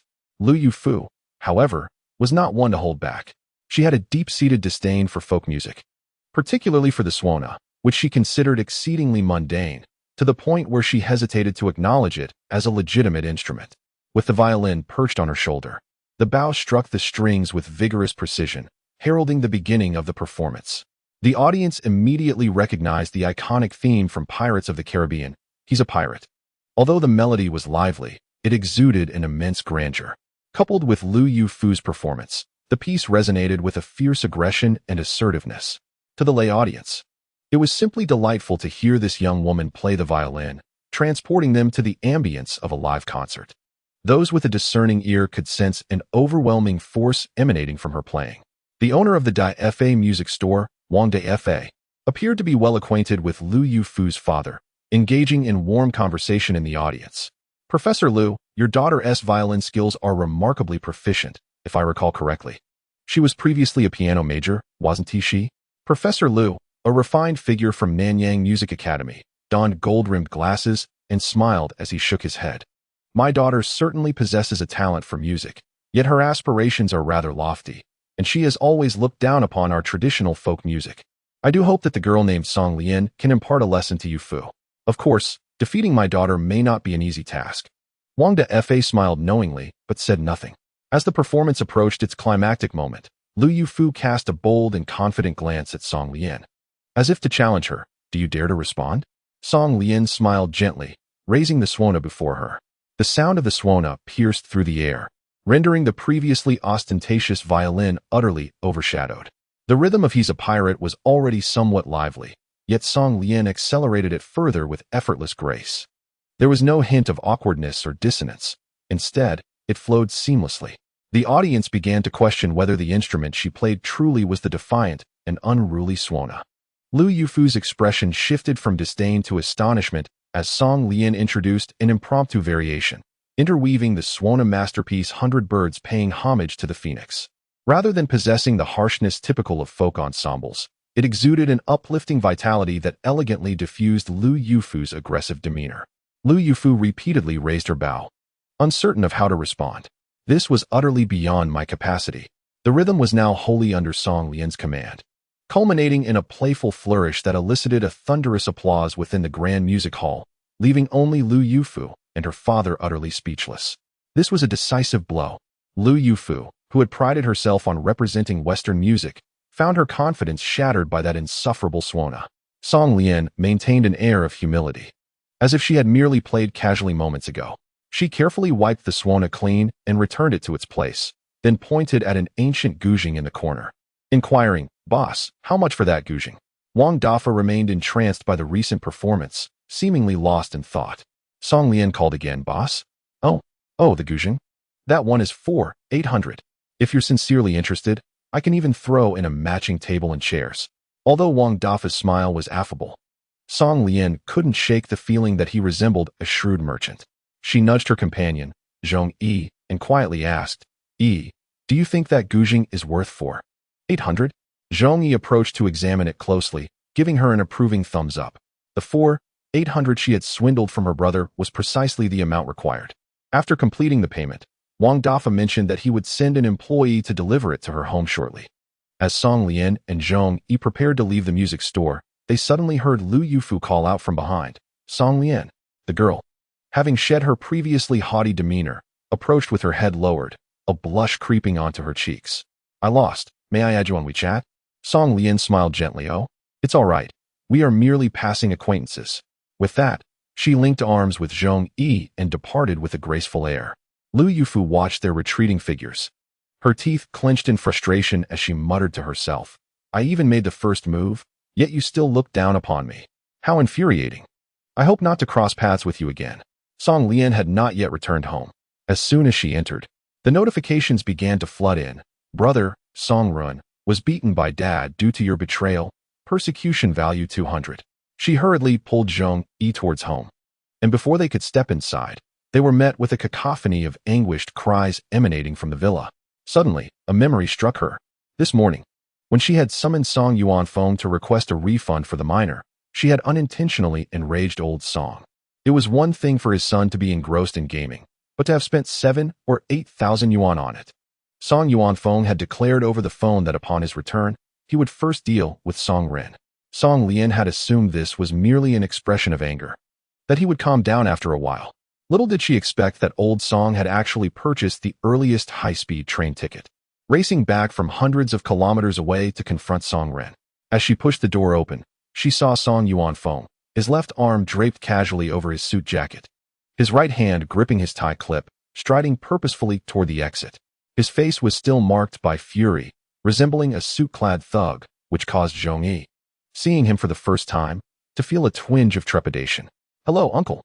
In a mere second, Song Yuanfeng's expression transformed from fierce to benevolent. "Ah, you must be Lian's classmate?" "Yes, I'm Zhong Yi." Song Lian gestured toward the upper floor, her voice laced with curiosity. "Old Song. He was just making quite the racket. Why has it gone quiet now? Don't feel sorry for him. Dad has to return to the company. There's much to attend to. You two enjoy yourselves." With that, Song Yuanfeng hastily departed to catch his train. Zhong Yi swallowed hard and quietly asked, "Your dad traveled 1,000 kilometers just to beat your brother?" Meanwhile, Song Rin was wailing from upstairs. "Woo, he took my 3,000 yuan too." Chapter 64. Surprisingly comforted, the beautiful girl was taken aback. Song Yuanfeng had gone through such lengths just to seize his son's money?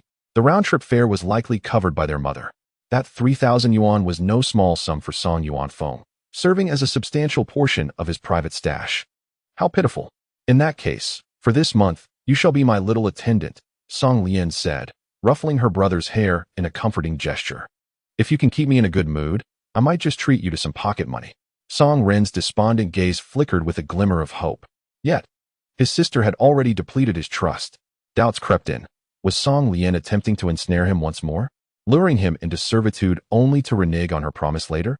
It seemed as if Song Lian had read his mind, retorting, "What are you hesitating for? Do you have any other options?" Song Ren paused, momentarily stunned. Indeed, it appeared he had no alternatives. Perhaps it was best to acquiesce to her demands?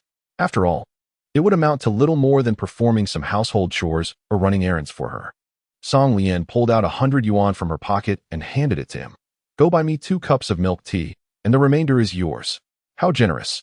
Song Ren instantly dispelled the doubts lingering in his mind, seizing the money and dashing out the door, completely forgetting that it was cash extracted from beneath the mattress by Song Lian last time.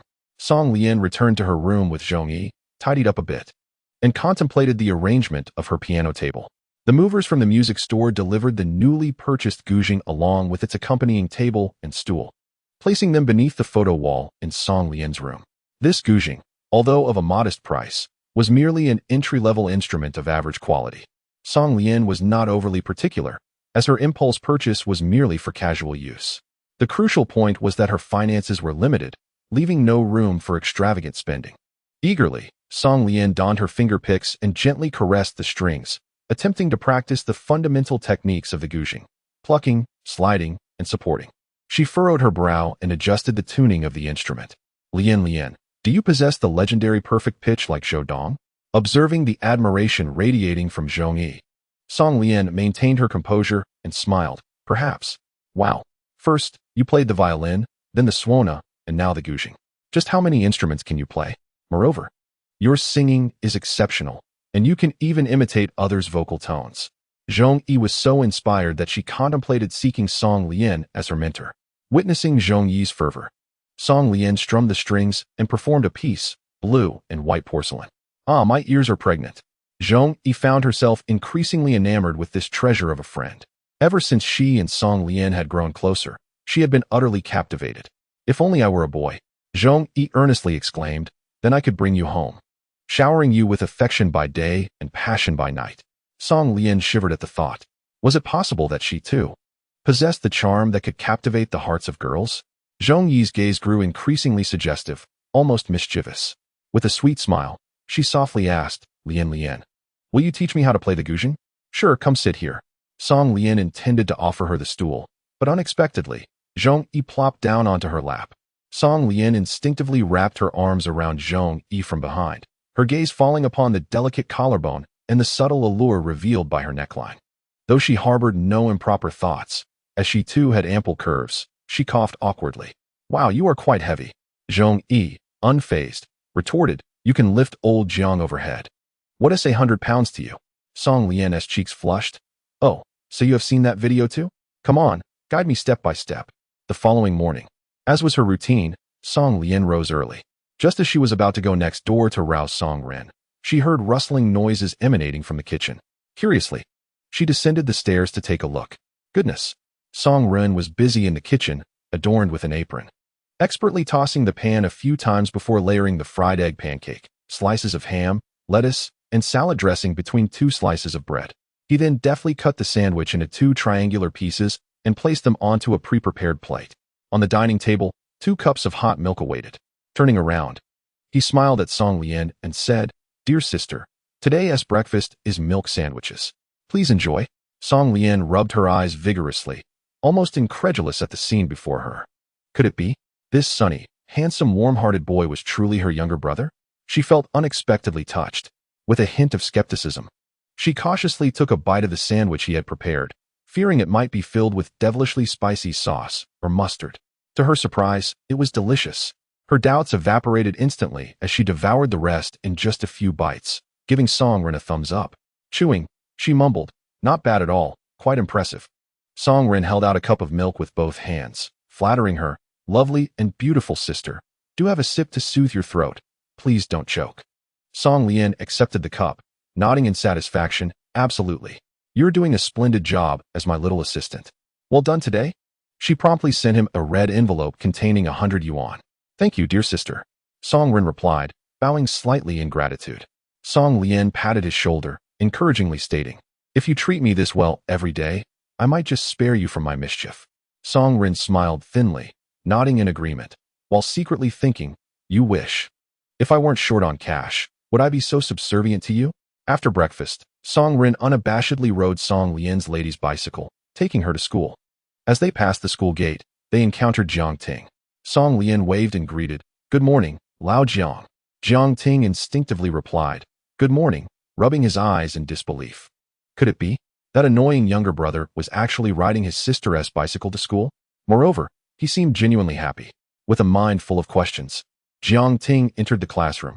Ready to inquire how Song Lian managed this feat, however, he soon discovered that she had moved to sit with Zhong Yi. Chapter 65. The reversed poisonous milk of the wealthy Uncle Jiang Ting felt a pang of abandonment. Had he been betrayed? Or had a woman betrayed him? He strode over and grasped Song Lian's wrist, demanding, "If you have an issue with me, just say it outright. What does moving away without a word mean?" Song Lian pried his hand away, coldly retorting, "This is a classroom. Please mind your behavior." Tao Jie and Lu Gui had repeatedly instructed them to maintain a low profile within the school. The two teachers had already shown remarkable restraint. Song Lian believed it was time to cease her reliance on affection and avoid becoming arrogant. Otherwise, if Lu Gui informed old Song about her behavior, it would be quite troublesome. Hence, she resolved to change her deskmate. The slow-witted Jiang Ting finally comprehended her intention and chose to remain silent, returning to his seat in a daze. Unexpectedly, this change of seats presented an opportunity for the scheming Huang Yisin to seize the moment. She eagerly shifted to Song Lian's former position, becoming Jiang Ting's new deskmate. "I heard you scored full marks on the last physics test," Huang Yisin declared as she settled in, her voice dripping with sweet charm. "Physics is my weak point. Could you tutor me?" With the example of her former green tea friend, Gan Yunting, still fresh in his mind, Jiang Ting was particularly averse to such duplicitous girls. However, this was a splendid opportunity to earn favor. Huang Yisin was practically delivering herself to him as a tool for gaining affection. Jiang Ting managed a slight smile, "Of course. But I have a small condition." Huang Yisin gazed at him with feigned innocence. Jiang Ting's lips curled into a mischievous grin. "You must call me brother." "All right.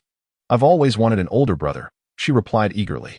Song Lian cast a glance toward the corner, then turned back, gritting her teeth in indignation. "Shameless." Zhong Yi, embracing her, chuckled, Lian, forget about that scoundrel. You still have me." Song Lian rested her head on her desk, sending a message through Tong Tong to Jiang Ting. A dog cannot change its nature. Soon after, Tong Tong relayed Jiang Ting's response. "I don't like Huang Yisin either. But it's about gaining affection points, so why not?" His attitude remained that of someone on a mission to charm. "Fine, you can flirt as you wish. And I will do the same." In a huff, Song Lian hugged Zhong Yi and playfully pecked her on the cheek, "Mwah, ha ha," accompanied by her boisterous laughter. Her exuberance was palpable. Zhong Yi turned to her, hand on her cheek, wide-eyed and unable to resist the urge to gauge the sensation. Ahem.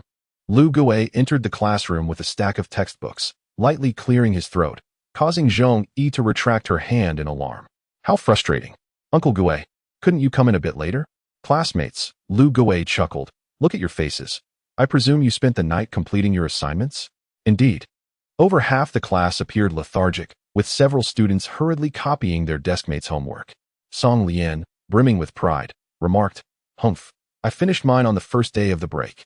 Lu Gui glanced at her, nodding in approval, not merely because of her swift completion, but because she had absorbed the lesson from that day and proactively distanced herself from Jiang Ting. Thus, today, morning reading was exceptionally cancelled. Hasten to steal a moment of slumber, lest you find yourselves lacking in vitality for class. It appears that Lu Gui is in high spirits today. The students promptly raised their arms in unison, exclaiming, Long live Uncle Gue. The seniors have exhausted their new instructional content.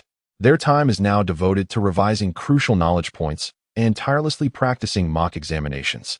The first period belongs to Lu Gue's English class, and he has deliberately allotted a 10-minute respite during the morning reading session.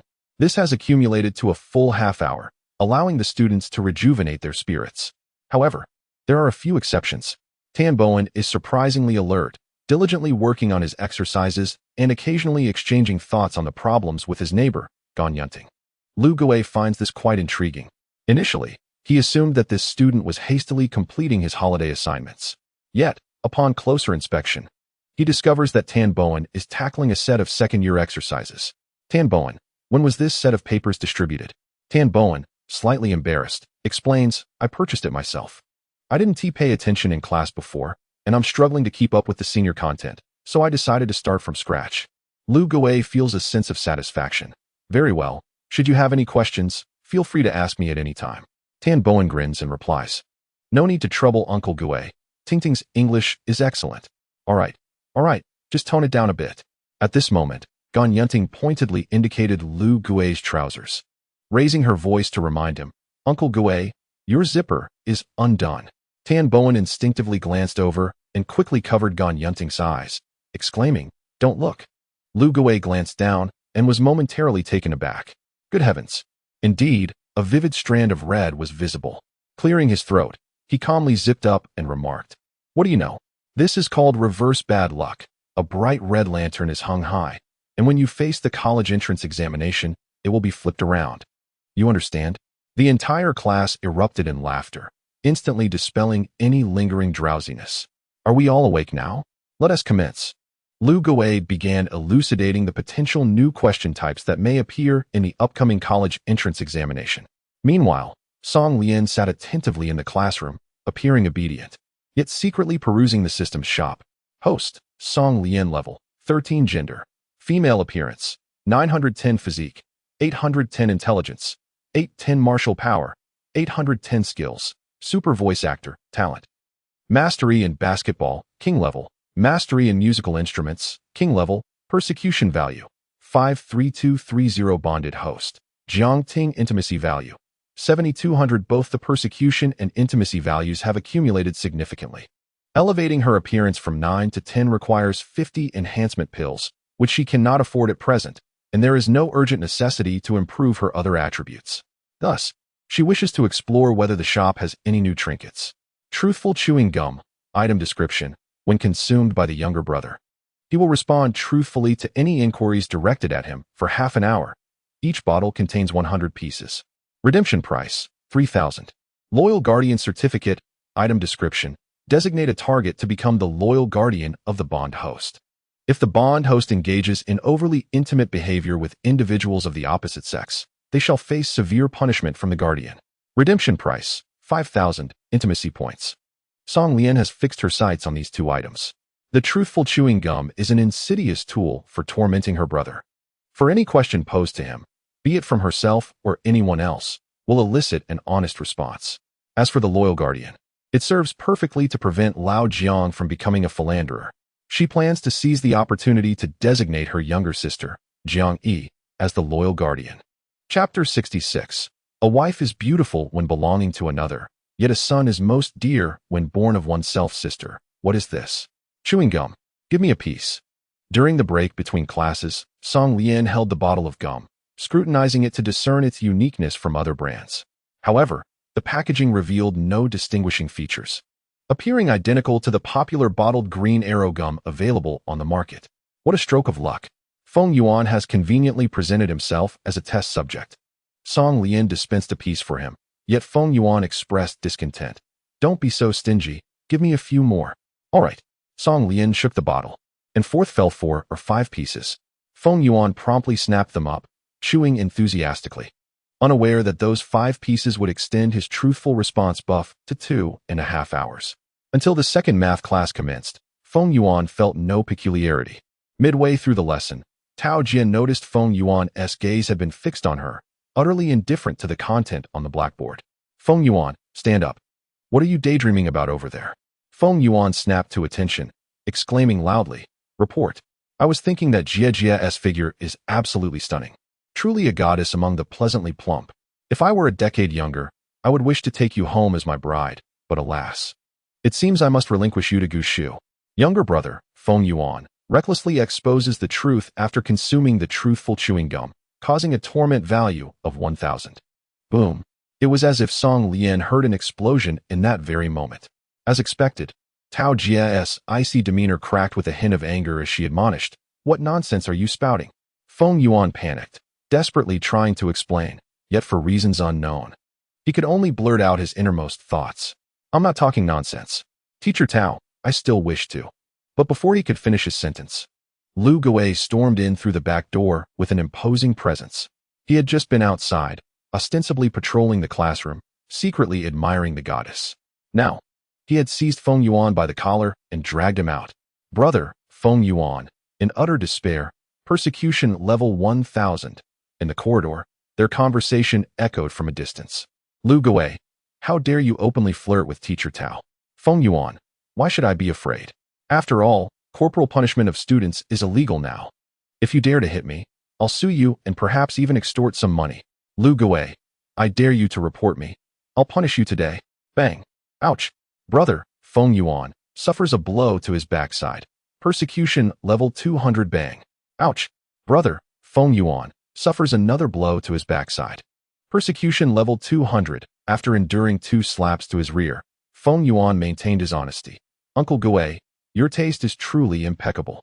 Teacher Tao is undoubtedly a paragon of beauty. If you don't exercise some restraint, you might end up living a decade or so less. Lu Gui, flushed with rage, pointed towards the small restroom in the teacher's office and shouted, "Get in there. You're on lockdown." Feng Yuan was nearly in tears, tugging at Lu Gui's sleeve in a desperate attempt to defend himself. "Uncle Gui, please let me explain. Everything I said reflects my true feelings." Lu Gui's eyes widened in disbelief. If you were joking, it would be one thing. At worst, it would merely disrupt the class. But you dare to claim these are your genuine thoughts. You little rascal. Do you intend to marry my teacher Tao and keep her for yourself? You wish to possess her? I'll be damned. Brother, Feng Yuan, suffers a devastating blow. Persecution level 1,000 outside the classroom. A real-life battle unfolded. The students could only watch as Lu Gui strode past the window like a boss, dragging Feng Yuan, who was rolling his eyes and frothing at the mouth, away for confinement. Brother, Feng Yuan, finds the small dark room exceedingly cold and oppressive. Persecution level 500. The entire class erupted in laughter. Finally, the chemistry class arrived. The teacher for this session was Vice Principal Wang Peng, and Feng Yuan returned, crestfallen. He had initially planned to behave and minimize his speaking. However, it seemed that fate had other plans. Vice Principal Wang specifically called on him to answer a question. Feng Yuan, liquid ammonia, liquid chlorine, dry ice, and silver iodide are all compounds. Do you believe this statement is correct? Feng Yuan opened his mouth and candidly replied, I don't know. Honestly, my gum hasn't lost its flavor yet. Vice Principal Wang was displeased. How could one be so audacious in admitting ignorance? May I ask, what were you thinking during class? Feng Yuan responded with great exuberance. Sir, I was thinking about Yang Xuemei. Although she has a crush on old Jiang, I still believe I might have a chance. Boom. Brother, Feng Yuan, is met with the Vice Principal's death glare. Persecution level 1000. Vice Principal Wang was the kind of middle-aged man whose mere presence commanded respect, even when merely subjected to his gaze. The students inexplicably felt a surge of guilt, questioning whether they had committed some transgression. Now, Feng Yuan's feelings were even more profound. He struck his own face 3 times in quick succession and hastily exclaimed, No, no, no, Vice Principal Wang, that is not what I intended to convey. What I truly wish to express is that your lectures, Mr. Baldy, are exceedingly tedious. It is nearly impossible for me to remain awake. Wang Peng cast a deep glance at him, then stepped outside the classroom to retrieve his phone. Hello? Is this the parent of Feng Yuan?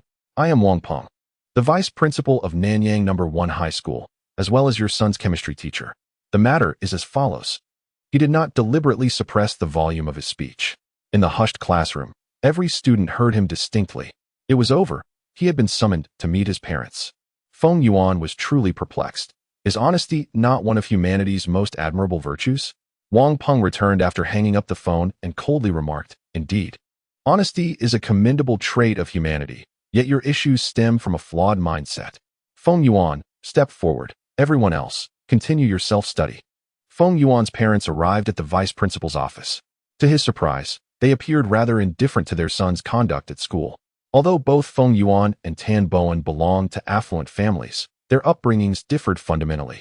Tan Bowen's parents were leading elites in their respective fields, instilling a robust educational philosophy in him. In contrast, Feng Yuan hailed from a nouveau riche family. His parents operated a clothing factory and, through various connections, had begun to undertake production for several prominent brands. Thus, they perceived money as easily obtained. Whether their son absorbed knowledge was of little consequence. As long as he was healthy and happy at school, that sufficed, for the family business would eventually be passed down to him. However, Feng Yuan's father was concerned about his reputation. In the presence of the vice principal, he felt compelled to project an image of being a strict disciplinarian. He immediately scolded Feng Yuan. "What is the meaning of this, you rascal? Have you forgotten how your father usually teaches you?" Feng Yuan replied languidly, Father's profound saying. "I will never forget." His mother, intrigued, inquired, "What profound saying did he teach you?" Feng Yuan responded, "My father said, a wife looks better when she belongs to someone else. But a son is always the best when he is your own." Chapter 67. Brave sir, please accept my knees. Ah, splendid, splendid. You two have become quite the accomplices. Haven to you? Feng Yuan's mother, exasperated, scanned the surroundings for an object to wield. Consequently, she seized Wang Peng's thermos. Bang, bang. Instantly, both Feng Yuan and his father sported two prominent lumps on their heads. Wang Peng hurriedly intervened. Hey, Mrs. Feng, please remain calm. This is a school. Calm my foot." Dressed in gold and silver, the mother resembled a raucous rural woman at that moment, chasing after the father and son duo. The chaos they unleashed turned Wang Peng's office into a veritable pandemonium. Suddenly, Feng Yuan shouted, "Stop it. Mom, you aren't exactly a paragon of virtue yourself. How could you claim that the gym instructor is more gentle and considerate than my father?" Feng Yuan's father, now enraged, exclaimed, "What? I've sensed something amiss with you for quite some time. So, you've been using my money to keep a young gigolo on the side?" At this point, Feng Yuan's mother panicked. "Darling, I haven't. It's merely that the gym instructor flattered me for my wealth. My loyalty to you is as bright as the sun and moon." His father retorted furiously, "Do you really think I believe that?"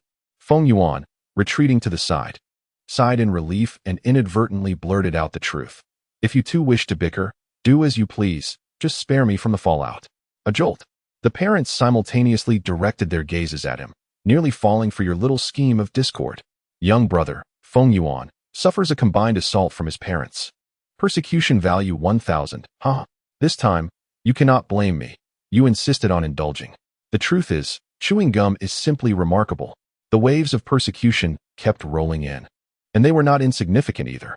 Song Lian, in the classroom, was laughing uncontrollably, only to be deemed a lunatic by her classmates surrounding her. After class, Tan Bowen specifically approached to inquire, "Sister, did you forget to take your medication before leaving this morning? Shall I offer you one?" Song Lian tossed him a piece of gum, which Tan Bowen adeptly caught and popped into his mouth. Song Lian then asked, "Mosquito, have you truly developed feelings for Gan Yunting?" Tan Bowen scratched the back of his head and admitted candidly, "I don't know, perhaps." He gazed at the obedient Gan Yunting from a few seats away, his eyes brimming with tenderness. "I feel like I can't be without her." Upon uttering those words, Tan Bowen himself was taken aback. He had never confronted his innermost thoughts directly. Typically, he would casually declare, "I just hope Ting Ting gets better soon. I want to find my next girlfriend." He believed that for a scoundrel, developing genuine feelings was a source of shame. Tan Bowen lacked the courage to face his heart until moments ago when those heartfelt words slipped out. He indeed felt a twinge of reluctance to part with Gan Yunting. Zhong Yi interjected, "Tan Xiao, there's really no need for you to feel embarrassed. Gan Yunting is a completely transformed person compared to before. Who wouldn't adore the current cute and innocent Ting Ting? Indeed, she is naive, charming, devoid of guile, and exceptionally obedient. Aside from being a bit silly, the present Gan Yunting embodies every quality that boys dream of in a girlfriend." This time, Tan Bowen chose to bravely confront his emotions. He smiled and declared, "Yes, I love her." At that moment, Song Lian suddenly felt a pang of regret for her previous actions. Initially intending to prank him with candy, She was instead met with a mouthful of dog food. Envy enveloped her, from both male and female perspectives. The current state of Tan Bowen and Gan Yunting is undeniably enviable. Song Lian couldn't help but glance back at Jiang Ting. That fellow was still engaged in teaching Huang Yisin how to solve problems, laughing and conversing jovially. An inexplicable irritation welled up within her. What would others think? Surely, they would conclude that her male companion paled in comparison to Tan Bowen. Indeed, there is no harm without comparison. Host, you have a new intimate mission. Not accepting. The rewards for this task are quite substantial. Oh, must you be so bothersome? I said I'm not accepting. Ding, due to the host's refusal. This mission has failed. Host, what is troubling you? Song Lian replied in a flustered manner within the system space. I don't want to deal with him right now. The situation between Tan Bowen and Gan Yunting made Song Lian feel that theirs was the truest form of affection. As for her relationship with Jiang Ting, it felt as chaotic as feathers scattered in the wind. Zhong Yi, observing the fluctuating expressions on Song Lian's face, couldn't he help but worry. Lian. What's with your distracted demeanor? Song Lian shook her head. It's nothing, just irritated by a certain jerk. Zhong Yi understood immediately and shot a glare at Jiang Ting. Sensing the hostility, Jiang Ting looked up in confusion. Is there something wrong? Zhong Yi spat a sound in his direction, then comforted Song Lian. Is she jealous again? Jiang Ting felt warmth in his heart, realizing that Song Lian was becoming increasingly concerned about him. At that moment, Huang Yisin once more leaned towards him. Gigi, I can't solve this problem either. Jiang Ting pushed her away. Huang Yisin, it's best you return to your original seat. Huang Yisin was puzzled. Why? He was so gentle with me just a moment ago. How can he change so abruptly? Jiang Ting replied sternly. I don't want Lian to misunderstand. Huang Yisin was momentarily taken aback, then smiled. All right, sorry for the intrusion. After sending Huang Yisin away, Jiang Ting messaged Song Lian on WeChat. Jiang Ting, are you jealous again? After a minute and a half, Song Lian responded with a single word, roll. Jiang Ting, I won't engage with Huang Yisin anymore. Song Lian, don't. It's not embarrassing to boost your pet points. Jiang Ting, you're pushing it. Suddenly, the entire class turned their attention to the classroom entrance. Feng Yuan, with a bruised face and a cheeky grin, returned. Brave soul, please accept my knee. You dare tease Teacher Tao? I'm impressed. To openly call Vice Principal Wang a bald monster, how dare you, Director Feng? Feng Yuan ignored the jests of his classmates. He grinned widely, tidied his desk, and then moved to the newly vacated seat beside Jiang Ting. Jiang Ting, puzzled, asked, Director Feng, why have you moved over here? With a sharp intake of breath, Feng Yuan inadvertently tugged at the wound on his lip, eliciting a jolt of pain. He rubbed the swollen area and, casting a sidelong glance, remarked, Of course. It's to keep an eye on Yang Xuemei. Did you think I intended to monitor Song Lian for you? Goodness. Calling her by her full name. Jiang Ting was taken aback. Why don't you refer to her as sister? Feng Yuan, still within the bounds of candidness, confessed, initially. I believe that acknowledging Song Lian as my sister would be a splendid way to grow closer to her. If you two were to part ways, perhaps I could seize the opportunity and step in as her knight in shining armor. At this point, his tone turned somewhat bitter. However, I soon realized that her eyes were solely on you, and I understood that the chance for me was but a fleeting dream. Chapter 68. Speed on the curve, she's only got eyes for me? Jiang Ting felt as though his heart had been tightly gripped, even until noon. As school let out, he lingered in the corner, watching Song Lian leave her seat without so much as a glance back. A wave of despondency washed over him. Typically, she would first swing her leg over his thigh and remind him to be cautious on his way home. Now, she treated him like the air around her, leaving the classroom hand in hand with Zhong Yi, laughing and chatting. Host brother, the system has detected a fluctuation in your emotions just now. I admit I feel a twinge of guilt, he mused. Perhaps it was the lingering apprehension of his male identity that compelled him to maintain a deliberate distance from his former self, fearing he might cause her harm. Maupassant once penned a line in his work A Life. Humans are inherently selfish, driven by the instinct to seek tranquility, always striving to dispel the fears and anxieties that confront them. However, host brother, the pet sister believes that love is selfless, capable of conquering all fears and worries. Jiang Ting smiled gently. I know, my little prodigy. Tidying up his already orderly desk, he dawdled until he finally stepped outside the school gates, only to discover that Song Lian had been waiting for him. Seated on her bicycle, she hummed lightly, Get on. All right. Jiang Ting no longer shied away, settling on the rear seat and gently wrapping his arms around her waist. The autumn breeze was gentle, causing the ends of Song Lian's hair to brush against Jiang Ting's face. In a soft voice, he inquired, "I thought you were upset with me. What made you decide to take me home?" Without looking back, Song Lian replied, "I miss Xiao Yi. I'm going back to see her. And I thought I'd drop you off along the way. You were such a tsundere." Jiang Ting chuckled, refraining from voicing his thoughts. Yet, he realized he was truly being overly sentimental this time. Upon arriving home, Song Lian dashed into Jiang Yi's room, closing the door to shield her from Jiang Ting's view. Jiang Yi, puzzled, asked, "Sister Lian, do you have something important to discuss with me?" Grasping her shoulders firmly, Song Lian asked earnestly, "Xiao Yi, you must tell me the truth. Are you willing to accept someone other than me as your sister-in-law?" After a moment of contemplation, Jiang Yi shook her head. "I am not willing. I want you to be my sister-in-law." "Very well, as expected of my dear sister." Song Lian utilized the Loyalty Guardian certificate to bind Jiang Yi as Jiang Ting's steadfast protector. From now on, whenever another girl approaches him, Jiang Yi shall rise to defend her honor. Just as the binding was completed, a voice echoed from downstairs. "Senior Jiang Ting, are you home?" Jiang Ting approached the balcony and peered down. There stood Yang Feiyong, holding 2 bags of fresh vegetables, smiling sweetly at him. "Senior, I bought some groceries. May I use your kitchen?" Suddenly, Jiang Yi flung open the window and shouted down, "Do you think our home is a beggar's den? Get lost." Yang Feiyong was taken aback. At school, she had refrained from getting too close to Jiang Ting due to Song Lian's intimidating presence. She had hoped to take advantage of the lunch break, using the excuse of cooking for him to draw nearer, not anticipating that there would be a sister at his home. Moreover, her words were so harsh. Jiang Yi burst out of her room, glaring fiercely at Jiang Ting. "Can you not decisively turn her down? If you can't voice it, I shall assist you." Jiang Ting expressed his confusion. "Refuse what? She is my junior. She hasn't confessed anything. Are you not aware of her intentions? Knowing full well that she is shameless, you still engage in ambiguous interactions with her. How can you be fair to my sister Lian?"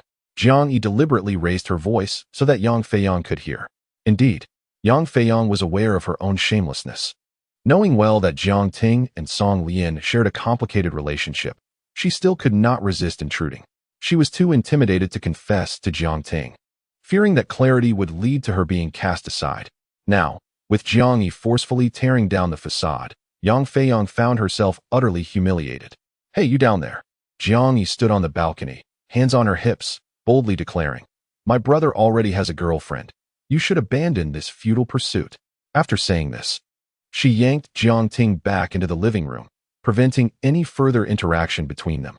Heartbroken, Yang Feiyong could only lower her head and leave the happiness courtyard alone. Jiang Ting felt a twinge of guilt. "Xiao Yi, why did you say such hurtful things to her? She is indeed shameless. Did I say anything wrong?" Jiang Yi began to lecture him. "I acknowledge that she appears somewhat pitiable, but for you both, this is the best outcome. A clear rejection will hurt momentarily, but it is far better than enduring a long torment with no future." Jiang Ting was left speechless by his sister's retort. In Song Lian's heart, there was only one word: delightful. She had lingered at his home for a meal. Reclining on the sofa, she yawned and, with her eyes squinting, fell asleep within 2 minutes. When she opened her eyes again, she found herself in Jiang Ting's room, covered with a soft, light blanket. Jiang Ting was at the computer desk at the foot of the bed, typing gently to avoid waking her. Snuggled in the blankets, Song Lian softly called out, "Lao Jiang, did you carry me back?" The sound of the keyboard paused momentarily as Jiang Ting nodded in agreement. "Indeed, it has started to cool down these past few days, and I worry you might catch a cold sleeping outside." Song Lian pondered for a moment, poking her chin with her finger, and murmured, "Is someone with a physique of 8 really afraid of catching a cold?" Finally, Jiang Ting set aside the keyboard, turning to glare at her with gritted teeth. "I just want to find a reason to be nicer to you. Is that so wrong?" Satisfied, Song Lian beamed sweetly. All right. Time to get up. We should head back to school." Jiang Ting hopped onto Song Lian's bicycle, eagerly volunteering to ride her back. However, his lack of cycling skills made the ride wobbly, causing Song Lian to gasp in surprise from the back seat. "Hey, if you're not good at riding, take it slow." Yet, Jiang Ting felt exhilarated, like a wind-chasing youth. Ha ha ha. What is there to be afraid of? Ahead lay a downhill slope leading into a sharp turn, and he pedaled even faster on purpose. Song Lian's eyes widened in alarm. There's a turn ahead. Slow down, slow down, slow down. But Jiang Ting insisted. Taking the turn quickly is the key. Trust my skills. He showed no intention of slowing down. Consequently, they couldn't navigate the bend. And the front wheel struck the curb, sending them tumbling. Song Lian's sleeve tore in the process. Jiang Ting fared worse, with a large tear on the thigh of his school uniform pants and a scraped knee. As Song Lian gathered the scattered belongings from the ground, she huffed. Taking the turn quickly is the key. Who doesn't know how to pick food at a banquet? Chapter 69. What a coincidence. We came specifically to find you. Upon returning to school, Jiang Ting had just settled in when he saw Feng Yuan storming towards him, fists raised in a threatening manner. Without a word, Feng Yuan threw a punch at him. With a casual gesture, Jiang Ting caught his fist with his palm, leaving Feng Yuan astonished. How could this slender figure possess such strength? Jiang Ting, displeased, inquired, "Director, what do you intend to do?" Feng Yuan exploded with rage. "Are you bullying my classmate Yang?" Earlier, he had seen Yang Feiyang entering her classroom, tears streaming down her face as she covered her own. Jiang Ting snorted dismissively. If outright rejecting her advances counts as bullying, then so be it. Feng Yuan's heart sank painfully as he weakly asked, "Did she confess to you? When did this happen?" "Well, it wasn't exactly a confession. She just wanted to cook for me after buying some groceries during lunch, but my sister sent her away." Releasing Feng Yuan's fist, Jiang Ting patted his shoulder. "You need to be less reckless in the future. If you act like this again, I might just hit back." Feng Yuan awkwardly nodded. Then, he finally grasped the situation. "So, does this mean I have a chance?" Jiang Ting contemplated for a moment, deciding honesty was the best policy. "I think Yang might prefer someone with an artistic flair. Director, do you think you fit that description?" Feng Yuan pondered for a few seconds before responding earnestly. "I can learn. I'll change my hairstyle tonight, adopt a new style, and add a pair of black-rimmed glasses. What do you think?" Jiang Ting sighed as he pressed his forehead. "What you speak of is merely superficial. The essence lies within. Do you comprehend? I mean, you ought to read more. Cultivate a sense of cultural refinement rather than remaining shallow. Your family is already well off materially. Do you not feel a lack of spiritual elevation?" Upon the mention of reading, Feng Yuan's expression morphed into one of dismay. "Aren't you making things difficult for me?" "Old Feng," Jiang Ting responded with a hint of resignation. "Well, you must figure it out for yourself." After much contemplation, Feng Yuan nodded and stated, "I understand what I must do." With that, he turned and exited the classroom. Jiang Ting inquired, "The class is about to start. Where are you going?" Without looking back, Feng Yuan replied, "I'm going to find Yang Xuemei to borrow some books." Jiang Ting couldn't help but chuckle. It seemed this fellow had finally come to his senses. Later that evening, as Song Lian awaited her brother at the school gate, he was still nowhere to be seen. Just then, a car pulled up beside her. "Hi, Song Lian." The window descended, revealing individuals who took her by surprise. Was it not Lu Yufu and her father, Lu Xiuqing, whom she had coincidentally encountered at the FA music store? Out of politeness, Song Lian greeted them. "Hello, what a coincidence." Lu Yufu haughtily averted her gaze, while Lu Xiuqing chuckled. "Not a coincidence. We specifically came to find you." Stunned, Song Lian responded, "Oh?" Lu Xiuqing extended an invitation. "Would you mind if Yufu and I drove you home? We could chat along the way." "All right," Song Lian acquiesced. As Lu Yufu opened the back door for her to enter, Lu Xiuqing took the wheel and inquired, "Where do you live?" "Just drop me off at Shiha Middle Road." "Thank you." Being a stranger, Song Lian refrained from divulging her exact address, especially since the intent of their visit was unclear, and she was uncertain how they had learned about her school. As Lu Xiuqing made a U-turn and headed towards Shiha Middle Road, he remarked, "Song Lian, may I ask where you plan to apply for your college entrance examination?" Song Lian was taken aback and candidly replied, "I haven't decided yet." "Oh, I see." Lu Xiuqing deliberated briefly before introducing himself. "I am Lu Xiuqing, a professor at Nanyang Music Academy." "Song Lian, I believe you possess considerable musical talent. If you are still undecided about your application, would you consider applying to our school? Even if your academic scores are slightly lower, I could secure a direct admission quota for you." Song Lian couldn't help but chuckle. Am I being considered a poor student? However, her smile was misconstrued by Lu Yufu as mockery. Lu Yufu retorted sarcastically, "What? Do you look down on Nanyang?" Song Lian found herself perplexed. Why was this girl named Lu always so confrontational? She truly disliked such personalities. Song Lian replied calmly, "I do not mean to belittle your school. Playing an instrument is merely a hobby I indulge in alongside my studies. I have not undergone any formal training and do not intend to pursue this path in the future. Lu Yufu, oblivious to her sentiments, continued, Hey, think it over. Our school offers a legitimate undergraduate program. Even if you truly wish to apply, there is no guarantee of acceptance. Is a mere undergraduate diploma any more appealing than a vocational degree? My father is looking out for your best interest. Do not be so ungrateful. Song Lian's expression darkened as she replied harshly, If your school is filled with students who possess such narrow-mindedness, then I see little distinction in attending Nanyang Music Academy.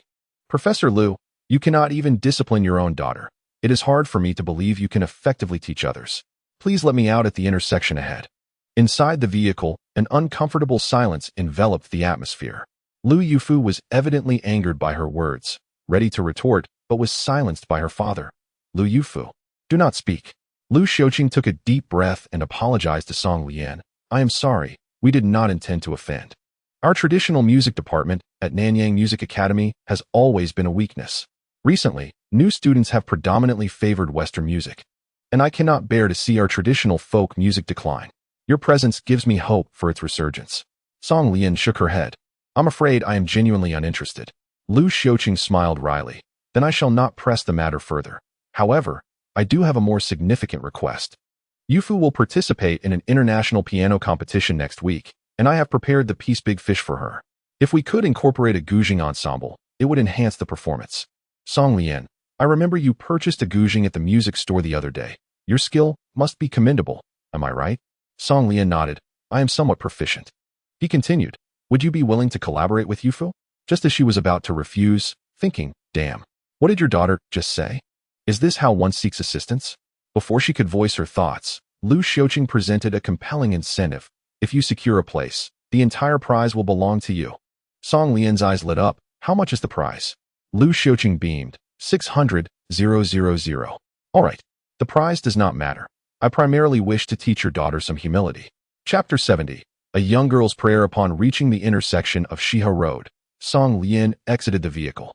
Lu Xiaoqing inquired, Shall we arrange a rehearsal in advance? I can organize the venue.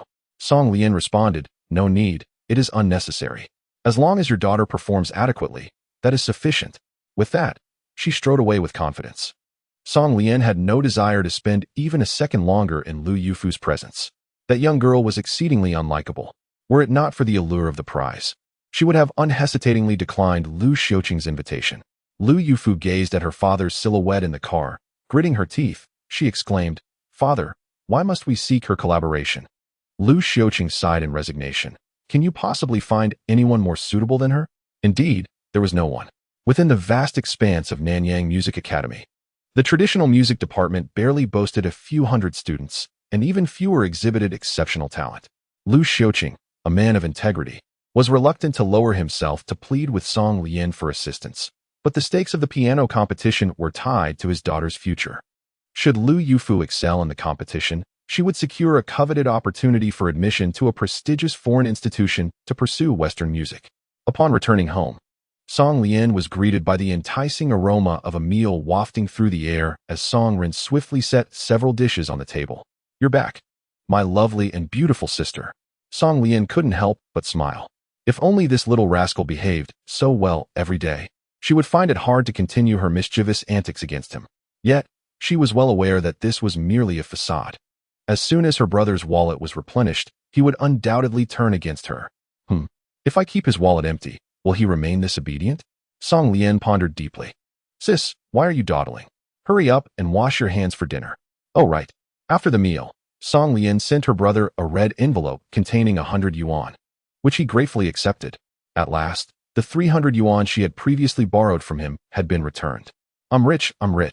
Her brother, completely oblivious to the previous incident, exclaimed, Sis, I'm going to the movies with Xianing tonight. Song Lian cradled her bowl and replied, Okay, just don't stay out too late. After dinner, Song Ren hastily tidied up the dishes and dashed out for his date. Left alone at home, Song Lian found herself feeling rather bored. Suddenly, a message from Jiang Ting appeared. Are you there? Song Lian replied, Get to the point. Don't ask if I'm here. Jiang Ting responded, That scoundrel, director phone. He impersonated me to lure Yang Feiyang out, and wants me to help him score some points by going to karaoke. Jiang Ting continued. I want you to come with me. Oh, you've grown quite perceptive. Song Lian teased. Are you coming to pick me up? I'm right outside. Song Lian was momentarily taken aback before rushing downstairs to open the door. Sure enough, Jiang Ting stood at the entrance, looking at her in surprise. Why aren't you wearing any pants? Song Lian, momentarily dazed, suddenly realized. She had just finished her shower and had tea-dried her hair. Clad only in a loose t-shirt and blue and white shorts. It's fine, Song Ren isn't home. Come in quickly. She pulled Jiang Ting into the house and promptly shut the door with a thud. Jiang Ting rubbed his nose awkwardly and remarked, this feels a bit like sneaking around. Wait for me. I'll change my clothes and come down. Song Lian dashed back upstairs, with an unrestrained chest, akin to two rabbits frolicking about. Her increasingly elongated and exquisite legs stirred a sense of longing within Jiang Ting. He could not help but take a deep breath to calm the tumult within his heart. Ah, indeed, it is undeniable that Song Lian has now reached a height of 165 centimeters, making her quite tall among southern girls, significantly reducing the limitations of her wardrobe. Her primary concern now rests in the ill-fitting school uniform. The trousers resemble cropped pants that reveal her ankles, and the shirt appears short enough that occasionally stretching could expose her navel. However, wearing other garments no longer necessitates consideration of her height, as she can effortlessly create beautiful outfits. Nonetheless, given that Yang Feiyang might also be present, Song Lian opted against dressing too casually. She donned a chic three-piece set of a shawl, strapless top, and short skirt purchased during a shopping outing with Zhong Yi, complemented by a pair of knee-high boots. After applying lipstick and letting her softly curled hair cascade over her shoulders, Song Lian puckered her lips at the mirror, almost wishing to kiss her own reflection. This ensemble not only concealed the innocence of her youth, but also added a touch of allure, entirely eclipsing any comparison to Yang Feiyang, who still bore the naivety of a girl. Upon returning downstairs, Jiang Ting was utterly entranced. Could that truly be my lovely companion? I scarcely recognized her. Song Lian laughed. What are you staring at? Haven't you ever seen a beauty before? Jiang Ting swallowed hard. Surely, this outfit was not chosen by you? Song Lian slung her bag over her shoulder and linked her arm through his as they made their way out. Help me pick it. Jiang Ting inquired. I've noticed you two have grown quite close lately. You're not developing feelings for her, are you? Not quite. We merely share a mutual affinity, she replied lightly. Feng Yuan had reserved a large room at KTV, and nearly everyone had arrived. Upon entering, they heard Gan Yunting singing Myth of the Stars and Moon, a performance sweet enough to melt one's heart. Tan Bowen, with a flashlight in one hand and a pen in the other, was diligently completing his homework on the coffee table in the room. Goodness gracious! Tan, must you be so dedicated? Song Lian exclaimed. Tan Bowen shot her an irritable glance. Lamenting, my math assignment is a double whammy, and it's all your fault. Song Lian's laughter was irresistibly charming. In the corner, Feng Yuan and Yang Feiyang turned their gazes toward her, captivated and unable to look away. Yang Feiyang felt utterly defeated upon seeing Song Lian standing beside Jiang Ting. Even she, as a rival, believed the two should wed on the spot. Consequently, she resembled an ostrich, hiding in the corner of the sofa, too timid to speak. Jiang Ting approached her, softly calling, Junior, there's something I must clarify. Yang Feiyang looked up at him, replying quietly, you need not explain. Senior Feng has already confessed to me that he misappropriated your name to invite me out. Jiang Ting exchanged a glance with Feng Yuan, who smiled and nodded slightly. Only then did Jiang Ting feel a sense of relief, smiling as he said, Feiyang, I'm sorry. Tears streamed down Yang Feiyang's face as she shook her head fervently, exclaiming, you have done nothing wrong to me. It is I who have been foolishly devoted. In truth, Jiang Ting felt a pang of sorrow upon witnessing her distress. He had never anticipated that a casual act of affection towards his younger sister would inflict such profound hurt upon Yang Feiyang. Turning to glance at Song Lian, he suddenly found himself at a loss. Song Lian approached and knelt before Yang Feiyang, producing a small trinket from her bag and placing it in the palm of Yang Feiyang's hand. Junior, this is for you. It was a delicate commemorative coin, depicting a half-length portrait of a barebacked maiden. Yang Feiyang stared in bewilderment. Senior, what is this? Song Lian elucidated. This wish coin is called a maiden's prayer. If you make a wish upon it, it will orchestrate the most romantic encounter for you at the opportune moment. This was a one-time gift item exchanged from an intimate marketplace. Its purpose was as she had described. it would weave a memorable encounter into the wisher's fate, guiding them to the person most destined for them. Yang Feiyang clutched the silver coin with great reverence, smiling. "Thank you, Senior. I believe in its magic." At that moment, Feng Yuan shot a knowing look at Song Lian and Jiang Ting, giving a thumbs up. Clearly, he had misconstrued the situation, believing this to be a prearranged assistive script devised by Song Lian and Jiang Ting. Chapter 71. A chance encounter with Guo Chengxian. This gathering concluded on a joyful note, primarily because Yang Feiyang had come to terms with her feelings. Maintaining a normal camaraderie with Jiang Ting was far more comfortable than subjecting herself to self-deprecation. As the event dispersed, Feng Yuan volunteered to escort Yang Feiyang home. The nocturnal streets were beautifully illuminated, while Tan Bowen took on Yunting for a stroll by the riverside. Jiang Ting and Song Lian exchanged a glance, suggesting, "Shall we walk back as well?" "Certainly," came the reply. The two walked side by side, the atmosphere tinged with subtle tension. The enchanting night was deserted, with both prideful individuals reluctant to lower their guard, each secretly yearning for the other to take the initiative to hold hands. They deliberately ambled slowly, clearly hoping to afford one another an opportunity. The two systems observed with exasperation, feeling an acute sense of urgency for their obstinate hosts. "Host, why not take his hand? A little initiative won't harm you." "Humph. Whether I hold hands or not is my prerogative. Dear host, what are you still hesitating for?" "I refuse to." As they dawdled, only a few hundred meters remained to Song Lian's doorstep. In perfect synchrony, Song Lian and Jiang Ting halted, tentatively extending their hands. Suddenly, Song Lian's pupils dilated in alarm. She forcefully shoved Jiang Ting aside, causing him to stumble a few steps. Swish! A gleaming steel needle whizzed past them at high speed, embedding itself in the bus stop sign behind. "Haha, you're quite nimble, young lady." Accompanied by a raspy, sinister chuckle, a shadow emerged from the mouth of the alley ahead, illuminated by the streetlight. The man had shifty eyes and was clad in a tattered robe. Upon closer inspection, Song Lian realized it was the notorious Guo Chengxian. "It's you," she exclaimed, narrowing her eyes in suspicion. Guo Chengxian chuckled. "Do not be alarmed. I merely wish to take you back for some research."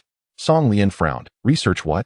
Guo Chengxian pondered for a moment. "To be frank, I have no understanding of the art of deception. Initially, I simply concocted a tale to exploit your father's gullibility, never expecting you would actually survive. It is quite perplexing." Song Lian felt a slight sense of relief. Clearly, Guo Chengxian was unaware of the identity swap, and he did not even realize that Jiang Ting beside her was the so-called living sacrifice. It was now evident that Guo Chengxian was merely a charlatan. A series of flashy tricks had fortuitously triggered the activation of a system. However, Guo Chengxian soon sensed something amiss. He believed that Song Lian's revival was solely due to his own prowess. He sought to uncover the secrets hidden within this phenomenon. If he could truly master the art of extending life, he would become immensely powerful, a Taoist capable of granting life. Such a person would undoubtedly be revered as a guest of honor wherever they went. Thus, Guo Chengxian resolved to take a risk and attempt to abduct Song Lian for further study. It was the perfect opportunity to settle old scores. A wave of indignation surged within Song Lian at that moment. "How dare you?" She stepped forward and delivered a punch to Guo Chengxian's head. Completely underestimating her, he thought. How much strength could this delicate beauty possess? He raised his left arm, expecting to block her effortlessly, only to hear a sickening crack. Ouch! Guo Chengxian was no master of magic. He had merely practiced martial arts while cultivating in the mountains. He was more than capable of dealing with ordinary individuals. Yet he never anticipated Song Lian's ferocity. Jiang Ting rushed forward as well. He employed a self-defense technique, delivering a swift kick aimed at Guo Chengxian's groin. "You bastard!" With a resounding thud, Guo Chengxian doubled over in pain, only to step on a discarded beer bottle, twisting his ankle, instinctively trying to maintain his balance. He stumbled forward uncontrollably. Thud! Guo Chengxian collided with a bus stop sign, the sharp ends of two steel nails embedded in the sign piercing his shoulders. Ouch! He staggered back, pulling the bloodied spikes from his flesh, but before he could catch his breath, he stumbled upon the rolling beer bottle once more. Guo Chengxian, reeling and unsteady, fell into the street just as a bus sped towards him. Thud!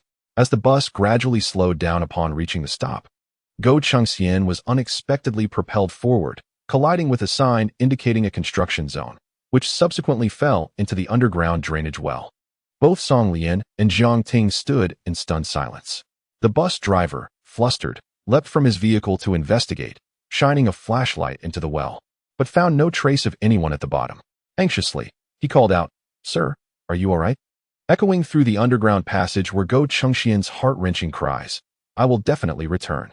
The driver turned to the roadside, where Song Lian and Jiang Ting remained composed, observing him. "Do you know that person?" he inquired. In unison, they shook their heads. "No, it seems he is a madman." The bus driver, growing increasingly frantic as the injured party did not respond, was also pressed by several remaining passengers aboard his last run of the day. His mind raced with worry. It would be a grave mistake to flee the scene of an accident. Rumors would spread, and regardless of the injured man's condition, he could lose his job. In a calm tone, Song Lian suggested, "Sir, please leave me your phone number and tend to your duties. We will keep an eye out for him. If he emerges, I will provide him with your contact details, thus absolving you of any wrongdoing." The driver, overwhelmed with gratitude, bowed repeatedly, "Thank you. May good deeds bring you peace." He scribbled his mobile number in Song Lian's notepad before nervously driving away. Without hesitation, Song Lian tore out the page, shredded it, and discarded it into the trash. After all, Go Chengxian's motives were far from pure. He likely wouldn't dare confront the driver. She paused for a few seconds, ensuring the vicinity was clear of passers-by, before rushing to replace the well cover and securing it with 2 bags of cement. Jiang Ting looked on in astonishment. "Your skill in orchestrating such mischief is truly remarkable." Brushing off the dust from her hands, Song Lian laughed heartily. What a pity there's no gain from it. Go Chengxian's earlier plight was so dire. Had it been my brother, I could have harvested a substantial amount of mischief points. Chapter 72. Such is first love after the harrowing episode. Both felt a lingering sense of unease. A momentary lapse could have allowed Go Chengxian to launch a surprise attack. Even with a combat prowess of 8, they were not invulnerable. If that steel nail had been poisoned, the danger would have escalated. This time, Jiang Ting naturally took Song Lian's hand. "Let us be on our way." However, Song Lian's mood soured as she murmured, "He mentioned that he would return." Go Chengxian lurked like a rogue in the shadows, and the thought of an unexpected ambush filled her with discomfort. Upon reaching her doorstep, Song Lian released his hand and took out her keys to unlock the door. Jiang Ting lingered, relishing the warmth left in his palm, beginning to develop a fondness for this sensation. He softly proposed, "Shall I stay with you tonight?" Song Lian turned her head to look at him, a gentle smile gracing her lips. "If he has hurt so badly trying to become an immortal, do you think he will show up tonight?" Jiang Ting shrugged his shoulders. "Who knows? That old fellow is as tough as a cockroach." Song Lian shook her head, declining. "No, it would be troublesome if Song Ren discovers I brought you home for the night." Jiang Ting felt a strange sense of disappointment. "All right then. Remember to lock the doors and windows before you sleep." "Got it. See you tomorrow. Good night." Upon returning to her room, Song Lian removed her makeup and lay in bed, restless. The earlier moment of subtle intimacy left her heart in a flutter. It was a sensation she hadn't felt since their passionate kiss at the mall. This feeling transcended mere physical closeness, resembling 2 souls gradually converging within each other's magnetic field. Song Lian pondered, is this mutual pursuit? Perhaps not yet.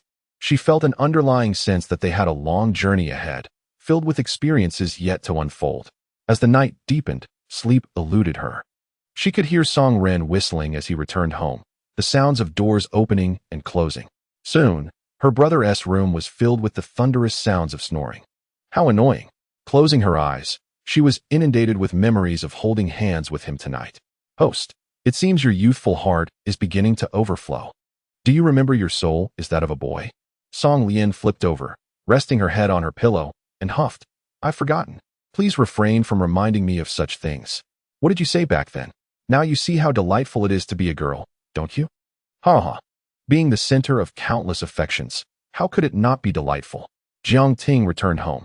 Upon entering, he noticed the living room lights were still on, and the newly purchased wall-mounted television was playing advertisements.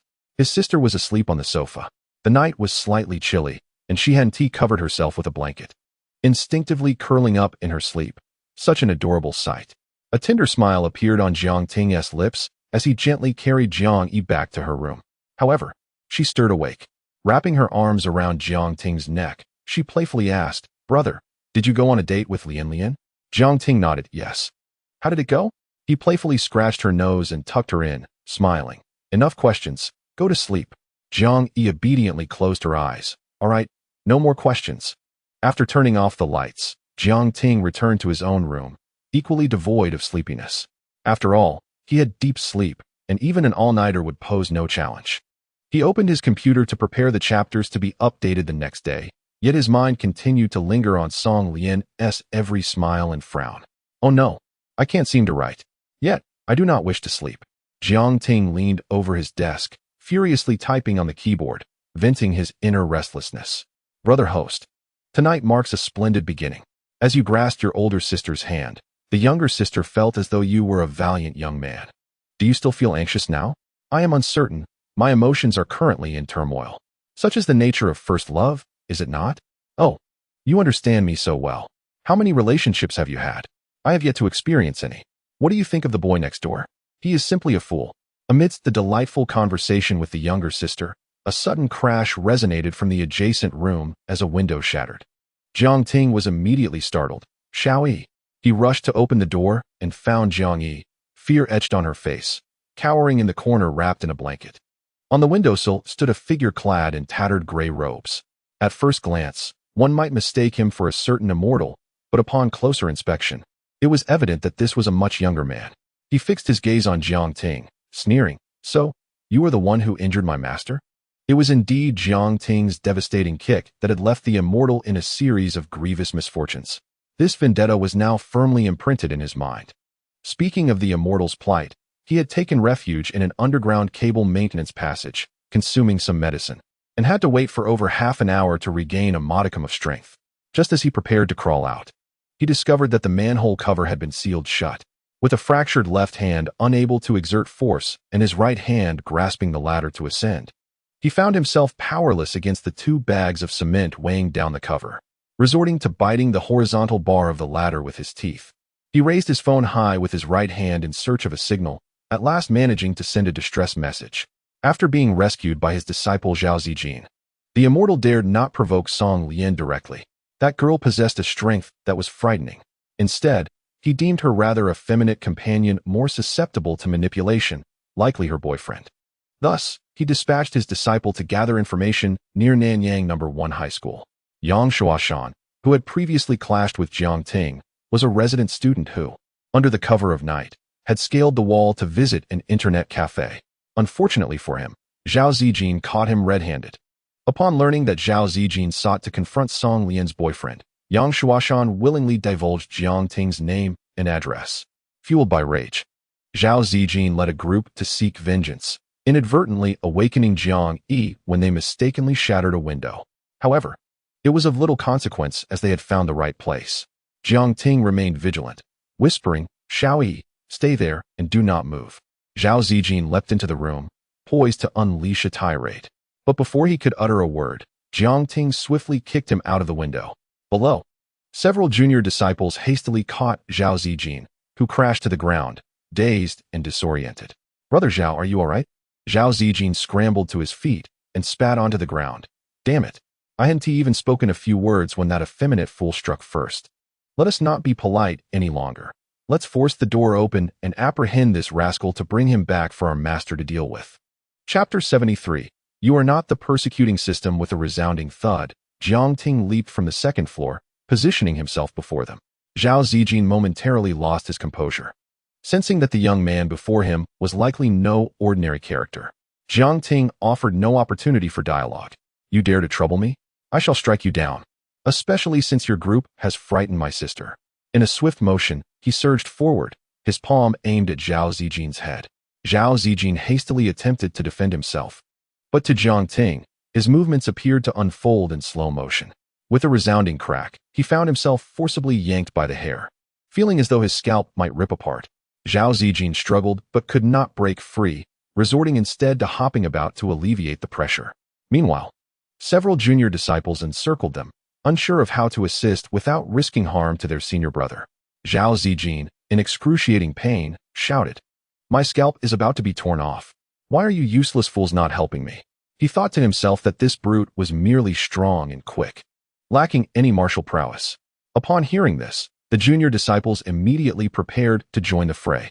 Indeed, Jiang Ting's strikes were utterly unrefined, riddled with flaws. Even though he was unafraid of small-time thugs like Yang Shuashan, he found himself somewhat at a disadvantage against those with rudimentary skills. At that moment, a corpulent, foul-smelling Taoist bent down and grasped Jiang Ting's legs. With Jiang Ting still clutching Zhao Zijin's hair, he found himself suspended in midair. The others quickly followed suit, raining down punches upon him. Among them, a slight figure took several steps back to gather momentum, then leaped high, delivering an elbow strike to Jiang Ting's lower back. Thud! Jiang Ting erupted into laughter.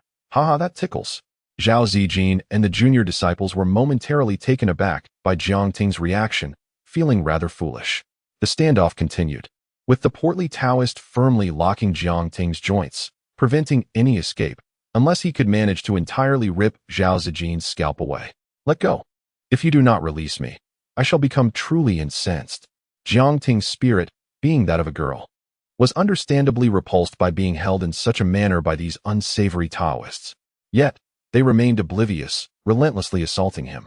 Protect my sister. I am logging off. Ding. Entering system assistance mode. With a flash, Jiang Ting's eyes seemed to emit a fleeting blue light. Bang, bang, bang.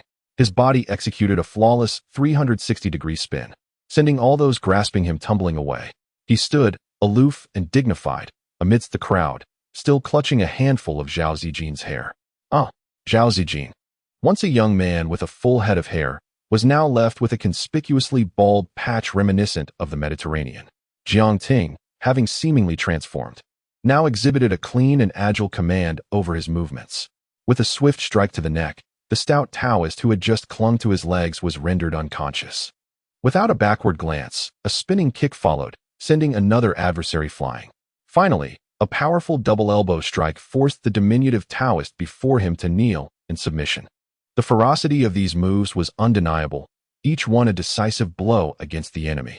Zhao Zijin, taken aback, exclaimed, "How are you so formidable?" At that moment, it was indeed the pet sister system that governed the body of Jiang Ting. This was Jiang Ting's new skill system, which allowed the system to take full control of his body for a duration of 10 minutes, with a cooldown period of 24 hours. The pet sister system was erudite and proficient in all forms of martial arts, exhibiting flawless reflexes that enabled it to devise the quickest combos to incapacitate opponents. During these 10 minutes of pet sister's control, Jiang Ting was virtually invincible.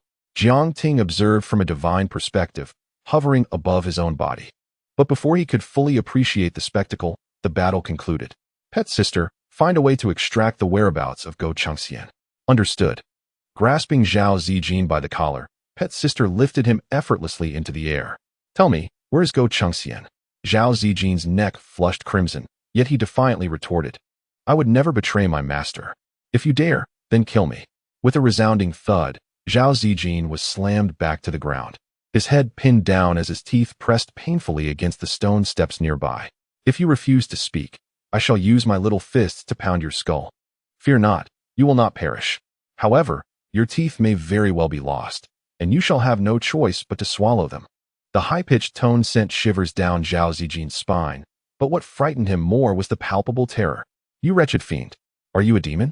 The coarse cement surface of the steps ground against his teeth, producing a chilling sound that reverberated through his bones, sending tremors through his very soul. Zhao Zijin's mind involuntarily conjured images of the impending scene. No, I refuse. He whimpered, desperately wishing to speak, but his head was firmly held down, rendering him mute. Pet sister began counting down. 3 wa, 2 wa, one with a fist raised high. It seemed poised to strike. Jiang Ting interjected from the system space. Pet sister, can he even speak with you pressing his head down like that? LLL, huh? Apologies, it's my first time interrogating, and I'm not quite adept. Not to worry, you are not inflicting harm on the system. I understand the cross-disciplinary nature of your task. Zhao Zijin felt as if his very soul was about to flee. The moment Pet sister released her grip, he hastily divulged everything. My master is on Shilu Mountain, where there lies an abandoned Taoist temple that has not been in use for many years. He established his own sect there, imparting teachings and guiding disciples, and has currently accepted over 100 apprentices. To his astonishment, Jiang Ting returned to his body, shocked that that old charlatan could attract more than 100 disciples. Zhao Zijin trembled as he spoke. Yes, indeed. However, Most of them are nominal disciples from the secular world. There are only about 20 inner disciples like us who reside with the master on the mountain. My master once used his powers to revive the young lady of the Song family, and after this incident spread through the upper echelons. Many wealthy individuals came to Shilu Mountain seeking his guidance, hoping he could help them discover the secrets to immortality. So that is the case. The news of Song Lian's miraculous revival has already circulated among a select group of affluent individuals. In this world, who fears death the most? The wealthy. The greater their riches, the more they dread losing them as life wanes. The opportunistic Go Chengxian was thus elevated to a pedestal by them, which explains his eagerness to study Song Lian's case. Without genuine skills, he would inevitably be unmasked by those wealthy patrons sooner or later. To seize this fleeting opportunity for advancement, Go Chengxian must take risks. After learning the full story, Jiang Ting hesitated but ultimately decided to let the group leave. He initially intended to rush to Shilu Mountain to incapacitate Go Chengxian and eliminate future threats. However, he remembered his sister, Jiangyi. What if they were luring him away from home, potentially putting his sister in danger? If something were to happen, Jiang Ting would be at a loss for how to explain it to Song Lian. In any case, ensuring his sister's safety was of utmost importance. Jiang Ting ascended back upstairs, where he found his sister cowering in the corner of her room, filled with anxiety. He urged, "Xiao Yi, quickly change your clothes. I'll take you to a hotel.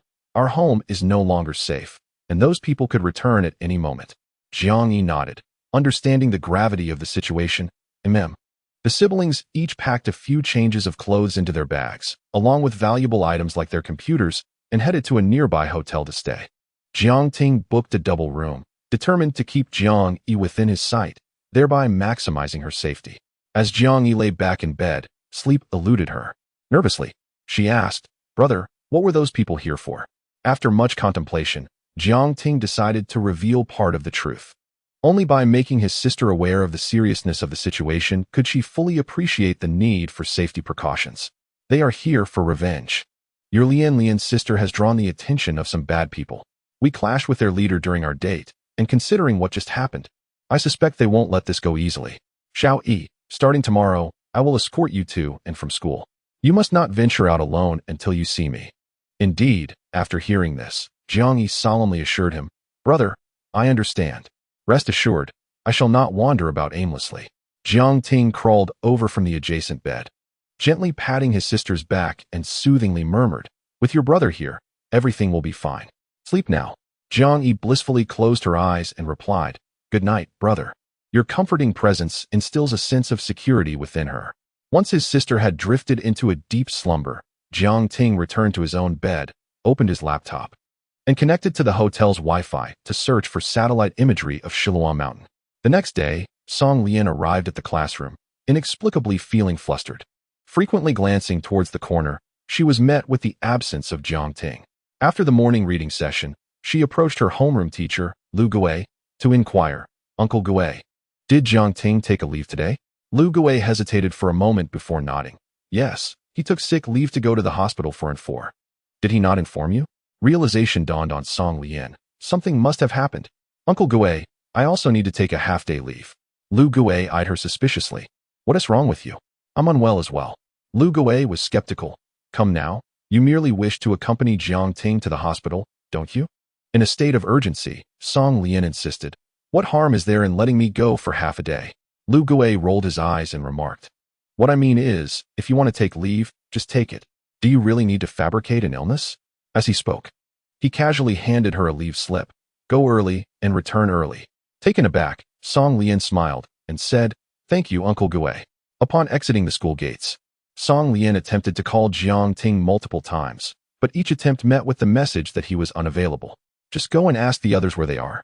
Shiluan Mountain is situated approximately 23 kilometers from the outskirts of Nanyang, with an elevation of 276 meters. The mountain is perpetually enveloped in mist, lending a heavy aura to the pine forests. Atop the peak lies the Shiluan Temple, which has been in ruins for decades, recently claimed by a Taoist named Go Chengxian. There are few attractions on Shiluan Mountain, and the rural villages at its base have all transitioned to gas, making it rare for anyone to venture up the mountain for firewood. Thus, the Shiluan Temple remains relatively concealed. When Jiang Ting arrived at the base of the mountain, He followed his self-made map for quite some time before finally locating the entrance to the ascent. It was a slippery stone path, covered in moss, winding its way up to the temple in a zigzag fashion. As he climbed the stone steps, he soon found his hair glistening with dew. Jiang Ting complained to his companions, "I don't understand what this heavy aura is. I only know that the humidity here is quite oppressive. I even suspect that the Taoists abandoned the Shilua temple because they contracted rheumatism. Whenever it rains or winds blow, the old Taoist would be in the temple, clutching his knees in pain. I imagine that old Taoist would exclaim, 'Alas, an evil spirit has entered my body.' The young Taoists expressed their fear, exclaiming, 'Alas, that malevolent spirit is truly formidable. Even our master, with his profound skills, is tormented to such an extent.' The esteemed Laozi, responding with urgency, commanded, 'Evil spirits, reveal your names at once.' Offended by this demand, the spirit retaliated with a fierce kick to their knees, roaring, 'Do you possess any manners? I am known as rheumatism.' Ha. Even the host brother has begun to tell cold jokes. Jiang Ting felt his demeanor growing increasingly cheerful. Once a distant and aloof campus beauty, he now found himself amidst a gathering of hundreds at the summit of Shilua Temple. Go Chengxian sat in the main hall, draped in a loose Taoist robe that concealed the remnants of injuries from the previous night. His fractured left arm, freed from its bandages, dangled limply within his sleeve. Beside him sat a cold-faced young lady. Flanking the hall stood 2 rows of young men clad in white shirts and black trousers, who claimed to be employees of the Yin group, but were, in fact, the protective entourage of the icy young lady. Her name was Yin Shi, daughter of the once-renowned Yin Zhengqiu, known as the Emperor of Nanyang.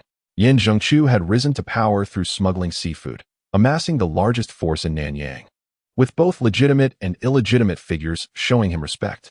Later, he managed to cleanse his operations and became a legitimate foreign trade merchant.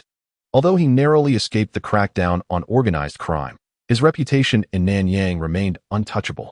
In his 40s, Yin Zhengqiu was suddenly diagnosed with liver cancer a few months ago. After receiving a terminal diagnosis from the hospital, he now lay bedridden at home. His daughter, Yin Shi, who was attending university, promptly took a leave of absence to return home, hiring a private doctor to burn countless offerings in hopes of prolonging her father's life. Song Yuanfeng had once been a client of Yin Zhengqiu. Upon hearing that he had found a Taoist who revived his critically ill daughter, Yin Shi diligently inquired and ultimately located Go Chengxian atop Shilua Mountain. "Go Taoist, I have heard that you recently saved a woman named Song Lian. Is this true? It concerns my father's life, so I implore you not to deceive me." Yin Shi, inheriting her father's commanding presence, spoke with an air of authority that bore down upon all. Go Chengxian, appearing calm, was inwardly anxious, his brow furrowing in distress. Unlike the other affluent individuals he had deceived, this young lady was a true powerhouse. To speak the truth, having painstakingly achieved his current status, if the news spread that it was false, everything would collapse in an instant. To tell a lie, though many claimed the Yin family had been rehabilitated, one should dare to provoke their wrath. It was likely that an unnamed grave would soon emerge on Shilua Mountain. In a state of deep internal conflict, Go Chengxian ultimately resolved to weave together a tale that was half truth, half fabrication. "Miss Yin, to speak candidly, the reason I was able to save that terminally ill woman is indeed a matter of serendipity. The obscure methods remain concealed within her being, and I have yet to fully comprehend their intricacies. Unless you can bring her back to me, it would be exceedingly difficult for me to replicate that miracle. Even if I were to attempt it again." The notion of becoming immortal caused Yin Shi to furrow her brow. Initially, she too believed this Taoist to be a charlatan. Yet the daughter of Song Yuanfeng had indeed danced on the precipice of death before returning. Driven by a desperate desire to save her father, Yin Shi resolved to give it a try. Without further delay, she rose to take her leave. "Taoist Go, I shall go find that girl at once. You may begin preparing the remaining steps." With an air of ethereal detachment, Go Chengxian replied, "Miss Yin, I shall not see you off." Once Yin Shi descended the mountain accompanied by a throng of followers, Go Chengxian leapt into the air in exuberance, exclaiming, "Hooray! Hooray! It is no wonder I am who I am. Even the daughter of the Emperor of Nanyang has succumbed to my persuasion. Had I known that this lass would willingly fetch her, I could have spared myself the trouble last night. Instead, I ended up injured without capturing her." Go Chengxian possessed an inexplicable confidence. He believed that by meticulously studying the specific changes that had occurred to Song Lian, he could replicate the miracle of resurrection. This time, he was determined to extend the emperor of Nanyang's life. If he could cure Yin Zhengqiu, the resources available in the future would undoubtedly be inexhaustible. Go Chengxian harbored a dream deep within his heart. He aspired to establish his own sect and become a revered master. One day, returning to the very temple that had expelled him, to flaunt his achievements and trample upon their insignia, proclaiming his own path to immortality. As Jiang Ting made his way up the mountain, he fortuitously encountered the descending Yan Shi. Finding her appearance rather pleasing, he could not help but steal a few glances. To his surprise, he was admonished by her bodyguard. "You there, step aside and do not obstruct the way." A contingent of nearly 100 individuals hurriedly escorted Yan Shi down the stone steps. As they passed by Jiang Ting, Yan Shi paused to cast a glance at him. "I apologize. I did not mean to offend. We are in a hurry." Jiang Ting nonchalantly shook his head. "It's quite all right." Yan Shi nodded and continued her descent. Jiang Ting murmured to himself, "She is rather polite. I hadn't even had time to be angry before my ire dissipated." Chapter 75. From this moment forth, little Go shall obey your every command. Go Chengxian stretched leisurely, preparing to retreat to the courtyard to rest and recuperate. Suddenly, he heard a fierce shout from outside. "Go, come out and face your punishment." Shortly thereafter, a handsome young man strode in with confidence. Zhao Zijin was instantly flustered. "Master, that fellow has come to seek revenge." His scalp was bruised and dark, with traces of blood still visible on his forehead and brow, remnants of last night's altercation with Jiang Ting. Go Chengxian was momentarily taken aback, feigning confusion as he turned toward Jiang Ting. "Young friend, how did you find your way here?" Jiang Ting chuckled. "It was your disciple who let the secret slip." With a resounding slap, Go Chengxian knocked Zhao Zijin to the ground, rebuking him harshly. "Wretched disciple. Brother Jiang, I shall personally discipline this scoundrel. Rest assured, I will provide you with a satisfactory explanation today. How dare this disciple disregard my counsel and venture down the mountain seeking vengeance?" Jiang Ting stood with his arms crossed, coldly observing Go Chengxian's maltreatment of his chief disciple. Go Chengxian relentlessly beat Zhao Zijin, leaving him in a state of utter humiliation, shifting the blame entirely onto him. "Do you think a mere beating would suffice?" Jiang Ting first overturned the heavy incense burner in the courtyard. Then, he leapt up and tore down the plaque of Shilua Temple. Bang! The ancient wooden plaque shattered into splinters. It was a scene Go Chengxian had envisioned countless times in his dreams, a scenario of smashing the mountain gate. Yet, before he could fulfill his fantasy, Jiang Ting had already beaten him to it. "Enough!" Go Chengxian roared. "You all claim I am a swindler, but I too possess my dignity." His furious shout startled Jiang Ting momentarily. Go Chengxian raised his right arm, lifting his long robe, and Jiang Ting focused intently on his movements, apprehensive of an impending eruption of rage. Thud! However, Go Chengxian suddenly knelt down, bowing his head. "Hero, I beseech you, do not destroy my dignity any further." Zhao Zijin stood by, dumbfounded for quite a while. "Master?" Jiang Ting scoffed. "You still call him master? What skills has he imparted to you? Trickery and deceit?" Zhao Zijin shook his head, humiliated. "No, my master possesses genuine skills. He is merely unappreciated."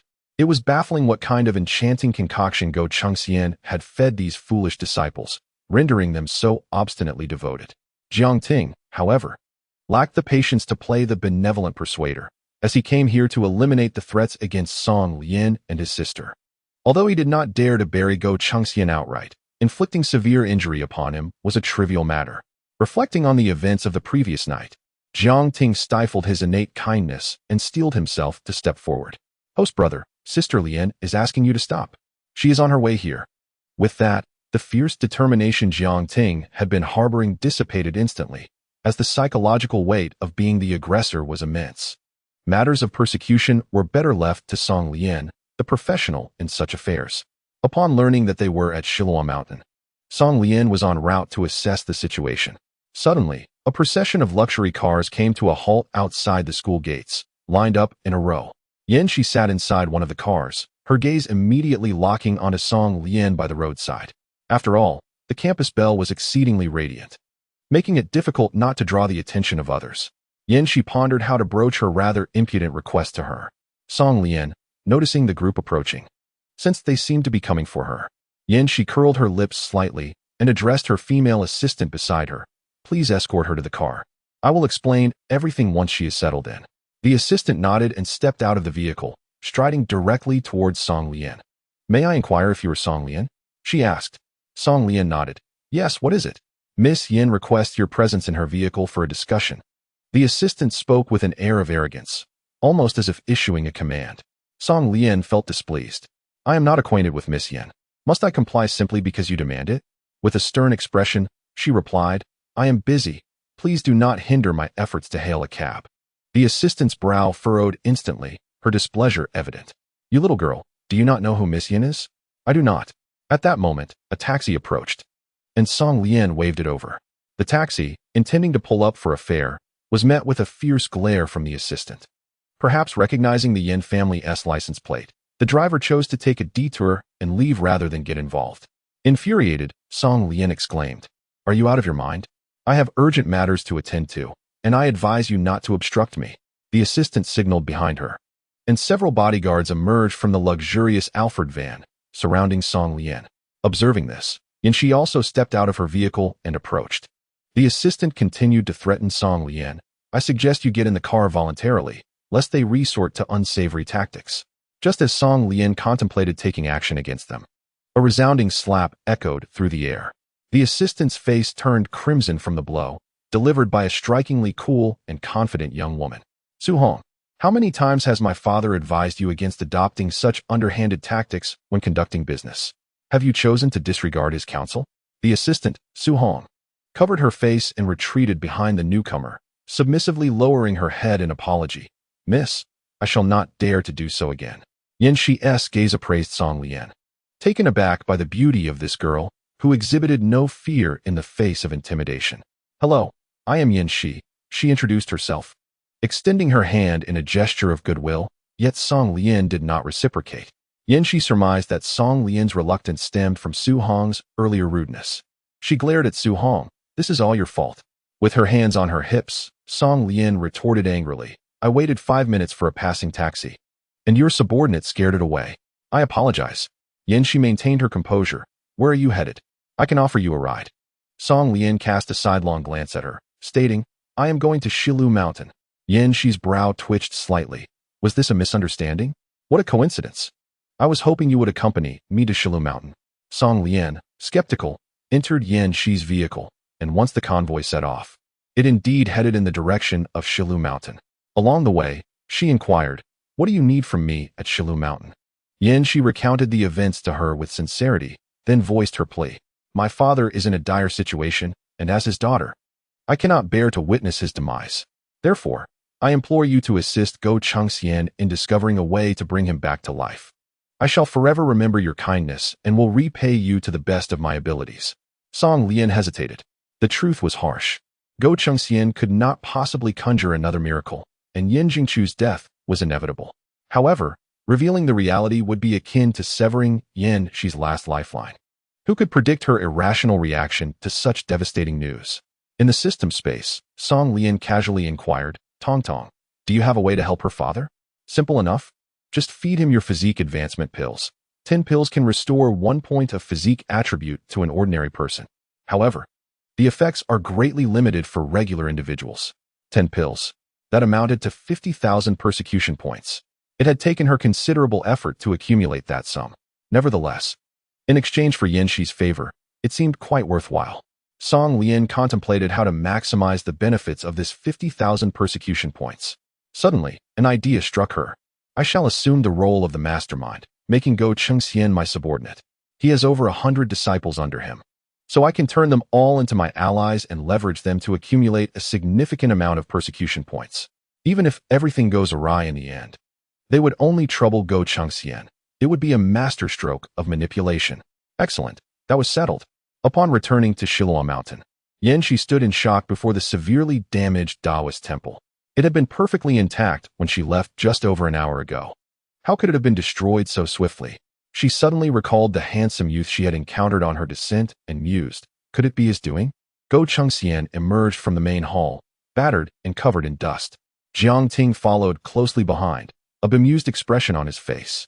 Earlier, Song Lian had sent Tong Tong to run an errand for her, coordinating with Jiang Ting to deliver the 10 physique advancement pills. Once Jiang Ting had stabilized the situation, he instructed Go Chengxian on what to say, preparing him to handle Yanxi. Yanxi's expression was peculiar as she asked, Go Daozhong, what has transpired here? Go Chengxian chuckled, I accidentally caused an explosion while refining pills, and I hope Miss Yin will forgive the spectacle. Yanxi pondered.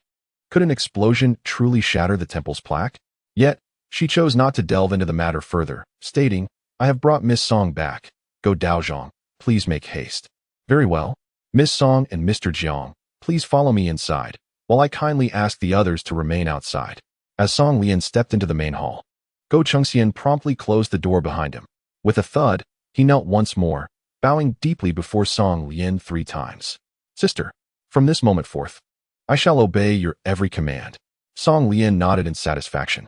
It seemed that Jiang Ting had already laid the groundwork for this. Go Chengxian had just examined the quality of the 10 physical enhancement pills. Despite his limited understanding, he could discern that they were exceedingly rare and remarkable elixirs. In Go Chengxian's eyes, Song Lian's favor was a supreme act of reciprocation, a dual reward of fame and profit. Was it too much to call her sister? Meeting his gaze, Song Lian coldly instructed, You must tell Yanxi that these 10 enhancement pills were crafted from my heart's blood, ensuring that she owes me an immense favor. Do you understand? Go Chengxian flashed a knowing smile. Absolutely clear. Song Lian felt no guilt in her deceit.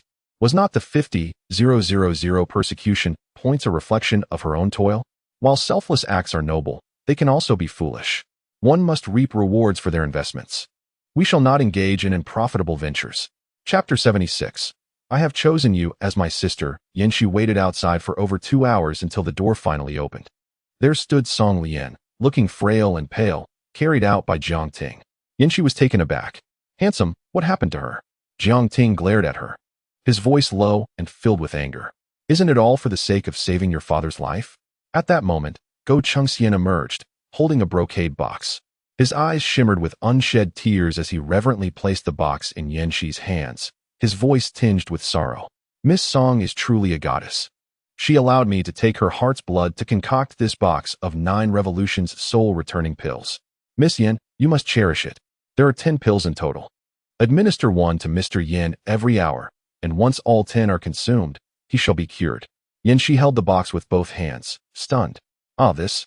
She was unaware of the potential consequences of taking heart's blood, but sensed the gravity of the situation. Would it shorten her life? Overwhelmed with emotion, she entrusted the brocade box to her attendant. Grasping Song Lian's hand, she expressed her gratitude. You are my sister. I have made my choice. Song Lian's palm felt icy, a testament to her earlier grasp of a chilled bottle of cola. Yanxi turned to her assistant, saying, Su Hong, arrange for a vehicle to take Miss Song to our home for recuperation. With great effort, Song Lian lifted her eyelids slightly, weakly protesting, no need.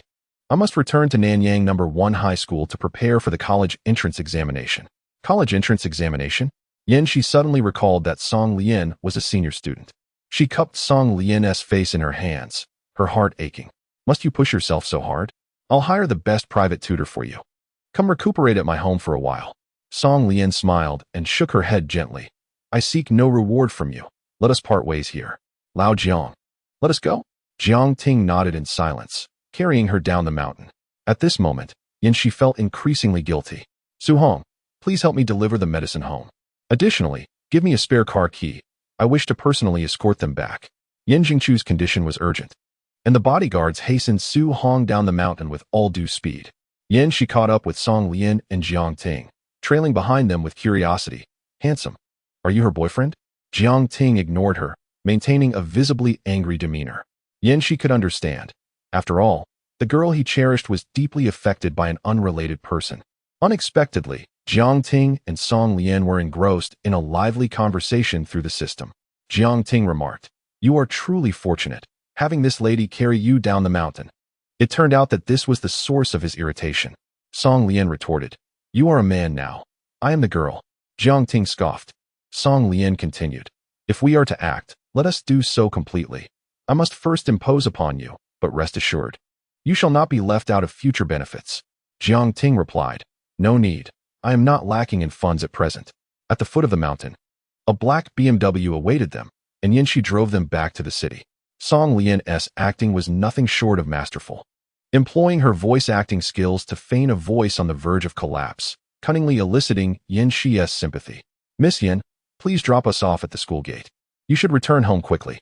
Yin Shi, biting her silver teeth, anxiously inquired. Sister Song, are you truly all right returning to school in this state? I am fine. I merely feel exhausted, and a short nap will suffice, Song Lian reassured her. Upon arriving at Nanyang No. 1 High School, Yin Shi personally opened the car door and assisted Song Lian out. Sister, I must return to care for my father. Once I have arranged matters at home, I will come back to see you, Song Lian said, leaning weakly against Jiang Ting and smiling at Yin Shi. You should head back now. As they watched the black BMW disappear around the corner, Song Lian retrieved a wet wipe to remove the temporary foundation Jiang Ting had applied. Her complexion instantly revitalized. The two strolled into the school, arms linked, while Yin Shi surely felt indebted, realizing this favor might never be fully repaid. Jiang Ting grumbled. If she discovers that you deceived her, what do you think would happen? Song Lian retorted. What did I deceive her about? Jiang Ting paused, momentarily at a loss for words. That box of elixirs had cost Song Lian 50,000 points, a sum she had painstakingly acquired through her own machinations against her brother. Moreover, she had indeed saved Yin Zhengchu's life. It could hardly be termed deception. At most, it could be seen as a misdirection of thought. At Nanyang No. 2 High School, as evening approached, Jiang Yi awaited her older brother at the school gate. Once entangled with Li Xianying, Gao Tong approached her and struck up a conversation. Xiao Yi, why aren't you heading home after school? Are you waiting here specifically for me? When Gao Tong smiled, he resembled a comical piglet, particularly with his towering and robust physique. After suffering a setback from Song Lian, he had already given up on Li Xianying. Now, he had set his sights on this year's new goddess, Jiang Yi. Jiang Yi's popularity at the second high school rivaled that of the campus belle, Li Xianying. Her cheerful and optimistic demeanor exuded an innate charm, and Gao Tong quickly found himself enamored with this adorable first-year girl. Jiang Yi glanced at him and politely replied, Hello, senior. I'm waiting for my brother. No problem at all. I am also your brother. Would you like me to give you a ride home? I have my own car. Gao Tong pulled out a set of car keys from his pocket and pressed a button. Outside the school gate, an old Toyota Corolla blinked its lights twice. He didn't possess a driver's license. He had merely taken his family's car out to impress Jiang Yi. He had learned about her modest background. Her parents had passed away, and she lived with her brother in a dilapidated area. A girl like her would likely not refuse a boyfriend who had a car at such a young age, right? Come with me. The weather forecast indicates it might rain today, and just look at how the sky is changing, Gao Tong insisted. Jiang Yi looked up at the sky, which was clear and bathed in the golden hue of the setting sun. She shook her head, saying, No, thank you, senior. Gao Tong felt a twinge of annoyance. Pursuing girls seemed excessively troublesome. This rejection, that refusal. At this rate, when would he ever find a girlfriend? He decided to take a bold approach. No, you cannot refuse me today. It would be quite embarrassing for me. Gao Tong stubbornly attempted to drag Jiang Yi to his dilapidated vehicle. At that moment, a black BMW pulled up at the entrance of the second high school. Jiang Ting emerged from the car and waved at her. Xiao Yi, I'm here to pick you up. Jiang Yi was momentarily taken aback before she slung her backpack over her shoulder and rushed towards him. Gao Tong watched her retreating figure, rubbing his eyes in disbelief, muttering, What the hell? A BMW M6 Coupe Centennial Edition? A luxury car worth millions. Who on earth said her family was poor? The driver was Su Hong, Yin Shi's assistant. She had been assigned by Yin Shi to serve as Song Lian's dedicated chauffeur, responsible for her daily school commutes. Song Lian was already displeased with the seemingly aloof older woman, so she was more than willing to let Yin Shi utilize her services. Upon hearing that Jiang Ting would personally pick up his sister, she decided to drive the car to the second high school to showcase it to her brother. This car is incredibly comfortable. Jiang Yi had never been in such a high-end vehicle, and she was naturally fascinated by the luxurious interior and the starlit ceiling. Here, a gentle touch here and a glance there. Jiang Ting smiled indulgently and asked, Do you like it? Jiang Yi nodded repeatedly, I do. Well then, once I graduate and obtain my driver's license, I shall buy one too. Su Hong, seated in the front driver's seat, scoffed derisively. Let us not even mention that President Yan's M6 is a Centennial Edition. The standard version starts at 2 million. Jiang Ting pondered for a moment and replied, 2 million seems reasonable. It is barely fitting for my sister's status. Su Hong thought to herself, dismissing the impoverished student as merely boasting for the sake of pride. Song Lian deliberately raised her voice and inquired, Old Jiang, how much is your manuscript fee this month? The pure manuscript fee, isn't substantial. But a producer recently expressed interest in my book. He not only wants to acquire the rights, but also wishes for me to adapt it into a screenplay for a television series. The price is roughly equivalent to 2M6s. Su Hong was taken aback. You write novels? What is the title? Jiang Ting casually replied. My identity swap with a foolish desk mate. To their surprise, Su Hong's demeanor underwent a complete transformation. Oh, you wrote that book? I'm also following the updates. I even sent you 2 endorsements from prominent figures. What? Both Song Lian and Jiang Ting were utterly astonished. Who would have guessed that this sharp-tongued, acerbic woman harbored a fondness for such novels?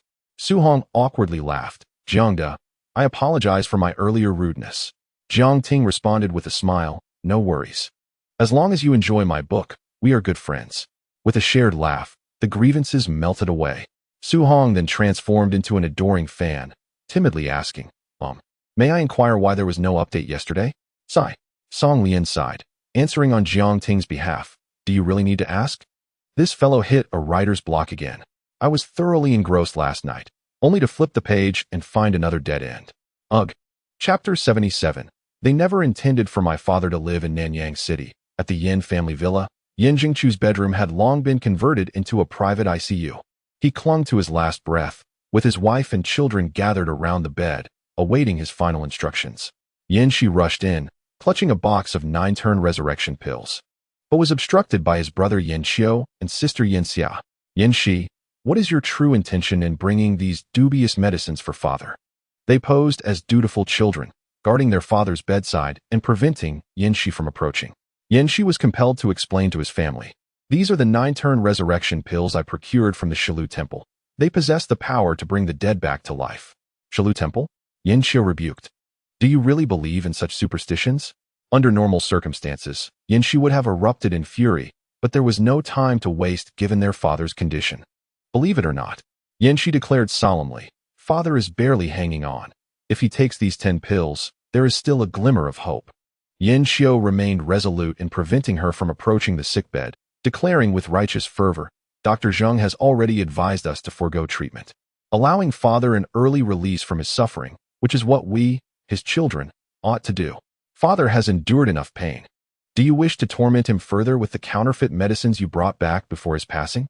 Her sister, Yin Xia, stood beside her, scoffing, eldest sister. It seems you wish to flaunt your filial piety, hoping father will bequeath you a greater share of his inheritance. Their mother, Su Chong, chimed in, Yin Shi. That man lying there is your father. How can you be so heartless?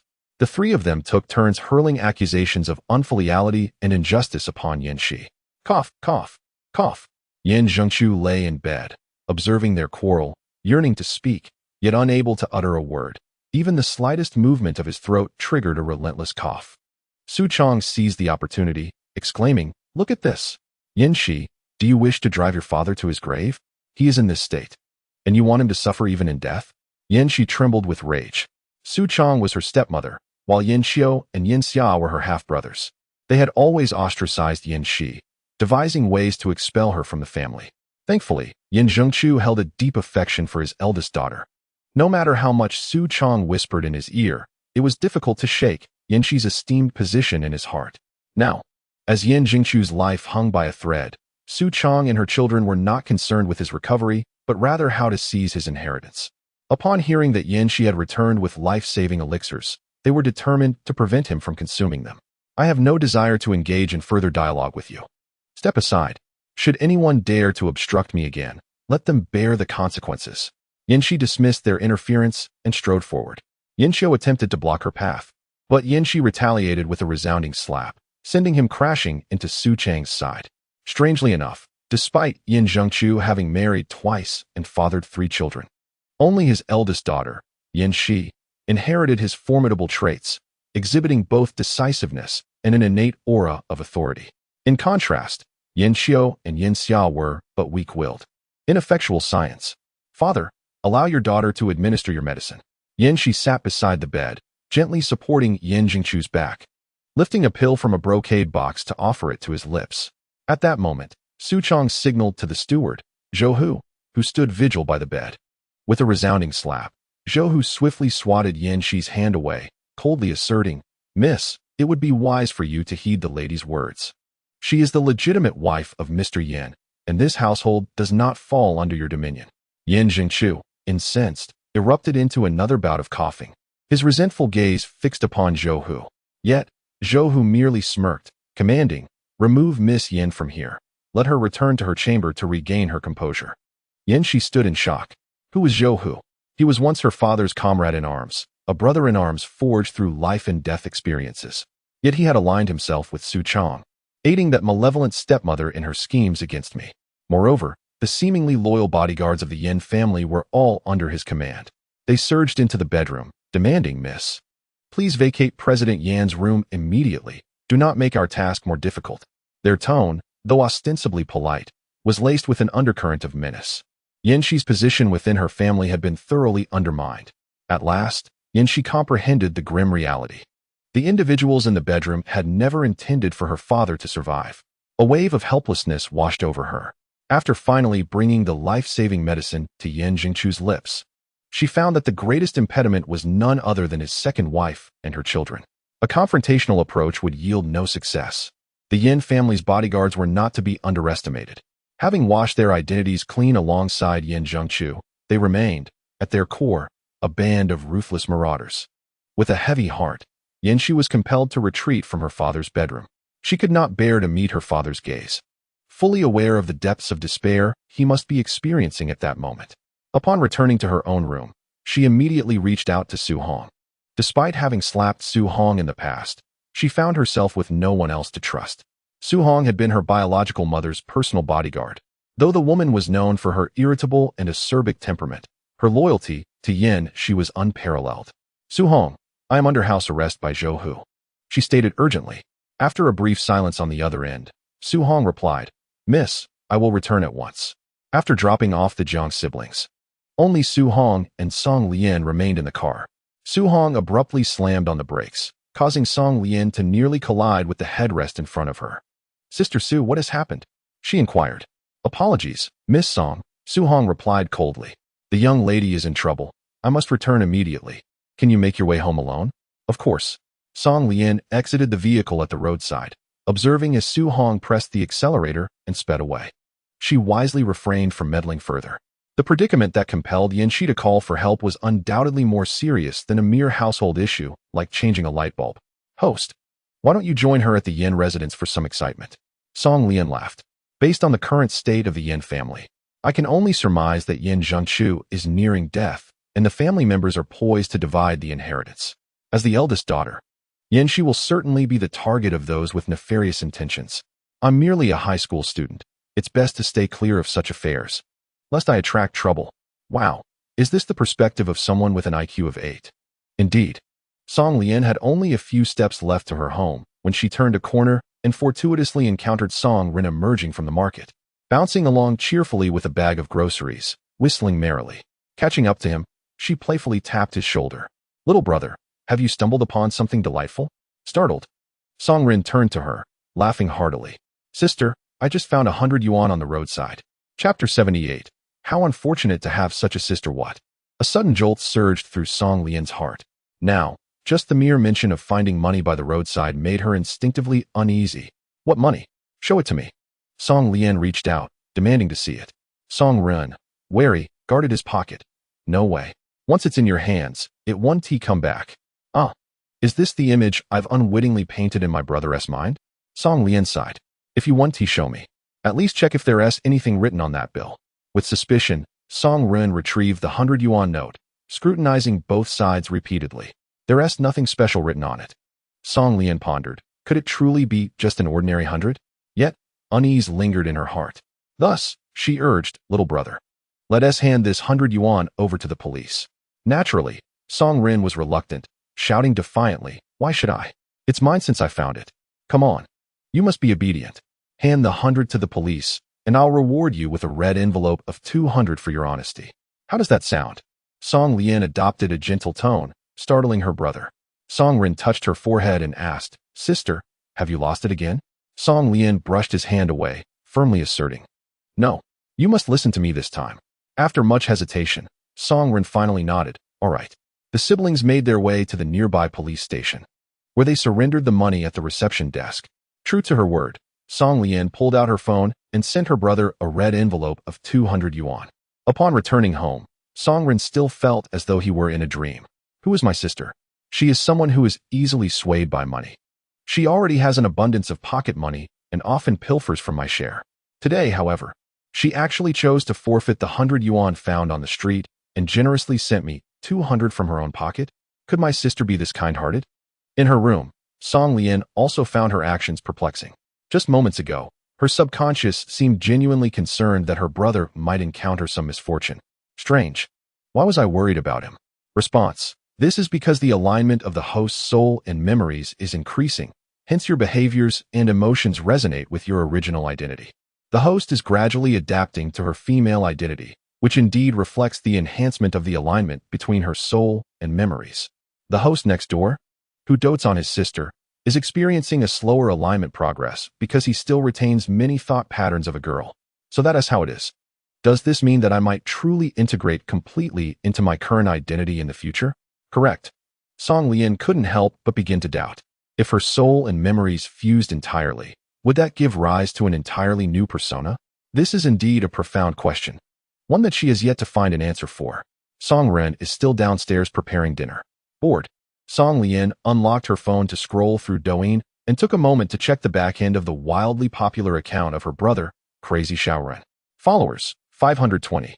000. It has been over a week since she last uploaded a video about tormenting her brother. To her surprise, the number of followers has increased rather than diminished. The most recent video was posted 8 days ago. Song Lian clicked to view the comments section. Bath Pool Hamadera. I suspect her brother has met an unfortunate fate, which is why she has stopped updating. 3351 Gentle Breeze. The sister must be busy preparing for the college entrance examination, right? 2432 Indifferent Begonia. Is no one concerned about the brother?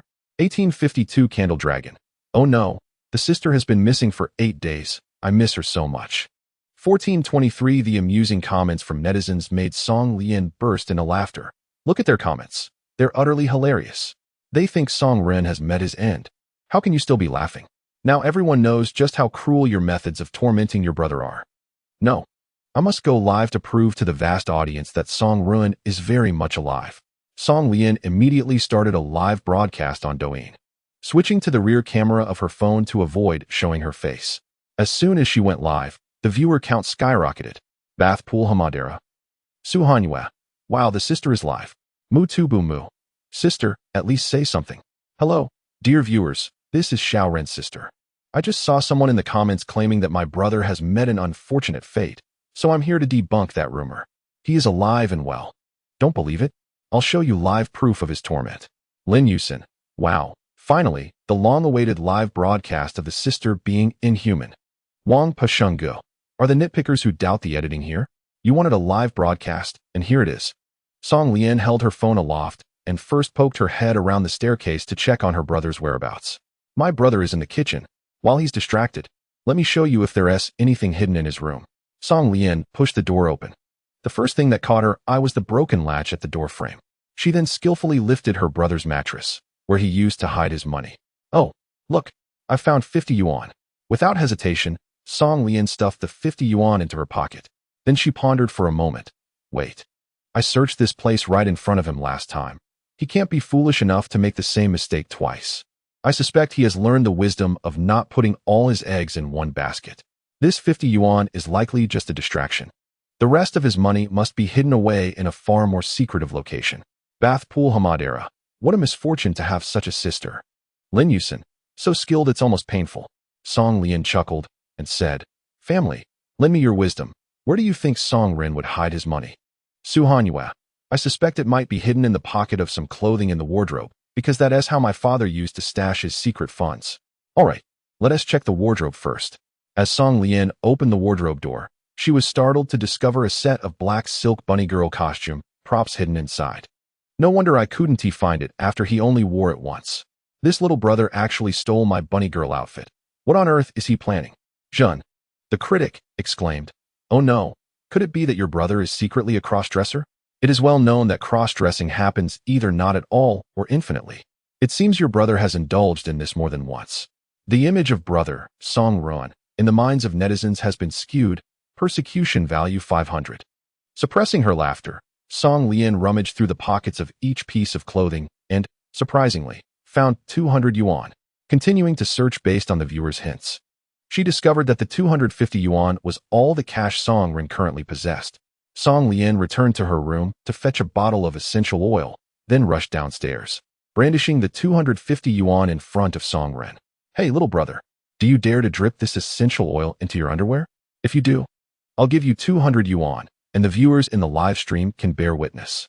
Chapter 79. Who in their right mind buys such clothing? Song Ren hesitated. That was 200 yuan.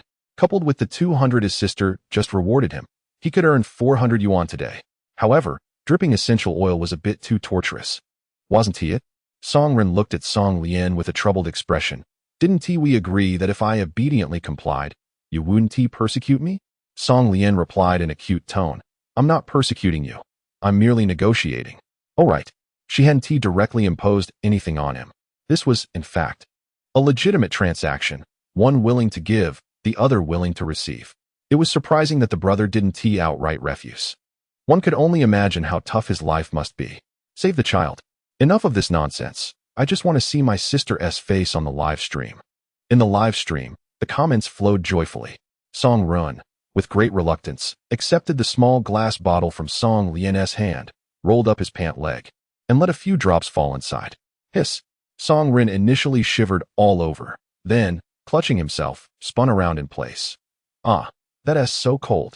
Brother, Song Rin, felt extremely excited. Persecution value 1000.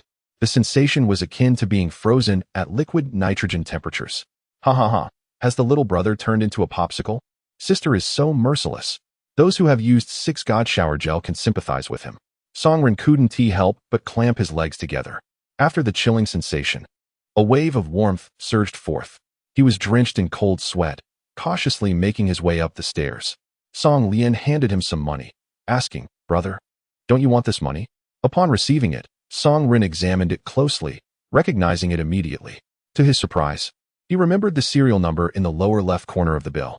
Damn, this is my money. Did you rummage through my wardrobe? Brother, Song Rin, was overwhelmed with anxiety, paranoia level 500. Brother, Song Rin, feared being discovered for stealing back the bunny girl outfit. Paranoia level 500, Song Lian calmly nodded. Brother, I didn't expect you to have a penchant for wearing women's clothing. Song Rin shouted, I did not wear it. Then why is my clothing in your wardrobe? He turned his face away, feeling embarrassed, and admitted, I actually wanted to find an opportunity to bring Xinying home and have her model it for me. Wow, how perverse. Song Ren's face flushed red. How can you even say that? What kind of respectable person buys such clothing? The audience in the live broadcast finally reacted. Oh wow. Your sister wore this? Is there a video? Pictures would suffice. By the way, why isn't she showing her face? I really want to see what she looks like. Brother, snatch your sister's phone and show us. Unfortunately, Song Rin could not see their barrage of comments and ran upstairs in distress to take a shower.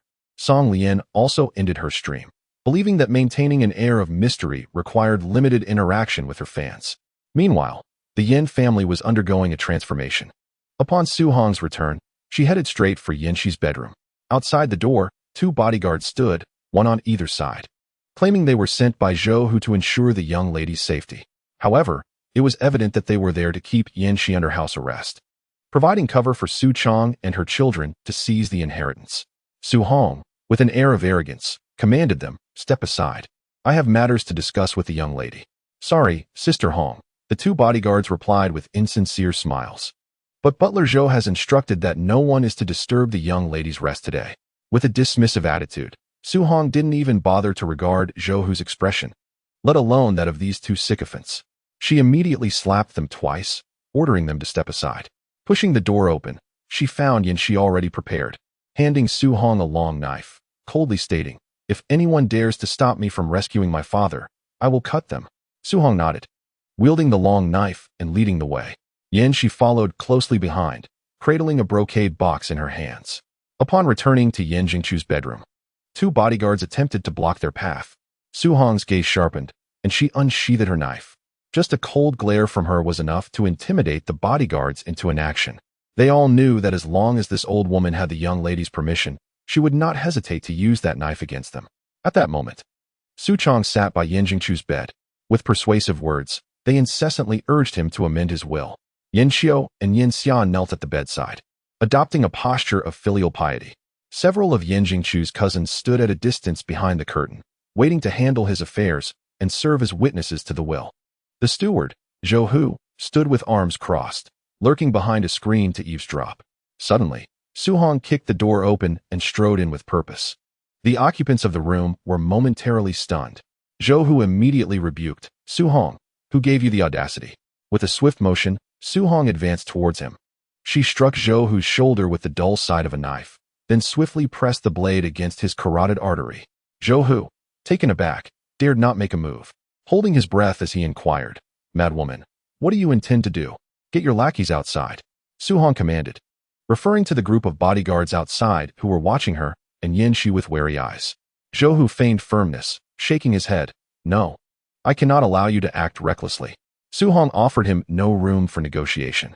With a slight movement of her wrist, Zhou Hu felt a shallow cut form on his neck. All right. Realizing she was serious, Zhou Hu raised his hands in surrender. "Su Hong, don't be impulsive, brothers. Step outside and stand by in the front yard." Yin Shi, expressionless, turned to the mother and her 2 children by the bed. "You all leave as well." "You wish."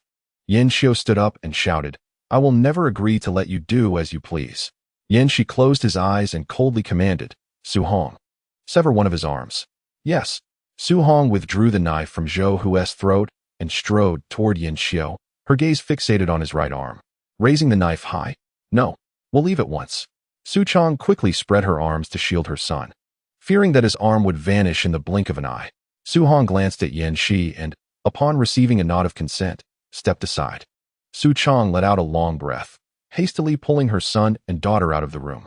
Once in the courtyard, Yin Xiao protested, "Mom, we were on the verge of success. Why did you pull me and Yin Xia out? I do not believe that old woman would dare harm me." Su Chang's face was grim as she replied with a bitter smile, "What is it to her? That madwoman would dare to take my head." Yin Xiao exclaimed in astonishment. "Isn't she merely Yin Xi's lackey?" "Yes, but this lackey willingly serves her young master." It was shocking how ruthless Yin Shi was. "Had I not pulled you out just now, that madwoman would truly have dared to chop off your hand." Su Chong had never mentioned Su Hong's origins before. Now, Yin Xiao and Yin Xia were seized by fear, realizing their plans for inheritance were on the brink of collapse. "Mom, what do we do now?" "Although I do not believe she can save father, his will has yet to be amended. He intends to divide 50 of the estate with Yin Shi. Can you accept that?" Yin Zhengshu had established a will several years prior.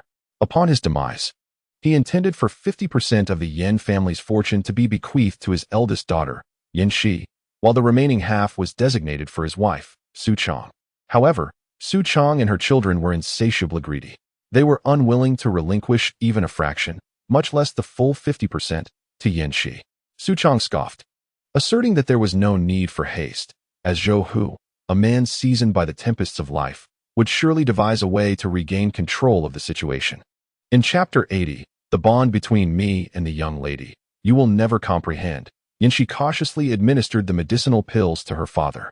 As ordinary individuals could not endure the potency of 10 body enhancement pills at once, she had to wait 2 hours between doses.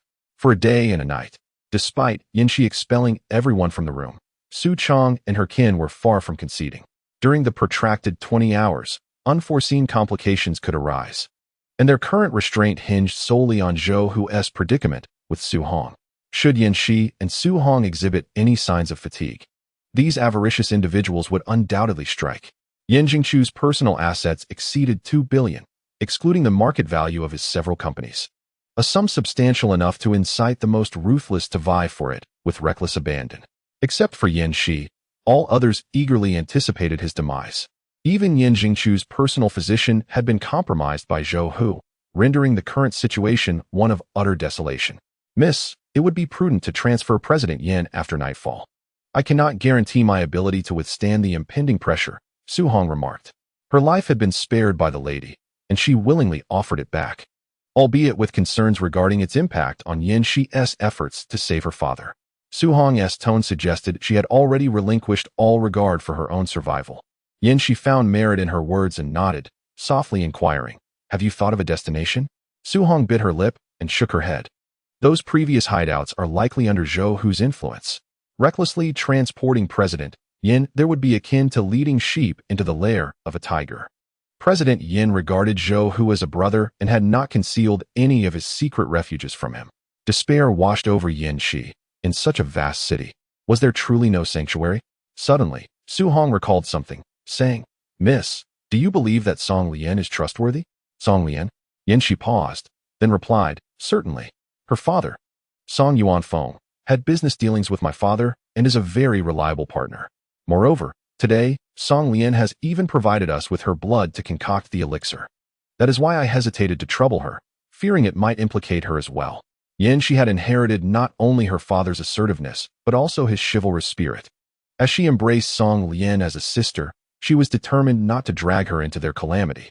Su Hong sighed, stating, "Then there appears to be no alternative. I shall stand guard outside for 20 hours. Yin Shi nodded and said, "Go ahead. Thank you for your hard work." Just as Su Hong picked up the knife, ready to stand guard, Yin Shi suddenly called out to her, "Sister Hong, I apologize for slapping you earlier today. My emotions got the better of me." Su Hong's body trembled slightly, and she turned to smile. "It's all right. I deserved it. Miss Yin was right to teach me a lesson." Yin Shi approached and embraced her. "These past few days, I've been troubled by my father's illness. I hope you can understand." Su Hong truly bore no grudge against her. After years of navigating life's storms, what hadn't she endured? She was not inherently virtuous.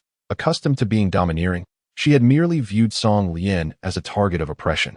Had it not been for Yin Shi's timely slap, her attitude could have jeopardized the crucial matter of healing.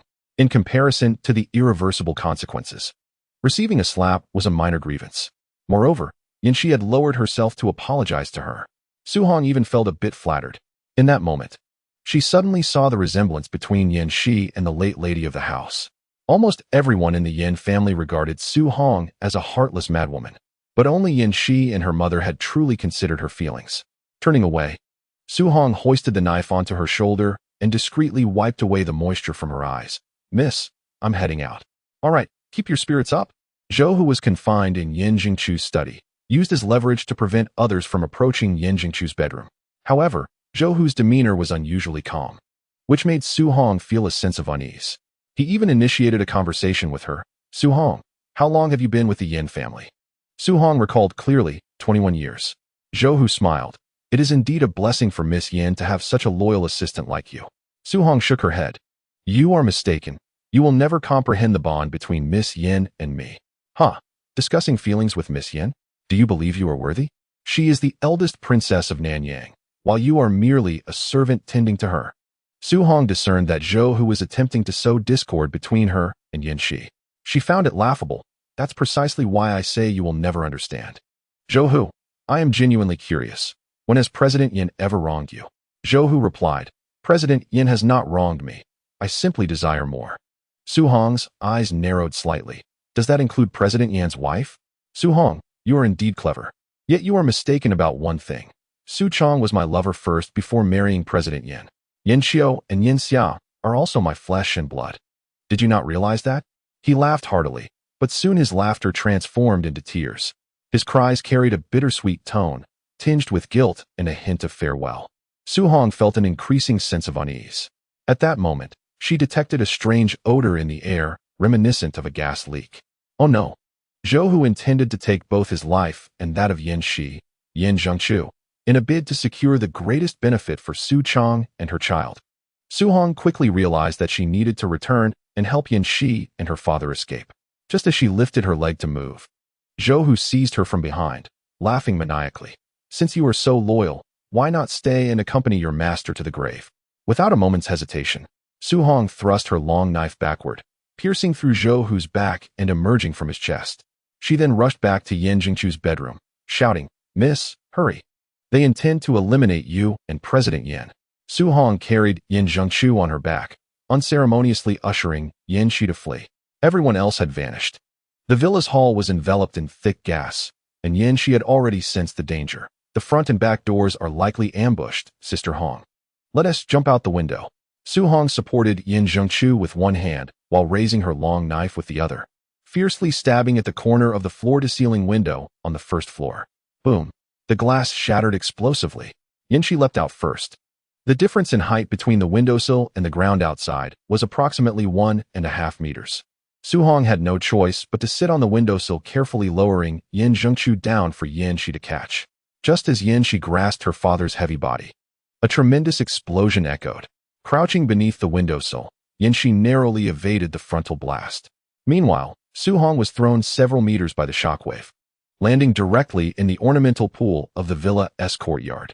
The explosion had left Yanxi's ears ringing and her vision blurred. Sister Hong! Sister Hong! She wanted to rush to save Su Hong, yet was equally bound by her father's condition. Fortunately, the icy water of the pool revived the nearly unconscious Su Hong, who coughed a few times and regained her senses. Leaning on her long knife, she limped back. Miss, I am fine. We must go. The fire was already raging. The Yin family's villa, sprawling across thousands of square meters, had transformed into a colossal furnace. The two women draped Yin Jingchu's arms over their shoulders, laboriously helping him into the underground garage, where, fortunately, the parked cars had remained unscathed. Yanxi instructed Su Hong to look after her father while she took the driver's seat and started the engine. The black BMW M6 shot out of the garage like an arrow, crashing through the iron gate of the front yard and vanishing into the night amidst the inferno. Song Ren had gone out again for a rendezvous. Just as Song Lian finished her homework and was preparing to play the guzheng, she suddenly heard a frantic doorbell. Descending the stairs to open the door, she was taken aback. What on earth happened? Outside stood a severely battered BMW. Yanxi's fair visage was smudged with dark soot, and she bore upon her back a middle-aged man on the brink of death. Su Hong, battered and bruised, lay at her feet, surrounded by a multitude of sharp glass shards, her clothes stained with alarming bloodstains. Chapter 81. The day of turning the tide is not far off, Wachao? Whispered softly. Song Lian was taken aback. She had initially believed that feigning ignorance about the happenings in the Yin family would allow her to evade trouble and preserve her own safety. However, trouble had unexpectedly sought her out. Yanxi hesitantly spoke. Sister Song Lian, I understand this may cause you distress, but I truly have nowhere else to go. Enough said. I understand. Song Lian opened the door, allowing Yanxi and Yin Zhengchu to enter. She then lifted the unconscious Su Hong and led them to a vacant guest room on the first floor. Yanxi paused momentarily. Sister, have you recovered so quickly? Her implication was that Song Lian appeared quite weak after having her heart's blood taken. Song Lian replied, Yes, I took a few boxes of Lu Wei Di Huangwan. Yanxi observed, Yin Zhengchu's condition is dire, or at least it appears to be so, as the explosion's shock exacerbated his already frail state. Song Lian silently invoked, Tong Tong, can you assess his condition? Certainly. After a series of evaluations, it proved more effective than a B scan at the hospital. Beep, target assessment complete. Due to the medicinal effects of the body enhancement pill dissipating to a certain extent, the damage suffered is being gradually mitigated, and the target's physical condition is improving. Then there's nothing to worry about. Song Lian reassured her. Miss Yin, you may rest easy here with your father. His condition is not as terrible as you envision. Yanxi nodded. For some reason, she found herself inexplicably swayed by her sister's words. Could I trouble you to help look after Su Hong? Su Hong was in a more grievous state. The recent gas explosion had sent shards of glass and wood splinters flying like shrapnel against her back. She had barely managed to bring Yanxi and Yin Zhengchu to Song Lian's abode. Song Lian assessed her situation and said, Certainly, I will fetch a medical kit. Upon returning to her room, Song Lian first called Go Changxian. Hey, Dogsy? Ah, big sister. Song Lian informed him, I'm sending you a BMW M6. Come pick it up at my house immediately. The car is parked right outside. It seemed the signal on Go Chengxian's end was poor, his voice crackling. Xiaogo's injury hasn't healed yet. Then have your apprentice come, right this instant, or I shall bestow it upon another. It was essential to ensure the aftermath was handled properly. The Centennial Edition BMW M6 that Yanxi had driven was the only one of its kind in Nanyang, making it exceedingly conspicuous. Su Chang and her son had already reached a dead end. Once they discovered that Yanxi and Yin Zhengchu had fled, they would undoubtedly send people to search far and wide. At this moment, Song Lian's intention was to divert the troublemakers towards the west, directing the Yin family to seek their grievances with Go Chengxian at Ziluoshan. This time, It was truly a case of a dead friend is better than a living monk. After concluding her phone call, she returned to the guest room on the first floor, carrying a medical kit. Su-hong's wound had caused the congealed blood to adhere to her clothing, making even the slightest movement a painful endeavor that threatened to tear the flesh beneath. Reluctantly, Song Lian resorted to scissors to cut away her shirt, then opened a bottle of hydrogen peroxide, stating, "I will disinfect your wound now. Please bear with me." Su-hong gritted her teeth and nodded. "Thank you." However, before she could utter further polite words, Song Lian had already poured an entire bottle of hydrogen peroxide over Su-hong's back, causing a thick layer of frothy white bubbles to ooze from the injury. With deft hands, she meticulously cleaned the area around the wound and bandaged it with Yunnan Baiyao. "All done. You should rest now. I still need to clean up the blood outside." Watching Song Lian's calm demeanor as she stepped out, Yanxi and Su-hong exchanged glances of surprise. This girl was remarkably adept at handling such situations. Despite the gravity of the circumstances, she remained unflustered, methodically assisting them with all the aftermath. Yanxi had a vague sense that her sister was extraordinary. "Sister Hong, it seems we have encountered a treasure of a girl?"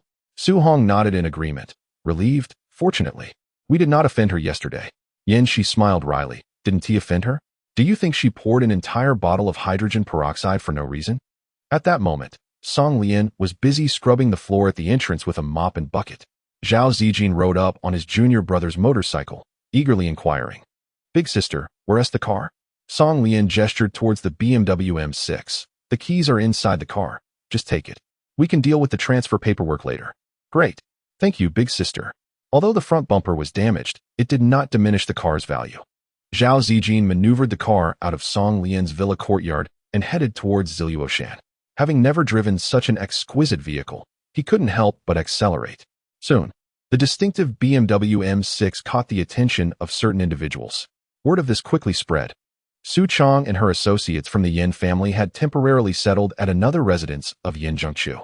Upon learning of Zhou Hu's demise in the fire and that Yin Shi and her father had miraculously survived, she was consumed with rage. "They have fled to Ziluoshan. Pursue them. Do not let them escape alive." A reward of 1 million for Yin Zhengqiu and 2 million for Yin Shi. At the foot of Ziluoshan, Go Chengxian climbed into the car his disciple had just returned with, caressing the steering wheel with delight. "This car is truly remarkable, worthy of my status." Aligning with a big sister like her was indeed a wise choice. Go Chengxian was already lost in daydreams. "When I become famous in the future, and clients hire me to perform rituals upon descending the mountain, I shall have my disciple drive this grand BMW to escort them." How impressive that would be. Moreover, possessing a luxurious vehicle can indeed signify one's status and prowess. This perception will undoubtedly instill greater confidence in clients, thereby fostering a virtuous cycle. As devotees flock to Shilu Mountain in droves. The day of my resurgence is not far off. Yet, at that moment, a multitude of brilliant lights surged from the distance. A dozen Alfred vans, laden with bodyguards from the Yin family, raced towards us, encircling the M6 where Go Chengxian sat. Leading the charge was Yin Xiu. Without uttering a word, he yanked open the car door, only to find no trace of Yin Zhengqiu and Yin Shi inside. Consequently, he seized Go Chengxian by the beard and demanded, "Where are they, you foul Taoist?" Go Chengxian, taken aback, replied, "Who are you referring to? Are you feigning ignorance?" Yin Xiu roared, delivering a punch that sent the old man reeling into the front passenger seat. Chapter 82. As long as you cannot end my existence, I welcome your attempts to strike me down. Yin Xiu relentlessly pummeled Go Chengxian, coercing him to divulge the whereabouts of Yin Zhengqiu and Yin Shi. Go Chengxian, having suffered an unprovoked beating, felt his temper rise. Suddenly, a concealed dart shot forth from the sleeve of his robe. Whoosh! A steel nail pierced Yin Xiu's right arm, the surrounding skin turning black in an instant. It was a poison dart. Yin Xiu stood frozen, wide-eyed, and moments later, he collapsed to the ground, frothing at the mouth. Infinite celestial sovereign. Recently, it seems anyone and everyone dares to cause trouble at Shilu Temple. Do you truly believe I am easy to bully? Disciples of Shilu Temple, heed my command. I order you to uphold justice and eradicate these brazen scoundrels. Over 20 of Go Chengxian's inner disciples responded in unison, yes. Though still nursing his wounds, he was well equipped with defensive measures. The bodyguards brought by Yin Xiu were formidable, yet they were no match for the likes of Song Lian and Jiang Ting. When the disciples of Shilu Temple clashed with those two oddities, they were utterly defenseless. However, the situation was now different. Even with the Yin family's overwhelming numbers, they could not easily overpower their adversaries. A fierce melee erupted at the foot of Shilu Mountain. Go Chengxian suffered a concussion, persecution value 1000. Zhao Zijin fractured his tibia, persecution value 1000. Zhang Dali was severely injured in the back, bleeding profusely, persecution value 500. Song Lian deployed tracking drones. While watching the live broadcast from home, she could also earn persecution points while reclining. One moment, a hand was broken. The next, a leg was shattered. The continuous influx of persecution points, often exceeding 1,000, streamed for over half an hour, reclaiming a significant portion of the 50,000 points spent on the body enhancement elixir. The chaos at the scene was nearing its conclusion, as the unscrupulous Taoists of Shilu Mountain ultimately proved outnumbered, with Yin family bodyguards emerging from their vehicles wielding steel pipes and long knives. In the midst of chaos, Go Chengxian found himself in a dire predicament, crouched beneath the M6, paralyzed with fear. The bodyguards of the Yin family had established control over the scene, yet they were suddenly at a loss as to whom to heed or what course of action to pursue, for their leader, Yin Xiu, lay poisoned on the ground, his fate uncertain. Two bodyguards approached, attempting to lift him and check for signs of life.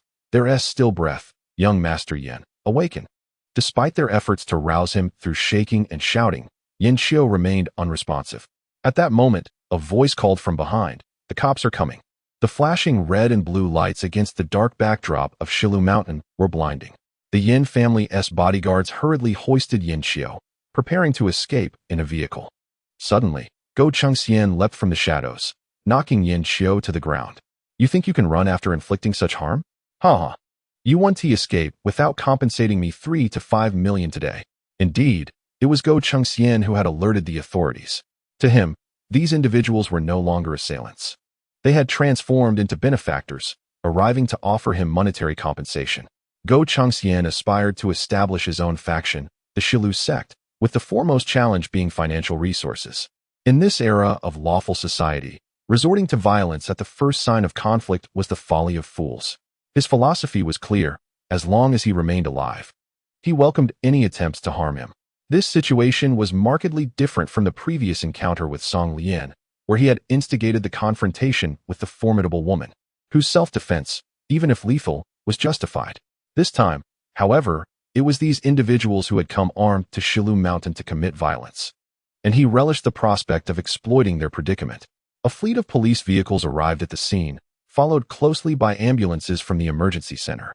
The severely injured were promptly transported to the hospital, while the lightly injured or unharmed, all of whom were Yin family bodyguards, were taken away in police custody. Witnessing this, Song Lian retracted her drone, having successfully diverted attention away from her intentions. She had deftly manipulated Go Chengxian's greed. This cunning rascal would not forsake money, and even upon realizing he had been used as a scapegoat, he would not reveal the truth. As for Go Chengxian's misfortune, Song Lian felt no remorse. After all, he was not a virtuous individual. The pressing concern now was how to explain the unfolding events to Song Ren. Her younger brother was known for his loose tongue and could inadvertently expose the secrets of Yin Shi and Yin Zhengqiu residing in their home. As she pondered her explanation, the door swung open, and Song Ren entered, whistling cheerfully. "Sister, I'm back."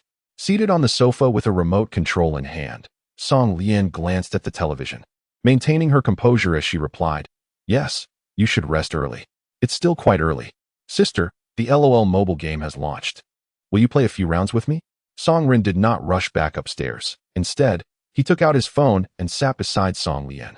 He opened the client for the mobile game League of Legends, eagerly inviting Song Lian to team up with him. Confused, Song Lian asked, "You usually avoid me. So why are you trying to get close today?" Laughing, Song Ren replied, "We've been harmoniously coexisting as siblings for a few days now. It has actually been quite pleasant. Hasn't he it? Except for today's incident where I took some money from my brother and tricked him into applying medicated oil to his pants.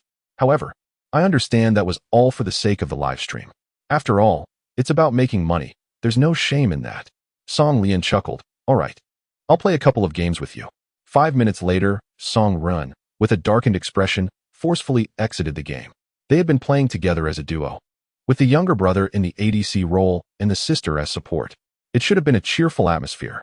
Instead, Song Lian's support champion had been skillfully assisting the enemy in defeating her brother. In just 5 minutes, her brother's Frost Archer was mercilessly reduced to a score of 0-1-0. He had never encountered such a demoralizing experience. Consequently, after contributing 1,000 points of misery, Song Ren obediently returned to his room to wash up and sleep, likely never to invite his sister to play again. Song Lian turned off the lights on the first floor and quietly slipped into the guest room to check on Yin Zhengchu's condition. He had just consumed his second body enhancement pill. Yin Zhengchu's complexion had noticeably improved, and he even faintly expressed his gratitude to Song Lian with a whisper of thank you. Uncle Yin, I am the daughter of Song Yuanfeng. My name is Song Lian. This is my home, and you can rest here without worry. However, please be mindful of the noise, especially not to disturb my brother. He cannot keep secrets. Yin Zhengchu blinked, indicating that he understood. Yin Shi grasped Song Lian's hand, expressing his gratitude. Sister Song Lian, we owe you our lives. Otherwise, my daughter and I, along with Hong Jia, would have met our end in the streets. I owe you far too much, and I fear I can never repay this debt in this lifetime. Song Lian patted her shoulder and smiled. Didn't you say you wanted to be my sworn sister? Since we are sisters, there is no need to dwell on such matters. Uncle Yin will soon recover, and when he rises again, I certainly won't hold back. The next morning, to avoid arousing Song Ren's suspicion about the presence of another person in the house, Song Lian spent lavishly to treat him to breakfast at a roadside stall. The siblings walked side by side to school, with a fried dough stick in her left hand and a cup of hot soybean milk in her right. Song Ren expressed his confusion. Sister, I recall you didn't like fried dough sticks before. Song Lian replied with a smile. I can be quite changeable. Thus, Song Ren offered his own fried dough stick to her, saying, if you need more, I can manage with a sesame cake. Song Lian paused, realizing she had previously overlooked how her brother's affection for her often lay hidden within such small details. All right, sister, I shall no longer persecute you.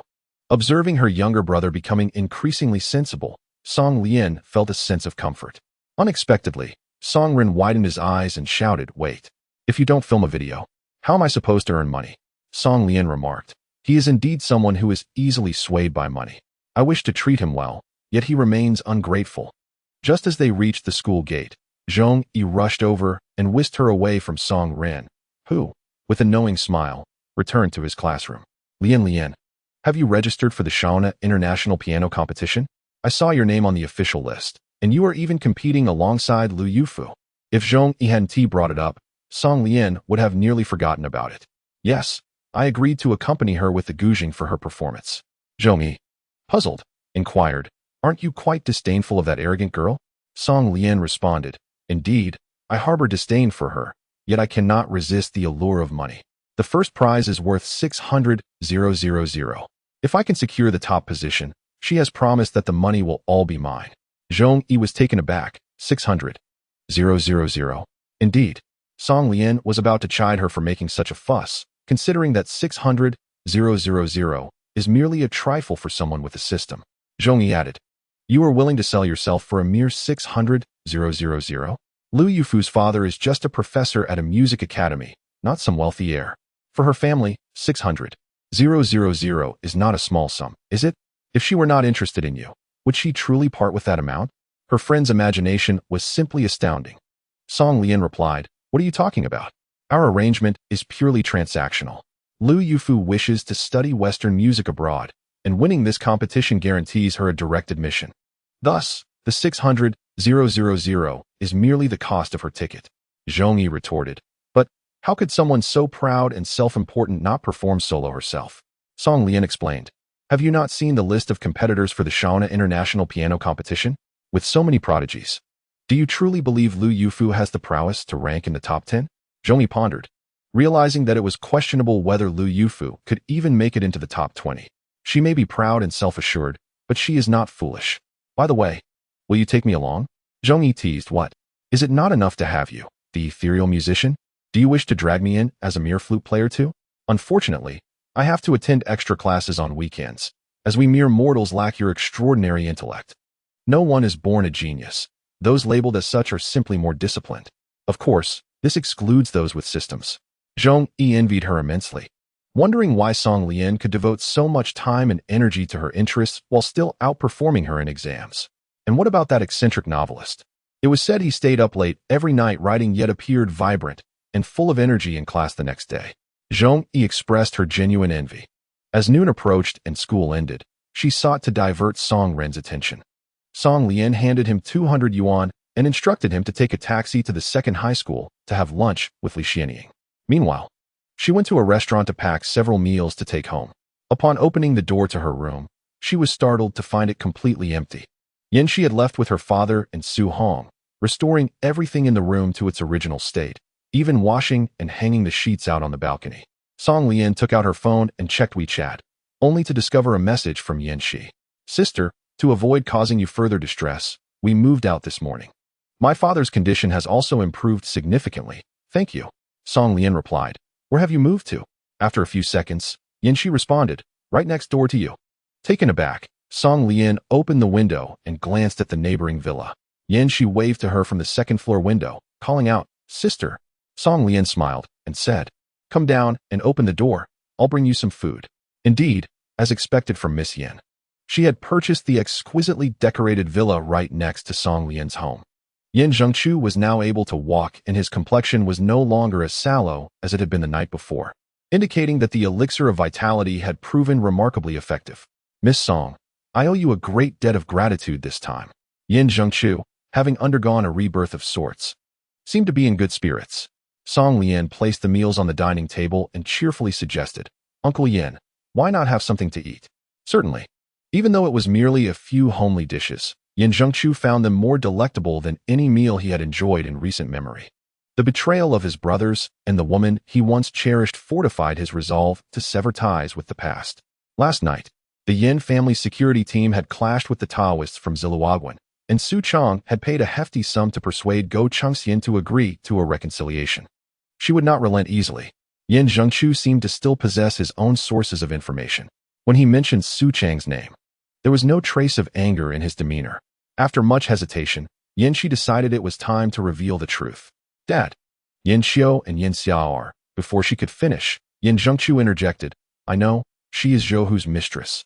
On the day I married Su Chong, I deliberately got her drunk and staged the room to look as though we had just shared a tender night. Yet, she was unaware that I hadn't touched her at all that night. Consequently, she naturally gave birth to a pair of twins.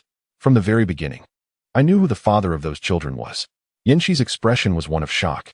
Why would her father, such a proud and commanding man, willingly support another man's wife and children for over a decade?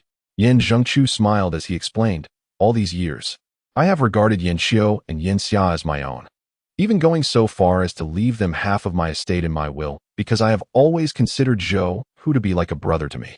I do not covet his woman. I will raise his children. I believed I had been more than generous to this brother. Yet I did not anticipate that his desires extended far beyond half of my fortune. Song Lian found herself filled with admiration for Yin Zhengchu. This is a man who has silently endured humiliation for over a decade, embodying the essence of righteousness to such a profound degree. To outsiders, he may appear somewhat unhinged. However, to forge a bond with a brother like him is indeed a treasure worth a lifetime. With this thought, Song Lian couldn't help but cast a glance at Yanxi. This young lady seemingly inherited her father's genes, proving to be a noble and righteous girl as well. Chapter 84. What does my attitude matter to you? Zhou Hu met his demise due to insatiable greed.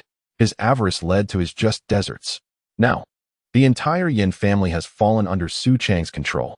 Yin Zhengchu must reluctantly admit his failures as a leader, as he is surrounded by unscrupulous individuals who recognize only wealth, not loyalty.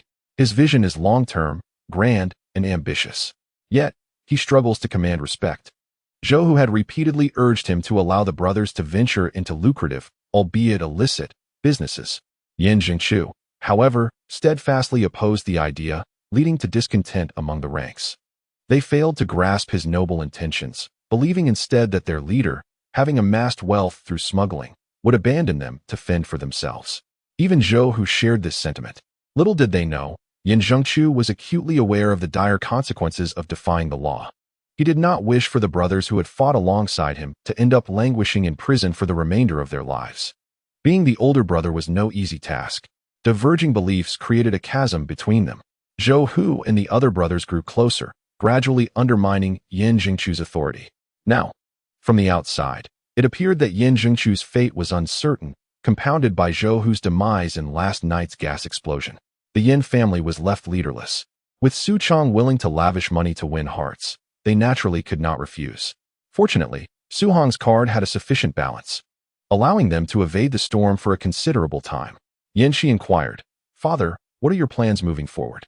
Yin Jingchu's gaze turned icy. To speak candidly, I wish for Su Chong and her 2 children to join Zhou Hu in the afterlife. However, upon looking at Yin Shi's face, his expression softened into warmth. I cannot do that. Years ago, Yin Shi's mother lived in constant fear for him. Before he could clear his name and enjoy a happy life, she passed away. Yin Zhengchu could not bear to let his daughter suffer alongside him. Su Hong clenched her teeth and said, "Mr. Yin, leave this matter to me." Yin Jingchu's stance was resolute. "No. Su Hong, do not mention violent matters again." Su Hong turned her head away, silently resolving to take action once she regained her strength, even if Yin Zhengchu disapproved. Meanwhile, Song Lian, who had been quietly listening to the tale, timidly raised her hand to speak. "I have an idea." Yin Zhengchu gestured for her to continue. "Miss Song, please speak freely." Song Lian smiled and said, "Uncle Yin, you must have quite a few skeletons in your closet, don't you? Since Su Chong dares to act as the spokesperson for the Yin family, you might as well place all the blame upon her. After all, the outside world believes you are deceased, and Miss Yin is merely a discarded daughter of a declining family. Who do you think the enemies will seek to hold accountable next?" Yin Zhengchu suddenly enlightened. "This girl, your tactics are truly remarkable." Song Lian continued to eat her meal. Feigning confusion, "Did you mishear?" I haven't said a word. Yin Zhengchu instantly understood, chuckling. "Ah, it seems my age has caught up with me, and my hearing is not what it used to be." He comprehended that Song Lian wished to maintain her tranquil life unperturbed by these matters. Furthermore, he discerned that his daughter had taken quite a liking to this newly acquainted sister. Thus, there was no need to drag her into the mire. Song Lian had already illuminated a path for revenge. With Yin Jingchu's capabilities, he could certainly deal with Su Chong. Finally, the weekend arrived. The venue for this year's Shaona International Piano Competition was located thousands of kilometers away in Dongning City.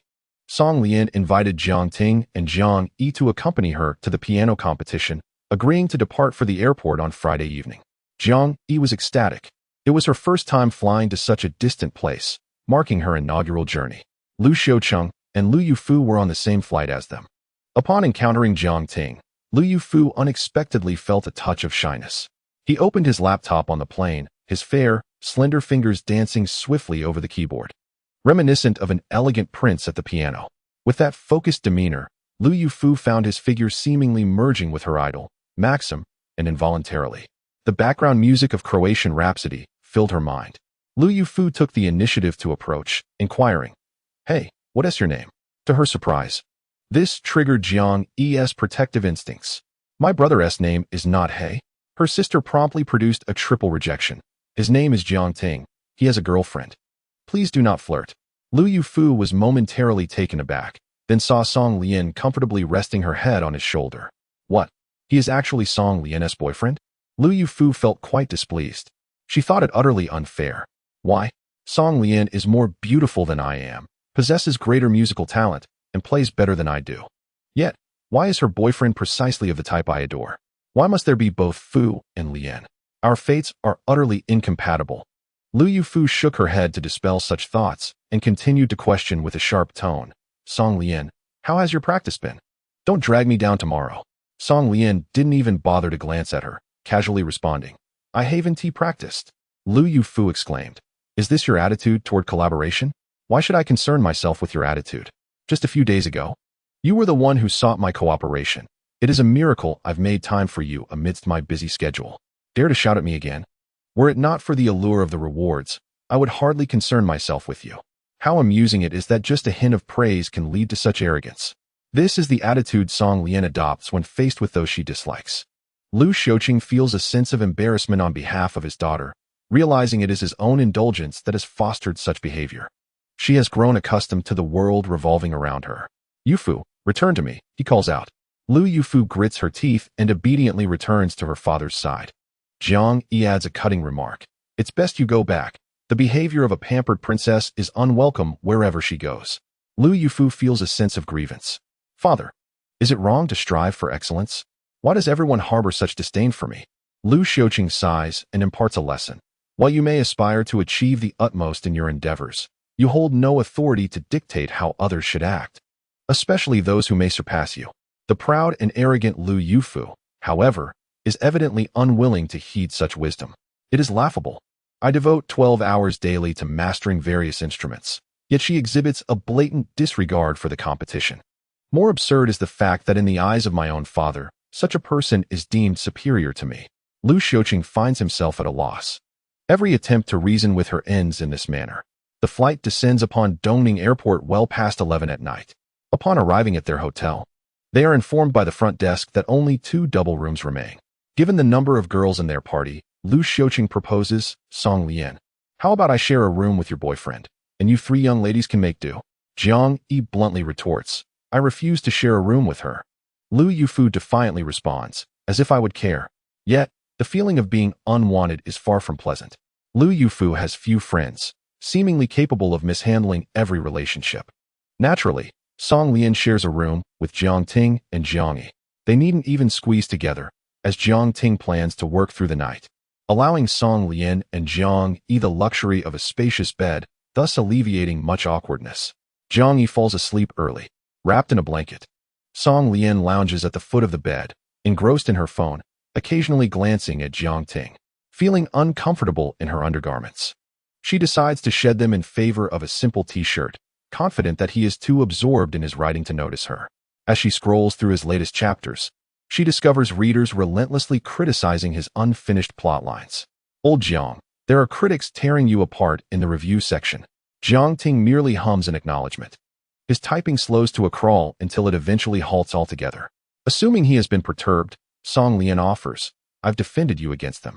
Just focus on your writing. Those who appreciate your work far outnumber the naysayers. Jiang Ting takes a deep breath, stretches, and chuckles. It's all right. Those who thrive in this profession are not easily offended.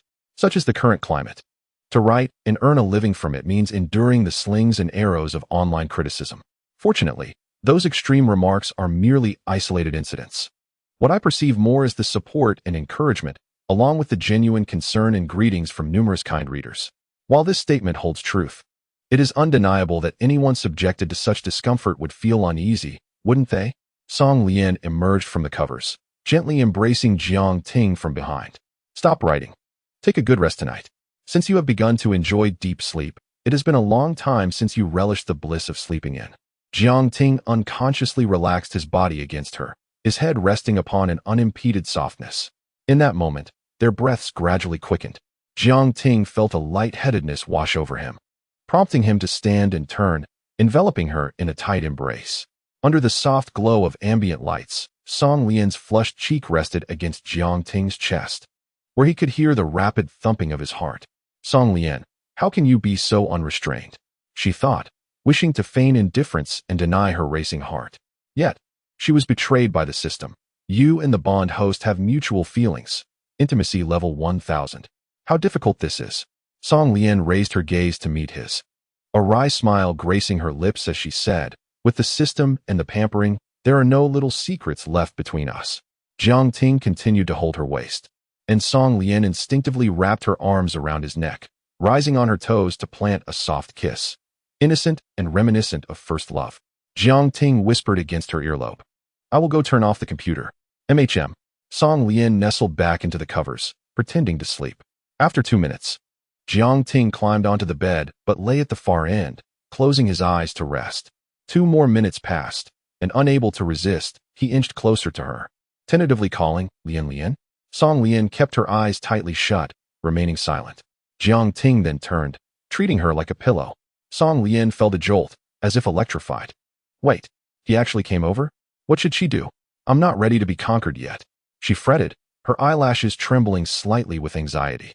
Remarkably, Jiang Ting remained still, merely snuggling against her as he drifted into slumber.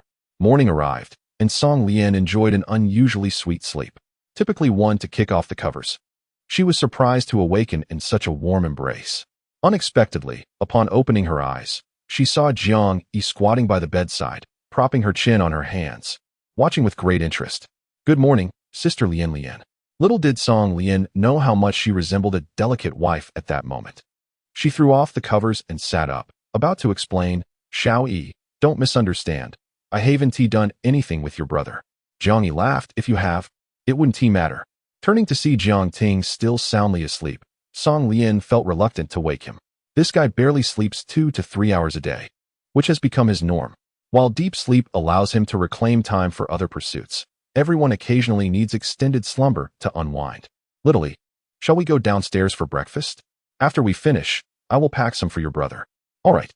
After freshening up, Song Lian and Jiang Yi arrived at the hotel's second-floor restaurant, only to find the breakfast offered by the hotel unappetizing. They decided to venture out for a stroll around the nearby streets. Jiang Yi consistently lagged behind her, prompting Song Lian to question, "What's the matter? Is there something behind me?" With a slight frown of disappointment, Jiang Yi replied, "Sigh, seeing Sister Lian walk so normally, it seems nothing really happened last night. My brother is truly useless. What are you thinking with that little head of yours every day? Is this really a younger sister? You seem rather expectant." They found a Cantonese tea restaurant to enjoy dim sum, and Song Lian packed a portion of fried dumplings, which Jiang Ting adored. Upon returning to the hotel, Jiang Ting was already awake. After finishing his breakfast, it was time to depart for the competition venue. As they opened the door, Lu Xiuqing and Lu Yufu emerged from the room across the hall. Noticing the sweet demeanor between Song Lian and Jiang Ting, Lu Yufu couldn't help but mutter, "How shameless." Jiang Yi immediately retorted, "Who are you calling shameless?" It appeared that these two young women had developed an antagonistic rapport. With hands on her hips, Lu Yufu declared, "What is wrong with me not liking them?" Jiang Yi delivered a decisive blow. "My brother and my future sister-in-law are in love. What business is it of yours as an outsider?" "Indeed, I am an outsider." The competition was held at the Dongning Opera House, not far from the hotel. Contestants, judges, and audience members flowed in steadily. Lu Yufu felt an inexplicable sense of anxiety, placing immense psychological pressure on herself. The Shana International Piano Competition was hosted by the prestigious Shana International Music Academy, and securing a direct admission spot to further her studies there was crucial for Lu Yufu. Missing this opportunity would make it challenging to find another chance. Unless Lu Xiuqing was willing to spend exorbitant amounts of money on a sponsorship fee to secure her entry, which would cost far more than 600,000. Even if he drained his finances, he could not afford several million for his daughter to study music abroad. Thus, Lu Yufu perceived this competition as a significant turning point in her life. To make matters worse, she drew the 15th slot in the performance order. With a total of 30 contestants, she found herself right in the middle. The judges, being human, would inevitably experience auditory fatigue. The first 3 contestants, due to their novelty, might shine brighter than others. Conversely, as the competition neared its conclusion, judges would typically be revitalized for a grand finale. Contestants performing in the middle would unfortunately be subjected to the judges' fatigue. Unless she showcased particularly astounding piano skills, it would be difficult for her to garner high scores from the judges. Today, the first contestant graced the stage with an extraordinarily impressive opening performance, igniting the atmosphere with a technically demanding masterpiece titled Belle. The perfect score is 10, and even after discarding the highest and lowest scores, the performer of Belle ultimately achieved an astonishing score of 98. This score loomed like an insurmountable mountain, casting a shadow over the subsequent performers, despite their commendable performances. With such a divine piece setting the standard, the judges' expectations soared, leaving many exceptional contestants languishing around scores of 93 and 92. The psychological pressure on Lu Yufu intensified. Known for her stage presence, she surprisingly exhibited a hint of stage fright when it was her turn to perform.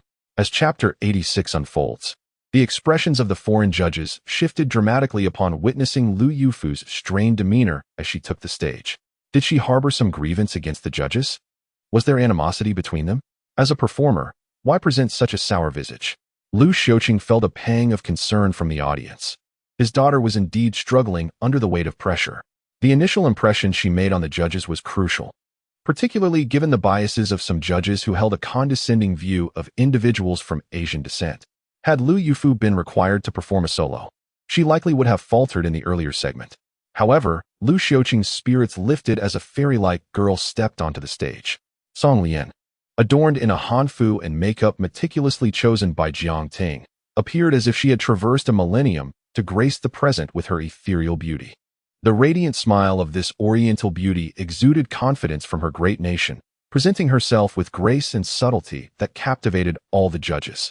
She took her place at the guzheng opposite Lu Yufu, her every gesture imbued with an enchanting aura. A spotlight illuminated both Lu Yufu and Song Lian, and Lu Yufu felt a wave of unease as her fingers trembled. Fortunately, her father had selected a gentle piece for her. The composition Big Fish may seem simple, one that even a beginner could play flawlessly. However, the true challenge lies in conveying its exquisite essence through the music. Lu Xiuqing's choice of this piece was, in fact, a daring gamble. In a display of skill, Lu Yufu would undoubtedly falter. Yet, if she could express the piece's profound meaning, she might elevate her performance to new heights and perhaps secure a higher score. Nonetheless, judging by Lu Yufu's performance today, her solo segment was merely satisfactory. The inherent beauty of the melody somewhat obscured the mistakes stemming from her overwhelming anxiety. However, there remained a considerable distance from fully interpreting the essence of this piece. The judges furrowed their brows, inscribing scores of 7 and 8 on their scoreboards, until the piece reached its climactic crescendo. Song Lian's guzheng finally joined the accompaniment, intertwining beautifully with Lu Yufu's piano melodies. The perfectly controlled vibrato in several passages instantly elevated the stage's ambience to its zenith. The oppressive atmosphere previously created by Lu Yufu's piano solo dissipated in an instant, and the judges suddenly understood. They were weaving a tale of literary nuances, where initial restraint yields to an uplifting climax. This was the mark of true mastery. Even if the beginning falters, one can still find a way to reclaim the moment.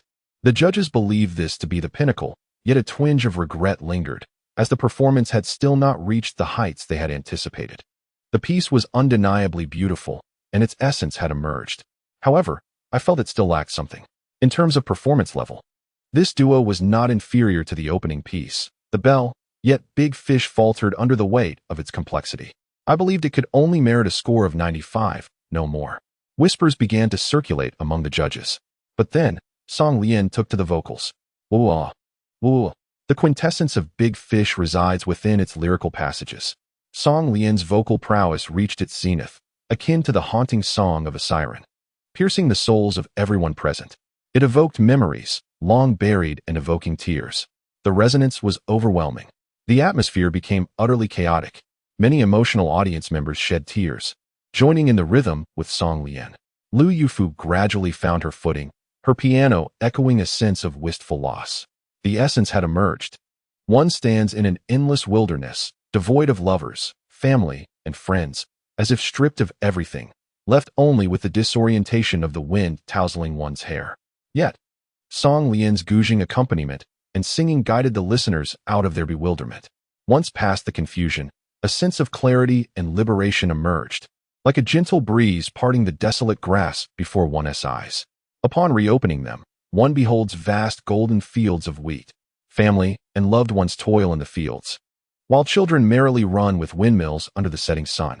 A female judge could not help but exclaim, This is what I sensed was missing earlier, the singing." In that moment, countless images flooded my mind.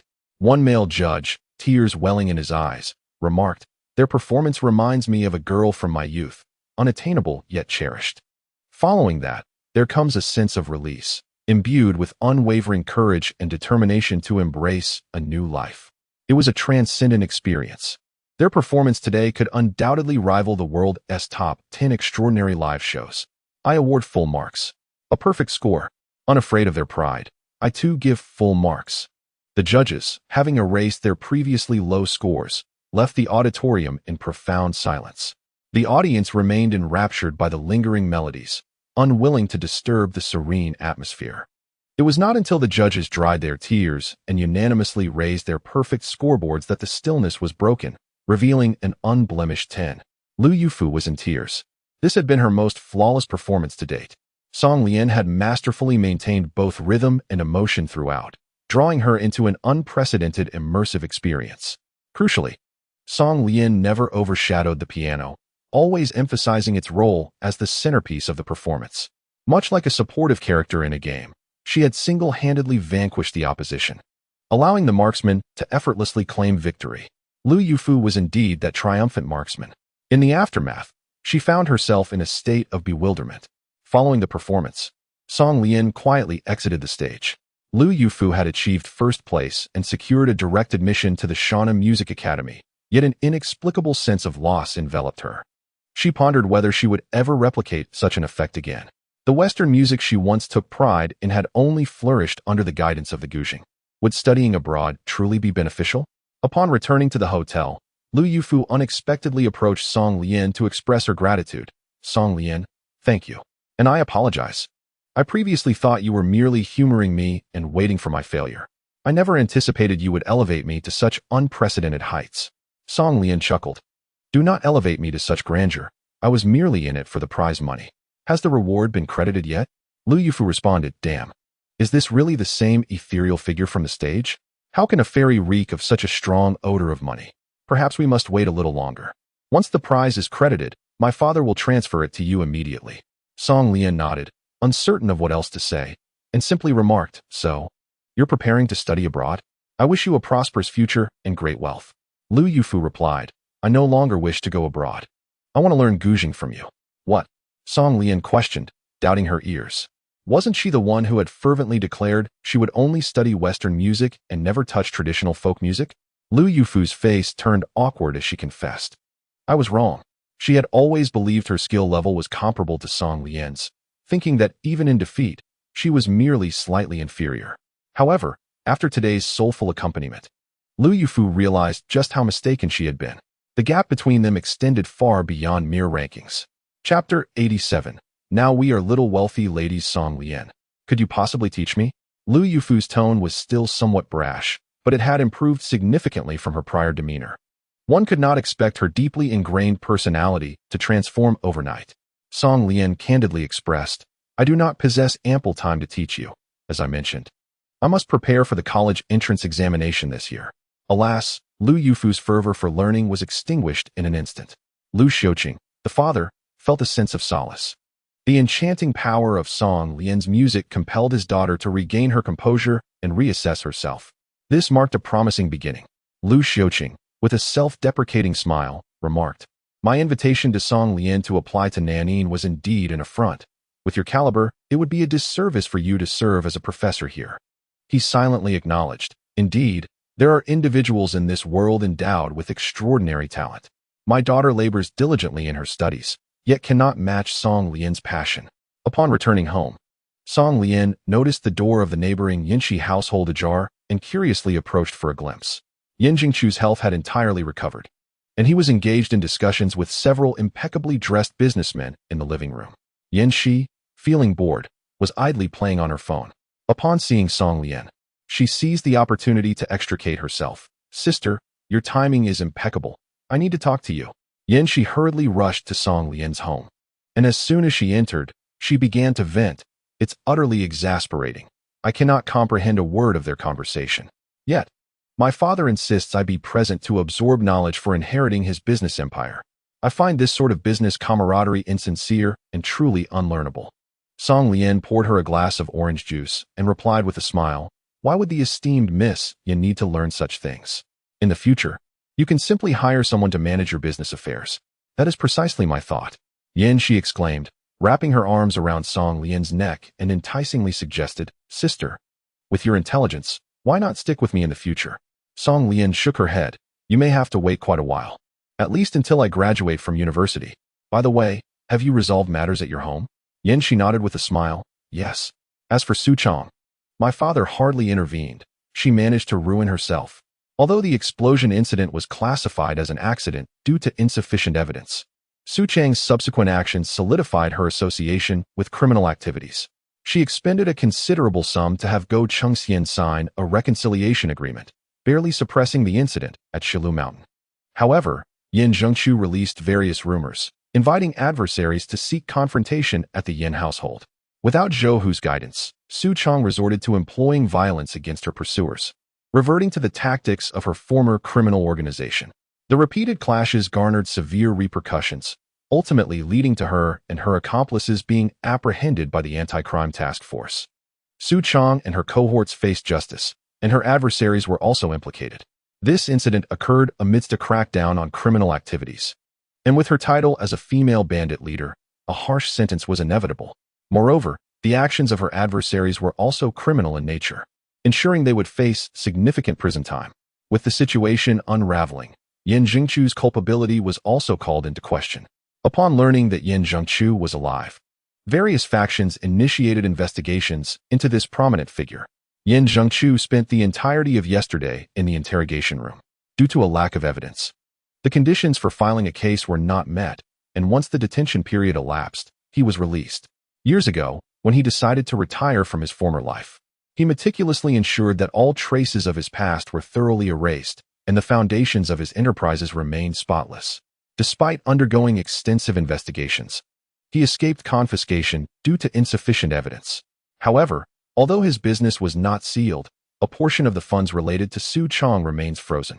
Today, Yin Jingchu gathered several reliable business partners at his home to discuss subsequent commercial plans for a resurgence.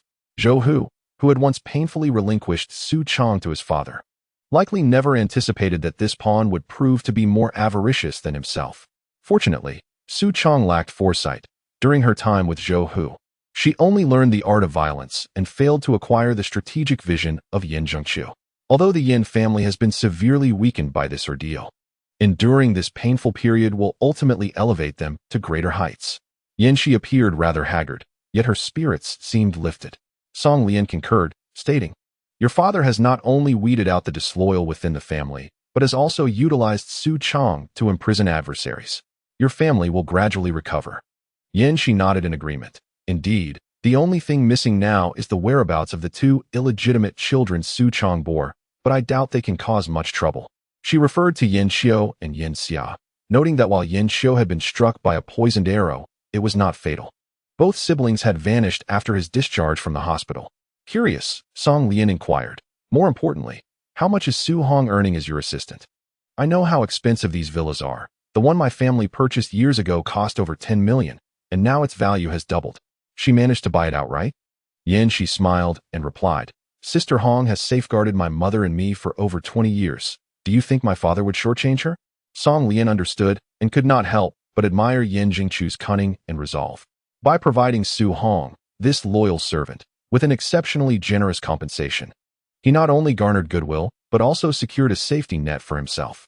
Had it not been for Su Hong's fierce protection that day, both he and his daughter might have perished. Furthermore, before Yin Jingchu's funds are unfrozen, Su Hong's savings would be sufficient to help him navigate this transitional phase. Envy indeed. While expressing admiration, Song Lian's phone chimed with a text notification. Upon checking, she discovered that a bonus of 600,000 had been credited to her account. She triumphantly flashed the screen at Yin Shi, exclaiming, "Look, we're now little wealthy ladies. Impressive. You've earned 600,000 without relying on connections. I certainly could not." Yin Shi replied, somewhat dazed. "Indeed, I've struck gold with a sister like you. Beautiful, intelligent, talented, and financially savvy. How I wish I could be a boy and marry her." On Monday, as classes resumed, Song Lian entered the classroom to witness Jiang Ting assaulting Yang Shoshan. Yang Shuashan's last encounter left him with a balding head that has yet to recover, and now he has been mercilessly beaten, leaving him with a swollen head. Zhong Yi tugged at her, persistently urging, Lian, you must intervene and stop old Jiang." Instead of mediating, she shouted, "Well done." Zhao Zijin had sought trouble in the dead of night before, and afterwards, Jiang Ting had harbored suspicions that someone from the school had betrayed his personal information. This morning, he inadvertently overheard classmates discussing the matter and learned it was Yang Shuashan behind it. His temper flared immediately. Coincidentally, Song Lian had also been keeping this incident in mind. Last night, she had specifically sent Go Chengxian to inquire with Zhao Zijin, who similarly revealed Yang Shuashan's name. To her surprise, Jiang Ting had acted first. Wishing to prevent her classmates from misunderstanding Jiang Ting, she publicly clarified that scoundrel Yang Shuashan incited thugs from outside the school to trouble me. If it weren't for my skills, who knows what could have happened? Do you think such a person deserves to be beaten? Before Zhong Yi could respond, a stern voice echoed from the corridor outside. They certainly do. Everyone turned to see their homeroom teacher, Lu Gui. Lu Gui had heard everything Song Lian said, and without a moment's hesitation, promptly escorted Yang Shuashan to Tao Jia's office.